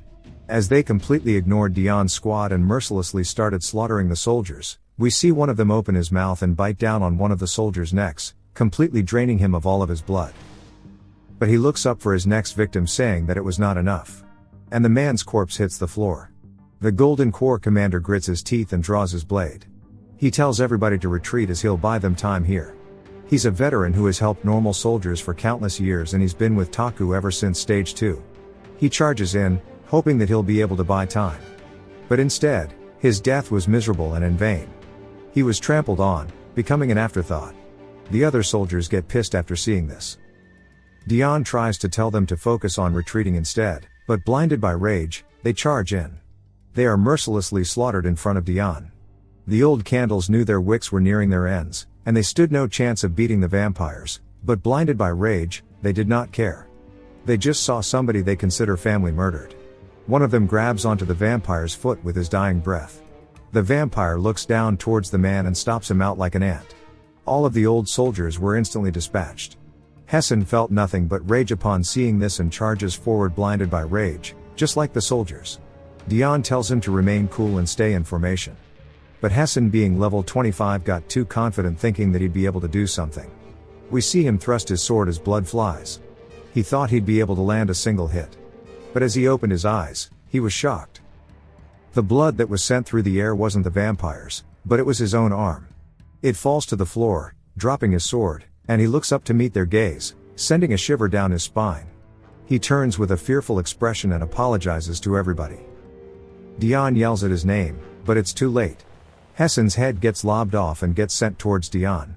Dion's heart drops and he starts to wonder what Hessen's dream was. He says even though it's only been a single day, he can't remember it.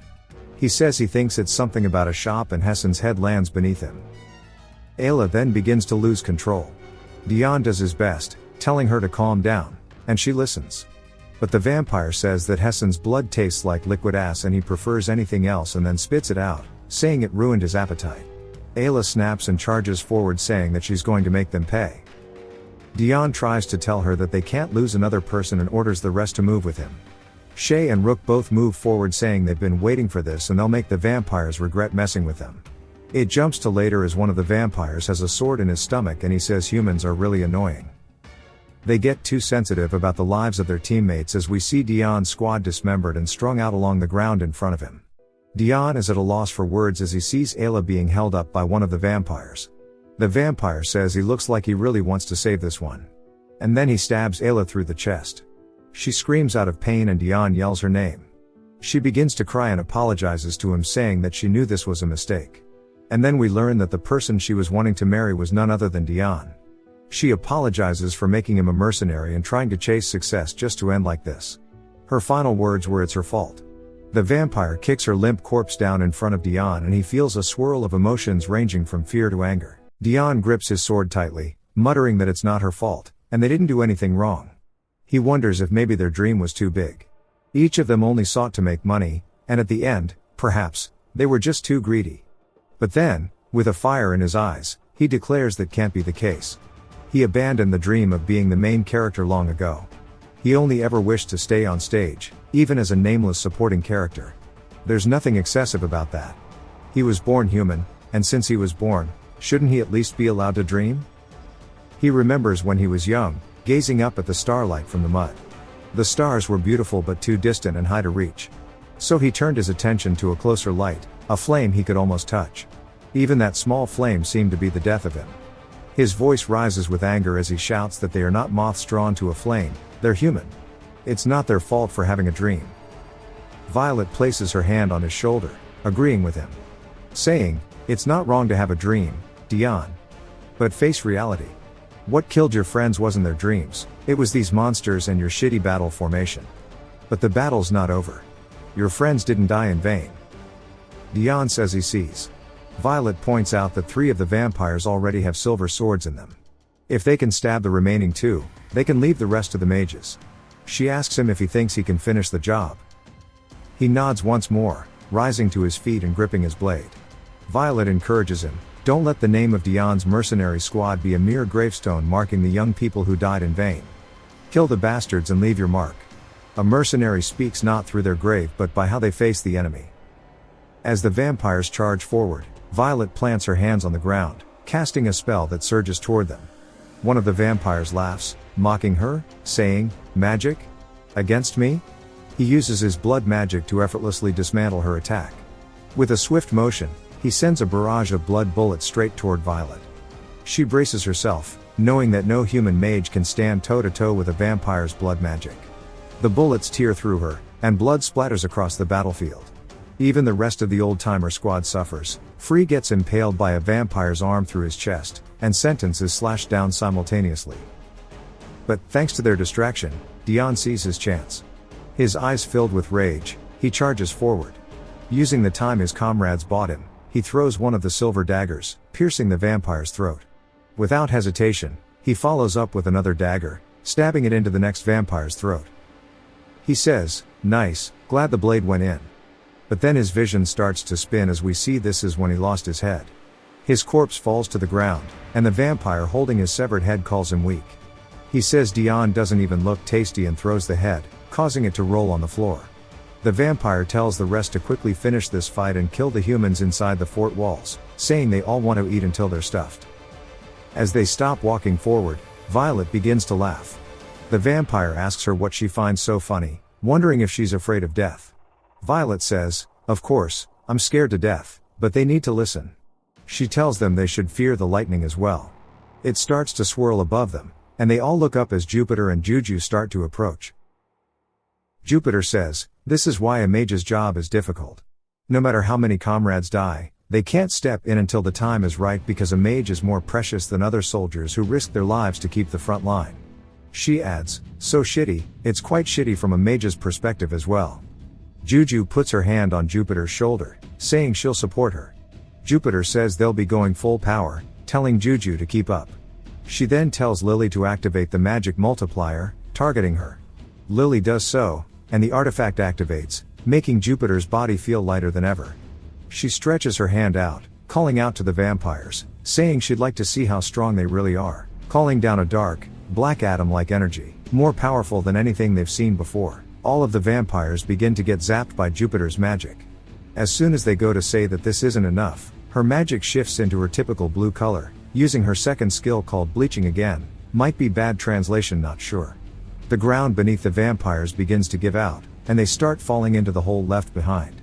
They sustain severe burns as the lightning continues to strike. They look up in fear as their unstable mana cores materialize. Damien seizes the opportunity and says, now. He fires his crossbow, shattering their cores and turning the vampires into dust. One of the vampires, realizing the danger, starts to flee from Damien's line of sight. However, two members of the Shadow Squad quickly cut them off, aiming their guns and telling them they can't go any further. The vampire yells, saying their lord will destroy them, but before they can finish, Skull and Old Girl blast them away. These were the guns they borrowed from Damien, low rank, so they are easy to use. Damien watches from above and confirms, 5 vampires have been destroyed. He turns to look at Dion's squad, but Jupiter covers his eyes, telling him not to focus on the death of their comrades. She says there's still work to do, and he needs to join them on the other side of the battlefield. In a shaky voice, Damien agrees. Jupiter adds that cleaning up the bodies and dealing with guilt is not his job, it's for the old ones like her. Juju approaches, offering to help Jupiter control her power. Since Juju has been assisting her grandmother, she can see Jupiter's condition. However, Jupiter tells her to go with Damien, saying, the real monsters are over there, and the battle has just begun. Reluctantly, Juju agrees, saying they will see her later, as she and Damien head off to the main front. Jupiter approaches Violet and calls out to her. Violet, weary, tells her not to look at her like that. She gathered them here knowing what would happen. The 4 mercenaries of the old hunters all harbored hatred towards vampires, which is why they responded immediately to Jupiter's call. Violet reflects that it was satisfying to land a hit on the vampires before taking her final breaths, but it's unfortunate that the young fellows also died. She adds, it was the accomplishment of the Dion mercenary squad. They sacrificed their lives to succeed. The true honor of defeating the vampires belonged to them. Jupiter scoffs, saying, what kind of useless talk is that? They're gone. Their dreams and desires have vanished. There is no honor, it holds no meaning anymore. To Jupiter, the death of Dion's squad didn't seem so distant. Their deaths overlapped with the inevitable death of all young people, including her granddaughter. Violet disagrees, saying, we are mercenaries. The honor we've earned has meaning. She recalls the moth to a flame analogy, saying, it is the life of moth like mercenaries, hoping that there is meaning in the light they barely reach by burning their bodies. Jupiter, saddened, responds, to hope their deaths hold meaning. She continues, both the young and the old will die here today. Violet says, our era, the era of old soldiers, is ending.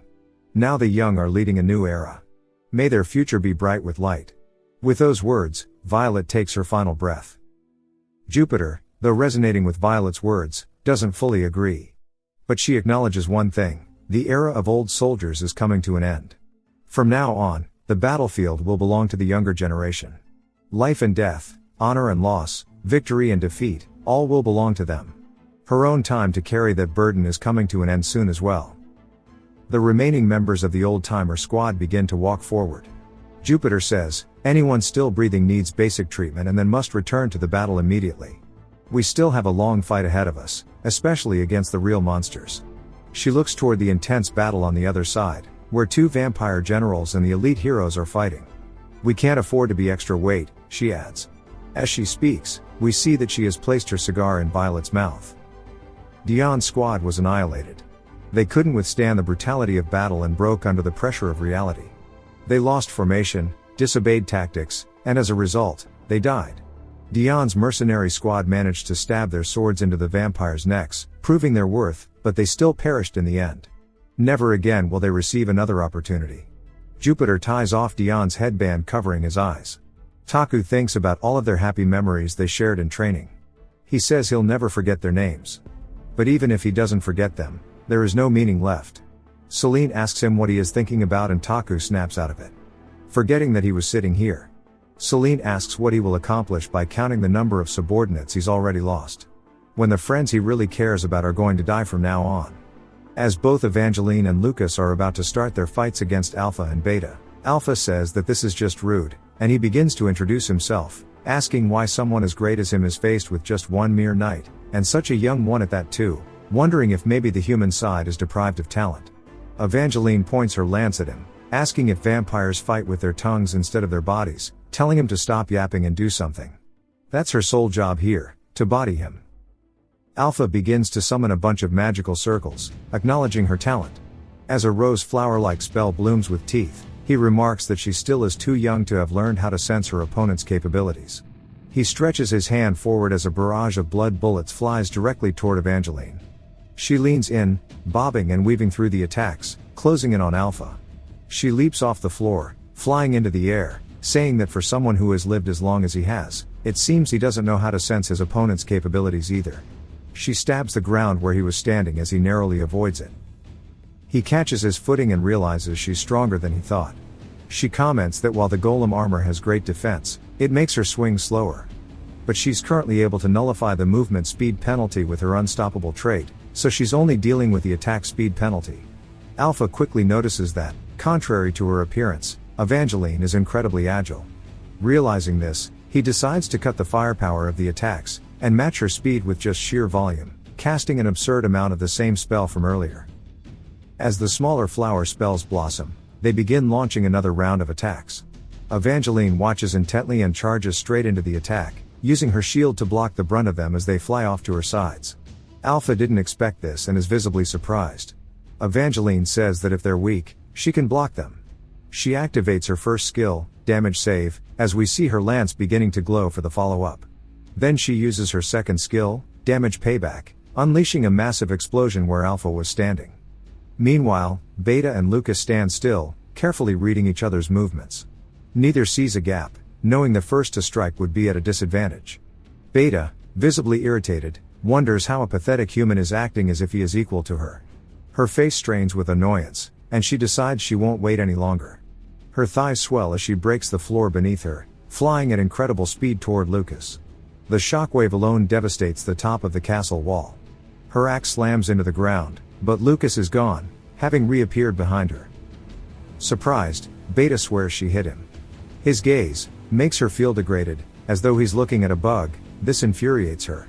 She charges at him again, axe in hand, screaming that she'll dig out his blue eyes and crush them in her hands. But Lucas sidesteps once more, avoiding her attacks as she spins with momentum, trying to catch him off guard. He comments that she's way slower than her king and that this won't even serve as training for him. As Lucas's sword begins to glow, Beta realizes she's in danger and blocks his first skill, Strike of Will. The power alone sends her sliding across the floor. Lucas asks if this is all she has. His skill grows and stacks after each monster he kills, and right now it is stacked at over 100, and Beta will have to face it. Lucas slams the ground, causing a massive explosion. Back to Evangeline, she's surprised, unable to move, as her body is wrapped up by something. Alpha reveals that the real battle begins at the groundwork, asking if she thought he shot those blood bullets aimlessly. Evangeline realizes she fell into his trap, and Alpha, stretching his mouth wide open, says he doesn't enjoy sucking the blood of children but finds taking the life of a talented human rather joyful. He bites into her, and blood flies out. Back with Lucas, we see his sword impaled in Beta, but he can't pull it out. Beta had tanked his attack, using her arm to block it, and the sword is now stuck halfway through. The devil's mistletoe embedded in Lucas's sword reduces her healing by 75%, but Beta's regeneration is off the charts. Even with the heel cut, she regenerates easily, making Lucas unable to withdraw his blade. She bares her fangs, saying that now he can't dodge. As she swings her axe across his chest, we learn that vampires use the life essence they take from others as fuel. Therefore, inevitably, vampires have a fundamental weakness. Their strength will run out sooner or later if they don't get blood on the battlefield. So, if possible, vampires must suck blood from their opponents. This is the pattern they must target. As the vampire goes to bite Evangeline, we see blood dripping onto the floor. She has actually impaled Alpha's head with her lance, saying that she's heard about his pattern beforehand. His close-range fighting pattern involves shooting blood bullets and spreading blood. The blood bullets alone destroy most of his opponents. The enemies who survive the random bullets get caught by the remaining blood from the bullet's explosion, chaining them up. Thus, Alpha can safely consume the blood of the bound enemy. However, Evangeline's trait, Unstoppable, is completely immune to all movement impeding states. The bloodbinds didn't even work from the start, and she pretended to be bound. She asked him how dare he try to bite the youthful neck of a 16-year-old girl, saying only people she likes are allowed to touch her neck. Alpha asked how she knew his fighting pattern, stating it's been hundreds of years since their army invaded human society.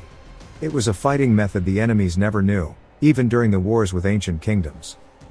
Evangeline says the answer is simple. Their commander is frighteningly capable, considerate, takes care of them in many ways, and gives good late-night snacks. He risks his life to save his subordinates. As she realizes she's glazing him too much, Alpha takes the chance to run away, backpedaling from her. His jaw is recovering slowly due to the weapon's impact. He insults her, calling her a lowly human, and she laughs, saying he keeps saying things like that, but what does that make them? Guys who survive off their blood. This infuriates Alpha. He summons 2 giant magic circles, telling her to shut her mouth, calling her a maggot. One spell is for wind, and the other is for blood. Even with his pride wounded, Alpha is a veteran of over 1,000 battles. He can accurately determine the competence of a single person in a group. As his spells form in unison, they create blood tornadoes. He knows precisely how high Evangeline's defensive ability is, believing that no matter how advanced her defense skill is, she will die here. That's what he's thinking, at least, but there's one thing he forgot to consider. Humanity's technology has improved a lot over the last few hundred years. Evangeline charges straight into the blood tornadoes, and we learn that humanity had to develop technology so much because they lost ancient magic. Her armor starts to break into small pieces, falling off all over her body. Alpha watches as she is no longer wearing the golem armor. This is the culmination of all current Imperial technology. She laughs, saying she prefers it light. Alpha realizes he's in trouble and summons more blood flowers to shoot toward her. He calls her a lump of blood. She asks if he doesn't look in the mirror, saying she's going to turn him into a meat crayon. She uses her second skill again on her spear, mocking him for bragging about his age, and impales him through the chest as he can't avoid the attack. Alpha spits out blood as he couldn't dodge. She says he's always bragging about his age, but he's nothing but a boomer, and kids these days are much better than he thinks. Back to Lucas, Beta's attack goes straight through his body, but she only hits a blue light, surprised to see that Lucas has activated his specterization skill, making her strike his afterimage. He says he practiced it a lot, but this is the first time he's used it in real battle. However, he can't rely on his equipment's abilities forever. He needs to grow his own strength. The last time he faced her king, he was powerless. Afterward, his colleagues researched and experimented with ways to face him with their specialties, but he didn't have anything like that. If he met her king once more, there was no way to protect his lord. Beta runs in, and he continues saying that he spent nights thinking about how to change and protect his lord. After focusing on every method, he finally found the way. Beta's axe collides with his sword, as he effortlessly blocks the blow. He figured out what he must do: give up on being human. Beta realizes something is wrong, but it's too late. She gets sent flying across the castle wall. Stabbing her axe into the ground to stop herself, Beta is shocked, wondering how a mere human can exert a force similar to hers. She starts to shake, questioning if it's actually more.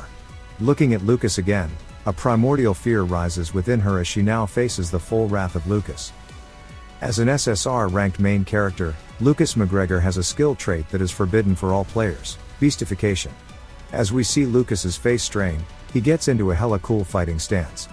Beta realizes something is inherently wrong with Lucas.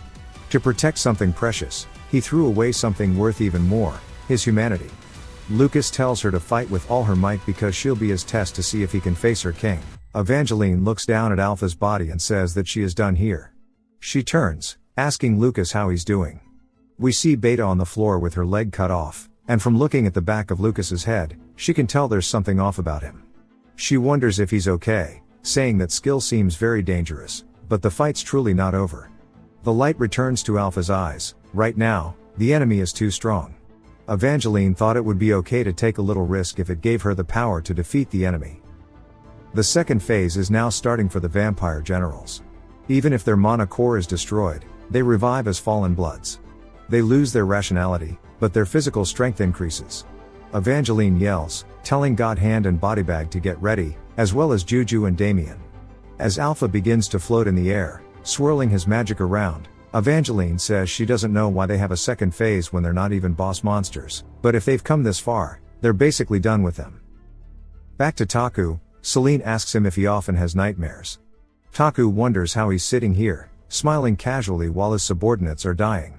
It makes him uncomfortable, but his job is to buy as much time as he can, so he decides to pretend to care about what Celine is saying. He asks if there's anyone who doesn't have nightmares. Celine begins to smile, which annoys Taku, and he thinks that when they first met, Celine acted expressionless and innocent, but the closer they get to the battlefield, the more his mask falls. It's as if Celine really likes war and death, which scares Taku a little. Celine says nightmares reveal the deepest fears of a person, showing you your fears as a living, breathing monster. We see a berserk-type demon forming for symbolism. Celine asks if that monster stood in front of him, staring at him. How would he feel? Taku asks what the hell he's talking about, and Celine tells him that nightmares aren't just dreams, they're connected to something deeper. If Taku truly aspires to destroy them and save humanity, this is something to think about. Celine places his cup down, asking again, do you have nightmares often? What is it you fear most? Taku wonders what to say, and Celine laughs, saying he hopes it's not too terrible. If you look too deeply, it may become a reality. The fight ensues on the wall, and Alpha screams as he calls down magic while still having a hole in his stomach. Evangeline is blocking his attack, holding him off, asking God Hand and Bodybag if they're ready yet.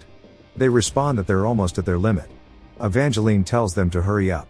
An attack flies toward Evangeline's head, and she turns just in time to block it, but she screams as it sends her flying, followed by a giant explosion. Back to Lucas, Beta is screaming as she swings her axe at him. He jumps over it, lands, and thrusts forward at her head multiple times, but Beta dodges each swing. She raises her knee, kicking him backward. Lucas blocks it but slides back slightly. She quickly follows it with an overhead swing, but he backpedals and Beta doesn't miss a beat. She vaults forward using her axe for movement, catching Lucas off guard and kicking him in the chest. Lucas spits out blood, and the impact of the blow shatters the back of his armor, sending him flying back toward Evangeline. Evangeline calls out to him as Alpha and Beta charge in from opposite sides. Lucas yells, now! As a net deploys, trapping both Alpha and Beta midair. Evangeline sighs in relief, saying it was close. She scolds God Hand and Bodybag, asking them what took so long and saying they almost died. God Hand explains that transforming this much silver ore into a net on the spot is exhausting. If the net had been prepared earlier, the vampires would have noticed. This trap could only be used after Alpha and Beta became fallen bloods. Beta begins tearing at the net with sheer strength, but 2 arrows hit both her and Alpha in the neck, courtesy of Damien. Juju finishes them off, unleashing yellow lightning, following the pattern of zapping after stabbing with silver. Smoke fills the air, and Evangeline sighs, saying this should stop their next form change. Evangeline recalls Taku saying that Alpha and Beta normally have a third phase. If half their health is depleted in their fallen blood state, they combine into one, using both Beta's physical attacks and Alpha's magic. But by following Taku's orders to restrain them with silver and kill them, they were able to avoid it. Still, Evangeline wonders how Taku knows all these specific attack patterns of monsters that have never been seen before. Lucas's armor falls to the ground, and he says he knows everyone is exhausted, but it's time to lock the hell in for the final battle. As they all begin to approach the castle wall, ready to fight Celine and end this nightmare, we hear Evangeline saying that it does not feel real. Taku is sitting with the Vampire King, the strongest monster they've ever encountered, drinking calmly, and having a conversation. It just feels so odd. If the monster even lifted a finger, Taku would be as good as gone. He might have a trick up his sleeve, but still, that courage is far beyond a normal person's understanding. Looking back, Taku has always been this way, and he didn't seem to have the basic human drive for self-preservation. She wonders if it's because he's a cool-headed leader, or perhaps something else. We see Taku and Celine sitting across from each other, and Celine begins to laugh, saying they've done well for defeating Alpha and Beta. He stretches his hand out, as his magic goes forth, and he says it's time to start the real war. He starts to choke Taku, and he says it's time for them both to join the stage, asking him if he can escort him, calling him a little sheep. Taku yells, asking what kind of escort this is, as he's getting force choked into the air as if he is Palpatine. He then starts to move sideways, as we see they are instantly at the top of the wall. Taku wonders when the hell he moved, and Lucas begins to run over, asking him if he is alright. Celine swings his hand, sending Taku flying through the air. Both Damien and an old girl begin to run over, catching him before he hits the ground, asking him if he is okay, but they get sent back a little bit. Taku coughs, saying that Celine's manners need some work, saying that their meeting was still ongoing. Celine asks what's the point of a conversation between humans and monsters, and that it's all just pointless options. Surely he thought the same as well, and he begins to release a menacing aura. Taku doesn't know what to say, and Celine says that he's been patient for long enough, asking him if he can eat now. His nails begin to grow, and he says that he's so hungry he can barely stand it, as the Stage 5 boss wave is about to begin. It is time for the Vampire King to finally make his appearance on the battlefield. He says he's been watching them all fight, and wonders which of them is the biggest threat. The sniper, the mage, or the knight, they all have a lot of potential. However, The biggest threat among them all is none other than Taku. Not only did he lead the battle up to this point, but he also maintained his sanity even after facing him alone. Taku explains that it might be obvious, but if a normal human is exposed to the evil aura of a boss monster for too long, they will go insane. But of course, he was safe, thanks to his indomitable commander. Celine says that he resembles the great humans he faced a long time ago. He begins to release his aura, while stomping forward, slowly destroying the ground. He admits that he is a danger to the path his king will take, so his life shall be the first one he takes. He continues his slow stroll forward, then changes it up, instantly leaping forward at Mach 3. He's moving in a zigzag past both Evangeline and Lucas, and he rears his hand back, as he imbues his aura into it, going straight forward. But Evangeline manages to catch up and block it, which surprises Celine, as he didn't expect her to react to his movement. He swipes his hand, shattering some of her shield, saying it seems like she's grown a bit. She manages to hold her ground, asking if he thought she only reacted. As we see, she kicks some dirt up directly towards Celine. It lands in his eyes, causing him to close them, and she immediately thrusts toward his head. Celine barely moves to dodge, even with his eyes closed, and Evangeline screams, saying he won't be able to dodge this, as we see her using her payback skill, her lance glowing, exploding right at Celine's head, and we see it actually land. He says not bad, but he doesn't even fall over, and he starts to glare directly at her, saying that if this is all she has prepared, she won't be enough to stop him. He stretches, shooting a beam, which she manages to block with the parts of her shield that aren't broken. Lucas quickly gets behind her, but realizes this is going to hurt, as the attack is pushing him back as well, and they both get sent flying across the wall. Taku says that Celine is the lord of the vampires. He is a monster who has mastered the entire skill tree for vampires, in both physical and enhancement magic. Damien and all the other ranged units start to fire their attacks, but Celine doesn't get hit by a single arrow, rather he catches them all out of the air. Taku explains that unless they can neutralize both his body and magic, it will be impossible to stop him, so they need to block both areas, but they are not ready yet. In that case, he has one thing left to do. He puts his hand up, yelling that everyone needs to come to the front, and begins to summon the chimera that he obtained during the Colosseum exploration, as it flies out from the summoning portal. Taku says that this thing is also a boss-level monster, so it will surely buy them some time. Celine begins to use some blood magic in his hand, saying this battlefield is pure, just for him and the humans. He swipes his hand, calling the chimera a mutt, saying he shouldn't interfere. The blood lands on the chimera's nose. The chimera is helpless against it, as it starts to pierce into his skin, exploding the entire monster into big chunks.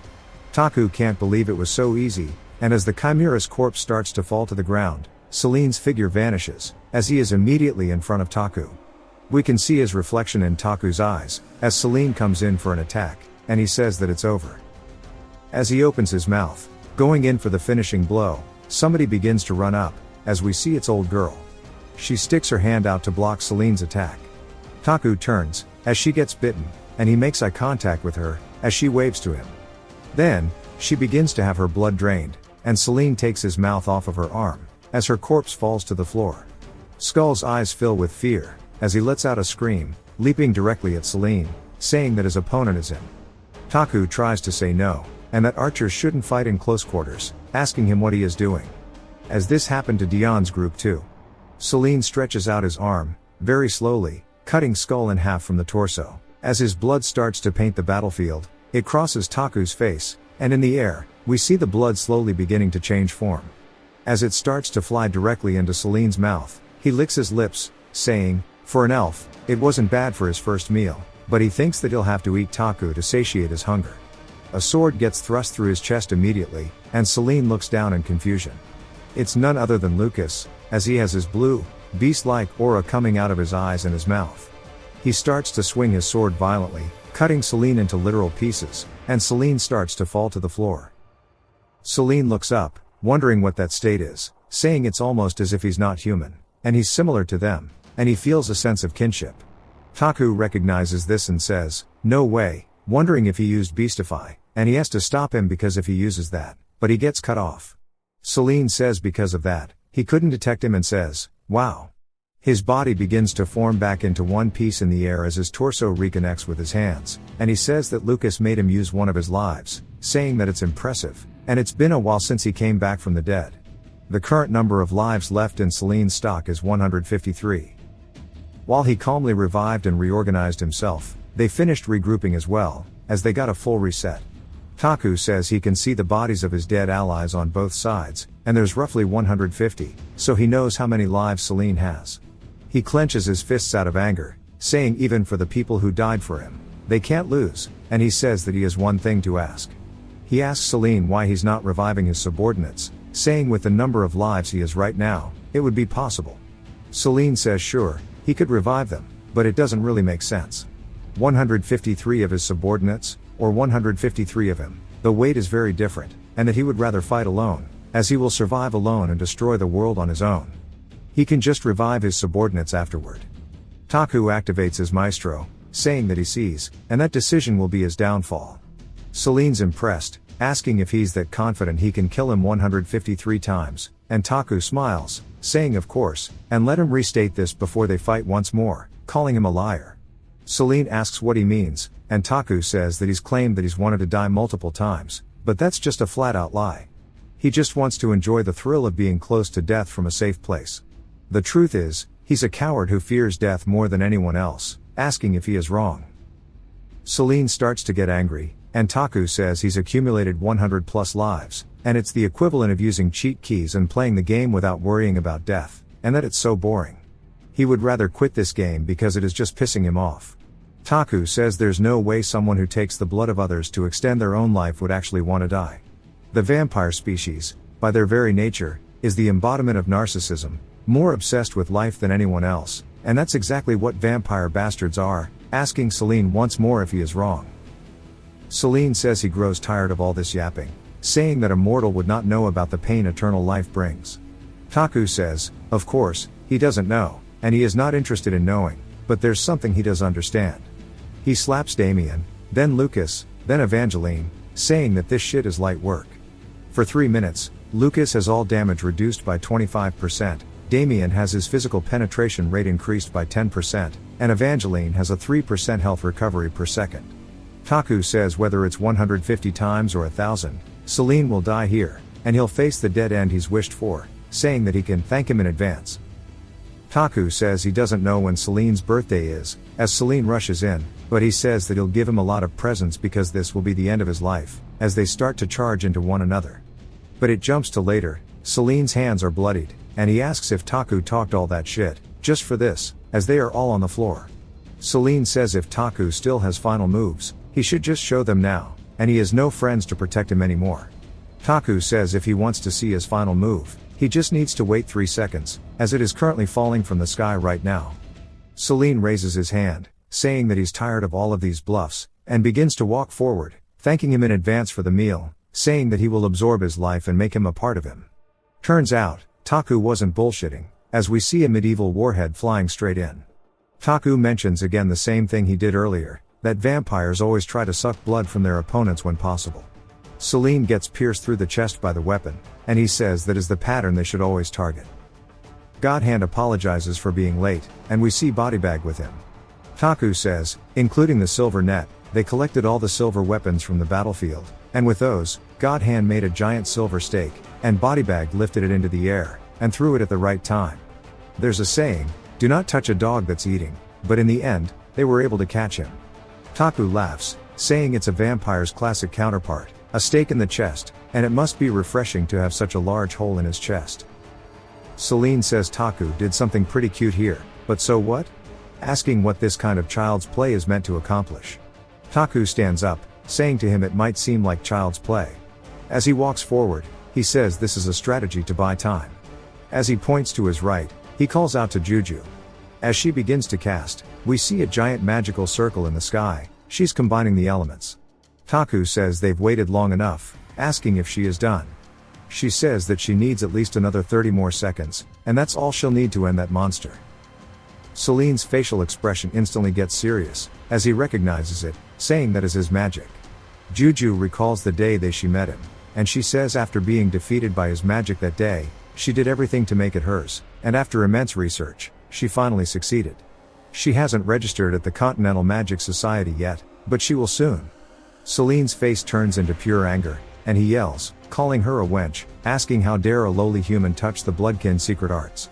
Juju says, yes, it's not a homage, but rather plagiarism, and on that note, his magic is actually gas, calling him a mosquito bastard. As we see blood pouring out of her mouth, we get a flashback to 12 hours earlier, and Juju is showing Taku something, asking him if he knows what it is.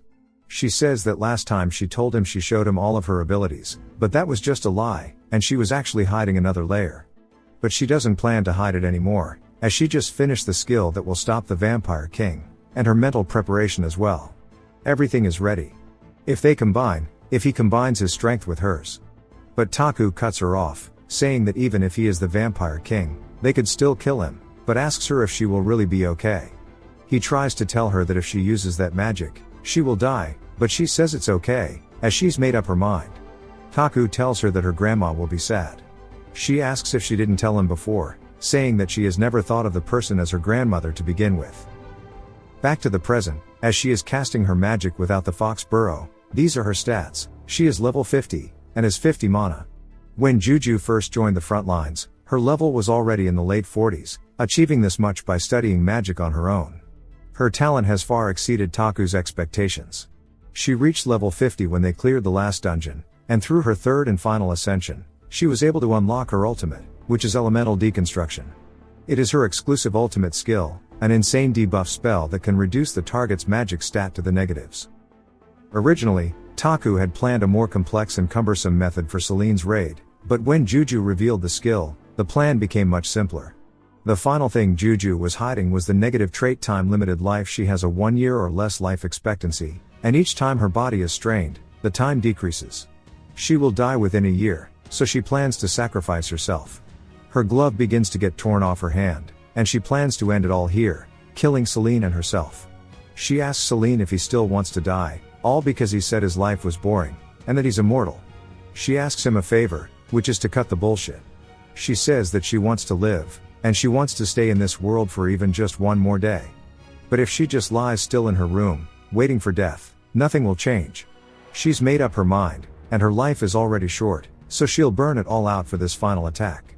Even if it means coughing up every last drop of blood in her body, she will prove that the mage Juju was here in this world. A star forms on her hand, and she says that she lived a very short, yet strong life. This is her earnest proof of her existence in this world. Characters who reach level 50, also known as awakened, have a unique pattern that appears on their body, and their ultimate is unleashed from that pattern. Celine tells her to shut up, as we learn his specialty, blood magic, nullifies his opponent's magic. He can reduce their magic to zero with just a glance, but Juju's elemental deconstruction pushes the principles of inversion to their limits. His magic reversal does not work against it. He begins to summon a bunch of magic circles, asking her if she really thought he would be disgraced by the same magic he created. Taku yells, telling everybody that they need to stop Celine and protect Juju by all possible means. Lucas and Evangeline both stand in front of Celine's attack and let out a war cry, as they tank the attack for Juju, knocking them backward. Celine screams not yet, putting a magic circle beneath both him and Taku. Damien yells, telling Taku to watch out, and we see Damien barely push Taku out of the way. If he had been a moment late, Taku would have been dead. Lily pulls up in her whip, while a bunch of priests put down tower shields. She says it's time to activate the anti-missile barrier artifact. Murrita appears as well, saying may the blessing of light be upon them. As a barrier forms around them, Celine's magic flies directly at the priest. As soon as it collides with it, it completely shatters the barrier that Murrita put up. The priests begin to fall, and so does she, as we see them all resting on the ground with Lily in the background preparing her spell. She's gassed out, saying that she's at her limit. She begins to lose consciousness and falls over with Juju behind her. Juju, surprised, only has 10 seconds left until completion. Celine grins, stretching his hand out toward her, saying that it's over. A greenish-blue flame is seen, and Celine turns, wondering what's going on, as the old-timers run in, asking him if he remembers them. They've gone all out with moon silver, purifying flames, and ancient magic inscriptions. They are here to truly kill him. These are the weapons used by ancient humans in their battles against vampires. The old-timers, who held a deep grudge against the vampires, prepared them from the beginning. Sentence yells, telling Juju she cannot stop her magic no matter what. Celine grits his teeth, swinging his hand, dealing a very heavy blow to all the old-timers, cutting off most of their arms.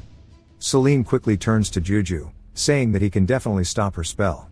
He yells, telling her to give it up now, and he shoots another barrage directly at her. She watches as it's directly in front of her, and she can't do anything about it. We see Jupiter quickly running in, as gold lovers chase things that shine, and there is something in front of her that shone brighter than anything else. Juju is surprised to see Jupiter running beside her.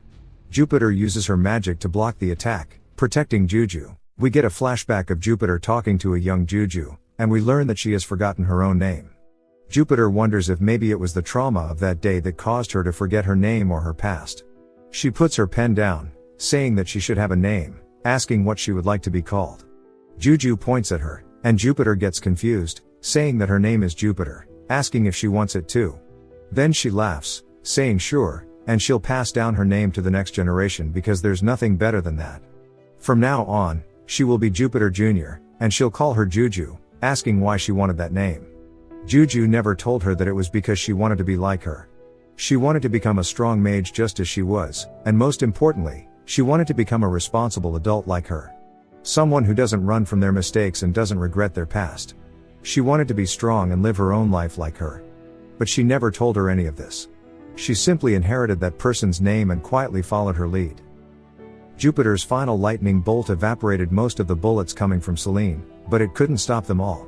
As more began to fly directly at them, Jupiter did not run because the child who inherited her name was right behind her. Jupiter yells as loud as she can, as we see 3 of the bullets piercing her body.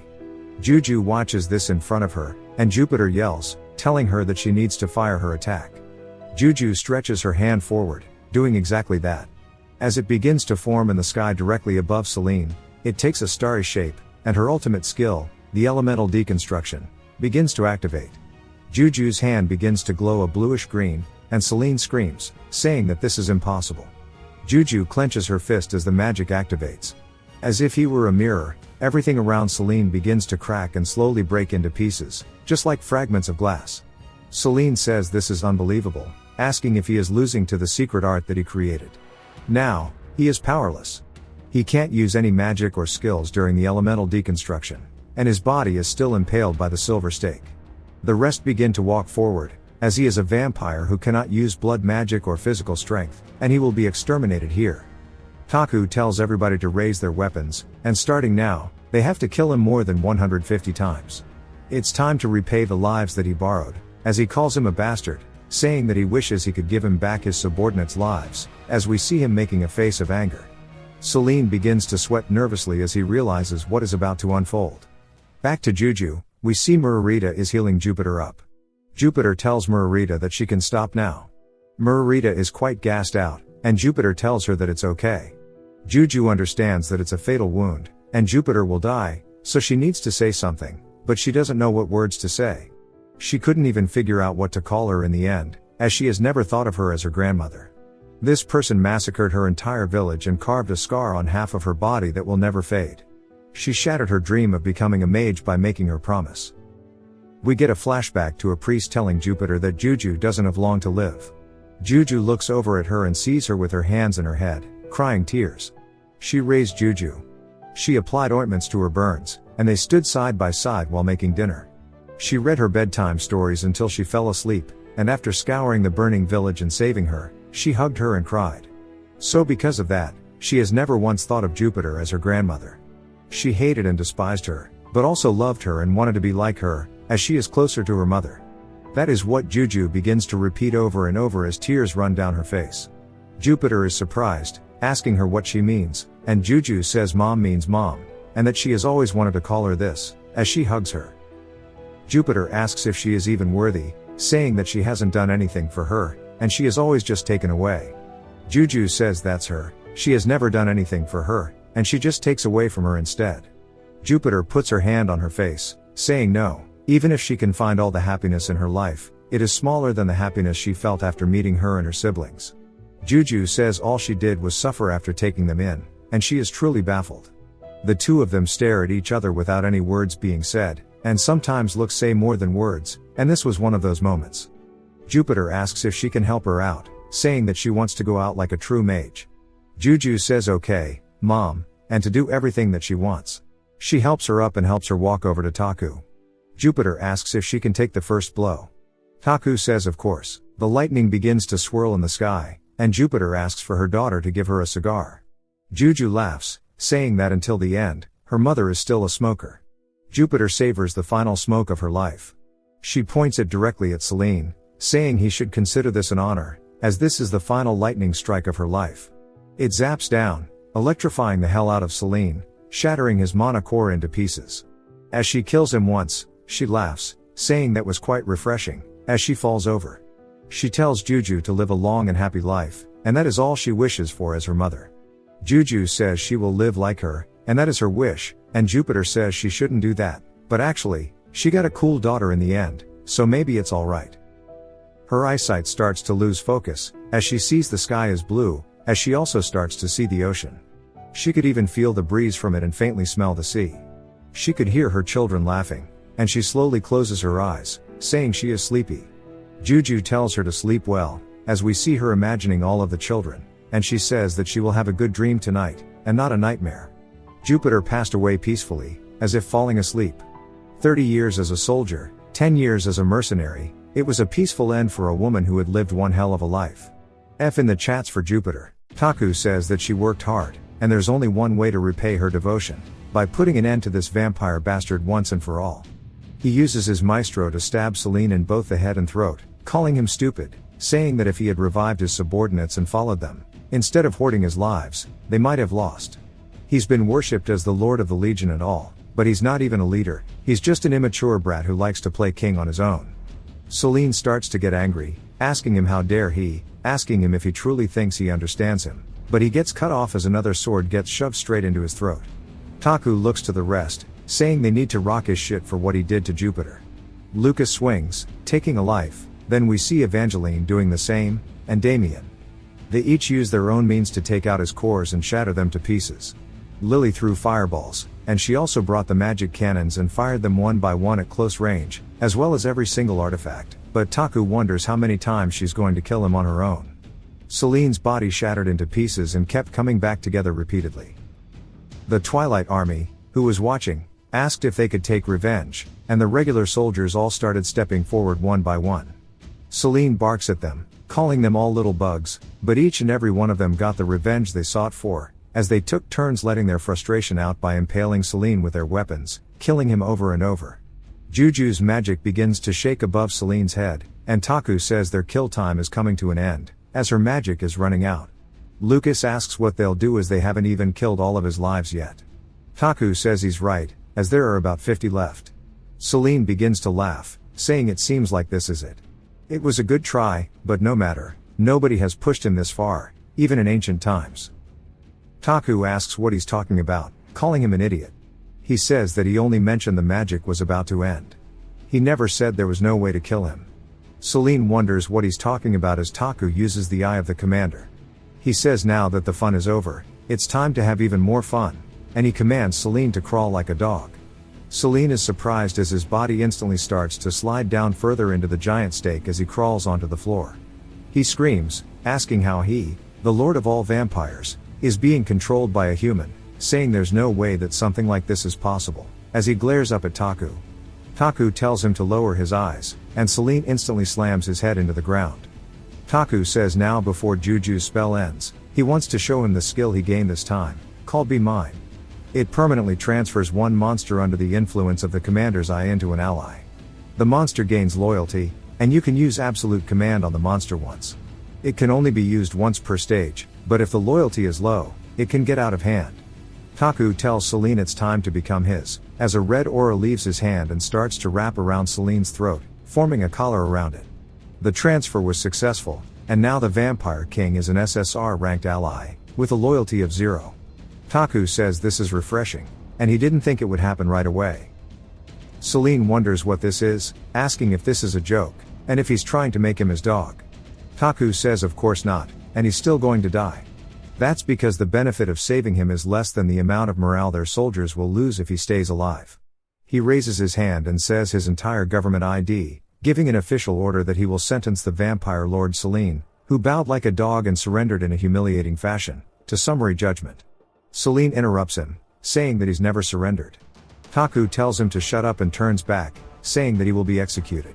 Everybody starts to chant execute in unison, and Taku turns back around, telling Celine to end his own life, including each and every subsequent one, until he is finally dead.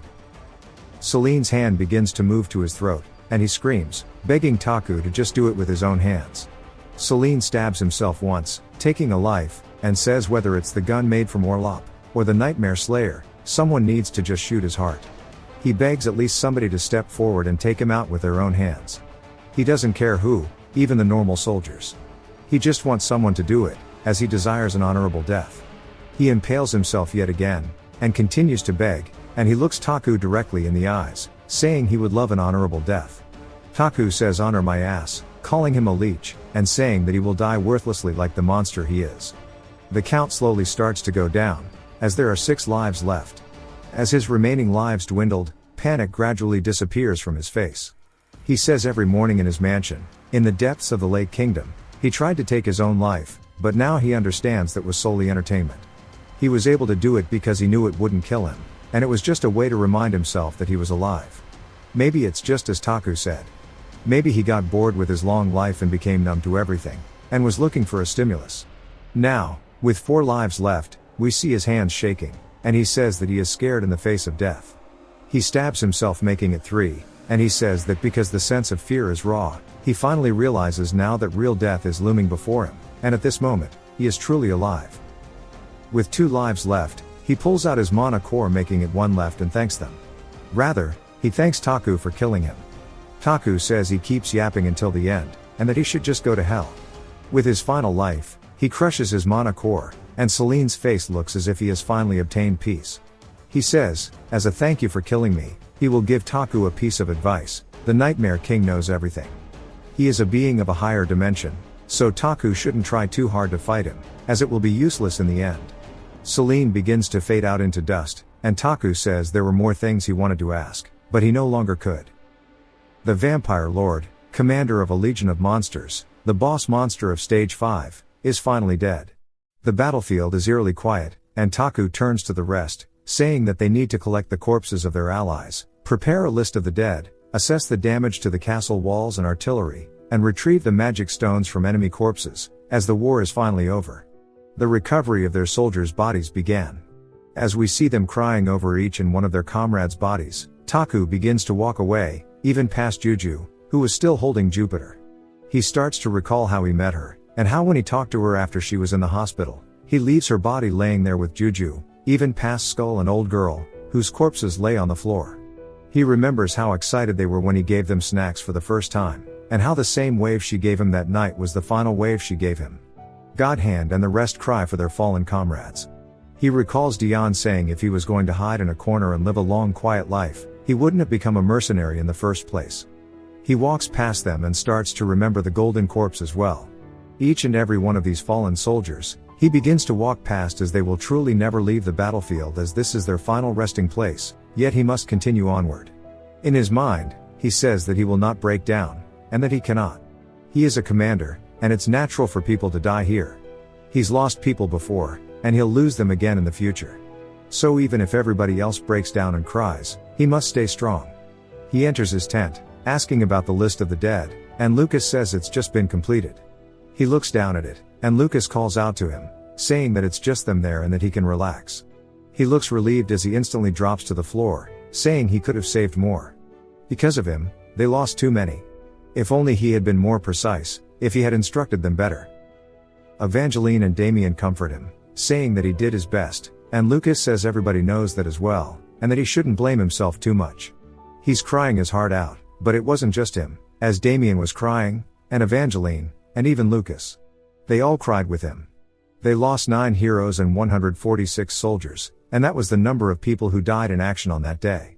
With this, Stage 5 is officially cleared, and the MVPs are Juju and Taku. There have been quite a few level ups as well. For some reason, Violet's name is swapped with this old dude. We lost quite a few cool characters this time. 4 days later, there was a funeral.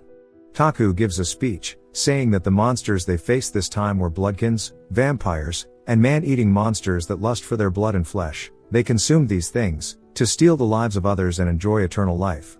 Their soldiers fought bravely against these terrifying monsters. They didn't fear losing their blood and flesh, nor did they shy away from death. As a result, they were able to do their duty to protect the city. Everybody begins to slowly clap, and they thank the fallen soldiers for their bravery, and the soldiers standing before them for protecting them. Taku says, unlike those monsters, as humans, they cannot enjoy eternal life. Their lives are short, and they bloom like flowers, but they wither like them as well. This saddens him heavily. However, despite the sadness, he is not envious of immortality. Humans who fight against evil, even when coughing up their own blood, are far more beautiful than monsters who flee from death and swallow the blood of others. That is what he genuinely believes. All of the soldiers who died in this battle fought with honor. They faced their lives head-on without running away. They fulfilled their duty to the best of their ability. They should all fight as well, fight against life, facing it courageously. Live with all of their might for the sake of those who were buried. Enjoy the world, and find their purpose, and succeed. That's what those who sacrifice their lives want them to do. They will now have a moment of silence for the brave souls who fought with everything they had and have now passed on. He would like to speak to all of the soldiers who were on the front lines this time. Do not feel guilty for being the ones who survived. Their comrades do not want them to think that way. Survivor's guilt is the most common burden for those who make it through battle. Taku, as well, has spent sleepless nights these past few days. He continues his speech, saying they need to focus on what they must do together now that they have survived. It was a hard battle, and he thanks them all for staying alive. The men raise their guns up into the air, and Taku thanks them all once more as the shots can be heard. It jumps to a tree with 2 gravestones, as Body Bag greets Taku, and he says he is sorry about Old Girl and Skull. Their code names are inscribed on their gravestones instead of their real names, and it pained him to see this, but it is characteristic of the Shadow Unit. Godhand says that these special agents are not typically buried in graves, and upon death, their bodies are disposed of, and all traces are erased from this world, but thanks to his grace, they are grateful they were able to give proper graves like this. Even at the funeral of their comrades, the 3 were completely expressionless, as if they had shed all their tears over the past 4 days. It felt as if they had forced themselves to stop grieving, and that saddened him. Taku tells them all to come to his manor this evening for dinner, and they will discuss the next defense strategy. Back at the normal graveyard, Evangeline is bawling her eyes out like a child, and Taku says it seems like she is very upset. Lucas says it is because she accompanied Dion's squad to the dungeon as well, and she must have gotten really attached to them. Taku says he completely forgot that he sent her on a free exploration with them, and at first, she resented them for defeating her in the arena, but she grew attached to them. Lucas says that he will see him at the dinner meeting, and he will calm Evangeline down, and bring her with him. Taku thanks him and tells him to make sure to bring Lily as well. He took one last moment of silence for the mercenary squad, memorizing their names one last time before leaving the area. He approaches Damien and Margarita. Margarita asks if she has to attend the meeting as well. Taku says of course. Once she is in his party, she can never leave. Damien asks if he should bring the 3 old-timers, but Taku says no, as the 3 old-timers survived due to their strong vitality, but they won't be able to fight ever again as each and every one of them lost their arms and part of their eyesight. After their retirement, he will support them, even if he has to pay out of pocket, but either way, they can't be in the next battle. He looks around for Juju, saying that he has an idea of where she might be. He goes to the inn where he first met Jupiter. It shows Juju opening her door, and she enters the room, saying that she needs to clean up. Jupiter's belongings were minimal. 3 military uniforms and 1 coat, 2 pairs of boots, 2 pairs of gloves, 4 bottles of alcohol, and 5 packs of cigars. Juju asks, even as a wandering mercenary, how does she manage so little? She spots a bag by the bed. She wonders what it is, and then she opens it, realizing it's the letters that she sent her. She begins to read them, saying that most of them were about how the money wasn't enough, and how the debt kept growing due to the kids' medical expenses, and how hard it was to get by on what Jupiter sent. But they always end with, I miss you, when are you coming? I hope it is soon. As the letters became more recent, the last line gradually disappeared until there was nothing left but demands for money.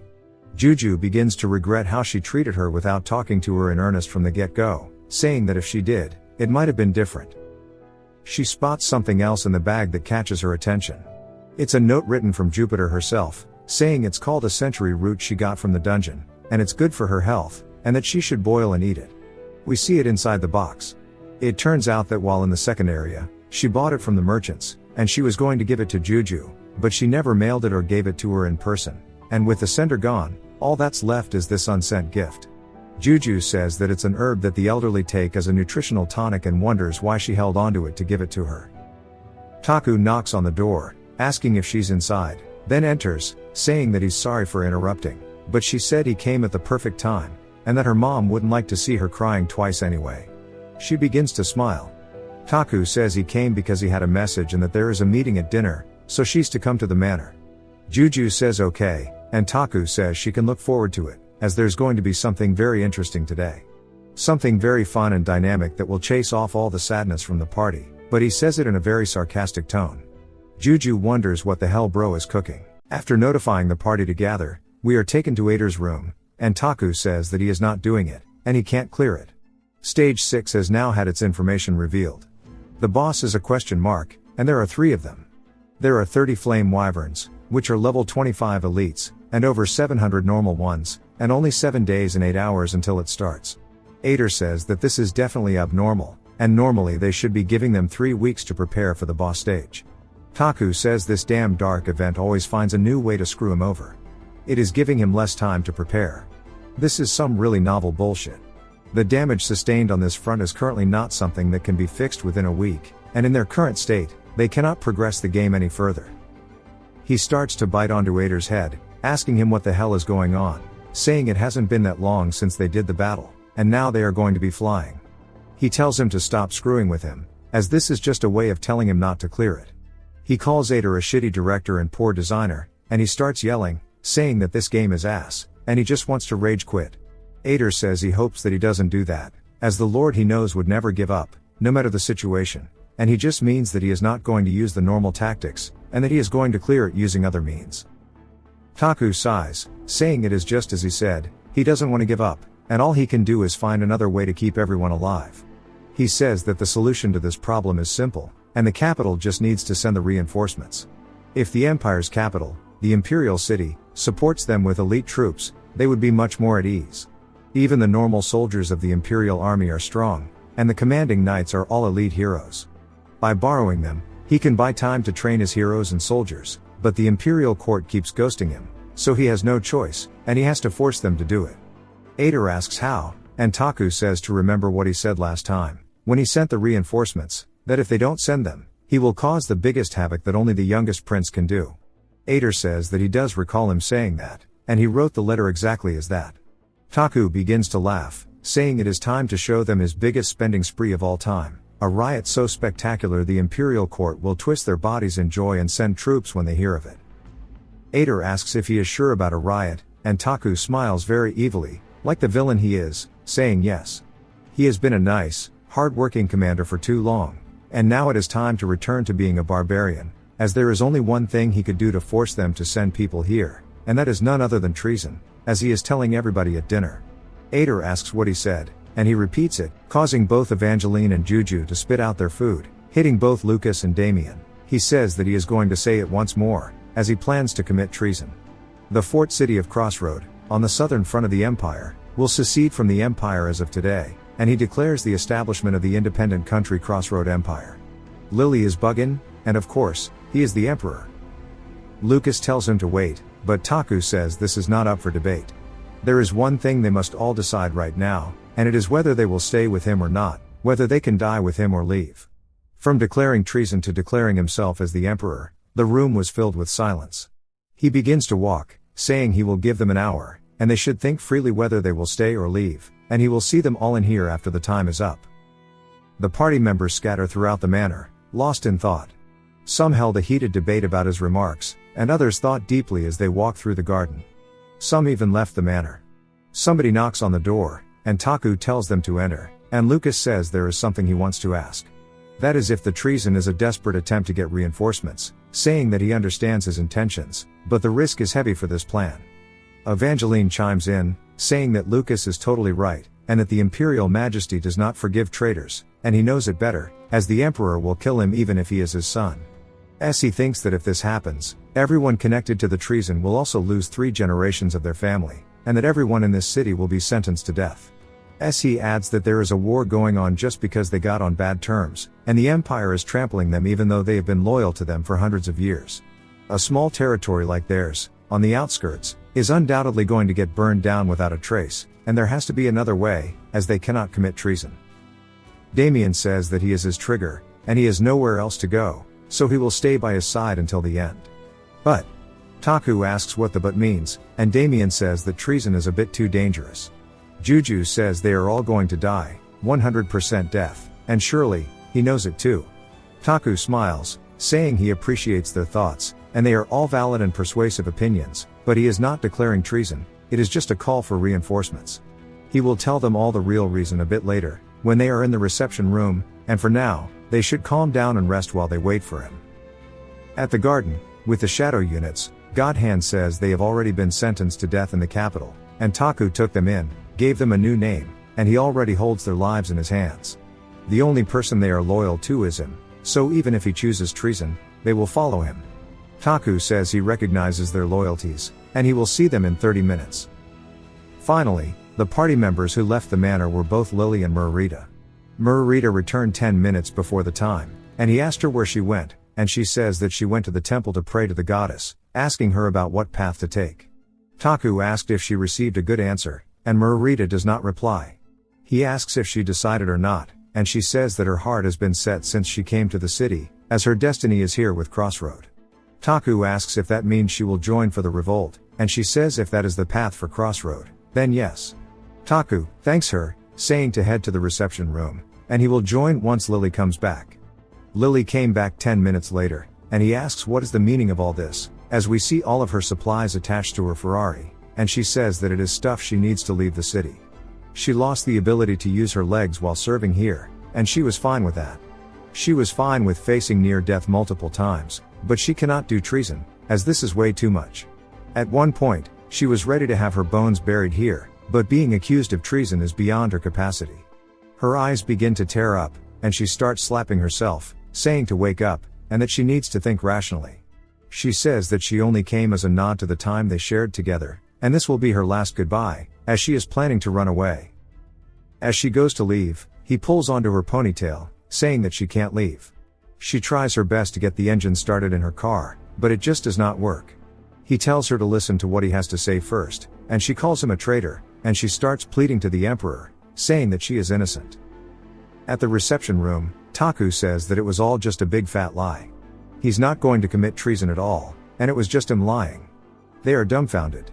He says of course if he revolted, he could bring the army here through aggression, but it's as they pointed out. Even if they used them to stop the monsters once, all options after that would burn into flames, and he would be captured and executed, and this place would be burned down. He never even considered this option in the first place. Now they must be curious as to why he mentioned it to begin with. There is a simple answer for this. There is a spy here in the city. It is a dog of the imperial court that is reporting every little move to the capital. That was a show to bait the spy, and that spy took the bait loud and proud. Lucas asks where the spy is, and Taku says they are here with them all. They are sitting with a calm face among them. And he asks them if they know who the spy is. We got a flashback to a little bit before the start of stage 5 at the Lord's Manor. Ader tells Taku that he thinks he should see this. We see a video of Godhand on the corner when he was talking to somebody. Ader explains that he's using the remaining resources in the system to keep an eye on people. Today, he captured this moment. Taku explains that the 8th team of the Aegis Special Forces was made up of only elves. They were death row prisoners sent from the capital, which is stuff that we had known beforehand. But after recruiting them, the existing party members were anxious and couldn't trust them, so Taku ordered Ader to keep an eye on them just in case. But they were loyal and earned everyone's trust by putting their lives on the line in battle. They were completely fit, and with the monster front, they were no longer known as the 8th team of the Aegis Special Forces, but the Shadow Unit that's under his command. And he also came to trust the Shadow Unit completely, to the point where he forgot that he ordered Ader to keep an eye on them. But then this was spotted. Godhand is telling somebody that it's risky to come to the front, and thinking of doing this, the connection between them will get caught. We hear a very familiar voice saying that everybody in the city is busy preparing for the battle tomorrow anyways, and they won't care about someone like her. It's none other than Murrita, asking what they are going to do, as the mission she got from headquarters was just to keep an eye on the city's atmosphere.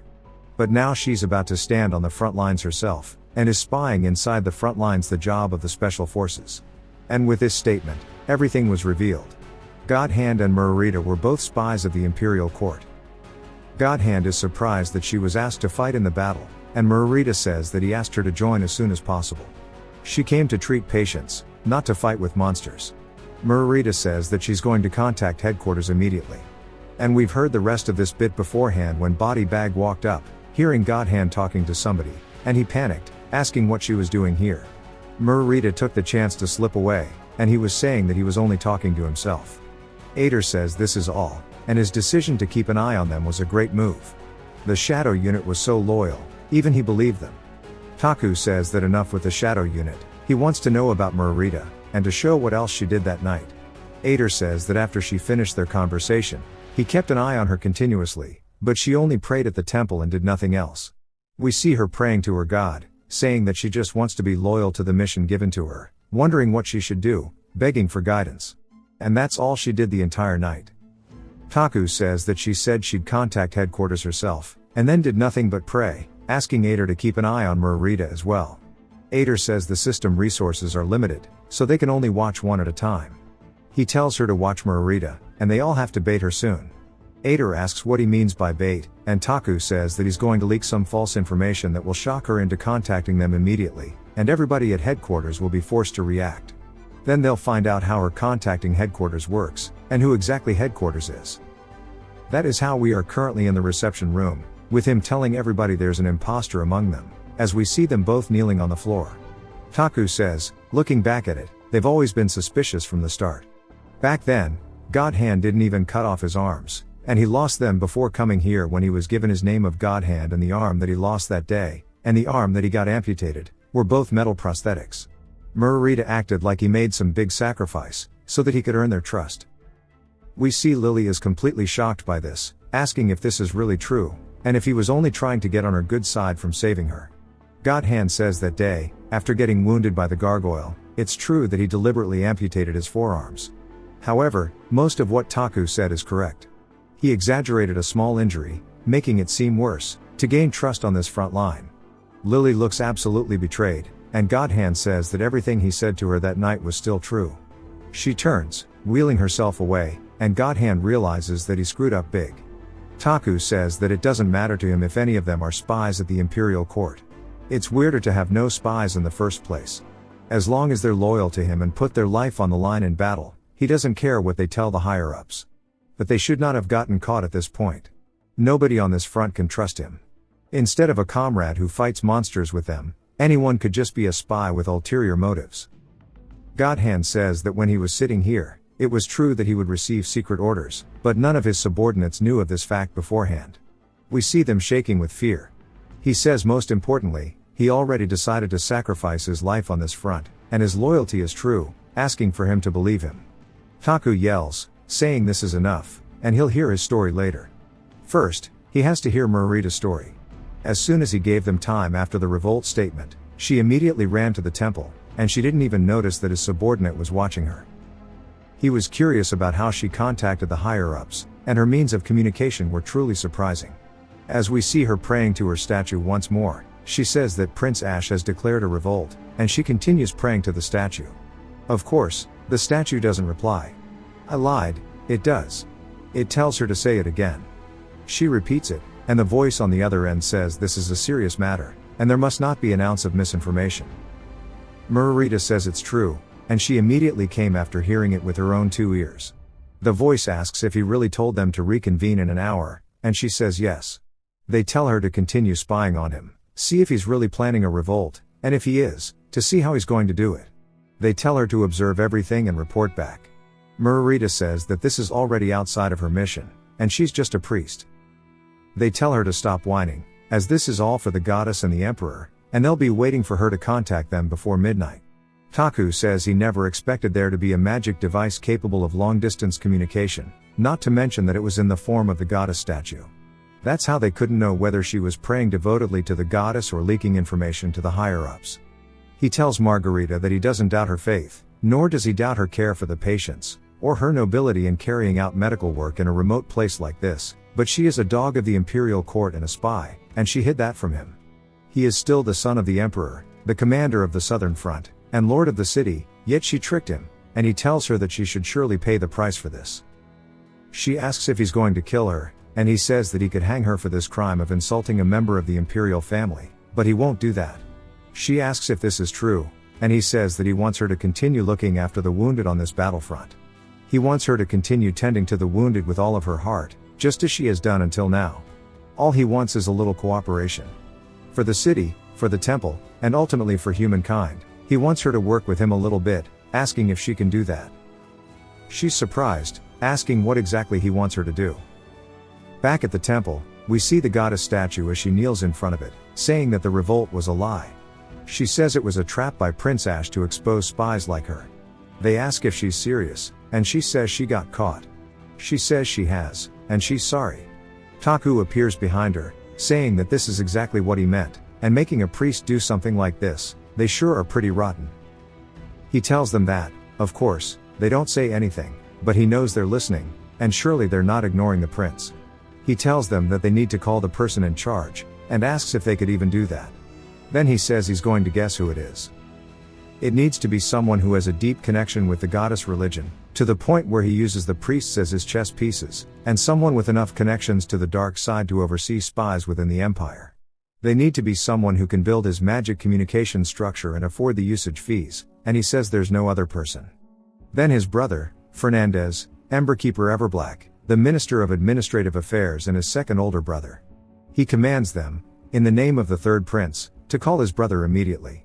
The statue starts to make a ringing sound, and then we hear a voice asking if they can hear them. Taku says that breaking through the crackling, poor quality sound, it was a pretty sweet and beautiful voice. It was his first time hearing it, but he instinctively knew that it was the second prince, Fernandez. He finally gets to speak to this bastard directly. Taku sighs and says, "Yo bro, it's been a long time." Of course, he's never met him before, but he wants to act friendly. He says it's been a long time since he's heard his voice, and this is great, as it must be nice to hear his voice as well. His brother says that communication magic has the risk of being wiretapped and replaces names with code names. Taku says, "My ass," and asks who the hell is going to eavesdrop on a goddess statue communication tower. He just put this here to keep an eye on the region, and he just wants to talk comfortably. We see his brother, Fernandez, sitting in his office, listening to this, and then he lets out a sigh, saying it's been a while, asking if he really managed to sniff them out. This is the first time he's been caught so clearly, and as the leader of the dark side, this is pretty embarrassing. Taku laughs, saying that he's really happy he gets to talk to him like this, and he wants to communicate more often, asking if he's eating well, and if his face is still healthy and shiny. Taku explains that Fernandez is a game character who only appears in the settings. He's never seen his face before, but he's just saying whatever Ash might say. Fernandez asks if he knows how much it costs to even use this magic for 1 second, saying it's not meant to be used for casual purposes like this. Taku says he has no clue, and what's important is that he's not the one paying, which is why collect calls are good. Fernandez asks what he means by collect calls, and of course, it's a thing that even people on Earth don't use anymore. He says he needs to say what he has to say, because he's busy. Taku jumps to the point, saying that he planted a spy here, and they got caught, yet he doesn't even sound sorry. Fernandez asks why he would be sorry in the first place, as it's for the well-being of the imperial court and the empire. It's only natural to become thick-skinned in a position like this, saying surely he's the same. Taku calls him shameless but says he'll cut straight to the chase, and he wants him to send reinforcements within this week, or else the southern front will be destroyed, and the monsters will begin their invasion of the empire. Fernandez asks if he really did all this just to get reinforcements, saying that he's a really dramatic commander. Taku says that someone kept denying his request, so he had no choice but to get dramatic, and he starts laughing, saying that he's really struggling down here, telling him to send some soldiers over. Fernandez says it's difficult to send reinforcements because they're still at war with the Bringer Principality. Taku says that he thought they burned down the entire territory and captured their capital, saying surely it's all over. Fernandez says they have to get rid of every last drop of the dragon's blood to guarantee the welfare of the empire, and that is at least what their father decided. The bigger danger to the empire lies to the west, and he hopes he understands. Taku says that he has no choice but to use a different strategy, and since the Everblack Empire, which took over half of the world, can't lend any reinforcements, there's only one thing they can do, and he'll borrow from the other half. Fernandez is shocked, saying that surely this doesn't mean what he thinks it does, but Taku says it does, and he's going to gather the remaining soldiers from other nations that their empire destroyed and bring them to the southern front. He tells him that it's pretty surprising that the Bringer Principality, just 3 days away by foot, and to the people there who lost their capital and are actually fighting a difficult battle, someone with money and military power might coincidentally provide them with a comfortable resting place. Fernandez looks pissed, and he can't believe that he's being toyed with like this by his little brother. Taku says of course he's not going to start a revolt. Instead, he's going to bring down the precious project the Imperial Court has been working on for years, and that is the destruction of the Bringer Principality. Rather than a rebellion that can be easily suppressed, the outcome is a much more painful loss to the court. Fernandez goes to tell him that this is a very severe punishment, and Taku says that he's going to die anyways. And he knows that his brother is trying to find the queen right now. Fernandez freezes up, and Taku says he knows everything. He knows that the dragon lady escaped the capital, and that there is currently a search happening all across the principality for her. The current Duke of Bringer, the descendant of the last fire dragon, the dragon lady, etc., she's got a lot of nicknames. The queen currently has knights under her command and has safely escaped the capital. Fernandez asks how he knows all this, and Taku smiles, saying it's because the first important choice in the game is whether to be allies with the queen or not. You can select the path of accepting her or not, and you can recruit her and her party as allies. They're not sending reinforcements, so what choice does he have? He's got to side with the other people who understand his situation. Taku says that refugees, soldiers, and so on, everybody who lost their country to the empire and continues to wander around without a home, these people don't make up a small number on the continent, and he will bring every one of them to the southern front. He'll make a scary group of outsiders, and since he's already been kicked out of the capital, he'll gather everybody who has hatred for the empire in one place, and this is a pretty beautiful picture. Fernandez tells him that's pretty much treason, and Taku says that it's completely different. He agrees it might look that way, but strictly speaking, this is not treason. That's because monsters are a natural disaster. He says the Imperial Court is not sending him reinforcements, and that can be seen as a surrender of control. So to face the natural disaster, he is simply gathering nearby forces. Fernandez tells him that's completely unreasonable. Taku says that if he wanted him to say something reasonable, he should have put him in a reasonable situation. For a government to demand loyalty, they should also maintain some morality. The government doesn't even protect him, and now he's fighting for his life. He's tired of hearing the bullshit about treason. He tells his brother to make his decision. Either he opens the way for the Queen of the Bringer Principality to escape to the south, or he sends a handful of reinforcements here. He tells him to choose wisely, as south and west don't lose both rabbits. Not sure what this means, probably a saying somewhere. Fernandez asks how many reinforcements he's asking for, and Taku realizes his gamble worked.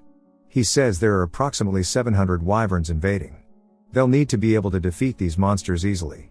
Fernandez continues asking how long he'll need them for, and Taku says for the next 5 defense battles. Fernandez says fine, and Taku smiles, saying he should have acted like this earlier, and though he did act strong, he was pretty nervous. Fernandez asks if he's satisfied with this, and Taku replies, saying it would have been better if he had just sent them earlier, but at least he's sending them now. Despite getting the reinforcements via threats, they'll be stable for a while. Fernandez says he's going to have to pay a price for his arrogant words, and although it was reinforcements, he said too many things he shouldn't have said as a prince, and he wants to talk face to face soon.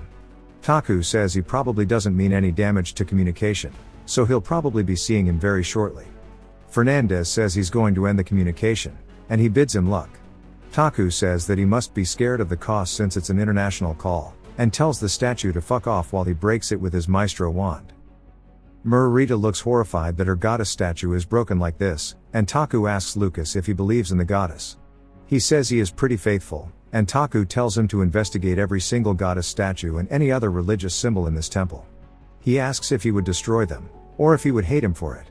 Lucas says of course not, and to him, there is nothing higher than the command of his lord.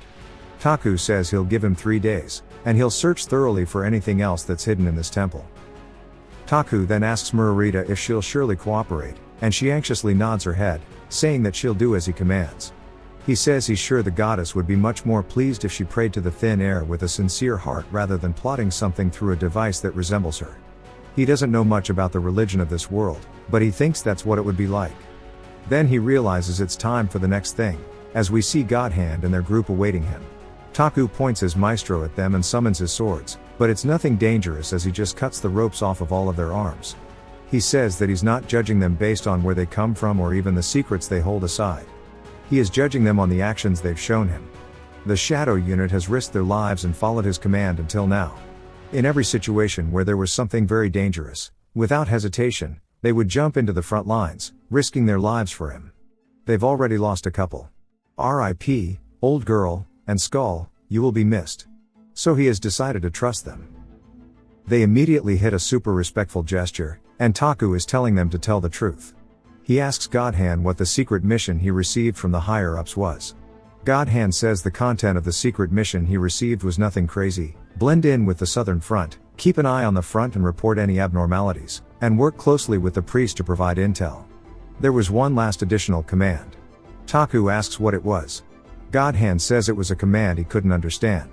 It was to keep an eye on the Lord's second, Aether. Taku is a bit surprised by this, wondering if they know that Aether is related to the system of this world. He asks who gave that command.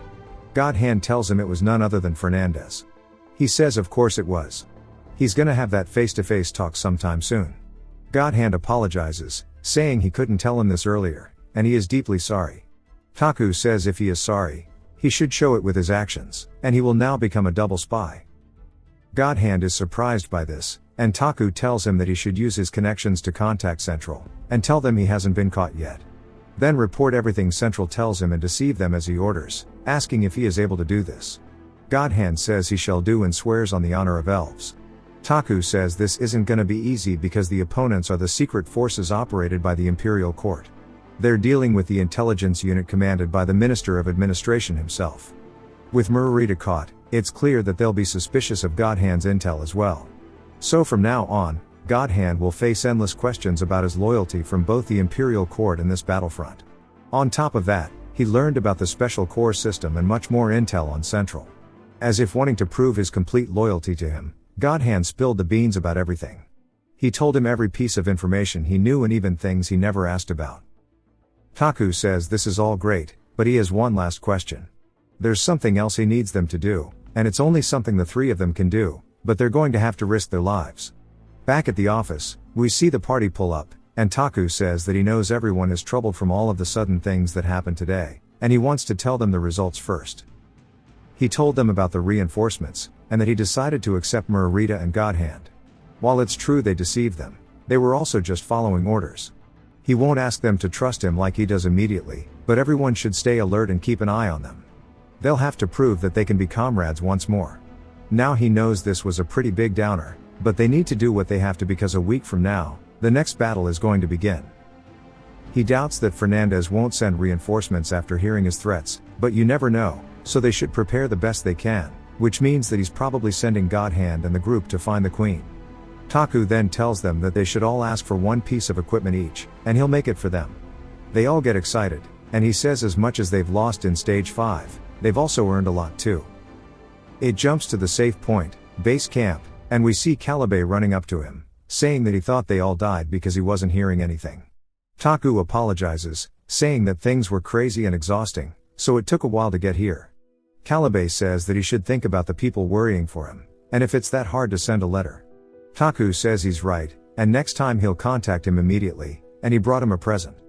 Calibe asks what he could have brought that makes him so smug, and then he looks down at it, surprised to see a coffin in front of him. Taku says he's kept his promise, and Calibe asks if he's sure that bastard is dead. Taku says yes. As he opens the casket, we see Celine's corpse inside of it, and Calibe says seeing this vampire bastard laying in a coffin, he can't tell whether he's dead or just sleeping. Calibe takes the coffin and starts walking away with it, and Taku asks what he's going to do. Calibe says there's nothing to do. It's not like he has a creepy hobby of playing with corpses, and there aren't any useful ingredients he can harvest from the body. He puts it in front of the fire, saying he's just going to burn it. So he starts to sprinkle something atop it, which might be his brother's ashes, I'm not too sure, and then he starts to push it forward into the furnace until it's completely gone.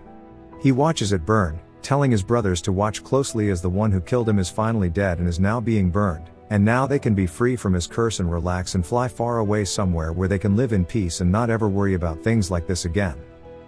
As the fire is roaring, we hear water drop on the floor, and Taku asks him if he's crying. Calibe tells him that it's because it's hot, and is making his eyes water and to stop bullying the elderly and show the items he's got this time and to take a look. He shows all of the monster cores, and Calibe laughs, saying that they sure have given some great ones, and he holds Celine's, saying that he can make a nightmare slayer with this. Taku recalls Celine smithing something similar too, and he asks what exactly it is. Calibe asks what you call a weapon or person who has slain a dragon. Taku says of course it's a dragon slayer, and Calibe says exactly. Now if you change it from a dragon to a nightmare, that's exactly the same thing, and that is what a nightmare slayer is. These things have powers that are different from the other equipment. In the game, they're just good boss equipment, but here they're so special they even get a grand name, and Taku says that if he could get another piece of equipment that's as good as the Black Queen, this would be awesome. Calibe says there's enough darkness to match the power of the equipment too. Taku asks what he means by darkness. Calibe asks if that sniper kid has been shooting all this time without knowing. Taku has no idea what he's talking about. Calibe says the more you kill something with the Nightmare Slayer, the more the nightmare within the weapon awakens. Taku asks what happens when it awakens, and Calibe says that's up to the nightmare. It could allow the user to access its power, or it could swallow the user whole, as we see Damien polishing his gun. Taku kind of stares at Calibe, wondering what exactly that entails. We see under the Black Queen that Damien is using, there are actually more options. If he kills 3 more enemies, it will now be unlocked. Taku says that he thought they were just extra options, but that's what the question marks meant. If he hadn't learned this now, something bad could have happened to Damien, and no wonder it seemed overbalanced for this point in the game. He should just use it 3 more times and then stop. Calibe asks if he's going to make it or not. Taku asks what he means.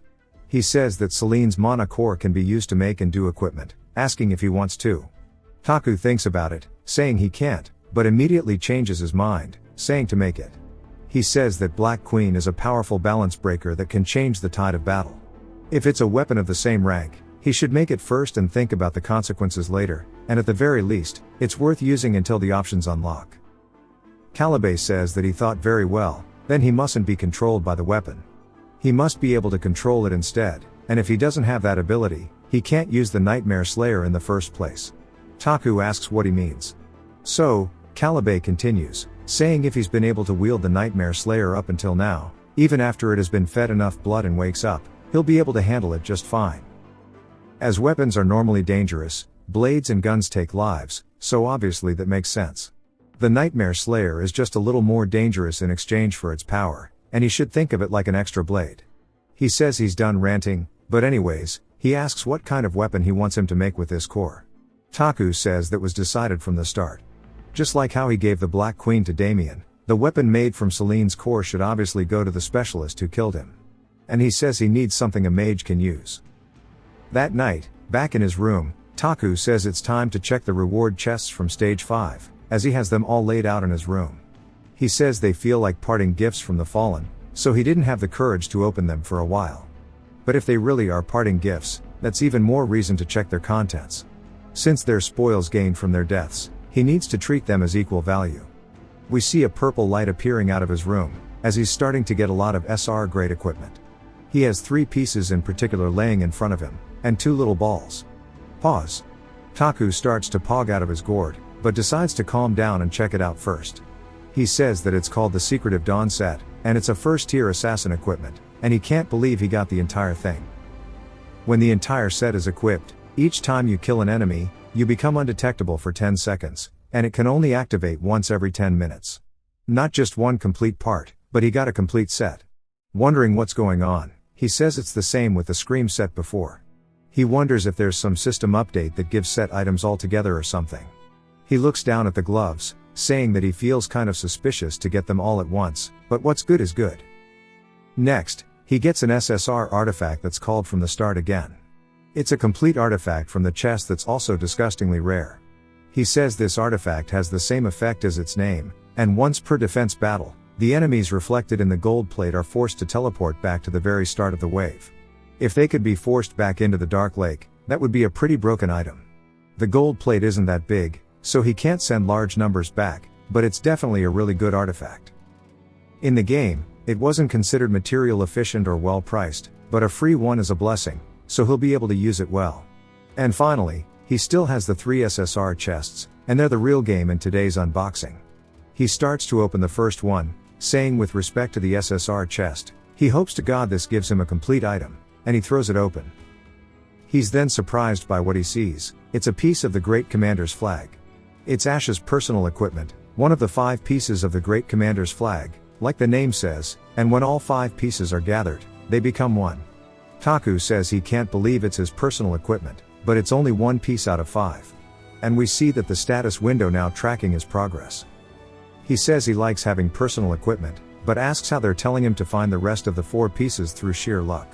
Most personal equipment is tied with that character's story, so they normally have a clear farming location, but Ash is a good-for-nothing character and has to rely entirely on luck to find it all. Taku decides it's whatever, and he'll think about it later. Then he opens the next one, hoping to God he gets a complete item, only to see something called the invisibility cloak. When equipped, while undetected by the enemy, it puts the user in level 3 stealth state. Stealth can be exposed by high-level detection magic, and when it's broken, all enemies within 15 meters will look at him, but it only has a durability of 3. He says he'd never seen this before, and it seems more like an everyday use item. For an item like this with a lot of variability, it's better for him to test it first, and then he says it's time for the final chest. He sighs, hoping that this one's better than the rest. It starts to shine hella brightly in his room, as if the sun came out, and he starts screaming, saying he actually got it, and the Karma Eater finally appears. The Karma Eater looks pretty good, and it's made for someone who strives for moderation, light and dark, chaos and order. It swallows anything fallen on one side and converts it into power. Its sword aura is also produced by expending disposition points, and sword aura multiplies the weapon's magic damage by 2, and when the disposition points hit 0, the aura cannot be used. He explains that rather than the Karma Eater being used as a weapon in the game, it's mainly used to save characters who choose the wrong disposition, like a paladin that got stuck with negative traits and went to the dark side, or a necromancer that got blessed and became full of light. As you play the game, you sometimes get those doomed characters, but with the Karma Eater, you can control their shitty stats. He starts talking about some human dispositional traits, such as Beastify and Sanctify, and he says either throwing away humanity and walking the path of the beast, or over gaining humanity and gaining holiness and ascending. Both paths give up being human. But they're just going to use this to control stats anyway, and it's perfect that this came, because now that he has the Karma Eater, he'll cut down the Beastify levels and make sure that Lucas never uses it again. He doesn't know what the future holds for this battlefront, but he'll make good use of it for now, and the hard work everybody earned with their lives will not be taken for granted. He heads out to the castle wall the next day, saying he decided not to embark on free exploration before the next defense, as the wounds from the previous battle haven't even been healed. They haven't fixed the broken equipment either, and they decided it would be too much of a burden to go on an exploration with the time they had left. So the plan is to make sure the party members all rest, fix broken equipment, order new equipment, and repair the walls and artifacts. We get a 4-day time skip, and we're now at the Crossroad Temple. Lucas approaches, and Taku asks what's up. He says that he's scoured every inch of the temple, but aside from the statue of the goddess, nothing else is used for spying. Taku says he understands, asking about Margarita, and he says after that day, she stayed in the priest's office, and he's kept a close eye on her, but she hasn't done anything particularly suspicious. But there is something odd. Taku asks what it is, and he says that she keeps drinking alcohol, and she keeps muttering words like, "Why does her life have to be like this?" And we see her slamming back drinks, absolutely sloshed in her room. A little later, we see Taku handing Lucas his present, and Lucas says that he can't believe he's receiving another sword, since he just got the Star Silver one. He says he'll use it well. Taku says it's a sword that will calm his Beastify, and he doesn't know why he dabbled in that power, but he shouldn't use it again, and he's strong enough without using it in the first place. Lucas says that he isn't, and he needs to get stronger to protect his lord, so he'll do whatever he can. Taku taps on his chestplate, saying there are ways to get stronger, but he wants him to take a more righteous path. Even if it's slow, he wants him to advance rightfully, and he appreciates his efforts to protect him, but he doesn't want him to throw himself away for that. He wants it to be a promise. Lucas is surprised and bows, saying that he will engrave his words into his soul. Damien then makes his appearance, and Lucas explains that Damien has helped him for the past 3 days, and the search was much easier thanks to his eyes. Damien says that he wanted to show that this temple is a holy and good place. It's a shame what happened to Margarita, but the other priests are putting all their efforts into healing the wounded soldiers. He goes to talk some more, but Taku says he understands and gives Damien a gift, saying it's equipment that can hide him each time he kills an enemy, and to use it well. We see it's the cloak, and Damien is surprised, asking if he's really allowed to use something so good. Taku says of course, because he's a cheat character, and he has to use the best equipment out of all of them. After that, he also told him about the truth with the Black Queen, and that he should only use it 3 more times, and after that, it is banned. Damien says that he'll keep that in mind, and Taku says if he knew he'd like it so much, he would have gotten him some defense equipment sooner. But anyways, it's time for him to go and pay Marita a visit. In her office, we see wine bottles on the floor and half-smoked cigars. She says all she wanted to do was heal injured people, and that's because she believed it was the reason the goddess had given her powers to heal others. Taku sees her laying there on the floor, and she continues, saying that the Grand Temple suddenly promoted her to the head priest and deployed her here to Crossroad. She came to heal people, but they forced her to be a spy instead. Then she was suddenly forced to fight monsters on the fort wall. Taku calls out to her, and she continues bawling her eyes out, saying that she got caught spying, and everyone looks at her with suspicion. She is so mad, saying that she can't do this shit anymore, calling everyone from Central a bastard.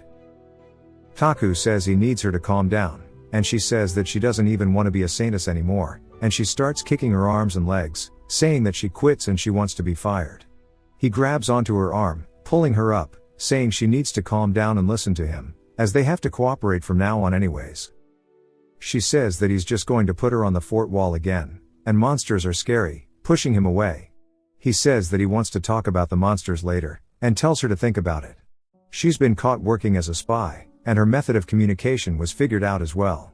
If anything, the Grand Temple and the secret forces are all in shambles, and the entire priest spy network throughout the continent is under scrutiny. The secret forces could be uprooting the entire spy network they've built so far. We see her absolutely shocked that she didn't even think about this, and Taku says this is all because he caught her, and he wants her to think about if the secret forces would really let her off the hook for this. She asks what's going to happen to her now, and he says in the worst case scenario, she disappears without a trace, so he's just letting her know that they're in the exact same boat now. Poor Marita is being lied to. She falls to the floor, and he continues, saying that since this is the state of things, he wants her to join his side fully. She shouldn't work for Central or the Grand Temple, but for him, the third prince, and he'll make sure to keep her safe. If anything, he makes sure to take care of his people. We see her crying her eyes out even more, and he asks her what she thinks. Of course, she says it's not like she has any other option. He says she was always his main healer in the game, and they did have some bumps along the road, but he can't wait to work with her again. They cleared a lot of the internal stuff, and they continue to prepare for the defense battle. Time flew by, and we get a whole other 4-day time skip, and it's the morning of the defense battle. Taku looks along the battlefield, and he says they prepared as much as they could in 1 week, but it was not enough time, as everyone still had some minor injuries. The requested equipment was still in the works, and the repair of the fort wall was incomplete. One of the scouts spots something as the monsters are on their way in. Taku says that of course they wouldn't care about their situation. The scouts yell, saying that the wyverns are coming, and Taku asks what about the reinforcements from the capital. Lucas tells him there is no news, and Taku says that regardless of their reinforcement size, if they come over land, there's no way they won't be spotted by a scout in the north, but there's still no sign of them. He starts to get pissed, saying it's all because of those Central bastards and his brother, and he wonders if he lied about the reinforcements, and if he's going to screw him over like this. Wyverns are often monsters that are called half-dragons. They are degenerated dragons, but as descendants of dragons, they have high magic defense and shoot fireballs. They have flight, ranged attack, and of course, just really good magic defense, making them a straight triple threat. The only ones leading them are 30 flame wyverns, which are way bigger in size than the other ones.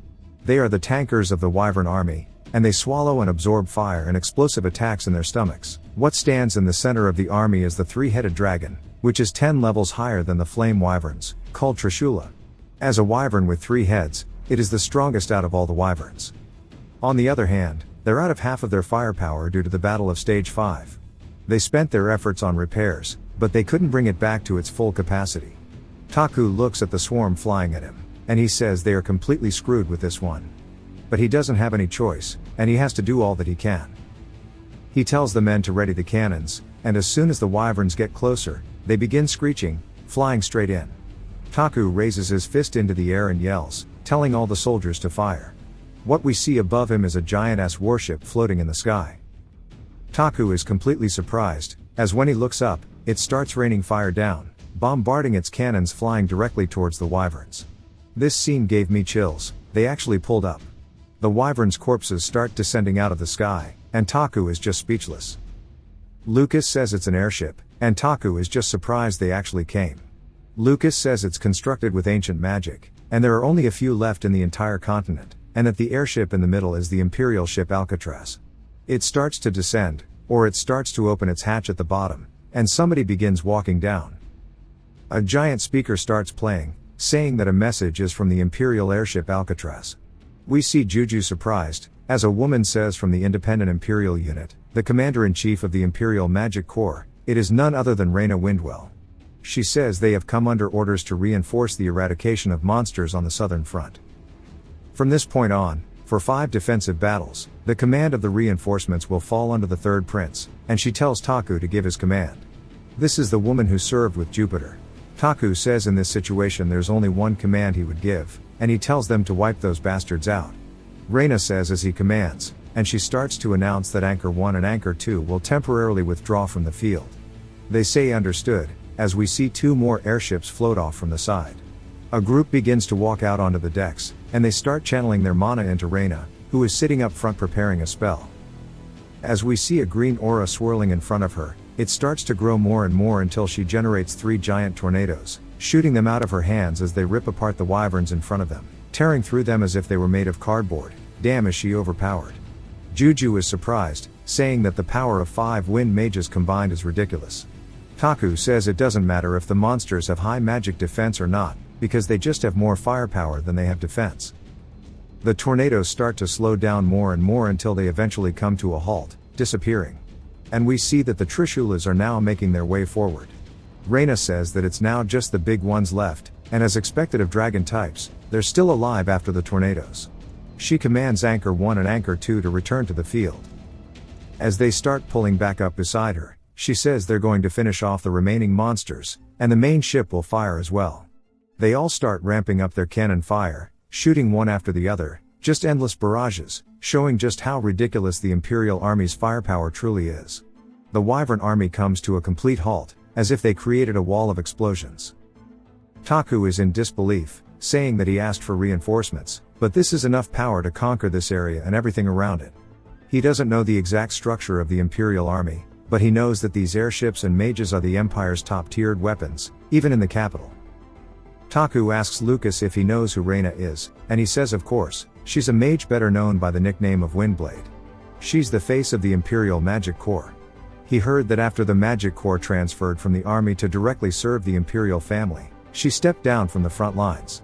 Taku asks if that seems like the power of someone who's been away from battle, wondering if she's been doing something secretly, as everybody in the Imperial family has shady shit going on. He then asks Juju what's wrong, as she's been acting strange for a while. She says it's nothing, it's just that human fate can be so ridiculously persistent. Taku asks if she knows her, and Juju says just a little bit, but that's all it is, very little. We then see Trishula's corpse on the ground, broken into pieces, and with this, stage 6 has been cleared, and it took them literally no time whatsoever. Glad nobody had to die with this one. The airships now finally start to slowly descend, right on the front lines, and Taku and his men step out to greet them. It starts to lower its ramp, and as they begin marching out, Reyna starts to approach Taku. She says that she wants to greet him again, and it's an honor to meet him, and he says it's an honor to meet her as well. He then says that the scale of the reinforcements is much larger than he expected, asking if the Imperial Court was always this generous. She says these people are not reinforcements, and the official reinforcements of the Imperial family were 5 officers, including her, and 50 soldiers. He asks what the rest of her buddies are going to do, and she smiles, saying that he already knows that His Imperial Majesty has commanded that he immediately return to the capital, New Terra. These people were sent to escort him back to the capital safely, and Alcatraz was sent for that very reason. He is curious about why his father summoned him, asking if she knows why. She says that His Majesty misses his son, asking if there is any other reason. Taku says that he has been living in seclusion in that palace, and he wonders if his father truly summoned him or not, or if someone else in the palace used their father's name to summon them. She says that she is just a dumb soldier, so she does not know, and she only follows the command that was given to her. She tells Taku to go ahead and step aboard because traveling on Alcatraz is very comfortable, and she assures him. He starts to think about it, and she can tell that he looks a bit hesitant, and she walks forward, saying that he couldn't possibly be considering defying his imperial summons, asking if she is wrong. The party members realize that this might be a little bad, so they ready their weapons, each and every one of them. Damien got the blicky. Reina's soldiers start to charge forward, and it's coming to a complete Mexican standoff, with everyone ready to throw down. Even the soldiers are ready with the cannons, and Reina looks down at Taku, saying it must deeply pain his imperial majesty how much his beloved young prince won't listen to his orders. The battlefield comes to a complete standstill, and it's really silent. Reina then says there is no need for this, and they are simply soldiers sent to escort him back to the capital safely, and they have no intentions of harm. If they did have any ill intentions, they would have burned this place to the ground while they were in the airship, leaving them unable to do anything. In this fort, the people here would have turned into a pile of ash already, and they are on his side. They are both citizens of the same empire, and they serve the same emperor, so he should tell his subordinates to withdraw their weapons and come to the capital under his majesty's command. The problems within the imperial court should be solved at the imperial court. Taku sighs, telling Lucas to put his weapon down and that everybody should step back. As we see Juju and Damien do so. Reina then yells, telling her men to do the same as this is insolent behavior towards His Highness. Her knights sheath their blades as the soldiers point their guns down. Taku then says that she is right. If his father says that he wants to see his adorable son, there is no reason to decline. She says of course, and he tells her he will go to the capital, however, he would like to have a day. He is still the commander of the Southern Front, and if he disappears all of a sudden, it will greatly affect the management of this front, and he wants to at least leave behind some orders to make some arrangements, asking if he is allowed to do so. He says he thinks his father would at least allow him to do this much, and she says she doesn't see why they can't wait a day, and they will leave tomorrow at noon. He thanks her, then heads back to his estate, and he starts telling everybody that because his brothers said they'd see each other soon, he thought he was going to get tied up and forced to go back, but thankfully it didn't get to that point, and at least they sent an airship over for him to ride on, and that it sure is nice to be of royalty. He tells them not to worry too much, as Reina said if they wanted to kill him, they would have already done so, and he also has a lot of things to ask Fernandez when he sees him. He would have gone to the capital at some point anyway, so he might as well go there comfortably in an airship. Lucas asks if it will really be okay on his own, saying that he should tag along. Taku says that a prince taking an airship to the capital does not need a bodyguard. At this point, a bodyguard will not change his fate. If the emperor wants him to live, he will, and if he wants him to die, he will. More importantly, he can't weaken their forces here, and he tells them while he's gone, he's going to give each of them an order to do. Firstly, Lucas is going to fulfill tasks as a proxy commander. He knows all the tasks that he does, so he trusts him. Lucas is the main character from the start, and originally he was supposed to be the commander here, and he'll do well even if he's gone. No one else but Lucas can do this role. The reinforcements are the 5 officers, including Reina, and 50 soldiers. There aren't many of them, but they are the cream of the crop, and if he uses them well, they'll be able to carry out the defense battles easily, and Lucas will be able to do it pretty well. Lucas looks overwhelmed, saying that he understands, and he'll do his best not to worry him. Again, he's making a puppy dog face. It's finally Evangeline's turn, and she seems really excited for her role. He says that she needs to assist Lucas, as she is the heir of the front count position. Crossroad will be her land in the future, and it'll be good for her to become familiarized with the commander's task. She says that he can trust her, and she'll make sure that she'll deal with the whining Lucas. Her eyes then start to light up. She says that when he goes to the capital, there is a small dessert shop next to the Imperial Academy dorms, and she would like him to buy her a gift set there. After graduating, it's been stuck in her mind because of how good it was. He can't believe she's sending a prince to do errands, and then tells both Damien and Juju it's their turn. Since Damien has good eyes, he needs to keep an eye on the people who came as reinforcements, and if he notices anything suspicious, to tell Lucas. And Juju needs to be careful of Reina, because she's a powerful mage, and if she starts scheming something, she's the only one who can stop her. Juju says she was thinking of keeping a special eye on her anyway. Then he tells Lily that while he's gone, she should join the main party and support Juju. She says of course, and after they exposed the spies last time, She's been looking really depressed, but right now, he doesn't have time to look after things like this. Then he sets up the main party, and you can see it for yourself here. He tells Godhand and the rest that they need to complete the mission he assigned to them before, asking if they could do that. We get a flashback to when he says that he assigned them a brutal mission, and it's not an easy one, but it's necessary to pave the way for their future. Godhand says that he'll risk his life to succeed, and Taku wishes him luck. He says finally it's time for Marita. She looks depressed as hell in the corner. He says in each defense battle, she needs to participate with the party, but she can't move around to the front and just heal. He says she looks really rough, and he hopes her mental state resets. This might be obvious, but his role here was huge. By the time he assigned parts of his job one by one and left documents as guidelines for the future, time had already passed, and we see Ader working away at a desk. Taku says the secret mission Godhand got from Fernandez was to keep a close eye on the Lord Secretary, Ader, and he wonders how much of his identity Fernandez knows. But before that, he wonders what Ader's real identity is. He said himself that he's the director and hence somewhat a god of this place. But what exactly is a director? He asked him to reach the true ending in this world, and yet he has not said a word about what the true ending is or how to even reach it. He just watches from the side, and he doesn't even have the mind to think about the true ending, because he's busy fighting for his life in each and every battle. He wonders what the hell Ader's real goal is, and if he'll be able to find more about it when he meets Fernandez. He calls out to him, and Ader replies. Taku just blatantly asks if he's on his side or not. Ader says of course, and he's completely sided with him. Actually, it's more accurate to say that he's going all in on him, so rather than same side, it's more fitting to say they have the same destiny. Taku thinks about it, and says he's sorry to Ader, but he doesn't really care about the true ending. Whatever ending this world faces, he wants to protect his people, and that's all he wants.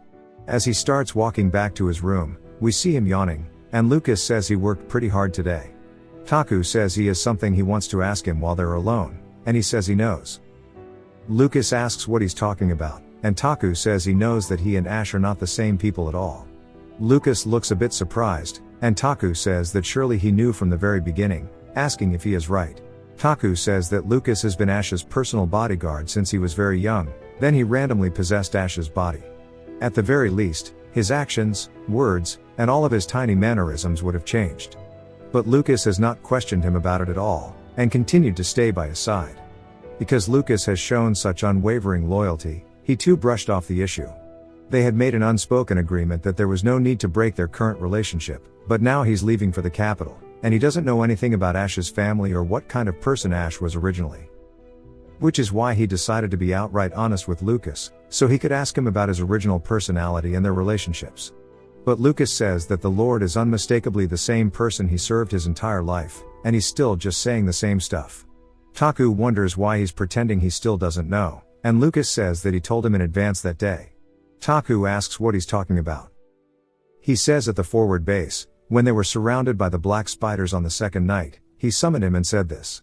He called him bodyguard and said, "Tomorrow, I'm gonna start acting like a different person, but even if that happens, no matter what I look like or what I do, I am still me.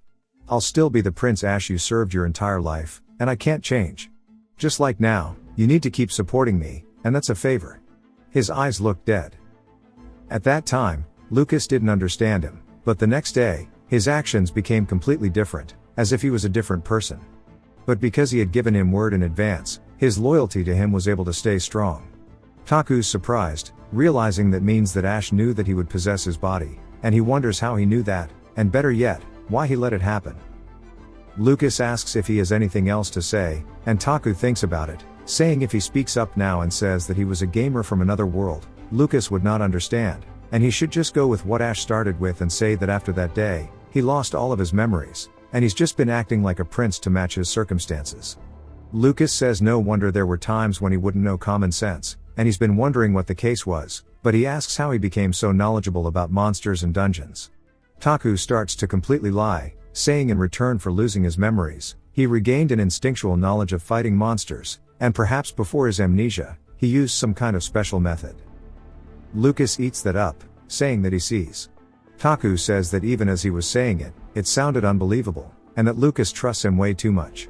He then tells Lucas that he wants to ask for his help. He needs to know about his relationships and his original habits from when he was in the capital. Lucas says that he'll teach him immediately, and they don't have that much time until his departure, so they have to speedrun it. Taku says either as a blessing or a curse, his personality was awful, and depending on his mood, his personality changed each day, and he had a lot of swings. Some days, he'd be kind and warm like a saint, and other days, he'd act like a crazy rabid dog.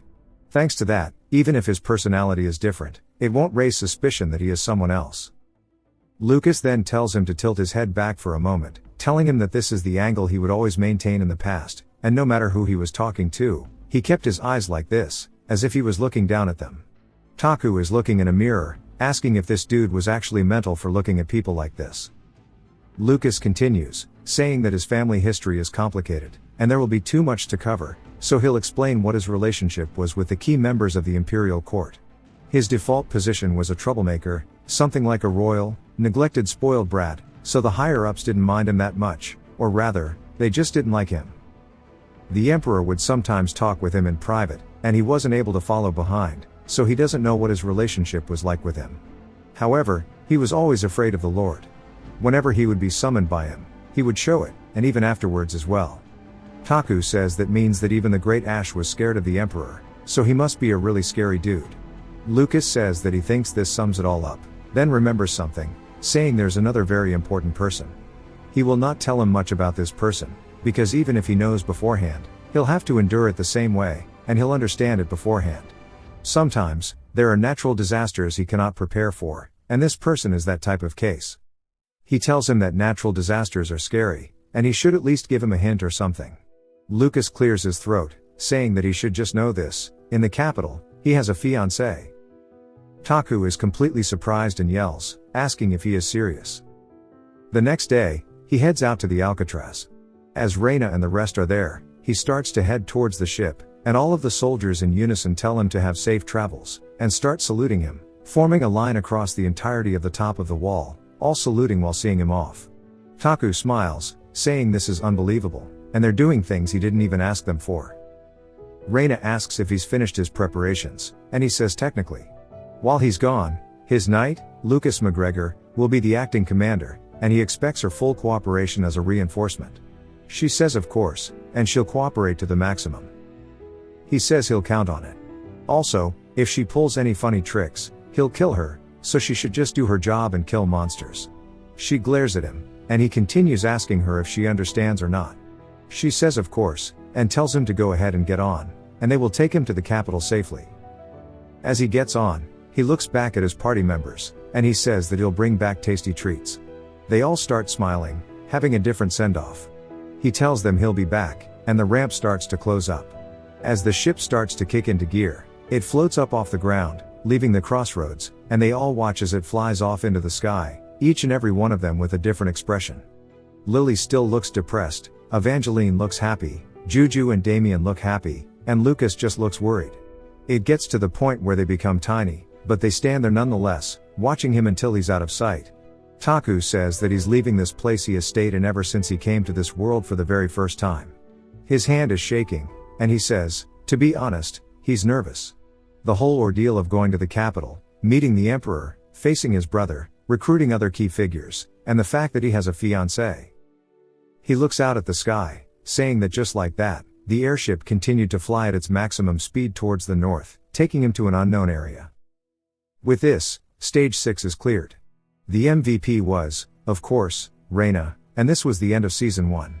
So the season starts out with a boat ride in the capital, and a woman talking to Taku, saying that he's feigning to have forgotten again. In the first place, the demand from her family has been decided. They've requested they bestow the Star Silver of the Imperial family upon them, the Winter Silver, a lowly merchant family with nothing but money. Taku asks what she's talking about. She gets closer, grabbing onto his sleeve, saying that she really wants him to give her his Imperial seed. Bro is having a mini heart attack, wondering what the hell she's talking about. This season started out wild. It takes us back to 3 days since the flight to the Imperial capital, New Terra. After leaving Crossroad, one of the men enters the room, telling Taku that they'll soon be arriving at the destination. He says he's got it, and for the love of God, he has to get out of here. After having spent 3 days in this seat, it was complete agony. Somebody talks over the ship, saying that this is the Alcatraz approaching New Terra Aerospace, and descent will now begin. As they start going down faster, Taku looks surprised, saying that he can see it now. The capital of the Everblack Empire, New Terra. The heart of this world, the largest city as well. He says that if he had to guess, he'd say it's 100 times bigger than Crossroad. Because the country's name is Everblack, he thought its capital would be pitch black as well, but it's the opposite. It's a white, brilliant city. But that is only true for the city itself, as the palace itself is the exact opposite, really contrasting against the city being white. Taku says this is Thorn Palace, and he's finally arrived. As the ship descends, the doors open up, and people start exiting. Taku says it's warm here. Now that he thinks about it, it's almost summer, and he supposes it's normal for the weather to be warm. A butler welcomes him, saying they've been waiting for him. Taku wonders who this guy is, and he introduces himself as the Lord Chamberlain of the Imperial Palace, named Albert. Why is every butler named Albert? He says he's pleased to see him, and Taku says this is one of the people Lucas mentioned to him. He's a strict geezer who takes care of the ins and outs of the palace, and apparently has been doing it since way before Taku was born. And he wants to greet him like Ash as much as he can. Taku starts laughing at him, calling him an old man, saying it's been a while, saying that it's crazy still doing this job, telling him to just retire already. All the maids are genuinely surprised by this interaction, and even Albert is.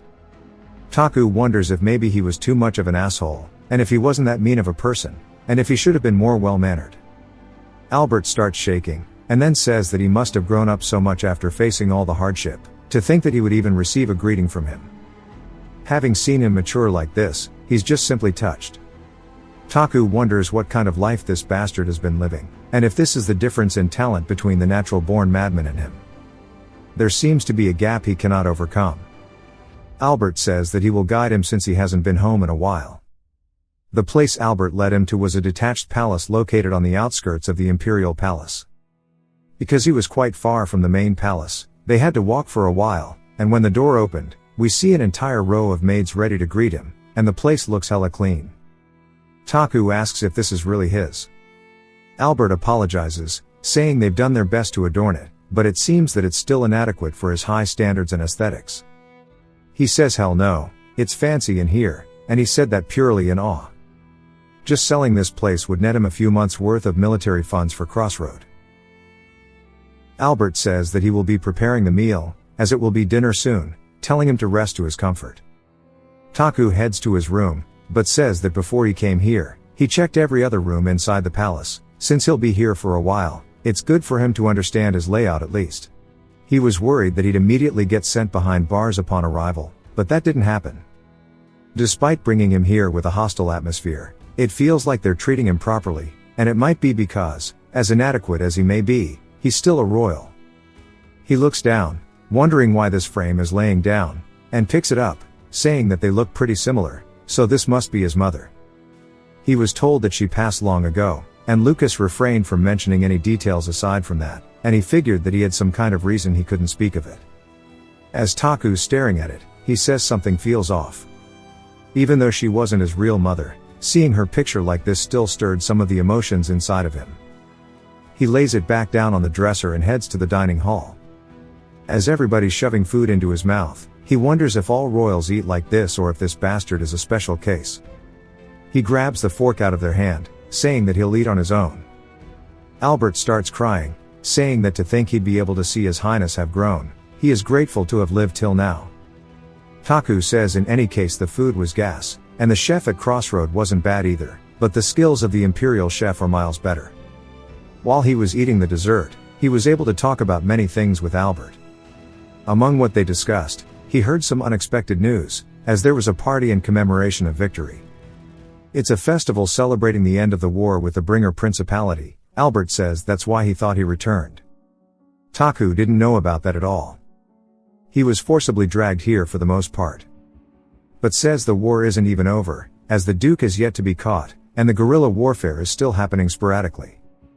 Seeing how they're throwing a party in commemoration of their victory in this state, they must have some reason to publicly declare the war is over. They'd also need to patch up public sentiment, which has gone foul due to the war, but to win a long allied nation. So they've been advertising all over the place and preparing for the festival, but he declared that he would support the bringer principality out of nowhere, so in perspective of the administration minister, his brother, Fernandez, he would have needed to calm him down as soon as possible. In the end, he sent reinforcements and threw him here so he wouldn't be able to do anything until the festival ended. Taku says at least now he's seeing how things are running. Then asks when the party is. Albert says it'll be a week from now. The schedule has been set according to the return date of the first prince, Lark. The first prince, Lark, also nicknamed Avalanche, is the commander-in-chief of the Empire's entire military force and the general of the Western front lines.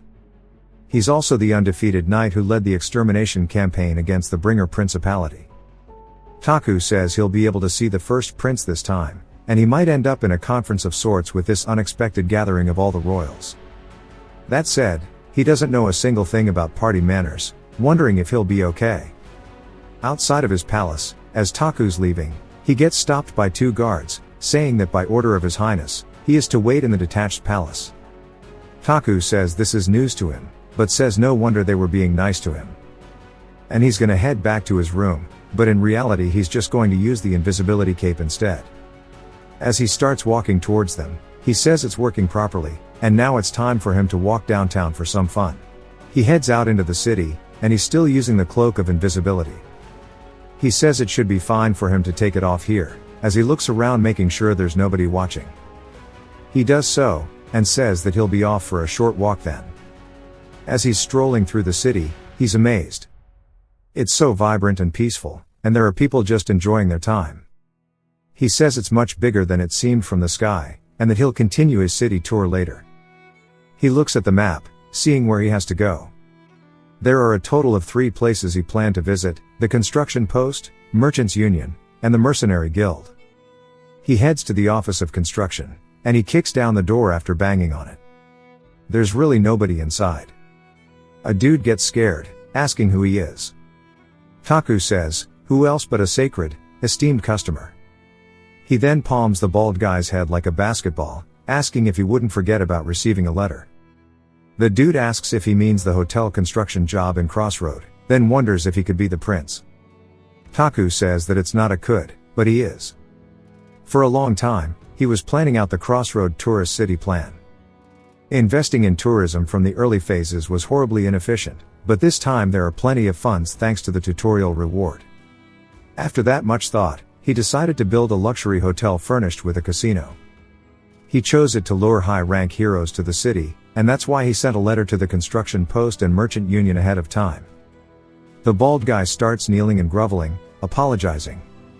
Taku says no matter how much he tried to convince them, the constructor stubbornly refused. Taku asks if he really wouldn't do it no matter how much he was paid. He says that is odd to say, but he is the prince, saying surely he knows what will happen if he keeps refusing. The bald guy cries, begging for him to spare him, as the magnate pressures him to never take on jobs in Crossroad no matter what the circumstances may be. Taku asks who the magnate is, saying that's weird. The bald guy says that he truly can't say any more, and he's sorry, and he closes the door, getting Taku to leave. Taku says the other offices and merchants were all the same. They beg for their lives, but still refuse his offer. He wonders if they really had to go this far, and just who the hell the magnate could be to have this much influence.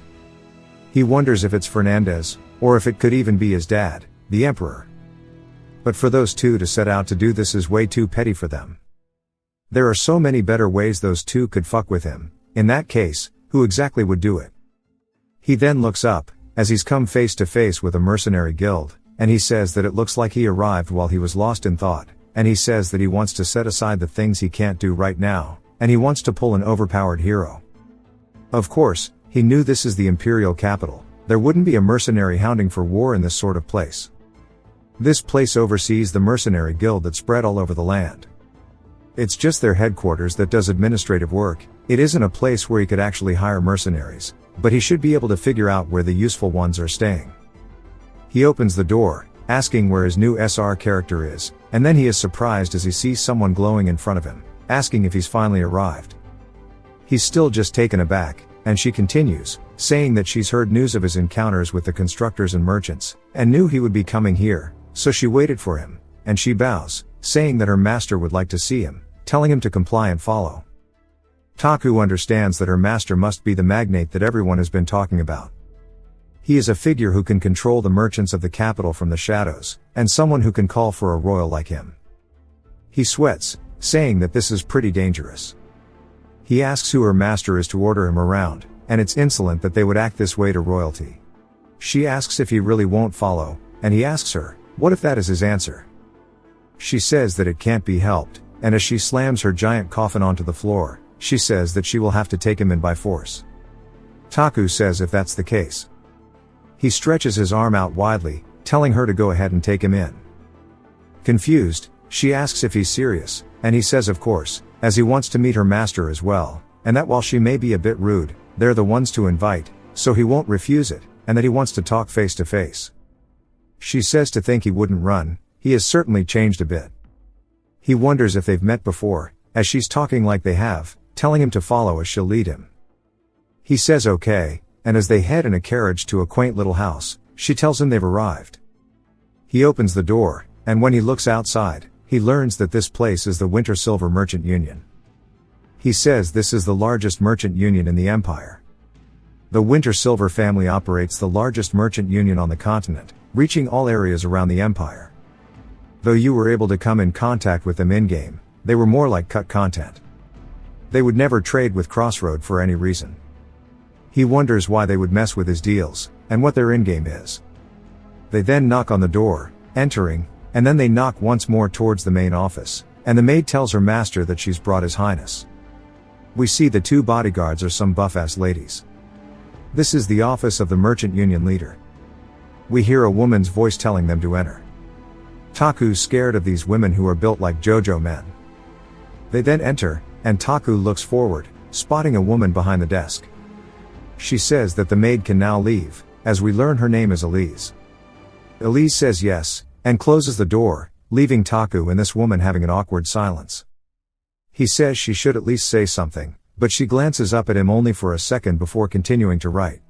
He wonders what's with this atmosphere, and if there's no way he owes some kind of debt to the Winter Silver Merchant Union. He says that it is possible, given that he was crazy for gambling and betting. And seeing how such a huge merchant union called for him, he should have known the moment they called for him in a hostile manner. He wonders how much he owes them, but says that it's not like he's the one who used the money, and he can't pay up.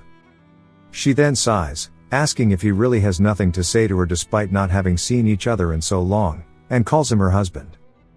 Taku instantly changes his facial expression, repeating the word husband.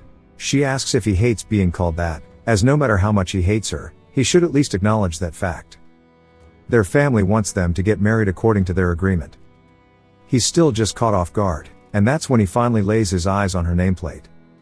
Her name is Serenade Wintersilver, his fiancée and the owner of the best merchant clan on the continent. She starts to put on her coat, telling him they should leave, as she doesn't think this is the right place for them to have a reunion. And that is how we got onto the boat from the start of the season. As he's sitting there staring at the city with her, he's still freaking out internally about being her fiancé. He did hear about it from Lucas, but Lucas didn't say anything about the details, and he did not expect to meet her on his first day in the capital. He might be a veteran when it comes to taking down monsters, but he finds it difficult to deal with women. Serenade says that he went to the front lines and returned to the capital, and yet he has not said even a single word to her. Then he's still the same as when he left, and he still doesn't talk to her, just like before. She thought that she was already used to getting mistreated, but that this is way too much. He asks if she was worried about him, and she says that she was always worried. She was worried her husband would break his promise, so she was always anxious. He then stares at her for a second, and asks if she's going to get in his way. She wonders what he's talking about, and he tells her to stop playing innocent. She's the one who made all of the architects and merchants that he contacted back out. She then squints her eyes a little bit, and says of course. He asks why. She says that her dear husband, and she tells him that the Winter Silver Merchant clan promised to provide him with the best trading services, and she can't just allow small fries to interfere, and she'll be the one to select an architect for him. She doesn't know what he's going to do at Crossroad, but trading is the winter silver specialty. He asks if that was really all it was about. She doesn't want him to sign a contract with another merchant clan, so she took action to stop it.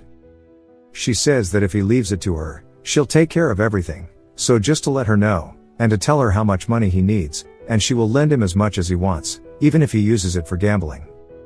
Ask for the goods, if it's something their merchant clan handles, to also tell her, whether it's liquor, jewels, or rare items. She can get it for him as long as they have it. He wonders why she's going so far, and asks what the price is. She asks why he's pretending to have forgotten again. In the first place, the demand from their family has been decided. They requested they bestow the star silver of the imperial family upon them, with nothing but money. And this is when, from the start of the series, she tugged on his arm, saying that she wants him to give her his imperial seed. I'm glad we finally got some backstory on this crazy scene. He pulls his hand away, asking what the hell she is saying. As this is way too much. She can get into trouble for saying this so carelessly. He starts turning into a tomato, saying this is so embarrassing, and he can't even look her in the eye. She says that it's always been like this. He's surprised, and she says that he's a shameless womanizer who couldn't even go a day without getting involved in scandalous rumors of ladies from noble families. But for some reason, he's never once held her in his arms. Rather, it's worse than that. He can't even make eye contact with her. He tries to tell her that's because he's just afraid of women, but she starts breaking down crying, asking if he hates her this much. He's surprised that it's affecting her so deeply, and she then asks if it's because she's just from a merchant clan, or if it's because she bought the position as his fiancée, and if he was afraid that she smelled like cheap metal once he held her in his arms. He says not at all, and wonders what to even do in this situation. She says that even if they were bound by a contract agreed by their parents, they are still a married couple, and she's willing to offer everything she has, and yet he can't even look at her properly. He wanted to comfort her, but he couldn't bring himself to say anything. He knows nothing about their relationship, and has no place in their bond. He's just a mere player, wondering if he can really meddle in this. She starts wiping away her tears, saying that she's sorry. She got all worked up and started crying and whining, and it probably made him lose more affection. He tries to explain it, saying no, and she says that it's been a while since they last saw each other, so her emotions got the best of her, and she's sorry. Also, that it's getting late, and no matter how secure the capital is, it's dangerous for a prince to walk by himself, and that she'll prepare a carriage. And he should go back. They then get off the ship. She then says that she's sorry for only saying arrogant things today, and to please forget about what happened, and act the way he usually does, and he can contact her when he needs money or liquor. He stares at her, wondering if the old Ash really acted this way towards a woman who clearly has feelings towards him, and she tells him to have a safe trip, and she's happy to have met him again. On his way back, he says he managed to secure the architect and merchant lines that he was to secure the capital. If the biggest merchant clan in the empire is the Winter Silver clan, then they are trustworthy. His plan for the tourism of Crossroad, as well as the independent distribution of magic, will be able to proceed smoothly. But an unexpected problem has occurred. Taku says that a person will always have a hard time, and he didn't expect this problem to happen at all in Crossroads. All of his connections started from zero and were built up by him alone. They were the connections with him, not with Ash. However, his connections here in the capital are the opposite. They were built by Ash. Both the Emperor, the princes, the servants and the maids, and even his fiancée, they were not built by him at all, and he doesn't know if it's okay for him to be involved in it. But it's not just Serenade that is the only problem. Since he's in the capital, he'll keep running into the actual Ash's people. Therefore, he needs to have a clear stance. Either he doesn't get involved at all, or he takes responsibility for everything about him. Up until now, he's regarded Ash as a separate person, and he's someone who's distinct from him, and he doesn't know if he can truly accept that other life as his own, or if he really has the resolve for that. The carriage comes to a screeching halt, and Taku asks what's wrong and if the carriage broke. The door slams open as a hand reaches in, grabbing him by his collar. Elise throws him out, and he starts screaming. As he lands on the ground, Bro turns into a mad chihuahua, asking who dares be so rude, before he realizes that it's none other than Elise giving him a death glare. And she says that he's nothing but trash. He wonders what's wrong with her all of a sudden. Elise says that she held back all this time, since Lady Serenade loves him, but she can no longer accept this. All he does is bring harm to the merchant group, and above all, he only hurts Serenade. And to repay the debt to her former president, and the life of the master she respects, as Taku starts crawling away, she says that she's going to kill him right here and now. He can tell that she's serious, but says that she's crazy for trying to kill royalty, and wonders how he can calm her down. He already figured out that she is an SSR rank, and she's probably pretty strong, and he decides that he needs to overpower her. He's killed countless monsters, and grew from suffering in the dungeon below the lake, and he can at least overpower a character who grew up in safety within the imperial capital like her. She then unseals her sword coffin, as the chains start flying out. The coffin then opens, and Taku is starstruck as he now recognizes who she is. She is the funeral swordsman, Elizabeth. She is a monster among all of the swordsman characters that appear and protect the Empire. Also called the Undertaker of Swords, Elizabeth. Since she appears in her Undertaker garb in the game, he didn't recognize her in the maid outfit, and Lucas should have been more precise in his wording. His fiancée was not the Calamity, it was the woman who is her guard. She starts grabbing onto one of the super bright lights, and it forms into a sword in her hand. She tells him that she's going to give him a painless send-off. This is her final mercy towards the man who nearly became her master's husband. Taku tells her to wait, as this one looks super painful. We see the debris of his attack getting broken, as he's sending in more of Maestro's swords. She effortlessly takes them apart, flying in, and he can tell that she's strong as he starts to pour everything he is into it. Even though they get close, they can't even harm her, because she just rips them apart. She's way too strong. He says that since coming back from the monster battlefront, he truly has become better, and she's going to take this more seriously. He tells her that it's already tough enough, saying they should stop here. She then unlocks the third sword from her coffin. As it opens, something starts to fly out of it through the air. She dashes off the ground, and she catches it cleanly in her hand. She then swings forward towards Taku's head. He narrowly ducks underneath, screaming, telling her to wait. If she kills him, the heads of everyone in the Winter Silver group will fly. He calls her Elizabeth, but she corrects him, saying that her name is Elise, and that he needs to refer to her as such. He says this is the same shit, it's just a shortened version of a full name, and that when she was saved by the Winter Silver merchant group, she abandoned the name of the murderer Elizabeth.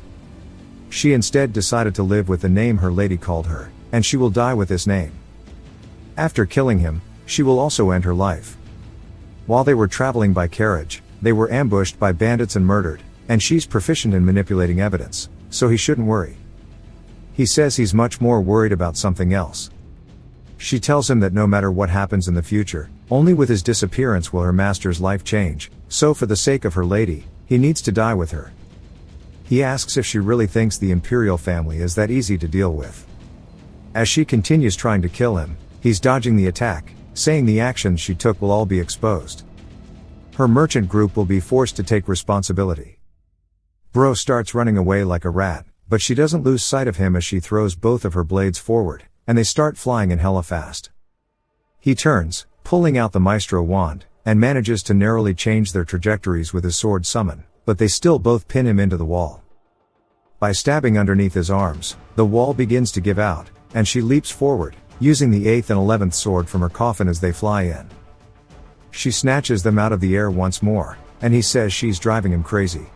Her attacks are continuous, without letting him rest at all, and he doesn't know what to do, as he's giving it his all, but he's not even slowing her down, and it just makes him want to recruit her even more. But before that, how can he suppress her properly? The one fortunate thing in this situation was that he had a complete understanding of her skill set. She then unlocks the first sword, as it flies out towards her. This time, since her hands are full, she catches it in her mouth.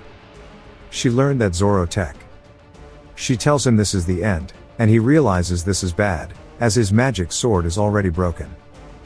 He reaches into his inventory, equipping the glove, saying that this is really the only way, as he rears back his fist. Lucky Strike is the only option he has. She has a trait called Identifying Eye, which allows her to identify items. She'd immediately recognize that the glove is a high-ranking equipment, and due to that, it's expected what will happen. As he swings forward, she dodges to the side. She doesn't know what this weapon is, nor what sort of traits it has, and he knew that she would dodge. He wasn't trying to punch her, and instead, he continues the swing forward, hitting the wall, as it was already cracked due to her attacks. We see him hit the jackpot, and the entire wall starts to collapse. She surprises as the debris starts falling onto her, and he yells, telling her to stay right there for 1 second, as he activated the eye of the commander, forcibly commanding her. As the debris starts collapsing and all around her, we see that it didn't actually hit her. She's now kneeling in front of him. She tells him to kill her, but to please show mercy to her master. She did this solely on her own judgment, and begs him once more to show mercy to Serenade. He asks if she really thought he would forgive her if she said that. The actions she took while swept up in her emotions could have taken away the entire Winter Silver Merchant group, and even the life of her master. She was confident in her skills, but she should have thought about the aftermath if she failed. She says the former president was correct. She is stupid and impatient, and she did cause a mess one day. She was always warned to live a quiet life, since she had already washed her hands of the underworld once. She never thought her actions would bring even more sadness to Serenade, and she starts crying, saying she's truly sorry. We then hear somebody saying that they finally found them, and a bright light appears, blinding the two of them. It's not just one guy, there's an entire unit now slowly walking forward, and we hear Fernandez calling out to Taku, calling him his loving, troublemaking brother. Taku's surprised, saying that he can tell based off his unique gentle voice, as Fernandez says he told him to stay quietly in the detached palace, wondering what he's doing out and about in the middle of the night, asking if he knew how much time he spent looking for him. Taku calls out to his brother by his name, and Fernandez corrects him, saying that he should refer to him as older brother. And we are finally introduced to him. Fernandez then looks over, asking what exactly is going on here with this situation. Fernandez says that, from what he can see, it looks like they have dueled with their lives on the line. And, that this young lady appears to be the head maid of the Winter Silver Merchant Union, asking how dare she point a sword at a royal. Then it looks like the Winter Silver Merchant Union needs to be held accountable for this. And, they'll also need to investigate whether this was part of a rebellion or not. Taku wonders what he should say, and how he can possibly get out of this mess. He tells his brother that's not it, as he grabs onto Elisa's shoulder. He says the truth is that they're actually dating, and he laughs awkwardly. Elise asks what he's doing, and he tells her to play along, if she doesn't want to cause trouble for Serenade. Then he asks his brother how he can just show up like this out of nowhere. Sure, they argued a bit, but they were just about to make up. And, he barged in, and totally ruined the mood. He puts his face right up close to Elise, calling her dear, saying they already are dating. And, that his brother is so ridiculous. He tells her to quickly smile, and she doesn't, and he repeats it. She then puts on the most believable smile of all time, and Fernandez stares at it. Taku says maybe it's because he was infamous for being a playboy. Without a hint of doubt, he easily became a piece of trash who would even mess with his fiancée's headmaid. Even Fernandez, as serious as he is, though he was deeply troubled about the crime of raising a sword against royalty for the sake of his little brother's love life, granted his request to let it slide. Fernandez laughs, saying that their youngest really is something, and he can't handle him. And, that if that's what he says, even though it's ridiculous to argue, he'll let it go. But, right now he needs him to do his best to not cause any more spectacles. Taku is glad he bought it, and Fernandez says that, if he can wrap things up neatly, he'll be waiting in the carriage, and they can head back to the palace together. Elise asks Taku why he did that, as she was trying to kill him. He says he knows, but that just makes her even more curious as to why he helped her. When she gets the chance she might try to kill him again, and he says that he knows. But, he has to do this so she'll trust him. And, no matter what kind of scumbag he used to be, he doesn't want to make her master suffer, and he really means it. He tells her that he does not know how to act from now on so that she doesn't cry. But, what he does know is that, if she dies, she'll definitely be heartbroken. That's why nothing happened between them today. As he's heading back in the carriage with Fernandez, Fernandez says that he needs to stay away from the Winter Silver Merchant Union from now on. Whether it's the fiancé, or the maid, stop seeing them. The engagement will be called off in a few days, so continuing is pointless. Taku asks what he means by called off, and Fernandez asks why he's so shocked. wondering if he already forgot, as it was decided long ago, they just used them for the National Road Project. He mockingly says they worked so hard, using their nationwide distribution network to help build the roads, and handle the entire project by themselves, and paid half the construction cost. And they really thought they were marrying into royalty, and gave it their all. He laughs, calling them pathetic. And he asks Taku if he's really worried that they'd let him marry into some lowly merchant family. Even if he was the black sheep of the family, there's no way father would let him, and that common blood merchant union, get married.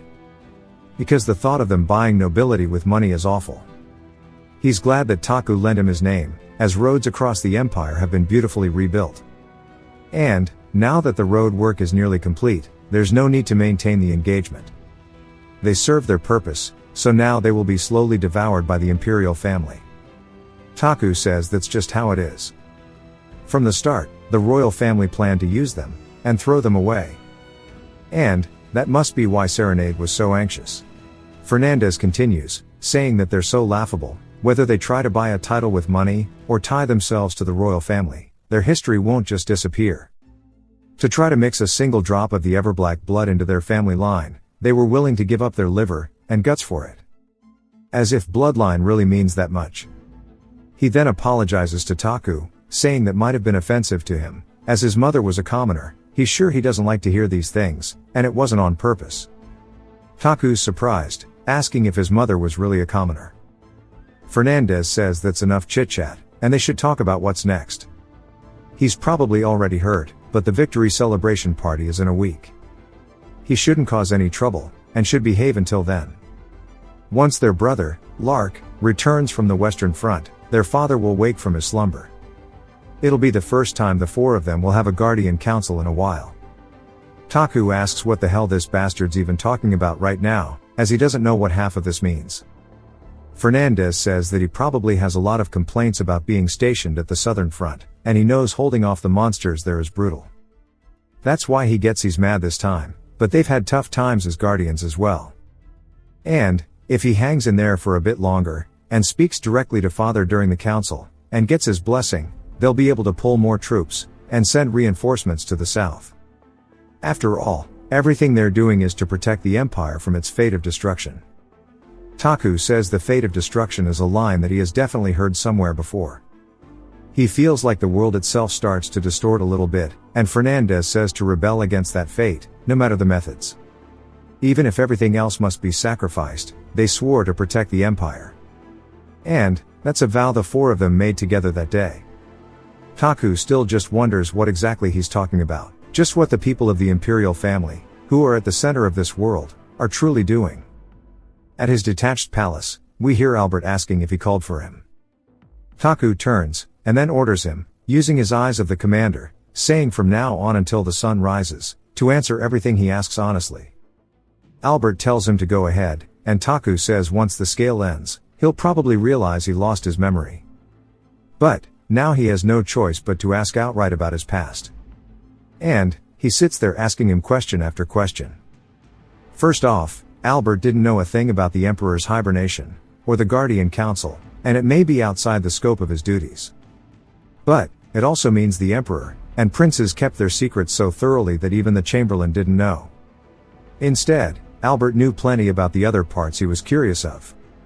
His mother's story, the story of the Winter Silver family, and even the past between him and Serenade. But, he himself doesn't know. He heard it all, but he really doesn't know what kind of person Ash was, and how he wanted to live. What choice would he have made in this situation? Even after looking at the character list, and hearing what people say, it doesn't feel real to him. He has been given 3 years, and, after 3 years of strategy, and reaching the ending, he doesn't know what will happen to his body. Will the original Ash who lent it return?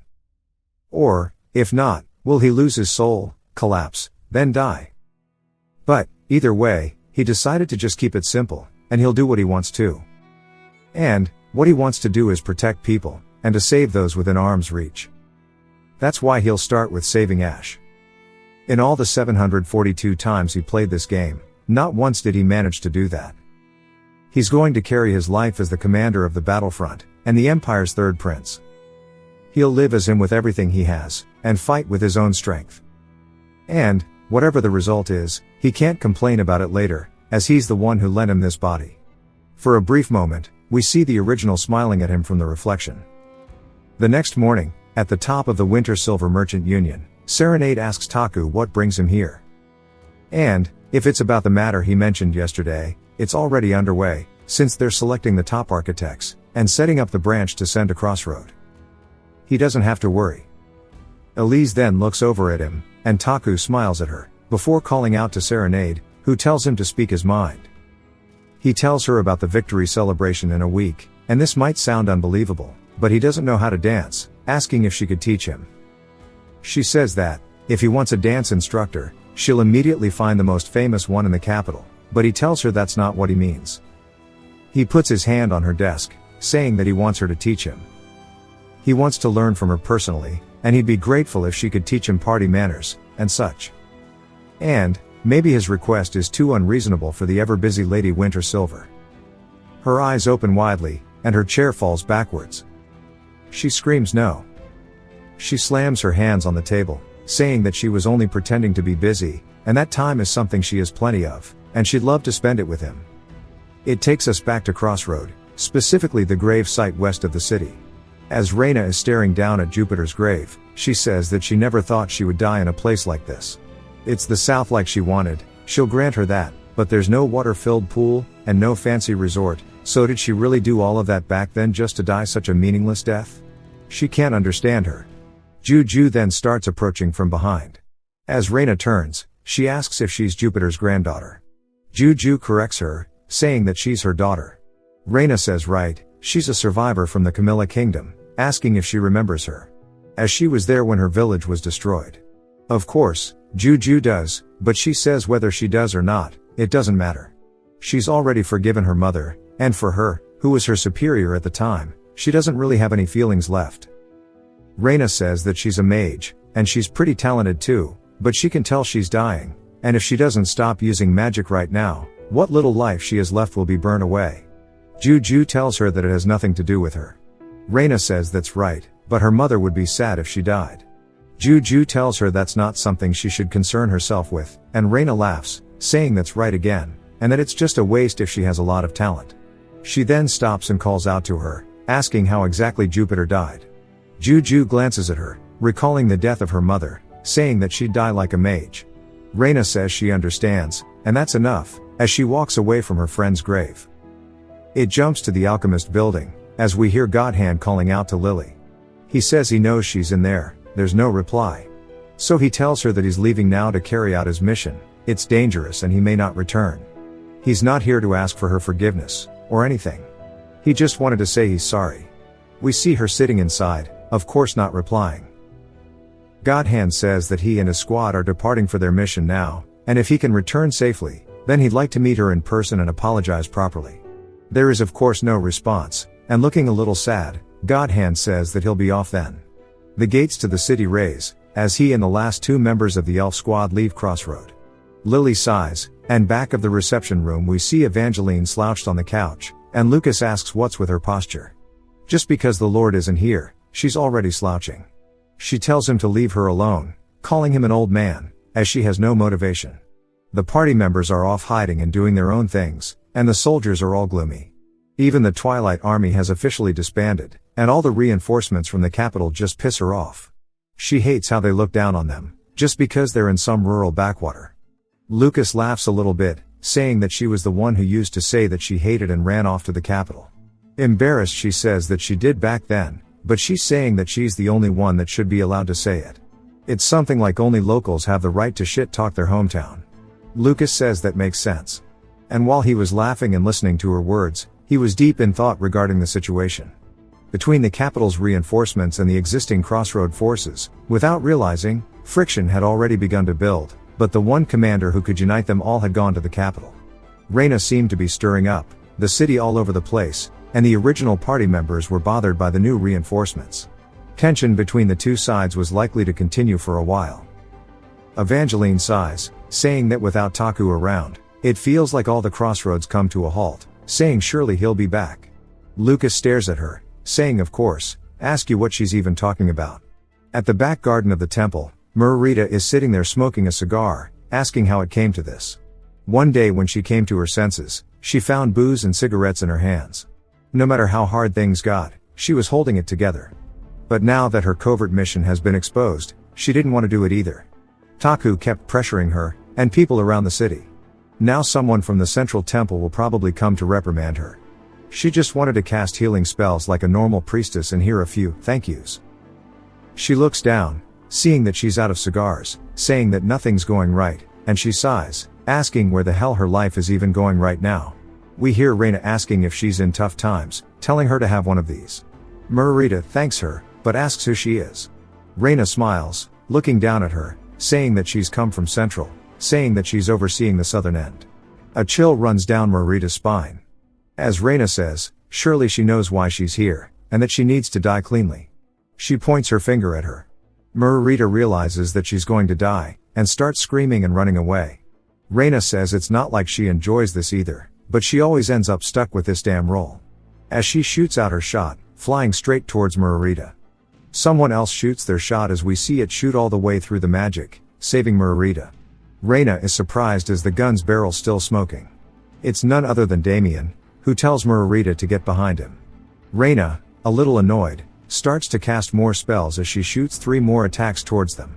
Damien doesn't miss a beat as he fires instantly, taking out all 3 of them with his gun. She asks what the hell kind of ridiculous sniping skills these are, as she spent a lifetime under the battlefield and she's never seen anything like this. As piercing the core of a spell with a magic bullet to dispel it is something beyond the realm of humans, she wonders what exactly he sees with those eyes. She then casts 2 twisters in her hand, saying that she wants to see him break through this spell too. But we hear Lucas yelling, "That's enough." Reina realizes she spent too much time and dispels her magic. As the main party is ready to deal with her, Lucas yells, asking what the hell she thinks she's doing right now. She says it's nothing and that it was just a brief scuffle. Pissed, he tells her that she is only the commander of the reinforcements. She should not act beyond the authority given to her. She says she understands, and she'll behave herself. She tells Damien she'll see him soon, and also that Margarita better stay hidden where no one can find her. She is absolutely terrified. As Reina walks past Juju, they exchange some glances, and she leaves just like that. Lucas says that was a mess. He had his suspicions, but he didn't think she'd move as brazenly, but he wonders if this is all. And if she has more planned, this might be very troublesome. Damien falls to the ground saying that was rough, and Margarita still just stricken with fear. And she starts bawling, saying that she just doesn't want to die. Lucas calms himself down and exhales, telling Taku to please return soon, as they need him. Back at the capital of the empire, we are in the 5th floor of the Winter Silver Merchant Union, the auditorium.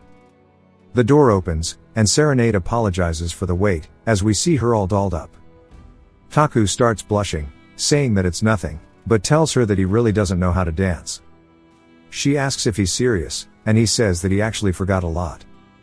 He says he has to do it in public, he'd like to learn everything from the start.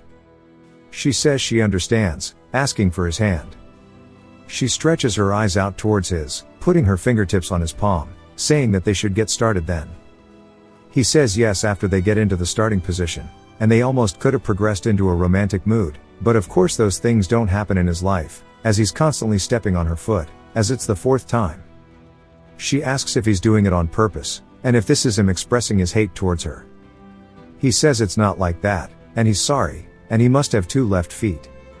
She says it reminds her of their engagement day. It's already been 10 years, and he wasn't good at dancing back then either. He asks if he stepped on her foot then too, and she laughs, saying that his foot got caught in her dress, and they both fell down together. It hurt, and it was embarrassing, but still, it was the happiest moment in her life. She says now that the pain is gone, she'll teach him better this time, telling him to place his hand right on her waist. As he does so, she says now they're going to step, and she'll lead until he's comfortable. She tells him to relax his body, and not to tense up, and slowly move his left foot forward, and his right foot to the side. She continues guiding him, and he says after they've finished their morning practice, they changed their sweat-soaked clothes, and practiced again. Maybe it's because he's relaxed, and warmed up, but he's not stepping on her feet anymore. She says that he's actually a fast learner, and with just a bit more practice, He'll have no issues at public events. He then calls out to her, saying that her family will soon be destroyed. Her foot then freezes up, and in a panic, she asks what he's talking about. He says it's just as he said. Her family will soon be destroyed, and that she should keep dancing as they are. There are eyes watching them. He says learning to dance was an excuse, and he came here to tell her this. He told her the things he heard from Albert. Winter Silver is a lowly merchant family that bought its title with money, and the emperor had long decided to throw away their family after using them. As soon as the road maintenance project is completed, the engagement between them will be called off, and the imperial family will swallow up their business. And now's the time. He asks if she really didn't see any signs. She says that she did think they might break up, but she never imagined their family would be trampled on. The imperial family intends to swallow her entire family's business whole, and there's no way they'll leave the Winter Silver family alone in the process. So it's clear as day that they will be destroyed. He says that that's why he came here, to protect her family, and their business. She is speechless, and he explains that in the game, the Winter Silver business doesn't trade with Crossroad at all, probably because they were mobilized for other work, after getting swallowed by the imperial family, and he can't let that happen. He has to save the Winter Silver family, and make them strong donors of Crossroad.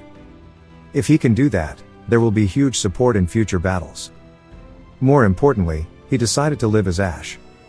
This means saving his fiancée is a must, and he tells her that in a few days, he'll meet his father, and brothers, and have a meeting. The Guardian Council will allow him to meet the Emperor, and the other princes, and figure out their true intentions. Once he understands this, he'll be able to establish a clear plan to save her family, so they need to be prepared as well. He wants her to tell him what kind of products her business offers. He asks if they trade information. As more than any product, information is a critical, luxurious item that can be expensive. She apologizes, saying that their business only trades physical products. He tells her to make a new item, then. Until the day of the party, he'll come every day to learn dance from her. During this week, reconfigure their entire business, so that information can be traded as a product. It sounds grand, but it isn't much. They just need to deliver information quickly, and safely. The Winter Silver business has a nationwide distribution network, thanks to their road projects, so that wouldn't be that difficult. She tells him that it was a pleasure, and he says that it was his as well. The dance lesson ended just like that. He then says that he's going to get going. She says to be completely honest, she thought he hated her, and her family's business. She's happy that he's willing to do this for them, but wonders what changed his mind. He asks if he needs a reason, as they are engaged. She says that she thought he hated her because she was from a lowly merchant family. He tells her that he's never hated her. With how quick it is, she can't help but believe it to be true. Taku says that Crossroad would always want to trade with her family, and Albert told her that Serenade was Ash's first love. He lived distantly from sweet words like that, so he's not sure what it feels like. He doesn't have any reason to hate her, and he wants to become good partners with her, business standpoint, and from a social dance standpoint. He says they'll come back tomorrow, and she should put some ointment on her feet. He went to see her every day, and learned dance, and party manners. He felt eyes watching them from here, and there, but Fernandez didn't really stop him. Then 3 days later in the morning, at the west gate of the capital, the first son, Lark, also known as Avalanche, finally returned. Taku says that this man is the military commander of the entire empire, and the commander of the Western Front. He's also an undefeated knight, as we are finally introduced to his older brother, Lark. Taku asks if something bad happened to him, as his face is weird. Albert says that he's always been like that, and he's very stoic. Lark then glances up, and Taku says that it looks like they just made eye contact. Lark then dashes off his horse, flying over the crowd, landing atop the wall right beside Taku. Taku wonders why, and Lark yells out his name, and just the pressure alone is making Taku shiver, wondering if he did something wrong. Albert clears his throat, trying to explain it, but Lark's already directly in front of Taku. Taku doesn't know what he did wrong, but goes to apologize, but before he can open his mouth, he's immediately flung into the air by his older brother. Taku opens his arm widely to accept his fate, but instead it's just Lark asking his baby brother how he's been. Albert says that Lark has taken care of him in place of the Emperor since he was young, so he adores him very much. After his last conversation with Albert, he's been giving him helpful information like this from behind. Lark says that he's still cute, and he's missed him so much. Taku says that people are staring, and he should let him down. Lark says he heard the news, asking if the Southern Front is rough, and apologizes for not helping, and gives him a hug. I think he just broke his back. Albert then tells them both that there has been a call from the main palace, and that it's for both of the princes. Lark nods his head, saying that he understands, and Taku says that it's about time for the Guardian Council to begin, as we see the doors to the chamber. While they are heading to the main palace where the Emperor resides, Lark asks Taku how the Southern Front is, as he hears the monsters are pretty wild there. As we see he's actually carrying him on his shoulders, he asks if there's anything he wants, him to give him some money, or if there's anything he wants. Taku wonders if they are uncle and nephew, or brothers. Fernandez spots them, saying he hopes that his travels were safe. Lark puts down Taku, and runs over, telling Fernandez to come here, and start squeezing him as well, saying that this is the hug of brotherhood, and he's so glad to see both of his brothers in one place, and Taku's just amused that Fernandez is getting the same treatment. As they are walking over, Lark asks how their father is. Fernandez says that he just woke up from his hibernation, and Lark says he must be grumpy then. Fernandez says that he definitely has not been in a good mood recently, and Lark asks why he suddenly announced victory, as surely he knows the situation on the Western Front, as they haven't even captured the Bringer Duke yet. Fernandez says that he made the announcement for a reason, and their allies on the Northern Front are growing restless. Lark asks why, and Fernandez says that now that they are striking their longtime ally, the Bringer Principality, they're worried they'll attack them too. According to their intelligence, some are scheming to break the alliance, and strike them instead, so he announced victory quickly, as a way to stop them from making a rash decision. And as a sign they won't strike them, he invited all of the diplomats of their allies to the victory banquet. Taku says that he sees now that this is why there's a victory banquet. Fernandez says that the Western battle is said to be shaky, but the siege lying around the principality has been completed, and if the Duke is captured, the war will soon end. Lark says that's true, and Fernandez says that he just needs to show his face for a bit, as he's a symbol of their country's military authority and strength. And it'd look bad if he skipped this event. And most importantly, the Guardians have finally got together for the first time in a while, so it's time for the Guardian Council. Fernandez takes off his necklace, and puts it up on the lock. And as the door opens, there's a big blue aura that starts to ooze out of it. They all walk forward, and Taku wonders what the hell is going on, because there's a giant tree right behind the Emperor's throne, and the Emperor welcomes all of his sons, as we are finally introduced to him. This is the Emperor. Traha Everblack, also called the Peacemaker. Lark and Fernandez instantly bow, greeting him, saying that they hope he's been well. Taku, a little slow, but catches on, does the same. Traha says that he hasn't. The Northern Spirit battlefront that he has taken charge of isn't doing well, and he asks how the 3 front lines they have taken are doing. Lark says he'll go first, and that the Dragon's Blood front in the west is coming to an end, and the Bringer Principality will end soon, and they will be able to take their Dragon Blood. Fernandez says the Shadow front in the center is struggling, but they'll soon figure out the identity of the enemy, and get rid of their leader. Traha says that's all good, and then asks Taku how the Uma monster battlefront in the south is. Taku stands up, saying that he's more curious about something else, asking what the fuck they are all talking about. Lark is surprised, and Fernandez just stares at him like he's stupid. Taku says he tried to play along, but he couldn't, so he decided to be more honest. He injured his head badly during battle, and he lost most of his memories, so right now he can't follow what they are all saying, asking them if they could explain it for him. He's wondering what exactly the Guardians are, and what they are all plotting. Like, what is the Spirit front, the Dragon's Blood front, or the Shadow front? He just calls them all weirdos. Traha asks what he means by lost his memories, and Taku just sits there, wondering if he buys it, and Traha says that he'll regain them eventually, but since he's the guardian of the Southern Front, he should explain it this much to him. Taku says, thankfully, it went smoothly to him. His father asks if he remembers what color this tree was, and Taku says he doesn't. His father tells him that it was black. The tree is their Everblack Empire's national tree, and guardian, The thorn tree that is always black. Taku is surprised that the empire's name comes from the tree. Traha says that the first emperor bought it from the spirit realm, and planted it here. It is also a magic lighthouse that brightens the future of the empire, but 7 years ago, the tree suddenly froze, so the guardians immediately scrambled to find the cause. While it was frozen, the tree still functioned, and using the magic light he saw the future. This tree had 10 years left to live, and their empire was bound to end then. Taku asks if that means they only have 3 left, and his father says yes. Since that was 7 years ago, that means they will be falling in the next 3 years. Taku says that is a very familiar number. Traha says to stop that destiny, he gathered all the guardians left in the empire. The tree said there were 4 things that would lead the empire to ruin. The first fall will come from the west. Their ally with Dragonblood, the Bringer Principality, will invade and destroy the empire. So they decided to kill them and strike them before Lark has taken charge. The second fall will come from the center. There are unidentified figures within the imperial city who are plotting to destroy the empire from within. And that Fernandez has been established as the center of that battlefront, to find the hidden shadows in the imperial city. The third will come from the north.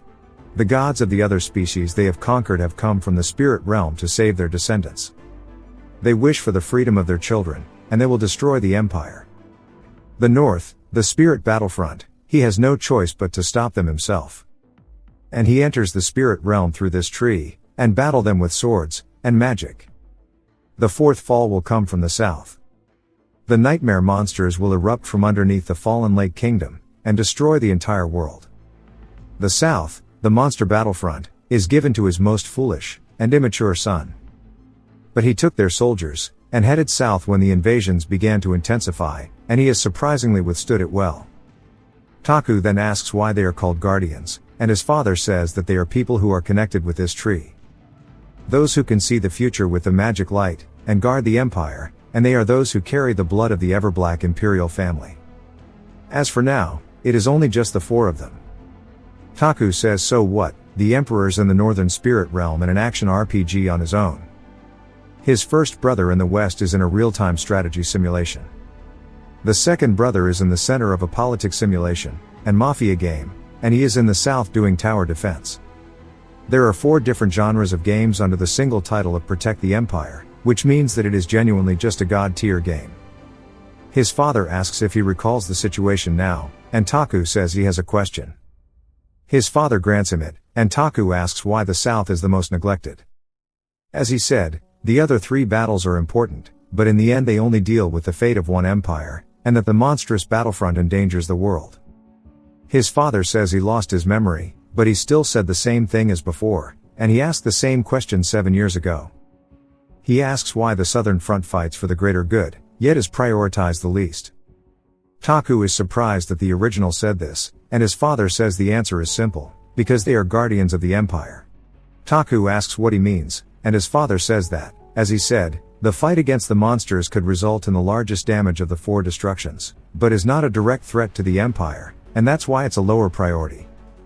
What the monsters want isn't the destruction of the empire, rather the destruction of the human world, but the other 3 destructions are clearly targeting the empire, their hostility is aiming purely for the Everblack necks. He is not a guardian of the world, he is the emperor of a nation, therefore it's obvious to get rid of the sword closer to the empire's throat. Taku says the logic is clear, even if he dies, and the Southern Front falls, the other nations, and human races will be used as a shield, and during that time they'll get rid of the other threats towards the empire, and help destroy the monsters at the end. That is what the self-proclaimed guardians thought. Taku says that's reasonable, protect the empire, and use, and kill those outside of it. Even if the world falls, they just need to protect it, an organization, they just need to protect the empire. In terms of defending the conception of an empire, there is no principle more clear and lucid than this, but he can't accept their conclusion, the empire's reason and law. As the youngest prince and commander of the Southern Front, and as someone who's sworn to protect the people, he can't just sit and accept it. His father tells him to stop being discouraged, as he's already talked with Fernandez, and he's heard of the general situation and seen some reinforcements. Taku's eyes light up, and his father says he hoped he would grow and mature as he fought with his life on the line, and he has. Then he's proud to see how he stopped the monster's invasions until now. While it's unfortunate that he's lost his memories, he's honestly happy because it seems he's becoming a more useful guardian. He will send him plenty of reinforcements. In return he has to listen to his father and brothers. Then he's a bit tired today, and he believes they will all do well on their fronts, and he's going to return to the spirit realm. He heard the victory banquet is soon, and he'll sleep until then. As he starts to get frozen over, he says that he'll see his sons again. Both Fernandez and Lark tell him to have good dreams. He says sure, even though there are only dark nightmares in this place. As he starts to get slowly and come by the ice, they close the door, leaving his throne room, heading back into the hallway. Fernandez then tells Taku that his marriage partner has been chosen again. Fernandez says that she is of real noble blood this time. She is a princess of the Aryan Kingdom, who as he knows are their biggest allies in the north. This is a marriage to strengthen the alliance between the Ever-Black Empire and the Aryan Kingdom on the northern front, and since it was planned that he breaks off his engagement, they decided he was the best fit. Taku asks what would happen if he said no, and maintain his current engagement with the Winter Silver family. Fernandez says he can't, as the Aryan princess is already coming to the imperial city, and she will be attending the victory banquet as well. Surely he remembers what father said, as he has to listen well from now on, and that he can no longer be as rebellious as he once was. If he has even an ounce of responsibility as a prince, and a guardian of the empire, he shouldn't waver because of a mere arranged marriage. If he can just accept this, he'll be able to return to Crossroad with elite troops. As they're yapping, Lark comes in, and squeezes the two of them, saying that he wants to hug it as a sign of hard work. Taku says that he'll break up with the Winter Silver, and meet the princess of the Aryan Kingdom. We get a flashback to when Ash was really young. The outbuilding where the second empress, and the third prince resided, which would be Taku's mother. The Winter Silver Countess, and her daughter Serenade came to visit. As we see a young Serenade looking sad, Taku asks if something happened. He says that she doesn't look well. And he kept calling her older sister. No matter how much she begged him to stop calling her that, he didn't listen. And he tells her, just say what it is, and he'll fix it. She says the truth is, she heard the word lowborn again. As she was walking through the city, she overheard them talking about how the lowborn merchant family was visiting the palace. Serenade had no friends.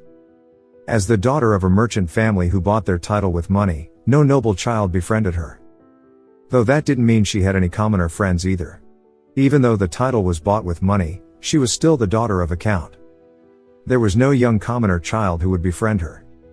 Somewhere between nobles and commoners, there was a gray area, which is where her family existed. Because of that, the first similarly aged friend she made was Ash. She told him this. He says she was his first friend too. His situation was the same. No one was on the side of the second empress, who was a combat slave in the vast palace. Her son was treated the same. Whether through legitimacy or family power, it was obvious the next emperor would be the son of the first empress. And the first empress openly disliked the second empress. And due to this, no one wanted to get close to the second empress's son. Except for the Winter Silvers. The Winter Silver Countess was the only friend to the lonely second empress. Taku yells, telling Serenade to not get hurt by idiot's words, as only people who have nothing to be proud of care more about family or heritage instead of their own abilities. And he promises her that he'll make a world where she doesn't have to hear those kinds of stupid words. She asks how he plans to make a world like that. And he says that he wants to make it where low or high-born doesn't matter. It'll be a world for outcasts like them. A world where his mother doesn't cry, and he doesn't get bullied. He promises he'll make it. That moment Serenade was sure that she would fall in love with this young boy.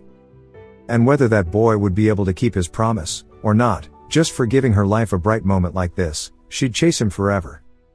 And that's what she thought as soon as she saw his bright smile. It jumps to her in her bed, waking up, and Elise enters the room with a tray of food. Serenade greets her. And Elise tells her that she has some water for her to wash her face. Serenade thanks her. And Elise asks her if she's not tired. She's already overworked, and now she's suddenly giving Taku dance lessons every day. She only slept for 3 hours, and she's worrying about her health. Serenade smiles, and asks Elise if she looks tired. Elise says she seems happy. Serenade says she's not tired. Quite the opposite, she feels like she can fly. Ash came to her first, and asked her to teach him to dance. That troublemaker prince was better at ballroom dancing than anyone else. She didn't know why he was pretending to be bad at it, but she didn't care much for the reason. Nothing has given her as much joy in recent years, and if what Ash said was true, then her family was nearing destruction. And as Ash asked of her, Serenade was making preparations for it. She knew now was not the time to be naively happy, but if she were completely honest, as long as she could get closer to Ash, no matter the reason, she was ready to pay the price, whatever it may be. If she can hold his hand, and dance with him today, as long as she can just do that, she'll be happy. The door then slams open, as another maid calls out to her. Serenade asks what's wrong, and she says the Count has had another seizure. Immediately, she looks worried, and then she heads to his room as fast as she can. We see her father on the bed, and he stretches his hand out towards her. She grabs them. And she says that she's here, asking if he's okay. He asks about the imperial seed, and if she's got it yet. Realizing that all he cares about is the family, she's hesitant to answer. He yells, asking why she refuses, saying they've poured so much money into the family for this. He tells her not to forget the humiliation and shame their family suffered, even after becoming barons. They curse them for buying the titles with money, even after they called them lowborn. Even with all that money, they couldn't erase this brand engraved in their blood. There's only one way to do it. Their family must mix with royal blood. Both her grandfather and father were incredibly insecure about the status of their bloodline. They would use any means possible to rise up, so they chose money. The company succeeded, and they got the titles they wanted, but their lowly roots didn't disappear.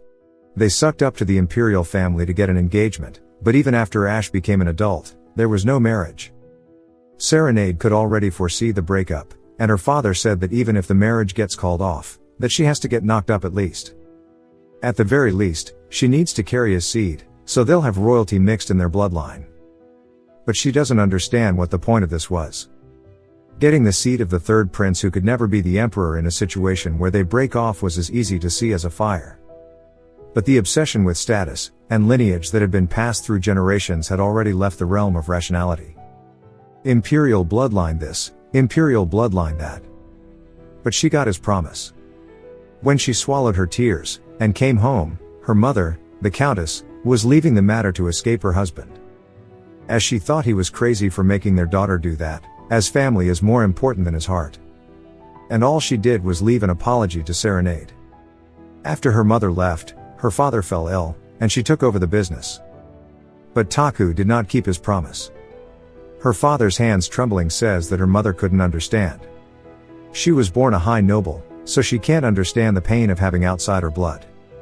But surely Serenade does, she has lowly blood like him, and she'll understand. She says that she'll get going, and to rest well. And he continues yapping about how this is the only way they can escape the curse. As soon as the door is closed, she immediately gets overcome with emotions. She then quickly runs to the ballroom, spotting Taku on the other side. And he asks why she came so early. She recalls the promise, and says the real reason she loved him wasn't because he was a prince, or because he was high-born. It was because they shared the same pain, and because he took care of her wounds. She doesn't know why she couldn't say that.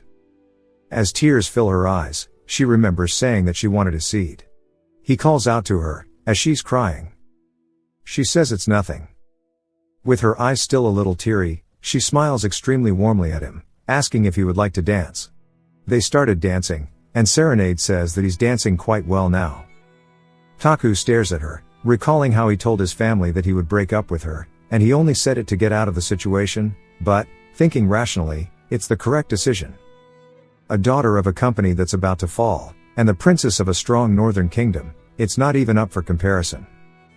Besides, the Aryan kingdom is the strongest country in the north, and if he marries their princess, he can support the monster battlefront with the northern soldiers, and get support from the capital, but it still feels unsettling. As a gamer who's gone through this 742 times, his gut is telling him that there's something bad about that route. He asks if she's made any progress on the task he gave her.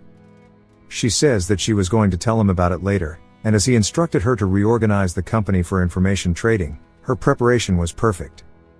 There's already an information network across the country, and there's even a method to encrypt the information. Each branch has its own messenger, and he says her company has a lot more than he thought. He tells her that, for the next 3 days, he has some information she needs to collect. As he starts telling it to her, we don't get to hear what it is, but we do get to hear her reaction. Now she says that sounds really dangerous, and if it's okay. He says that it's needed to keep her family alive, and it must be executed perfectly. She says she understands, that she'll do as he wants, telling him it was a pleasure. He says the pleasure was his. There is no data, or evidence supporting the winter silver, but his gut still tells him to stay next to her, and he hopes that it's truly the right choice. He tells her to do her best for him. It then takes us to the capital, and we learn that Albert tearfully begged him to stay quietly inside the palace, but he just wore the invisibility cloak. He's sorry for Albert, but he's too experienced to listen. It's also because the city is bustling right before the party. It would have been fun if he brought his party members here, and he really hopes they're doing well. He then hears Elise call out to him, and he turns, seeing her standing by the fountain. He tells her that it's a festival, asking why she didn't brighten up for once, and that she should at least put the coffin down. He says that he can tell she's scaring people. She says her master ordered her to guard him, since he was going to walk around the city alone. He asks if she was waiting for him. She says that she was waiting around the building when she felt a presence. She followed it, and it turned out to be his. He says that she's definitely good at sensing, as expected of an SSR-ranked dog nose. Whatever that means. She asks where he's going, and he says to her master, wondering where else he would go. He asks if she doesn't like him, and she says that she doesn't, but her lady does, and she asked her to escort him if possible. Taku asks if there's any problems with the business, like the pressure from the imperial family, or an attack from the dark. Elise says there's nothing like that, wondering if that's meant to happen soon. He says that he doesn't know, as no one can predict the future. The court isn't touching the winter silver business yet. They haven't announced the breakup, and they aren't moving to take over the company, so there's still a chance that if the party goes well tomorrow, that there's a way for the winter silver business to stay alive for now. Even if he breaks up with her, and joins the Aryan kingdom. Elise then looks surprised by something, and starts sniffing around. Taku asks what's wrong, calling her a dog nose, and she says that she smells something burning. He says that that's surely just the smell from one of the vendors.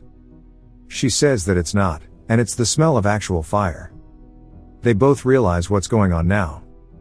They start running towards the winter silver family, as Elise is screaming out for serenade.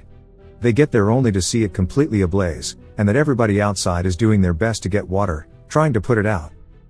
Elise's heart starts racing, and she starts screaming, asking where Serenade is.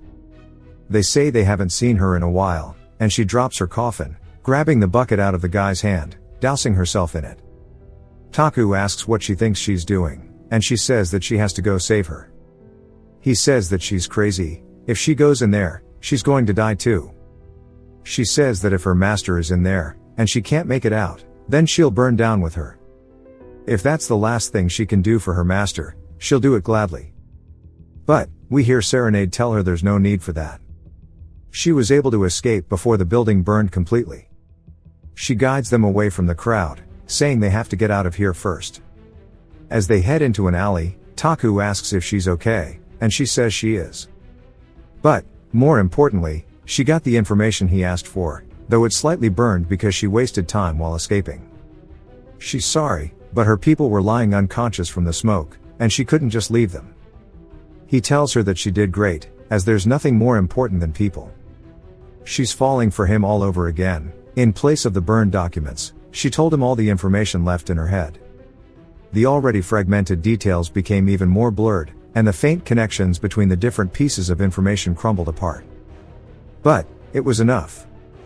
What he needed in the first place wasn't precise info, but the bare minimum evidence for him to use his tongue. She asks if she's been of at least a little bit of service, and he says of course, and it's been more than enough. Then he hands her an envelope. She asks what this is, and he says that it's an invitation to the victory banquet. She starts to get butterflies in her stomach, and he asks what's wrong. She says it's nothing, just that this is the first time he has invited her to an event. He apologizes, but then she apologizes, saying that she won't be able to attend. He asks why, and she starts to lift off her hood, showing that her hair has actually been burned. She says that she can't attend an imperial party looking like this. Influential people from around the world will gather there, and if she represents her family looking like this, everyone will laugh. More importantly, she can't stand next to him tomorrow like this. If that's the case, she'd rather not attend at all. He says that he'll say this, and he needs her tomorrow. To save her family, and the future of the Southern Front, she must be at the party tomorrow. That today's fire solidified it. The imperial family is already trying to eradicate the Winter Silvers, whether it's because they knew information they weren't supposed to, or because it's time for them to fall. To survive, she must attend the party tomorrow, because the path of survival always lies in the face of death. She says that she'll attend, even if she looks worse than she does now. After that, they spent a long time discussing what had to be done at the party tomorrow. Then they went back to look at the manor that is now completely ruined. With no arrests, they found the magic arrow, but couldn't trace it back, and it's clearly the Shadow Branch's tactics. Taku says that it won't be easy for Serenade to get to the party in the first place, asking if Elise can protect her master well. She says that she'll do it even if she has to give her life, and Taku says that she should spare her life at least, and good luck. Serenade then tells Taku to head back, and she'll call a carriage. He asks what she'll do, and she says that it'll be dangerous wherever she is, since she's going to stay at sea with Elise tonight, and prepare for tomorrow's party. He smiles, saying he's looking forward to it, and she tells him not to. The next day is finally the morning of the victory banquet. It then takes us to the detached palace where Taku is staying. He woke up early in the morning, and got a makeover under Albert's leadership. Albert cried tears of joy, saying he's finally wearing a traditional party suit, and that he knew he would now have no regrets if he died. Taku says he's gonna have a lot of other regrets, and to stop crying, and that he wants to take a selfie, and show this to everybody at Crossroad, that this is how the Lord looks when he dresses up. Taku then calls out to Albert, who asks what else he needs, and Taku says that he has a favor. He's asking this because he trusts him, saying surely he can do it. Albert looks surprised, but we don't get to hear what it is. Back to the main palace, the grand ballroom. The event starts at 6 in the evening, but the ballroom is already full of people. Taku's entrance was announced, and everybody turns, looking towards the door. The band even starts playing the music, and he enters, asking if this is like his character theme song, like how they play music for wrestlers. People are mumbling, talking about the palace's greatest maniac, and the band is still playing the music, and apparently he lost thousands of soldiers in his first battle, and that he's so incompetent, unlike his elder brothers, and this is why genetics are important. A bunch of fans, though, start swooning over him, and he wonders why the treatment is so varied. They ask him how the Southern Front was, and if it is really crowded with the monsters, and there's a rumor that he even spent a night with the Queen of Monsters. They say as expected of him. He asks what they are even saying, if they're talking about the Black Spider Queen, then yeah, they did spend a few nights together on the same battlefield, and he says all these people are nobles from powerful families, since they are able to attend a party like this, and they might be able to donate to the Southern Front, so he should put on a good act. He says he didn't spend a hot night with the Queen of Monsters, but he has defeated quite a few monster generals with his own hands, asking if they would like to listen to more of his stories from the Southern Front. They get excited, and he says that the stories of those who sacrifice their lives to protect the front are nothing but interesting stories for those in the capital, but that's just how the world works. No matter how heartbreaking the story of a stranger is, it'll only be used as a moment of entertainment. He wonders what he can do, and decides he's going to do it for the people of the capital. He says that he should tell them how many people are suffering, and get as much financial support as he can out of them. He then says that he's going to start with his first battle, and he's going to treat it like he does a live stream, saying that it's going to be a live podcast, involving the nobles of the Imperial City. And he says that he held a funeral for the 155 who died that day, and that was a story of the heroes protecting the battlefront, and if this allowed them to gain the slightest bit of interest in the front, that would make him happy.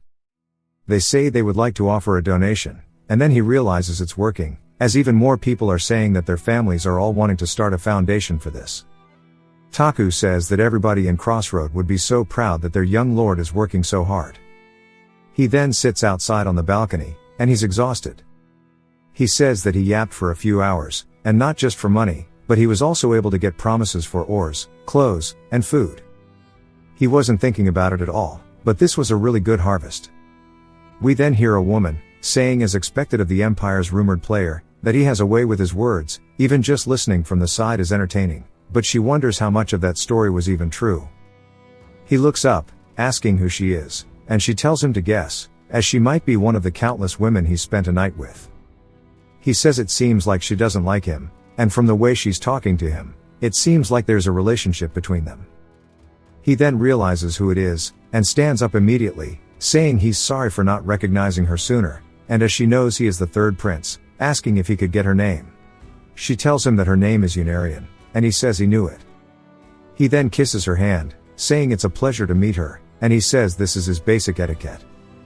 He doesn't know why she looks so revolted, as it took a lot of courage for him to say this. She is 19 years old, and is the second princess of the Aryan kingdom. She's known to be bright, and wise, but also as ferocious as a bear, and she's well loved in her kingdom, or that's what her profile description said. No matter how he looks at her, she seems more like a swan than a bear.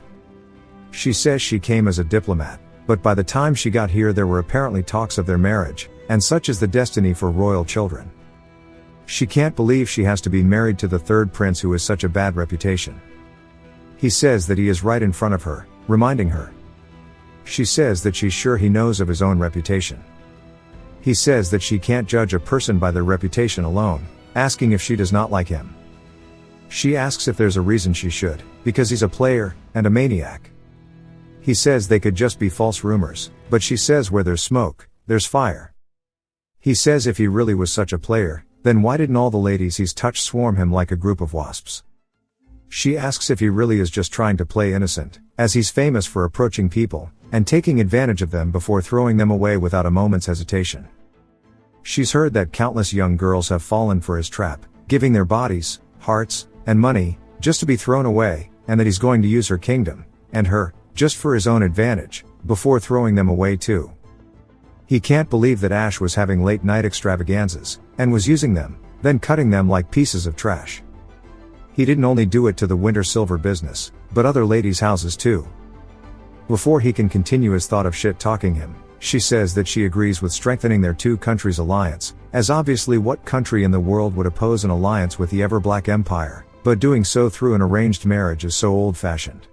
He then asks how else they could strengthen their alliance, as he agrees it's old-fashioned, but he does not think there's a better way to become closer.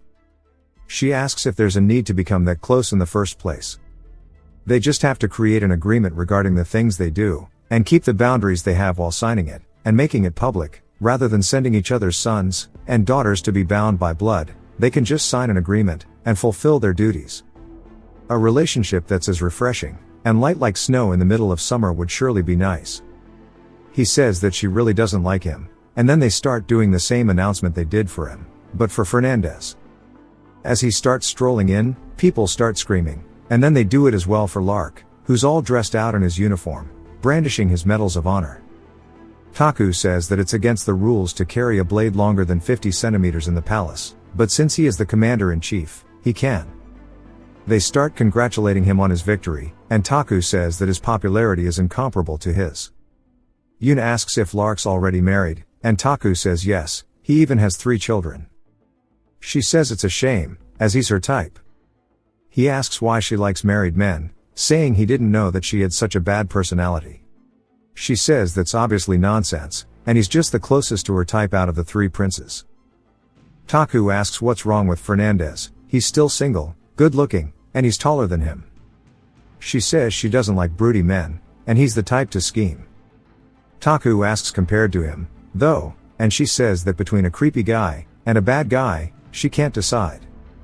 Taku then asks what exactly her type is, and what her standards are. She asks why southern men don't know, as obviously muscles are hot. Tight muscles, a large stature with the strength to lift mountains, and the confidence to flip the world, a warrior with legendary strength and courage. That standard is also applied to the women in their kingdom. He says if that's really their standard, she surely can't be popular. She says that she's actually really great if she takes this dress off, but there's no way to show him. He says those are some dangerous words, and then the bell rings.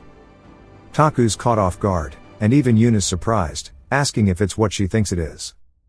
Everybody in the ballroom starts kneeling.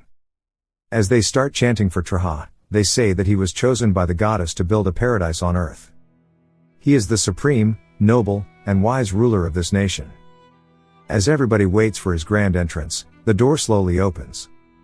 Taku says that if God had created humans out of gold instead of dust, maybe this is what they would look like.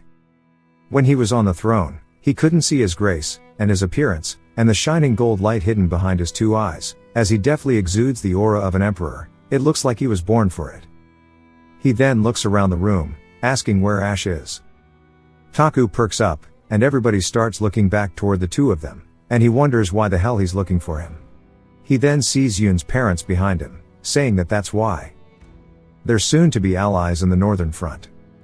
With the Aryan Kingdom royals right behind, the emperor must have met with them first to hold a meeting, and then attended this party.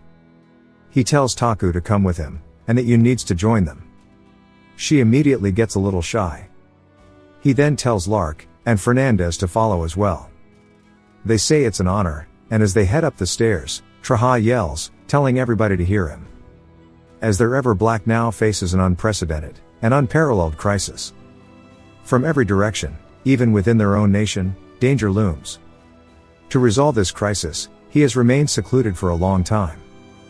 During that time, his first son Lark has resolved the troubles in the West, and he is truly proud of his son. Lark says that it was all due to his grace. Traha continues, saying today's gathering is to commend Lark's achievements. However, all must bear in mind, other crises still remain, and they are tightening their grip around the empire's throat. To overcome this threat, they must first solidify their nation's internal affairs, and with their allies, they must forge stronger bonds.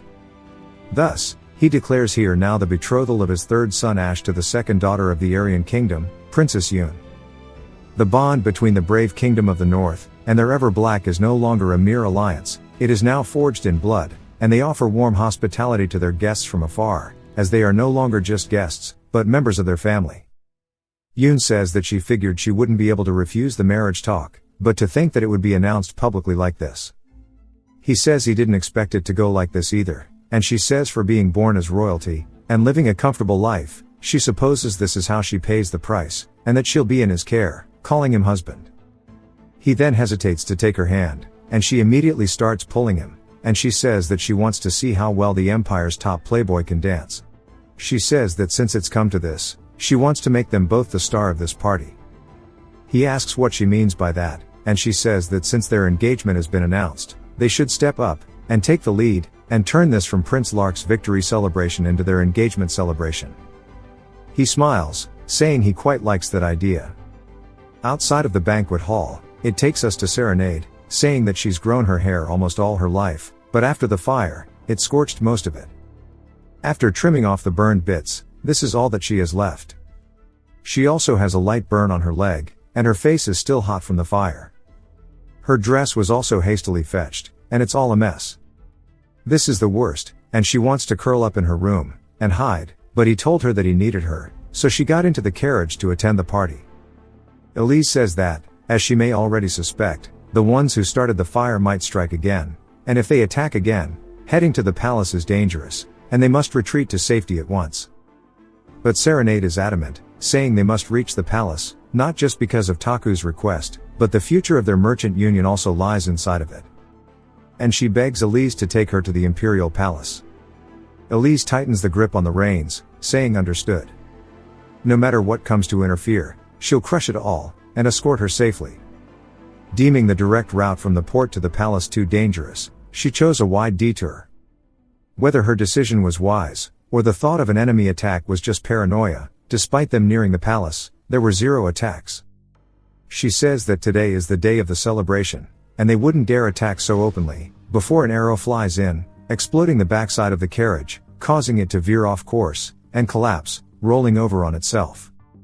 Elise starts calling out to Serenade, and when she goes to look inside, we see 3 people leap at her from above.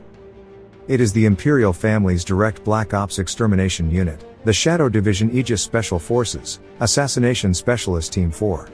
We then see slices go all across, and one of them looks surprised, as bro just starts falling into pieces, but it's not just him, as all three of them just got hit with some Devil May Cry type attack. Elise says these are professionals exclusively tasked with assassination missions in the capital, and she needs to be cautious, and make sure to finish them off, otherwise she's dead. She gets the third sword off the rip, and we see a giant explosion. A little later, all of the assassins are dead on the floor, or at least incapacitated. She then starts helping Serenade out of the carriage, asking if she's okay. She says she is, but wonders if Elise is. She says she is, but more importantly, she looks like she's in bad condition. Serenade's clothes are torn and tattered, but she says she's okay. The carriage is unusable, but she wonders about the horses. Elise says one remains, but they start to get pulled up on once more. Elise says the third party is unwelcome, and she says they are targeting Serenade, but with her arm in this condition, she can't fight and protect her at the same time. Serenade asks what she should do, and Elise says she'll hold them off. The palace isn't far now, and she can definitely make it alone. There are likely more enemies waiting on the opposite side of the alley, so she needs to use her equipment to get through, and she'll kill them, and hide somewhere safe. So she should go to the palace, and attend the party. But before she can finish her sentence, Serenade wonders what the hell she's meant to do, and Elise tells her just to get what she wants. She's the richest person in this country, so she should have everything she desires. Serenade wonders what she wants.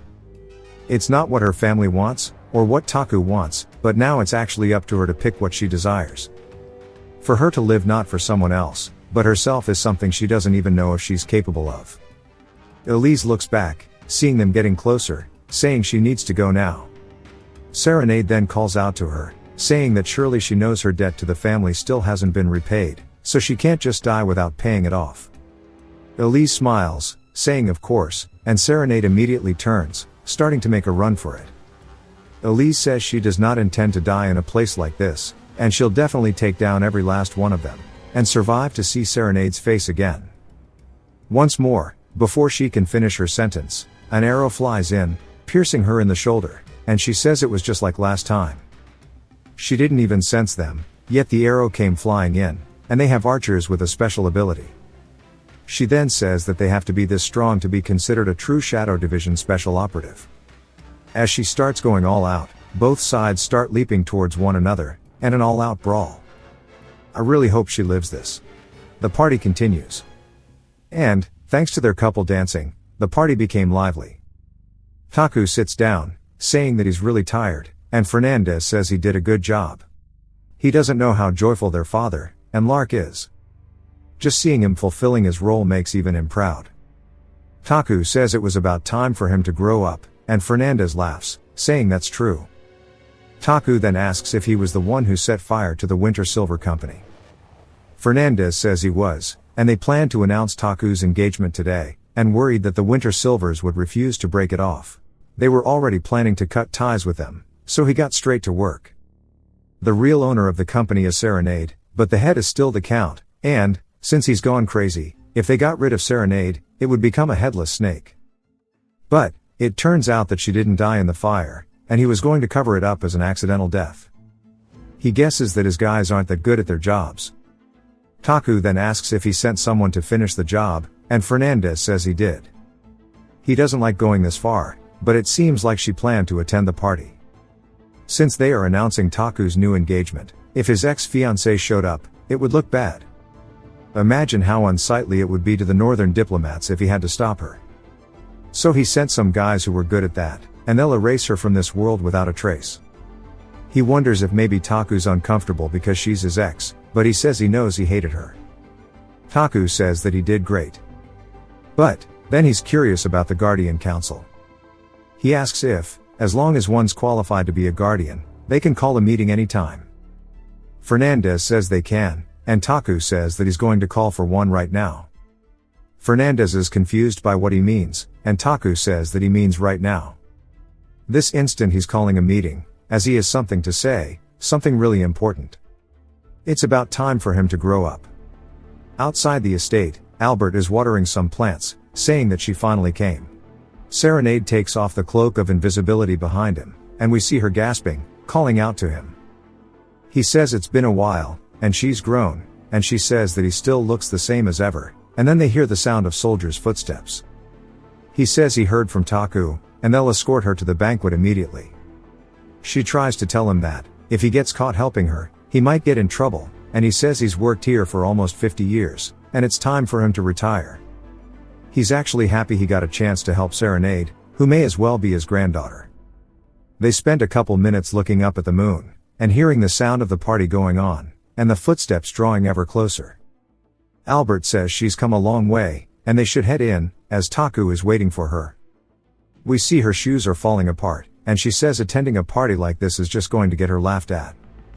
Albert asks why that matters, and if she's really here to meet the foolish people who laugh at her appearance, or if she's here to meet the prince who is waiting for her. She says that Taku will be embarrassed of her as well, and Albert says that's not true, and she needs to believe him, as Taku would never consider her embarrassing. He told Albert personally that he needs her tonight, so he must escort her to the grand ballroom no matter what. The reason that he needs her isn't because of her looks, asking if he's wrong. Realizing that he's right, she says that she did come here because he needed her. Even if it is embarrassing, and they get laughed at, they can withstand it together. Resolving herself, she thanks Albert, as she heads toward the party. The soldiers as well make their appearance, and Albert says muddy military boots at a party sure shows they are lacking basic etiquette, and that this wrinkly old man shall educate them properly. The doors to the ballroom open, and everybody stares at Serenade.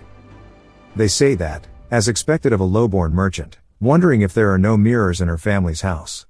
And, if they looked like that, they would have turned around at the entrance due to embarrassment, as she's struggling to walk, because of her heels being broken. They even mention how Taku's new engagement with the princess has already been announced, so how does his ex-fiancée have the audacity to show up? They wonder if maybe she's here to cause a scene, as she's been in-laws with royalties for 10 years. She's still so messy even in the end, as expected of a lowborn. The anxiety and stress is starting to get to her, as she feels it swirling inside of her.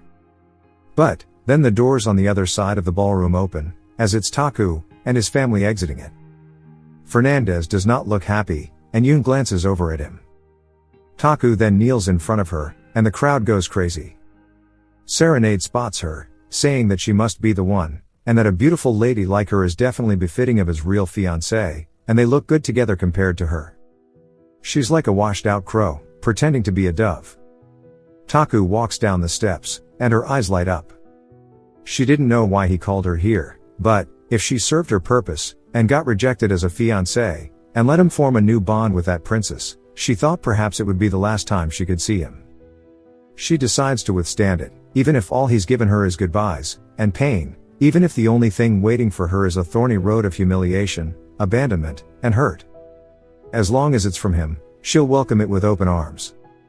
He calls out to her, and she does the same, calling him His Highness, and he says that she can just call him her prince like usual. She says that his new fiancé is standing right there. He says that she went through a lot to come here because of him.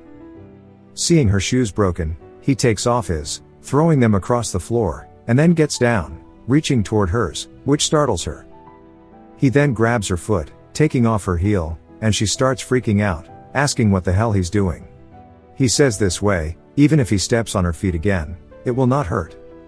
She asks what he means, and he claps his hands. As music begins playing, he grabs onto her waist, saying that there is only one thing for a man and a woman to do at a party, since they practice together, it's time for them to do it for real. Asking her if she's ready to dance, calling her Cinderella, and she starts falling in love with him all over again, as they dance away to the music in front of everybody. We get a flashback to 30 minutes before, she arrived at the innermost room of the ballroom where the Guardian Council was called. Taku says that the southern battlefront will reject all of the Imperial reinforcements. His brothers look surprised, and Taku says he'll state this very clearly. From now on, the monster battlefront will separate from the Empire, and walk its own path. Taku says that he has decided, assisting in maintaining the Empire's 4 major fronts, and benefiting the royal family with his political marriage to the princess, and accepting the Imperial Court's promise to send reinforcements to the southern front in return, he wants to reject all of it. They are all just staring at him, and then his father tells him to explain himself, wondering what caused him to make this decision, but he looks amused. Taku says there are three main reasons for this decision. The first is the negative impact the Imperial reinforcements will have on the southern front.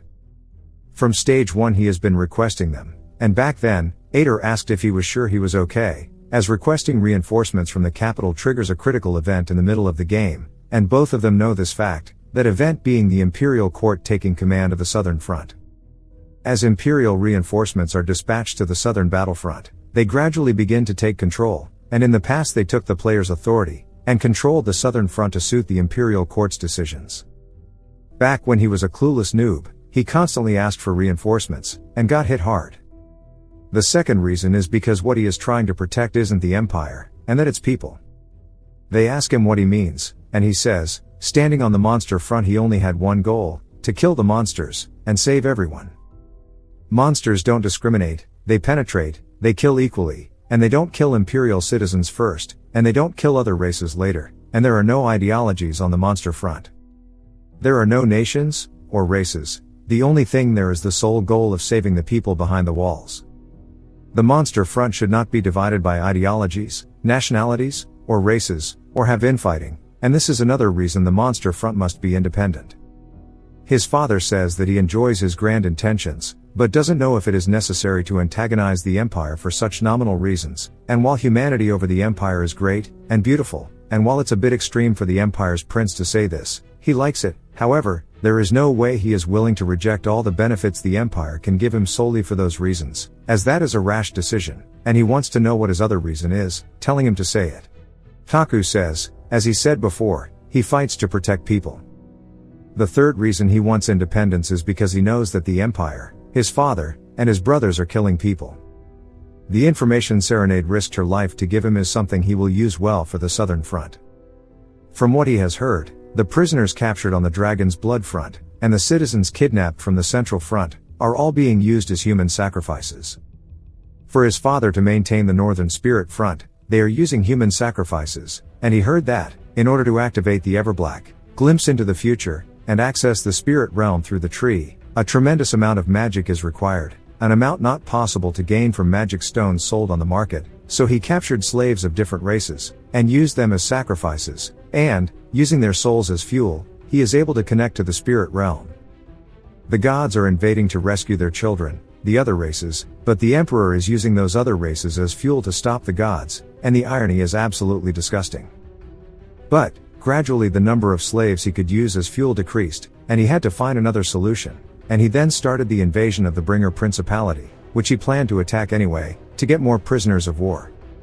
Especially those of the Bringer Principality who have some dragon blood in them are excellent as fuel, and if he catches the Duke, and takes the Duke's blood, it will be more fuel to use.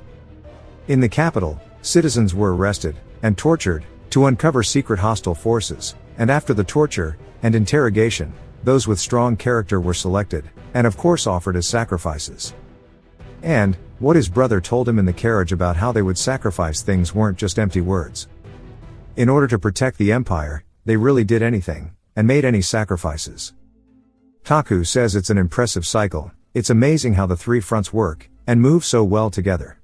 In the eyes of other races, prisoners of war, and civilians of the outskirts, wondering what they will burn next, in order to maintain the mass of flesh that is the Empire, they are all just killing people. They kill, and kill, and kill again, they kill innocent people indiscriminately to protect the Empire, and fight monsters as well. His goal is to kill the monsters, and save the people, as this one value is something he refuses to lose, which is why he cannot join them, as they have all become monsters for their nation, it's as simple as that. His father starts laughing really loudly, and Taku wonders what he's going to say, but all he says is, so what? He's going to go back to the monster field in the south alone, and stay away from them who are evildoers, wondering if he's going to wither, and die alone proudly while claiming to be good, as that path is true hell. And, he wants to protect the people, but how does he define a person? Is this Jordan Peterson? He wonders if Taku thinks a person is a human, another race, or a monster who speaks human words, wondering where he draws the line. What about traitors, conspirators, thieves, robbers, or swindlers? All of those pieces of shit are people as well, and he doesn't want to protect them. The more Taku pursues infinite good, the more he will suffer, and is headed toward hell, no matter how white and clean his flag is, the moment it passes through a battlefield, It will be covered in blood and ash. And his son is too young to understand this fact, but Taku says he's already sacrificed a lot, 741 times. In all of those games, he always threw his characters to their deaths. There may be helpless situations, and there may be times when he will have to bend his beliefs. Perhaps by the end of this road he will become a half monster again, but he'll do his best, at the very least, that he won't forget the most precious thing. In the end, if there is even a single white spot on his flag, or even if the flagpole is all that remains in his hand, he will hold it, and move forward. He'll say once more that the monster battlefront will walk a completely independent path, and he will protect people, and not the empire. Once more, the room falls silent, and his father says that he understands his wishes, and he wants to break the mold of a piece, and become a player himself. Taku asks what he's talking about, and his father says he means it literally. On the chessboard that is the world, he won't be a mere piece controlled by others, but someone who creates his own destiny. Discussing the fate of the world using the lives of others as pawns, directly fighting for control of the world, a higher level being, someone qualified to play chess himself, that's what a player is. In similar terms, he could call it a king. Taku wonders if this is what they meant as well, the other people who've called him a player so far. His father continues, saying that he, the youngest, and the most foolish, is also the weakest, but he grew so much on his own that he's proud of him as a father, but as an emperor, he cannot easily forgive him. All parents might welcome their child's independence, but this is the palace, and he is a ruler. Declaring the Southern Front independent also means that much territory will break away from their jurisdiction, and he's right here with both eyes open, so there's no way he would let that happen. Taku says the Southern Front is undoubtedly the Empire's land, and his father's territory, but for the next 3 years, for just 3 years, as a completely independent front, he wants him to leave the struggle and governance of the area to him. His father asks why he should do that, wondering how it would be more useful to the throne of the Empire. Taku says of course what moves him in the end isn't reason, but practicality. He says he'll send the magic stones acquired from the Southern Front to the Imperial family. His father asks if he means the ones from Crossroad, and Taku says yes.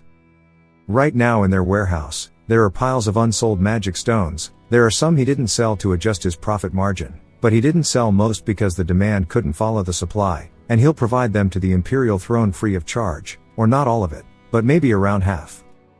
He tells his father with that many magic stones he doesn't need sacrifices anymore, and that he will no longer need to harm innocent lives. Neither the prisoners of Bringer, nor the citizens of the outskirts will need to be brought here as fuel.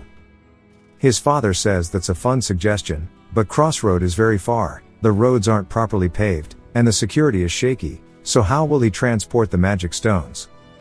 He says it's exactly as he says, the National Road project is almost finished, but the road to the Southern Front isn't even paved, it's a remote area that wasn't included in the project in the first place, so he spoke with the head of the Winter Silver Company in advance, and they will take responsibility for building the road to the Southern Front, and they will take full charge of the transportation of magic stones. They were already in charge of the National Road business, so they'll make a good path even to the remote south, and they are also experts in distribution, so they'll be able to transport the magic stones to the capital safely. His father laughs, and Taku continues, saying that the Winter Silver Company has promised to supply the Western Front with resources at cost price, that way he won't need to burn down the Bringer Principality, and he won't need to plunder innocent civilians. They are also impressive at gathering information, and they have informants all across the nation. The Winter Silver Company is the source of all the information, he said today, and the Aegis Special Corps, it seems that they have quite a few gaps from the sudden expansion. While they tripled in size to maintain the Central Front, the name Special Corps became meaningless and sloppy. His brother, the commander of the Shadow Front, knows that better than anyone, and if the Winter Silver Company assists with gathering intel, they can help fill those gaps, and instead of carelessly arresting and torturing innocents, it will be possible to weed out suspicious spies with certainty. His father asks if what he is saying is that keeping the Winter Silver family alive will not only help the four fronts, but also get rid of the need to take innocent lives, and his father asks if he is trying to get them to seize the plan to swallow the company, and save his ex-fiancée. Taku waits for around a second or so, before saying yes. While his father is laughing, Taku says that the young countess, and the Winter Silver Company will be useful for all four fronts, and for this empire, he will also be useful to them all. There is no one else better than him who can control the Southern Front, no one else can kill monsters, and harvest magic stones more efficiently. So, If they save the Winter Silver Company, and allow the Southern Front to be independent, then they will have no choice but to admit his usefulness, and Serenade's usefulness, as they need the two of them for their empire. His father says very well, but he will finalize his decision after he talks with Serenade, wondering where she is. Fernandez says that he has sent a special task force, and she won't be able to make it out alive. Taku says that they'll have to see about that. And, when they exit the room, he glances over, spotting her in the crowd. He tells Yoon that he's sorry, but he thinks this is the end for them, and it was a short, but fun time. She asks what he means, and if he's really dumping her right after they announce their engagement. He tells her not to worry, the alliance between the kingdoms will remain strong, not through an old-fashioned marriage, but through a clean and functional contract. And, they can have a relationship that's light and refreshing, as snowfall in the summer. She's actually pissed, saying that he's a cheating bastard. Taku says that's what he's always heard, and then he goes and dances with Serenade. He tells Serenade about the conversation he had with his father. He tells her pretty much everything about what happened, and that this is the last challenge she has to overcome, asking if she's ready to face the most important person in this country. She looks a little nervous, but nods her head, saying that she is. And then we see her kneeling in front of the Emperor, and she bows down, greeting him. He says that it's his first time seeing her, and he wants to cut to the chase. He heard that her business has agreed to provide a variety of services for the Empire, asking if this is true. She says that it is. He says that he heard from Ash that there's no need to go over the details again, and they can adjust those things later. What he wants to ask is the price she plans to take. She asks what he means, and he says that she's a businesswoman, so, in return for a product, she's going to ask for a price. He asks her what she wants, in return for serving the Empire and the throne, wondering what she wants to obtain. She goes to speak up, but is hesitant. The Emperor says that her father was always precise with his calculations, and took the price of the products he offered, and that's why he liked him, as he was a trader he could trust, but he got too greedy in the final trade, and miscalculated. The final trade was the Winter Silver family arrogantly requesting to become in-laws with the Imperial family. The Emperor definitely thought that was a mistake, so he wants to know if she will make the same mistake as her father, or if she will make precise calculations, and that she needs to answer, asking what she's trying to obtain. Serenade knew deep down that the crisis her family was facing was due to her father's greed. She also knew what she was supposed to say. She mustn't ask for anything. She must say she'll dedicate everything to the Empire and the throne, and say that she'll become the Emperor's dog, and do anything he orders, and ask him to spare her life. That was the answer, and she knew that she had to say it, but she recalls Elisa's words, telling her to take what she desires.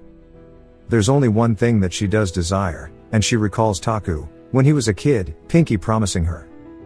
She knew this was greed, and it was a miscalculation, and, for this mistake, she might die. However, if she can't obtain the one thing that she wants in her life, how different can it be from dying? She says there's only one thing she wants. That they do not call off the engagement between her and Ash, as she will make him happy for the rest of his life. The Emperor glares at her, saying surely she knows that her family is lowborn. She says that she does, and he reminds her that her grandfather was a slave from a different race. She says she knows.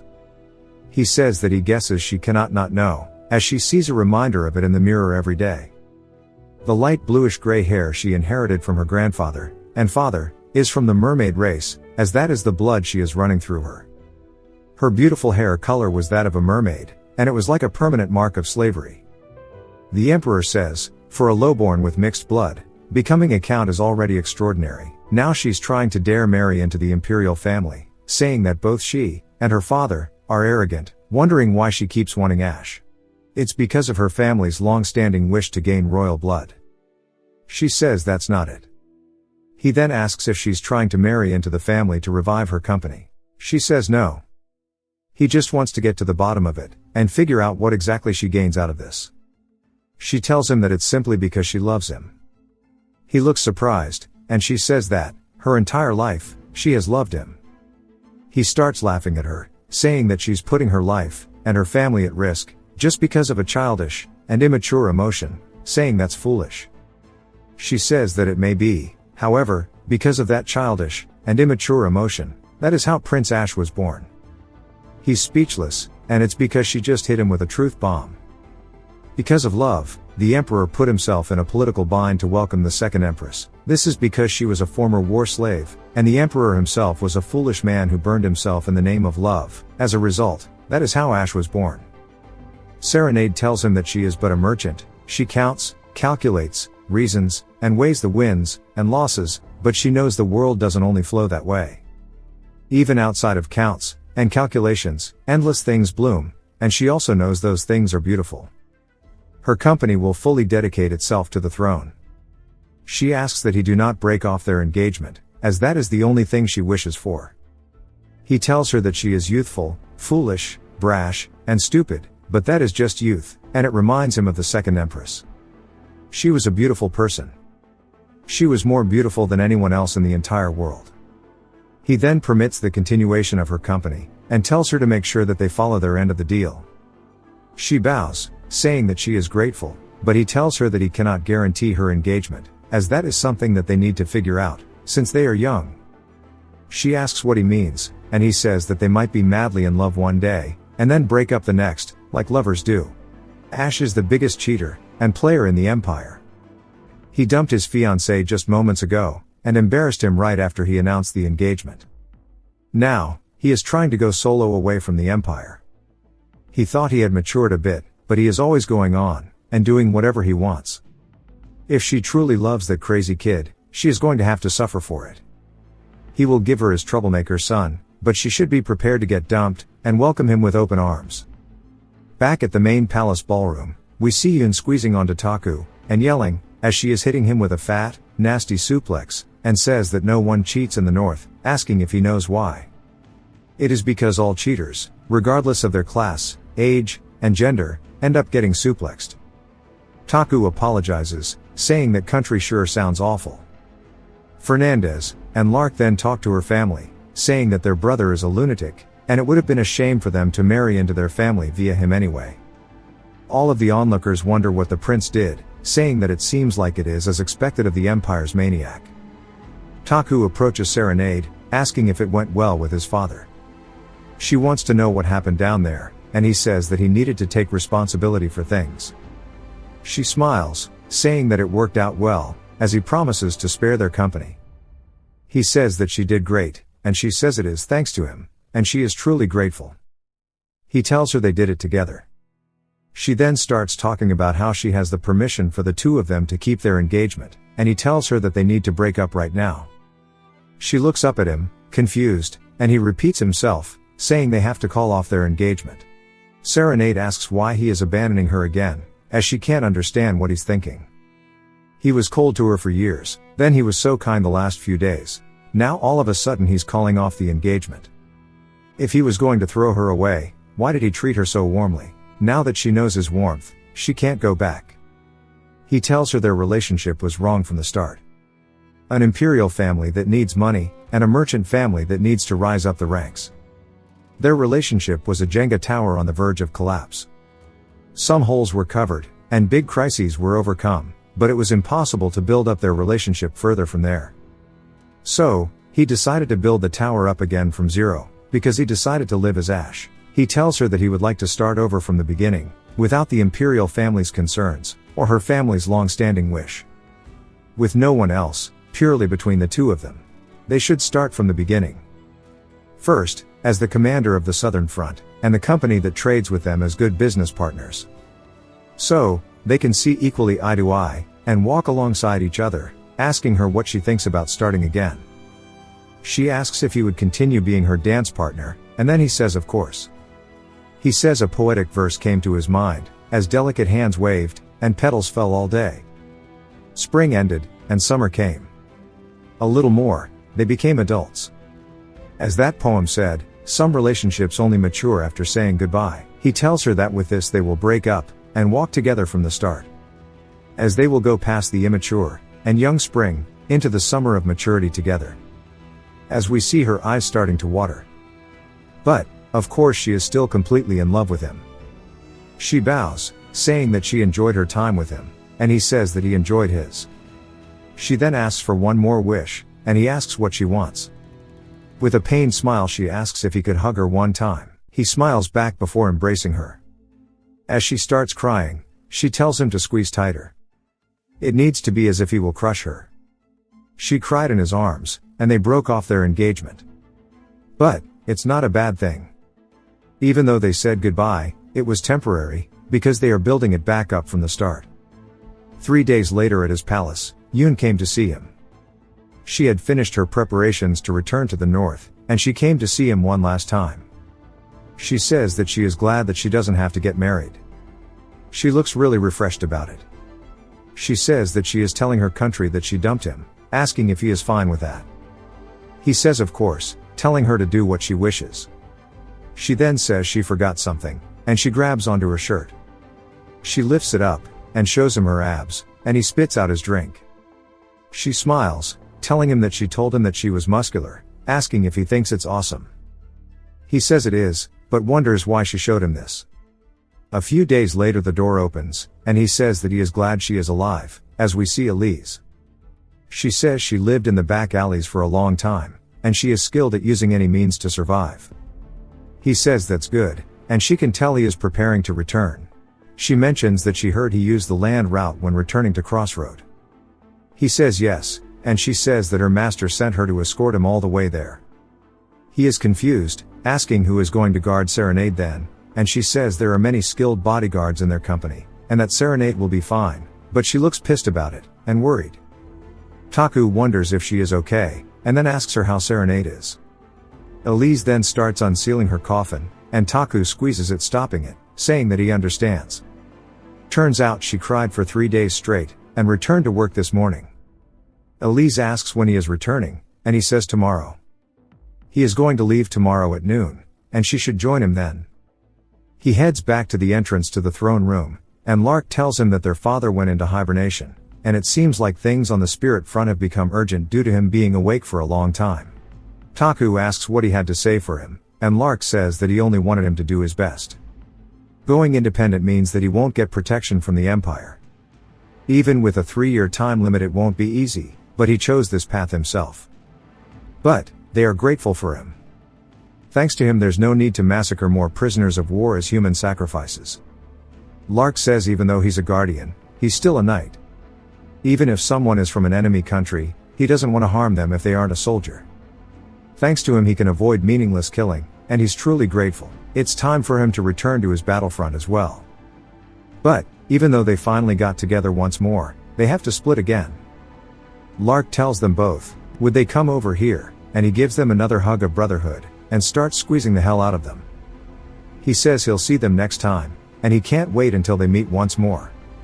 As he walks away, Fernandez then asks if he came all the way to the capital just to become independent. Taku says he's the one who brought him here in the first place, but it's as Fernandez said. For someone who constantly complained about troops, he shouldn't have done that. However, he asks what he's talking about, as he gained a whole lot of stuff. Half of it fell off, and the remaining fans, rather nobles, got him donations, and he secured the cooperation of the biggest company in the empire. He found out the secret of the emperor, and the princes, and borrowed an SSR rank swordsman.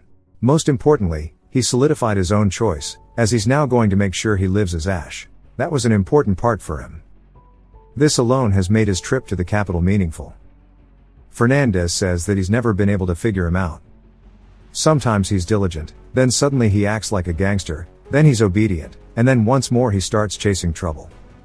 He sighs, saying that he was so cute when he was younger, but regardless he hopes he has a safe trip to the south, and he'll let him use the troops they've already lent him until the agreed time.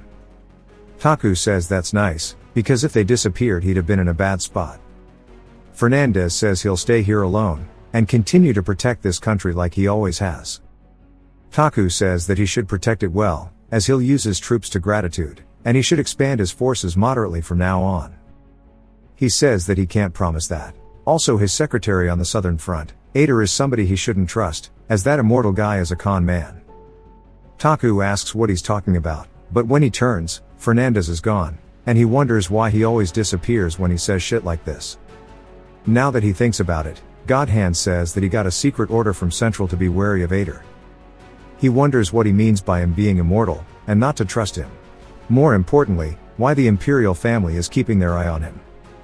The next day at noon, at the new Winter Silver building, there's a knock at the door, and we hear Albert calling out to her. She wonders what he's doing here, and he says that he was planning to retire, but Taku sent him a letter of recommendation, since she'll have to deal with the imperial family more in the future. He would be able to help, as he was the chief chamberlain of the palace. She welcomes him, saying that she looks forward to working with him, and he says the honor is his. She tells him that she was already getting overwhelmed, and she'll explain the business connected with the imperial family. Albert says that it's good to talk about business, but there are moments in life that never come twice. She asks what he means, and he says that he heard from Taku that they haven't seen each other since the banquet, and that now is not the time for her to be here, cooped up with her work. In a bit, he will be leaving for the south, asking if there's truly nothing she wants to say to him. She says that he already broke up with her. Albert asks why that matters, and he says that they are no longer engaged, and aren't lovers, so how could she? Albert asks why this matters at all, and if she's just going to give up, reminding her who exactly she is. As she has a product she wants, as a merchant, she's just going to send it away. Saying that doesn't make any sense, she thinks about it, realizing that he's completely right, and Albert tells her that life is short, and that she should run in the direction she truly wants to go. At the southern gate of the capital, Taku says goodbye to the city, and he should go back to the days of strategizing. This brief trip was fun, but he can't forget his mission. He then spots Serenade running over, and he asks if she came to say goodbye. Gassed out, she's catching her breath, saying that she won't give up on him. He wonders where this came from all of a sudden, and she says no matter how many times he turns her away, she'll keep moving toward him. She'll become such an incredible person, he'll have no choice but to look at her. If he's headed to the end of the world, she'll follow him there. Eternally in her heart, she'll follow him forever. She looks away nervously, and Taku begins smiling. He grabs her hand, saying he'll wait for her, and kisses it, saying, at the end of the world, and then looks up at her, saying that he'll see her again. As they're bound to meet again anyway, there's a lot of work that needs to be done with her company in the future. As they're riding away, Elise says that she thought they broke up. Taku says that they're just starting from the beginning. Elise says that's what cheaters say when they dump someone. He says that he's being sincere, as he just wants her to be happy. Elise says that she does too. Taku says that he sincerely wishes for her happiness, so he's leaving to protect the world once more. Taku says that it's been a few days since he left the Imperial City, and it takes about 3 weeks to get to Crossroad by land. It's been more than 10 days since he left the city. If they the 3 more weeks to the situation, he'll have been away from the battlefront for over a month. There are 10 days left until Stage 7 starts, as there are 8 giant elite salamanders, and 400 of the normal ones. He says that they're going to have to defend without him. A little nervous, he says surely they'll do a good job. 10 days later, the start arrives, as we see a salamander's neck bulging before it shoots out a massive artillery strike. It turns out that there are multiple, and the battlefield is now fully underway at Crossroad. The attacks start flying in toward all the soldiers standing atop the wall. But, luckily Reina, and her squad, is there to easily deflect it with wind attacks. Her party of 5 mages easily dispatches all of the artillery in the air before they can get over the castle wall. She yells, telling Lucas that they can't just defend forever, as they don't have infinite mana. He's obviously worried, and he realizes that she's right. The giant salamanders have an incredibly long range, and they're bombarding the walls with fireballs outside the range of the cannons. And, there's only 3 ways to attack them. First is Damien's shooting, and he's already fired 2 shots with his gun, taking down 2 of them. They were stronger than expected, so the mana gun alone couldn't take them down, but Taku warned them before leaving for the capital city that the Black Queen is a maximum of 3 shots, and they couldn't use it more than that. The second way is with Juju's magic, and she uses water magic, which is the opposite of fire, to defeat 3 giant salamanders.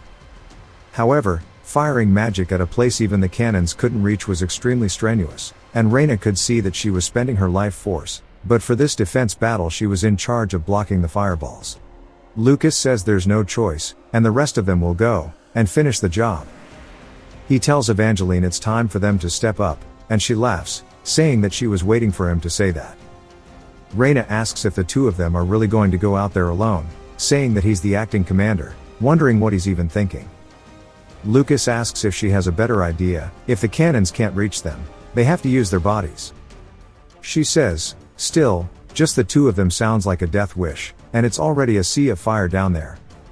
Lucas tells Damien to cover them, and he says he will. He tells Lily to use all the artifacts she can, and for Marita to cast shield magic. He then tells Juju that she should just rest, as she's vomiting blood, and she tries telling him that she's fine. The gates open.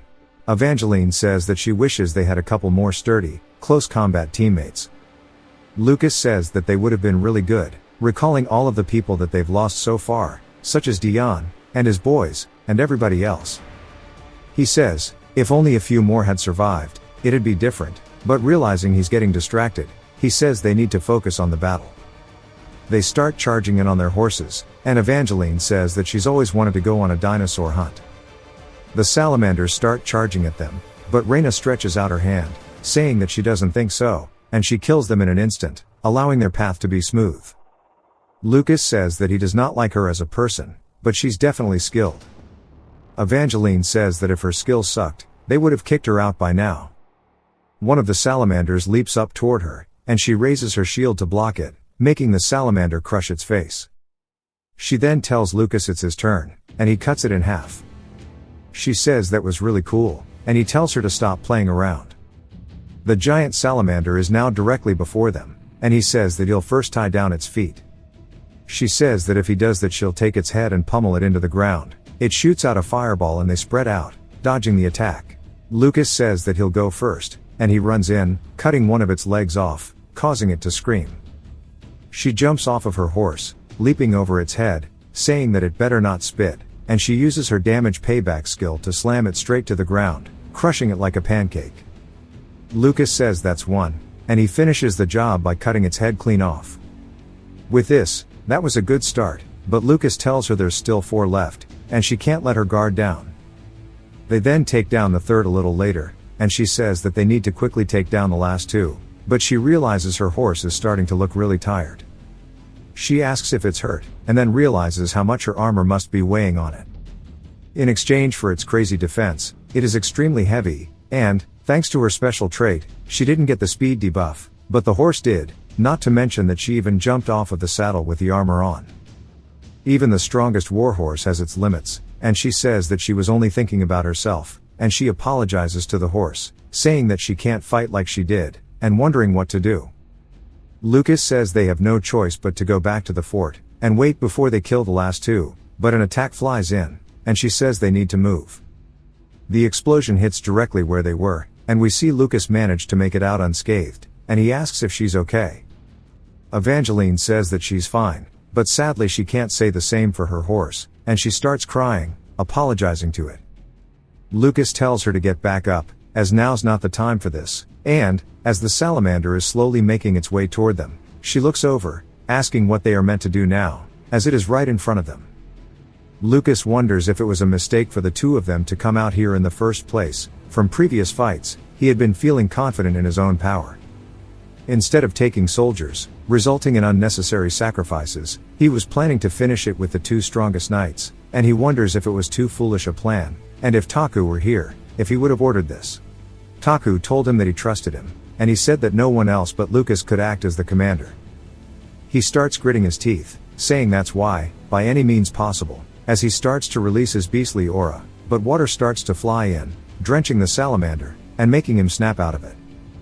He looks back, realizing that it was none other than Juju, who is now bleeding out of her mouth, and she says that even if he tells her to shoot more, she can't.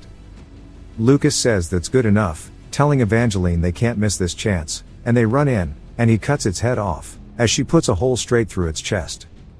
She says that there's only 1 more left, and Lucas says that that's the last one, and he spots the giant salamander pass some fire on the ground, saying that he doesn't know how they'll get to it.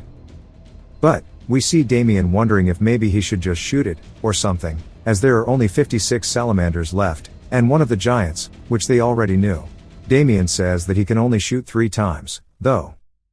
He's been handling the gun well, so he didn't quite understand why there was a limit, but he must follow orders, since he only shot twice, and saved the last bullet. However, the 2 knights out on the battlefield had lost their war horses, and were stranded in a sea of fire. He can't just sit by doing nothing, and he decides that he's going to use the last shot here, and he'll set the line of fire so that he can hit as many as he can with one shot. As it comes out of his gun, it hits through 3 of the small lizards, and even hits the giant one in the head. Evangeline says that was a nice shot, and Damien says with this, they can take care of the remaining monsters, and they have won the battle with this. But then, his eyes start to see something when he looks down, as there's a black aura starting to completely envelop him, causing his heart to race. It's over after a second, and he wonders exactly what the hell that was. But, with this, the stage is over. The stage MVP was Damien, and everyone from the main party is leveled up, and there are no dead, or injured, characters. Taku says it's now been 3 weeks since they left the Imperial City, and tomorrow this journey will be over, and finally, they're only a day away from Crossroad. He asks one of the soldiers to settle at the southern front, since he came all this way, and the dude apologizes, saying that he respectfully declines, as his wife, and children, are in the capital. Taku says that he can't do much about family. Since they all went through life, and death, together for 3 weeks, they got pretty close, and if he recorded all the things they went through during that time, this story would never end, so he's going to skip it. But, they had a grand, and difficult, journey, and if he wrote a story based off this, it would probably be enough to fill up at least 1 book. He tells everybody that they did great work, and when they get to Crossroad, they should rest well before heading back, and he'll be a generous host. The knights say that it's exciting that he's the one saying that, and Taku laughs, saying he'll show them what countryside hospitality looks like. Some of the men return, saying that they're coming back from their patrol, and they didn't see any enemies. There is also a clear pond nearby, and it's refreshing, and the water tastes good. Taku says that they can drink the water, and wash themselves tonight, and he asks Elise what she's going to do, and if she's going to return to the capital as well. Now, she is tonight's cook. She says that she belongs to Serenade, so of course she must return, and Taku says that's a shame. These past 3 weeks, she saved his life countless times, and he saved her a couple times too, so they've gotten closer, and he wanted to persuade her, and make her fight on the monster battlefront, but her loyalty toward her master is so strong, it would be difficult. Anyways, he wonders how terrifying dinner will be today.